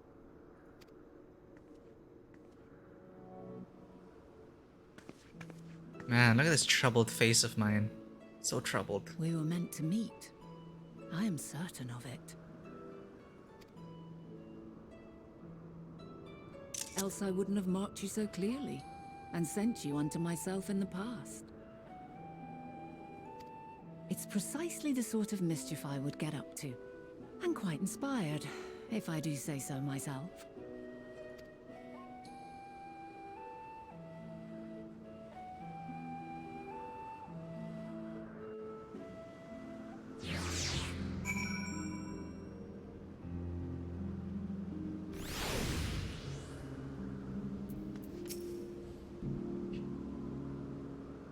And there I thought you were a harmless stray familiar. As far as I'm concerned, this nebulous talk of future this and changing history that can wait. First, I need to find out exactly who you are and what you hope to achieve here. The future. Our future. I'm deathly curious to hear more. But Vinat said it won't change our history, but it'll change their history. So this is another timeline? What theory of time travel does this universe ascribe to? My apologies, but before we move along, a colleague has tasked me with a matter which I'd rather not leave unresolved.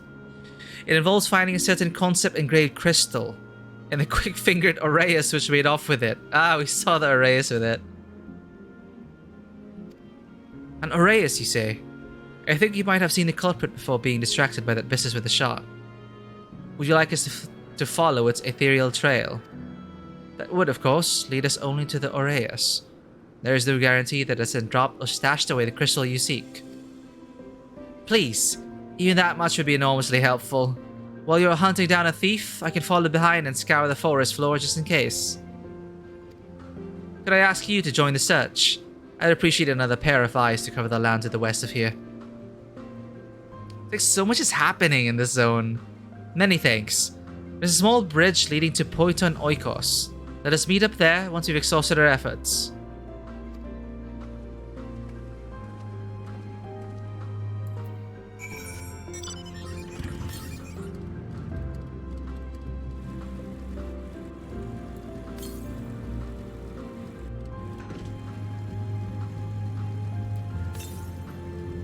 Mine ether current.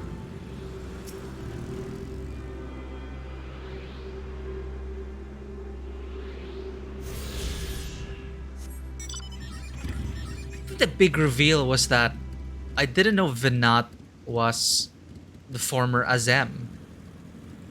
Wow. Or maybe I just missed that at some point. But that's pretty cool to know. So the current Azem is me, charging headlong into volcanoes.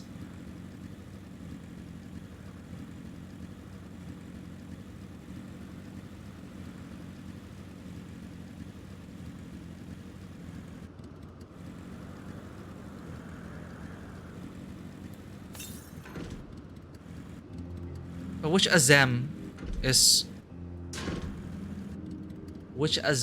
Emmet Selk really attached to? It's supposed to be us, right? It's the color they recognize. So it is the current Azem. So she's been that way for a while. But Vinat did not retire, so to speak.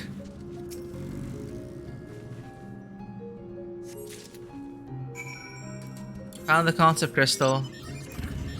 A scintillating crystal upon which is stored some manner of esoteric concept.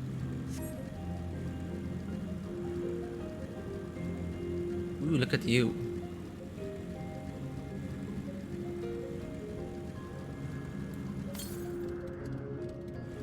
There's another ether current.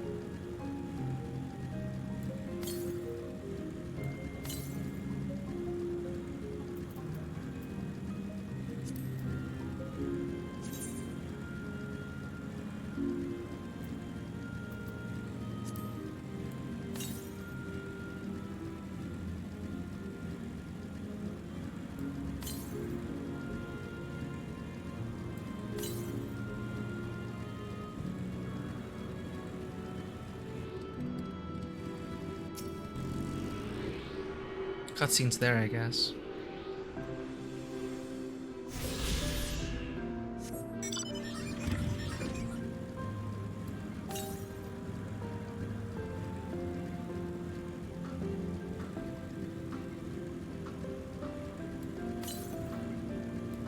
Another one in this island?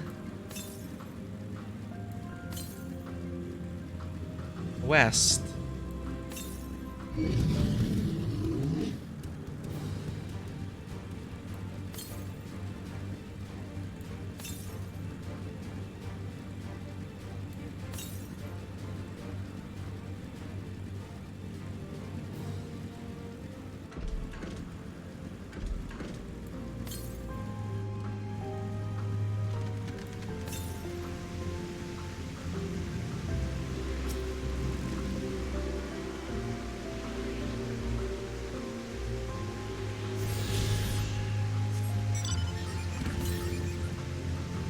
Northeast, another one on the island.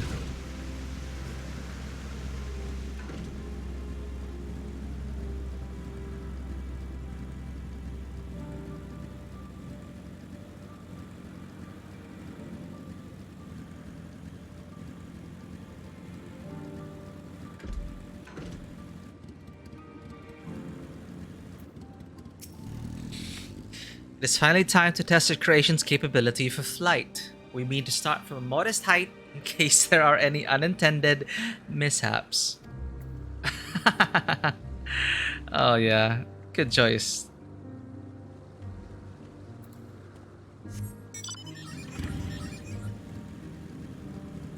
Pericles.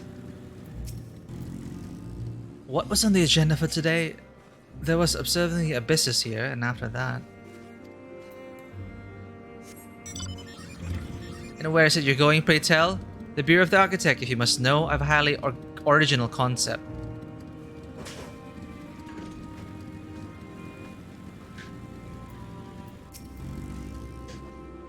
Why hello, you're familiar, yes? And you've come alone to survey the grounds of Elpis, have you? Very good. Well, if you have any pressing questions, do let me know. I'll do my best to answer them. What do you do here? You want to know about me? How thoughtful. I am a taxonomist employed here at Poiton Oikos, responsible for bequeathing the creations that pass through Elpis and with logical, yet mellifluous names.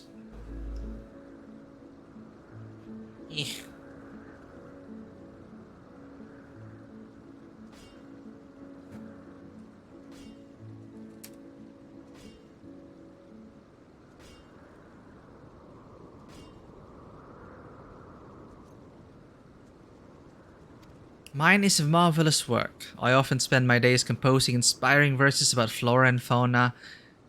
Some find these methods odd, I know. But the well of taxonomic creativity dries up rather quickly once you've seen 12 renditions of the same concept in different skins, let me tell you. What kind of place is this?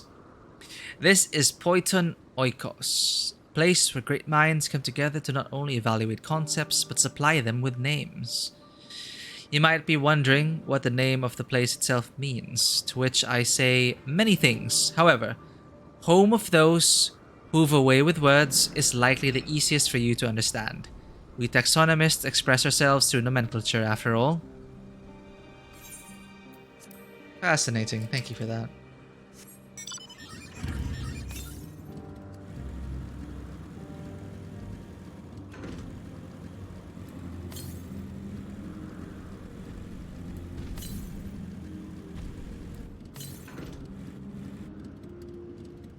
I hear it.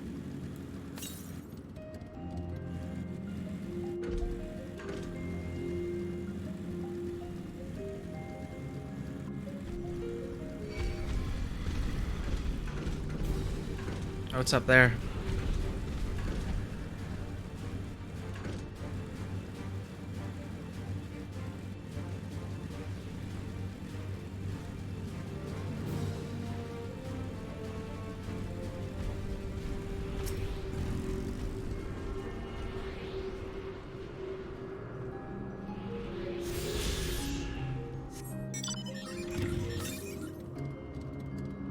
Now this is in another zone.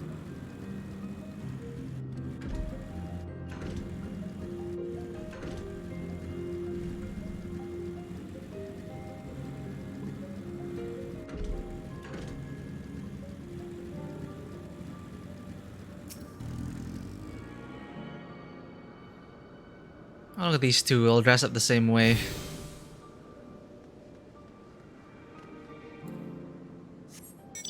They're from the same FC. Oh, hello there. I haven't seen you before. Did someone create you just recently? Ah, it's a marble mount. Maybe you do too, would explain why it's taking such a liking to you. Maybe you stink too? Well, this stinks.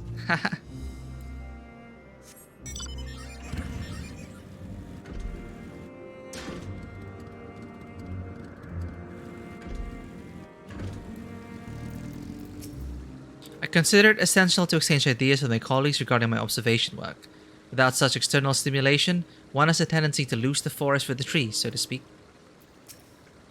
I always feel much better after taking a short respite to converse and debate with my associates. Oh, look at these ones. So adorable.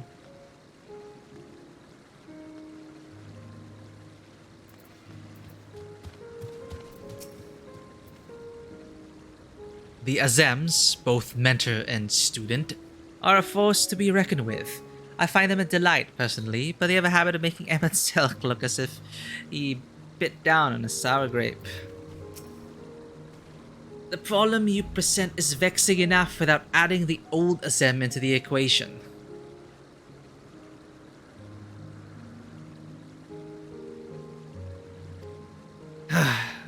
And she wonders why these lines upon my brow grow deeper when she herself wields the hammer and the chisel. Both Azems, I guess, get on your nerve. Our last researcher returns. I am afraid the Aureus no longer had the crystal, nor was able to find it as I followed in its wake. I don't suppose you fared any better. Miraculously, I did. The crystal. Well done. So this is my mentor. Hydaelyn was my mentor. Wonderful. Now I can focus on your tale without that missing concept nagging at my mind. Have you always had a knack for finding things? Yes.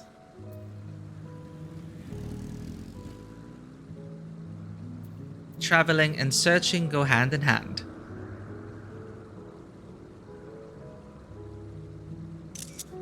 Traveling and searching go hand in hand, though I have often been asked to do so. Do you travel often then? It seems we have something in common. Long ago, when I held the seat of Azem, I was forever trekking back and forth across the star in search of answers to people's problems. Naturally, the need for such journeys has lessened considerably since I entrusted the position to my whimsical successor. Yet I am still eager to come running should an old acquaintance or new interest require my personal attention. That is what brings me to Elpis, in fact. Many times has my presence been requested, my opinion sought concerning the habitat of this or that creation. Agreeing to help locate that missing crystal was a minor distraction, which now promises to become a major revelation.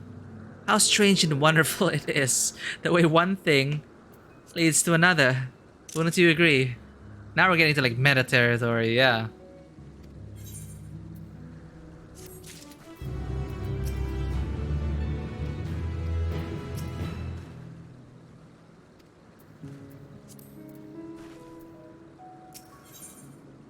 A past not yet come to pass.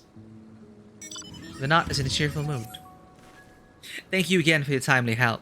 Now then, this time I return this stolen property. If you would go on ahead to my accommodation, I will join you as soon as I have attended to the task. Follow the path straight ahead to the building at the top of the slope. I have the entire place to myself, so we can speak without fear of being disturbed or overheard.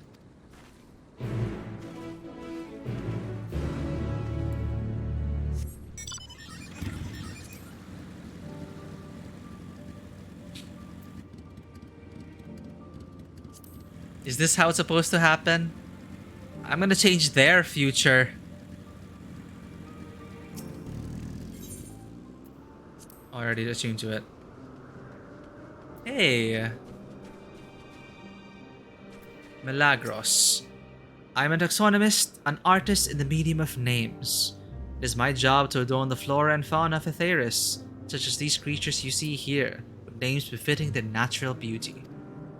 That is a tall order actually, but you know, as history marches on, the names of these creatures change. But it's great to see where they've come from.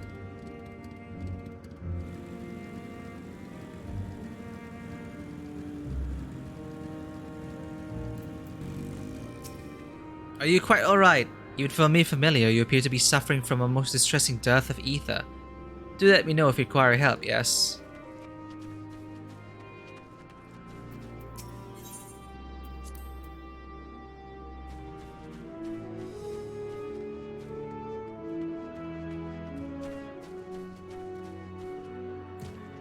No dialogue?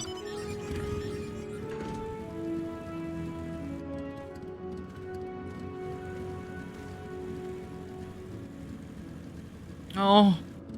No, they've made cats too.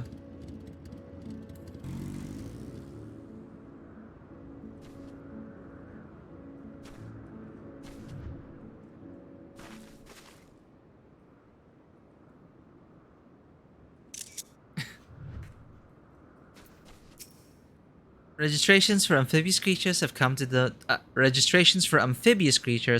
dominate of late, but felines remain as popular as ever.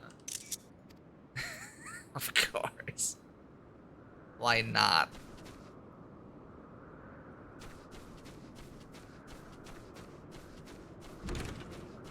Ooh, I don't recognize you. Well, aren't you a doughty familiar? I'm not one for fighting myself, but if I had one such as you at my side, I would no doubt feel a great deal safer. Okay, sorry, misunderstood that. I'm not one for fighting myself, but if I had one such as you at my side, I would no doubt feel a great deal safer.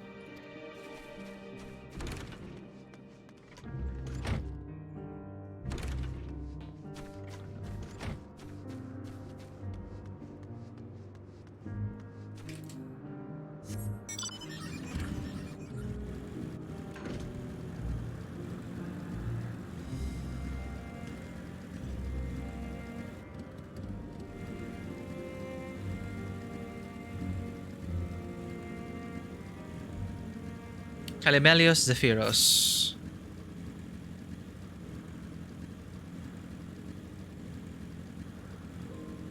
Pegasus. Pegasus.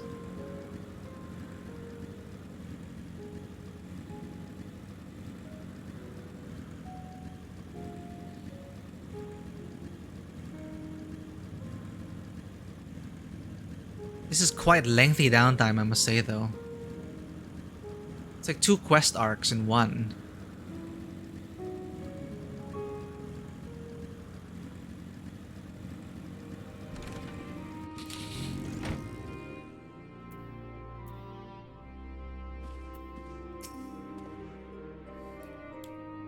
You needn't be nervous around Venat. Those white robes mark her as one of... Oh. Actually, yeah. I just realized. It's like everyone has the same robes except Venat. You needn't be nervous around Venat. Those white robes mark her as one of fair and impartial reasoning. Aside from the emissary Elidibus, such garb is worn only by those who have stepped down from public office to serve as advisors. Oh.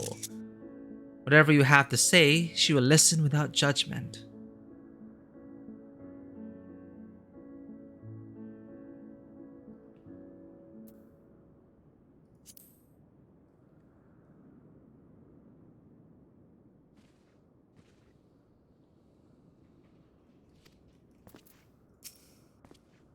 In the rarely robe like this. Oh, which one? Ah, you're still awake. Oh no, I'm starting to get sleepy. I'm gonna finish this quest arc, and then I'm gonna go to bed, and then maybe I'll finish later.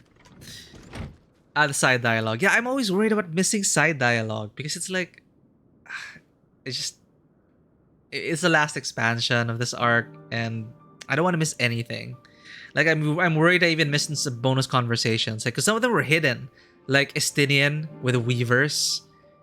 But of course, there's always the internet and New Game Plus in case you missed anything. But you know, I can only experience this for the first time once. So interesting. I didn't know about the white robes. It just dawned on me. You're right. For these people who really dress the same, they don't want to stand out. It really means a lot, like wearing a white robe. And the reason why there are so few people in white robes is because, as Emmett Selk said, most people agree that retiring means returning to the stars. But Vinat, my mentor apparently, still, wow, it's like I'm supposed to be shocked and surprised, but it makes sense. It's just amazing that she was the former Vinat, and I'm here. You know, the Vinats are here. Sorry, the Azems are here. The former Azem. So the Azems are here, and Emmett Selk and Athalideus. It's awesome.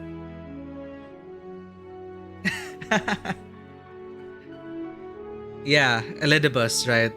He was one of the only ones in white, so yeah. I'm not sure if I'll be able to conclude this arc. Or will I? Will I keep playing? No, I already said hard stop 5:30 no matter what. So we'll see. Yes, this will be far more comfortable than interrogating you on the side of the road. But the implications of it, and apparently I guess this is, I misunderstood. They did hint that they do ascribe to the multiple timelines theory. They did say that, well, you're not going to affect your history, but you may affect ours. But again, time travel being time travel, we'll see. Alright, no problem, I will. But I do it with trusts first though. But trials, definitely I'll ping you all. But dungeons, I always run it with the trust first. But if there's a dungeon here, I'm predicting that there's a dungeon here. It makes no sense to have the trust here. So yeah, I'll get to that point at some point. Oh, right. Awesome. Actually, yeah, now that you all finished it, it's like, hey, feel free to drop in and just watch me squeal at some points. But I did feel like I'm getting quite tired. That's why it's like Vinat, when they said that, Vinat, the former Azem. I'm like, huh? Wait. And I started to calculate everything. It's like, does that mean that I'm here right now, somewhere? Like, in what form did I take? Because I doubt the Viera have been made yet. So I'm running around here somewhere. As Hithlodius said, I just ran headlong into a volcano. Which is so me, I guess. So us. As the Warriors of Light. The Warrior of Light. Anyway, let's be interrogated.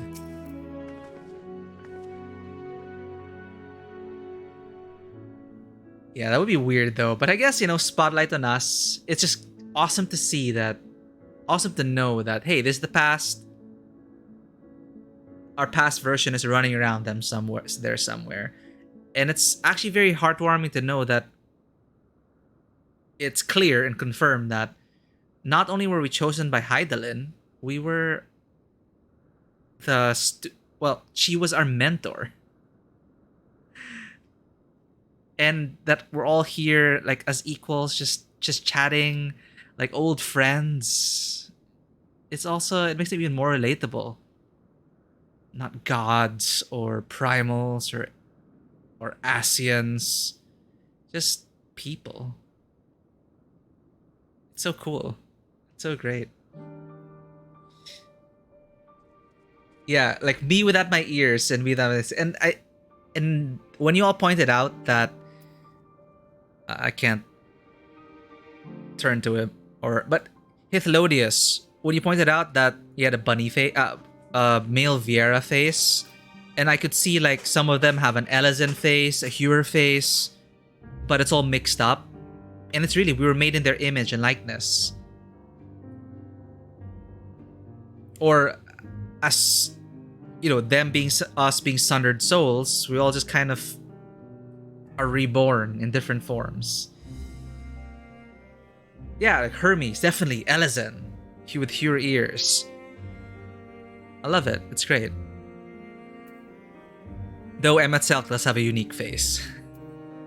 Unmistakable. Welcome to my temporary abode. Please, make yourself at home while I put on some tea. And just to see Hydaelyn as not Hydaelyn, it's so refreshing. They say never meet your heroes, but it's so worth it. A wonderful aroma. I feel more relaxed already.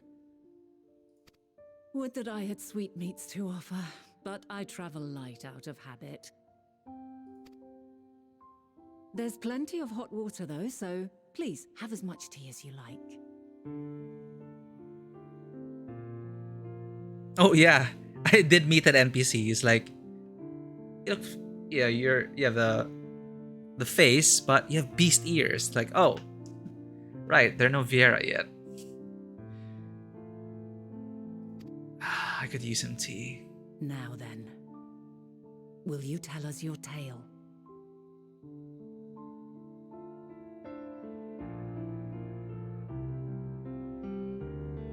There's just so much weight into this. I can't get over it.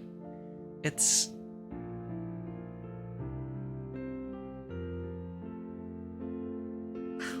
We're speaking to Venat. It's amazing. And we're having tea with them. With Emmet Selk, with Hithlodius, our new old friend, and Venat, our mentor. And Heart of Hydaelyn. Now then, will you tell us your tale? But if I tell you, how's that going to change your history? Or your future, I mean. How's it going to change your future? This is heavy. It's like so many implications. In Meteon, I'm so excited. And I had this theory that, okay, wait, Meteon kind of has like dragon-like features. Did Meteon, or will they end up becoming the dragons eventually? Because the dragons were the ones who freely used the ether currents. Well, I guess for interstellar travel, they used the currents of Dynamis to end up on Aetheris. And it's just... Oh man, it's just... That's my theory. Meteon eventually ends up becoming one of the first... Well, the dragons are descended from them. Maybe. Because they were sent out into the stars by Hermes. Interstellar travel. And the only creatures I know who are capable of that are the dragons. It's wild. And maybe it is pretty obvious. The wings and the head, the pendant like a dragon, the feet. And Omega, I guess. But Omega was a technological construct. So yeah, there are still that means of interstellar travel, I guess. But as a biological creature, it's like all I know is dragons. Well, anyway, that's a theory. Meteon is definitely going to play a more important part. I really worry for Meteon, given how much exposure and how much time we spent with Meteon, and how the writers are not afraid to like, oh, this person's dying. So I'm really wondering, and I'm waiting in anticipation, like, man, who's going to make it out of all this? It's the end of the world. It's the final days. Definitely, we're not going to come out of this unscathed. And sometimes I try to I brace myself for that. Who and what are we going to lose? Poor Squish Kid. The terrible thing is, I'm pretty sure it's a meme now. Now they're just like, I did not expect that from FF14. Like, sure, the death of the sisters, but I had that off screen. Sure, the transformation of to the Seed Eaters, that is actually gruesome to watch. But this one was just like, bang. Anyway, I gotta think. What did he tell these people?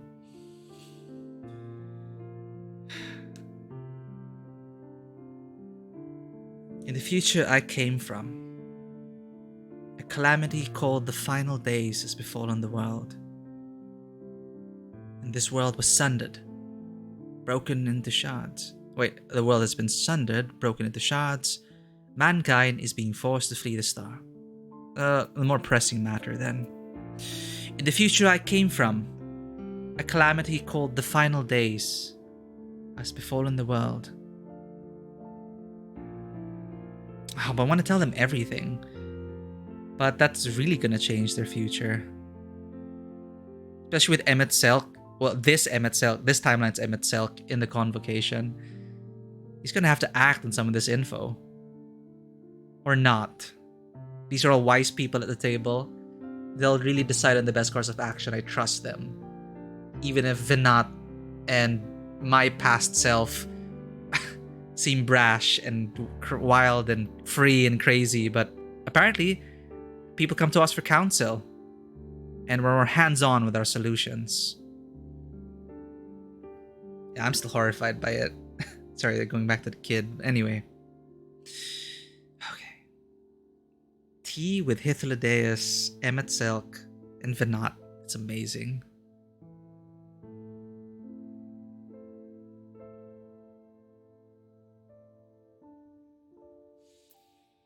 A calamity called the final days has befallen the world.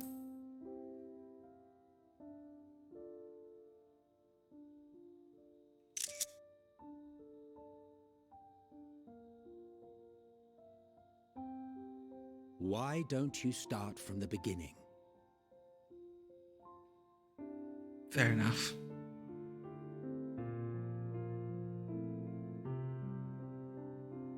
So there's a source. In our timeline, Zodiac, Hydaelyn. How are they gonna take this?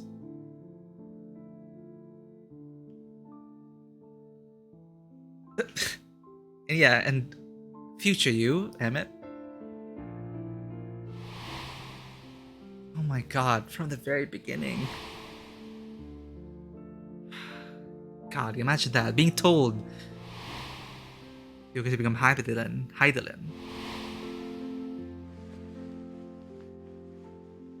Oh god. You, Emmett Selk.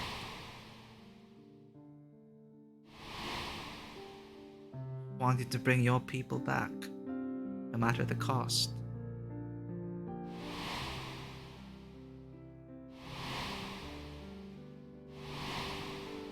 Just basically telling them, beginning with Final Fantasy XIV 1.0. Here we go. Well, technically I don't remember that, so 2.0, A Realm Reborn. Preposterous. Utterly preposterous. While not the words I would have chosen, I too have my doubts. Much of it borders on the incredulous. I mean... What of you, Thavnair? Well, the Traveler's Wand is unmistakable. It is her mark.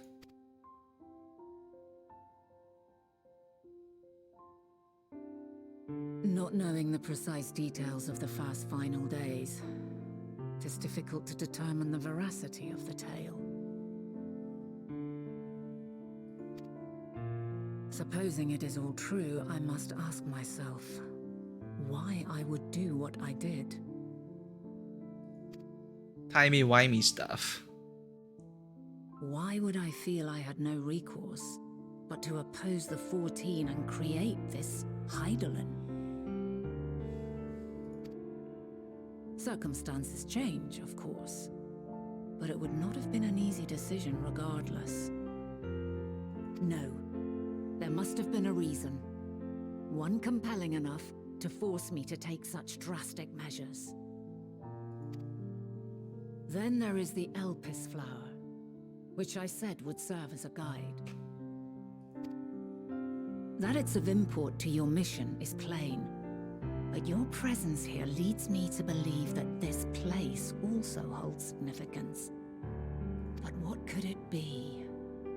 What are we meant to accomplish? Just find a way to harness Dynamis. Might it not be simply thus? In the future, whence she came, the final days could not be averted. Mankind has no choice but to flee the star. By alerting us to that eventuality, perhaps you wish to pave the way for other futures. Theoretically speaking, it is a possibility. Yet if that were my primary objective, I see no reason to guide our friend to Elpis specifically. The capital and Amarot, or even my own home would be more logical destinations.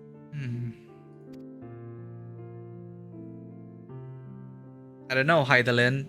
You end up talking quite vague. I note also that Hydaelyn did not specify a point in time to which she must return. That's true. By this, it may be inferred that it was not critical that we should meet. Alternately, she had reason to believe that our paths would converge, coincidental though it may seem.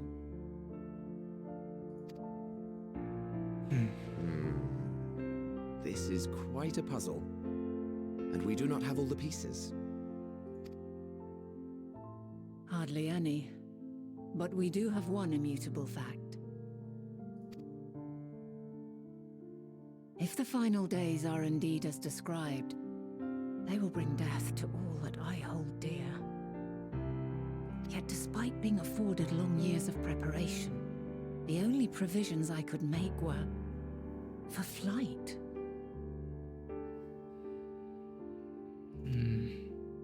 Nay, my first and foremost endeavor would be to find a way to forestall the coming doom. Given that even the 14 failed, mayhap you deemed it impossible. Nothing is impossible. This I have always believed. And if Hydaelyn is indeed me, she would believe the same.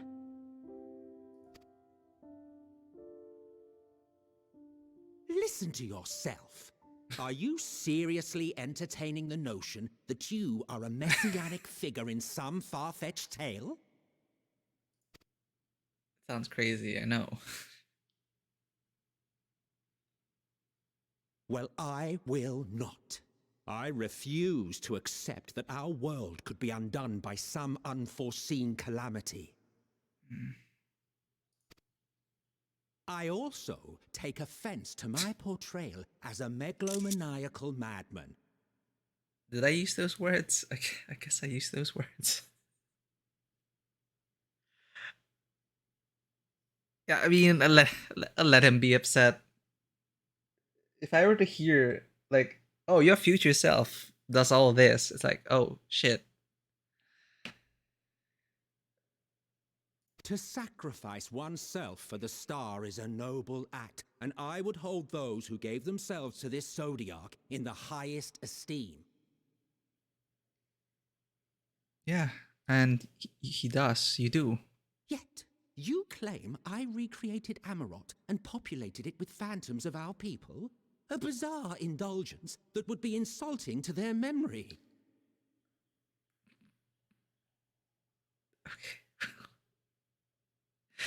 Okay, in fairness, Emetzel, I thought you recreating all that was not insulting to the memory, but in fact, well, you know, he thinks what he thinks now. Worse still, I even invited you there. Literally invited my own downfall. Why would I do something so idiotic and inexplicable? Now this is just like...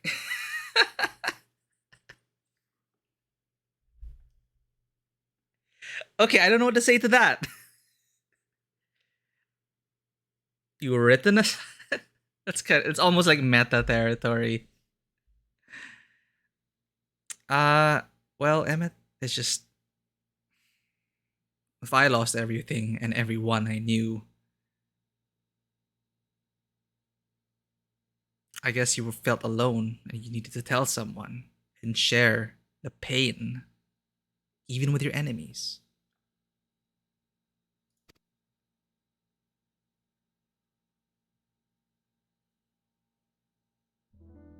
Now, I will allow that the hypothetical task of restoring our world would be daunting in the extreme.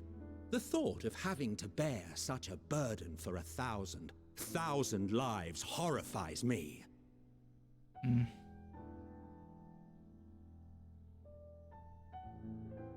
Yeah, imagine that. Going through all the rejoinings.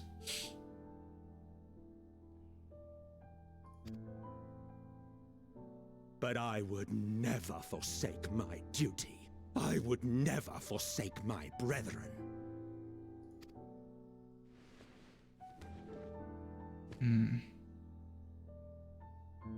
You do not know me. I've had my fill of your fiction. I will return to my duty, and you will not bother me again.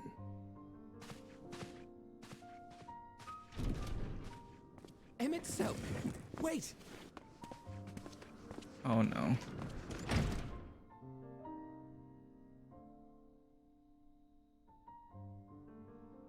You've seen much of Elpis already. If you have any observations to share, I should like to hear them. Yeah, I'm thinking about it. Yeah, Emmett Selk never forsook. He never forsook his people. He'd never forsaken them. So I wonder what version of the story I told, but yeah, he never did. He was always working to bring everyone back. So which point was he talking about? Because he believes that at some point in the story, he forsook them.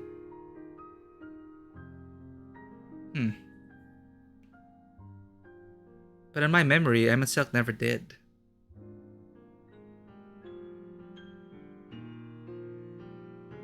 Or is he talking about the fact that they had to summon Zodiark, sacrificing half the planet? Maybe that moment, like...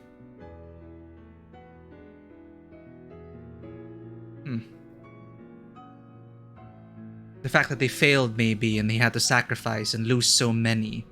Perhaps this Emmett Selk just couldn't believe that.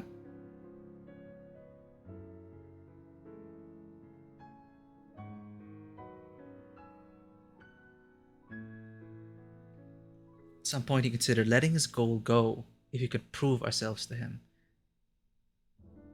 No, that is true. I guess it could be part of it as well. Like, show me that you are worthy. That it's not worth it to bring back everyone. Like, you're worth preserving. Much like these creatures in Elpis. Shoot, now that I'm seeing... Man. It kind of relates to that as well. It's like... Simply with the predecessor of the Sanoa. Is it easier to just remake it? Like, it's not flying, just remake it. Or like, you're sundered. I'm gonna sweep you aside and bring back the Aetheris I know. Yeah, standards are way too high. But thinking of Hermes now, putting him with, Hermes being introduced and him being part of the equation, never giving up on life at all. Just all these pieces, just awesome. It's coming together. Observations? Well, yeah, to the end, he was trying to fix the star.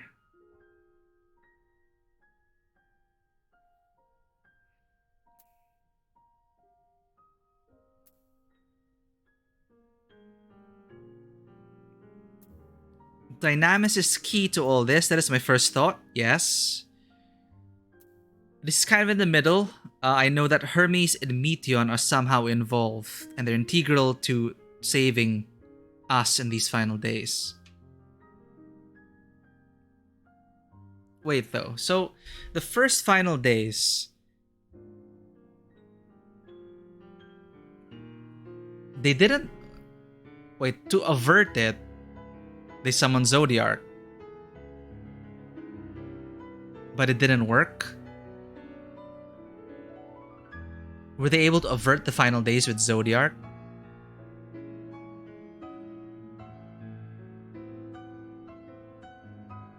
Yeah, okay. So,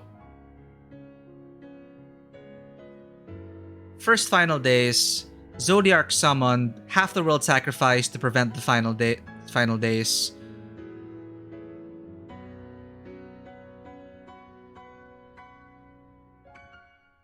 Yeah, it was already at that point. Shield of Ether around their planet, and it worked.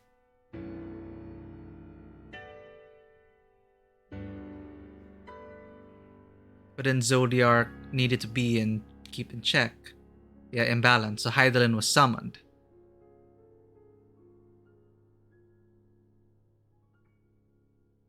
And then Hydaelyn sundered the star to entrap Zodiark.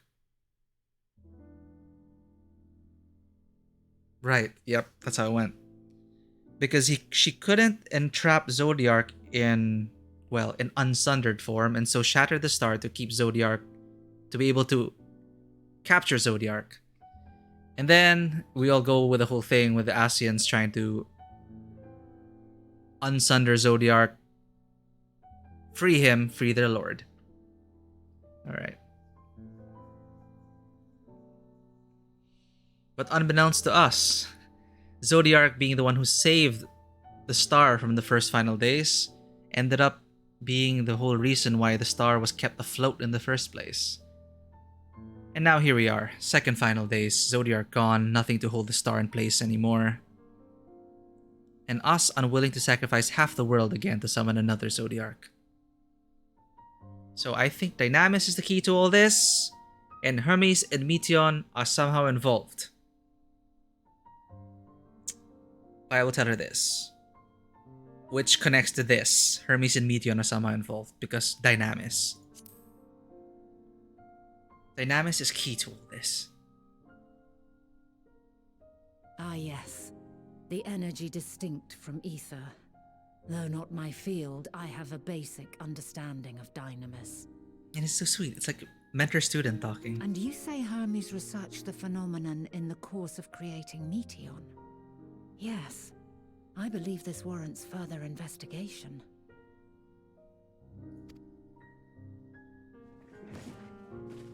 With that settled, it is time for action. The missing pieces of the puzzle are here, I'm certain of it. And when you find them, the picture my future self has painted will be complete, and you will have your answer. And suffice it to say, I will aid you in your quest.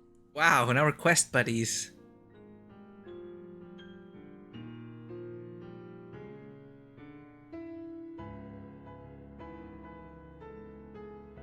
Emmet Selk, though. Have faith. If Emmet Selk is the man Azum described to me, we've not seen the last of him.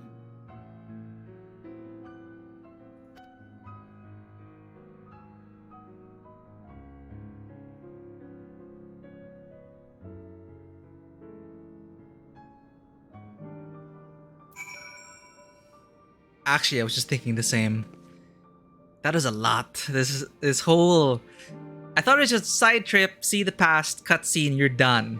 I didn't expect it to be like an entire zone with a quest arc and getting to meet Theon and Hermes and talking to Venat. That is so much. But yeah, I was thinking that this is a good place to pause. We just had tea, a lot of big revelations, a lot of big moments. This is such a great downtime moment. Downtime, but with so much progress. Is there an SR? S rank. I should probably see it at some point. I will join the hunts eventually. Alright, I just gotta process all this. I will, I'll sleep on it. And have a good think about everything. But yes. I also really appreciated how, you know, it's the same voice actor as Fandaniel, and it's just a totally different character here. And it's also kind of sad how the position of Fandaniel turns out to be with Amon and everything, but man, it is a lot.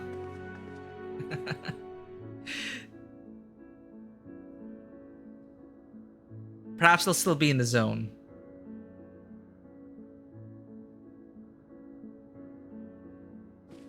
The voice actor gradually changes when it's Hermes. Oh, I see. Well, I'll have to hear him talk more. But I'm pretty sure that it's the same Fandaniel that's been traipsing about in our timeline.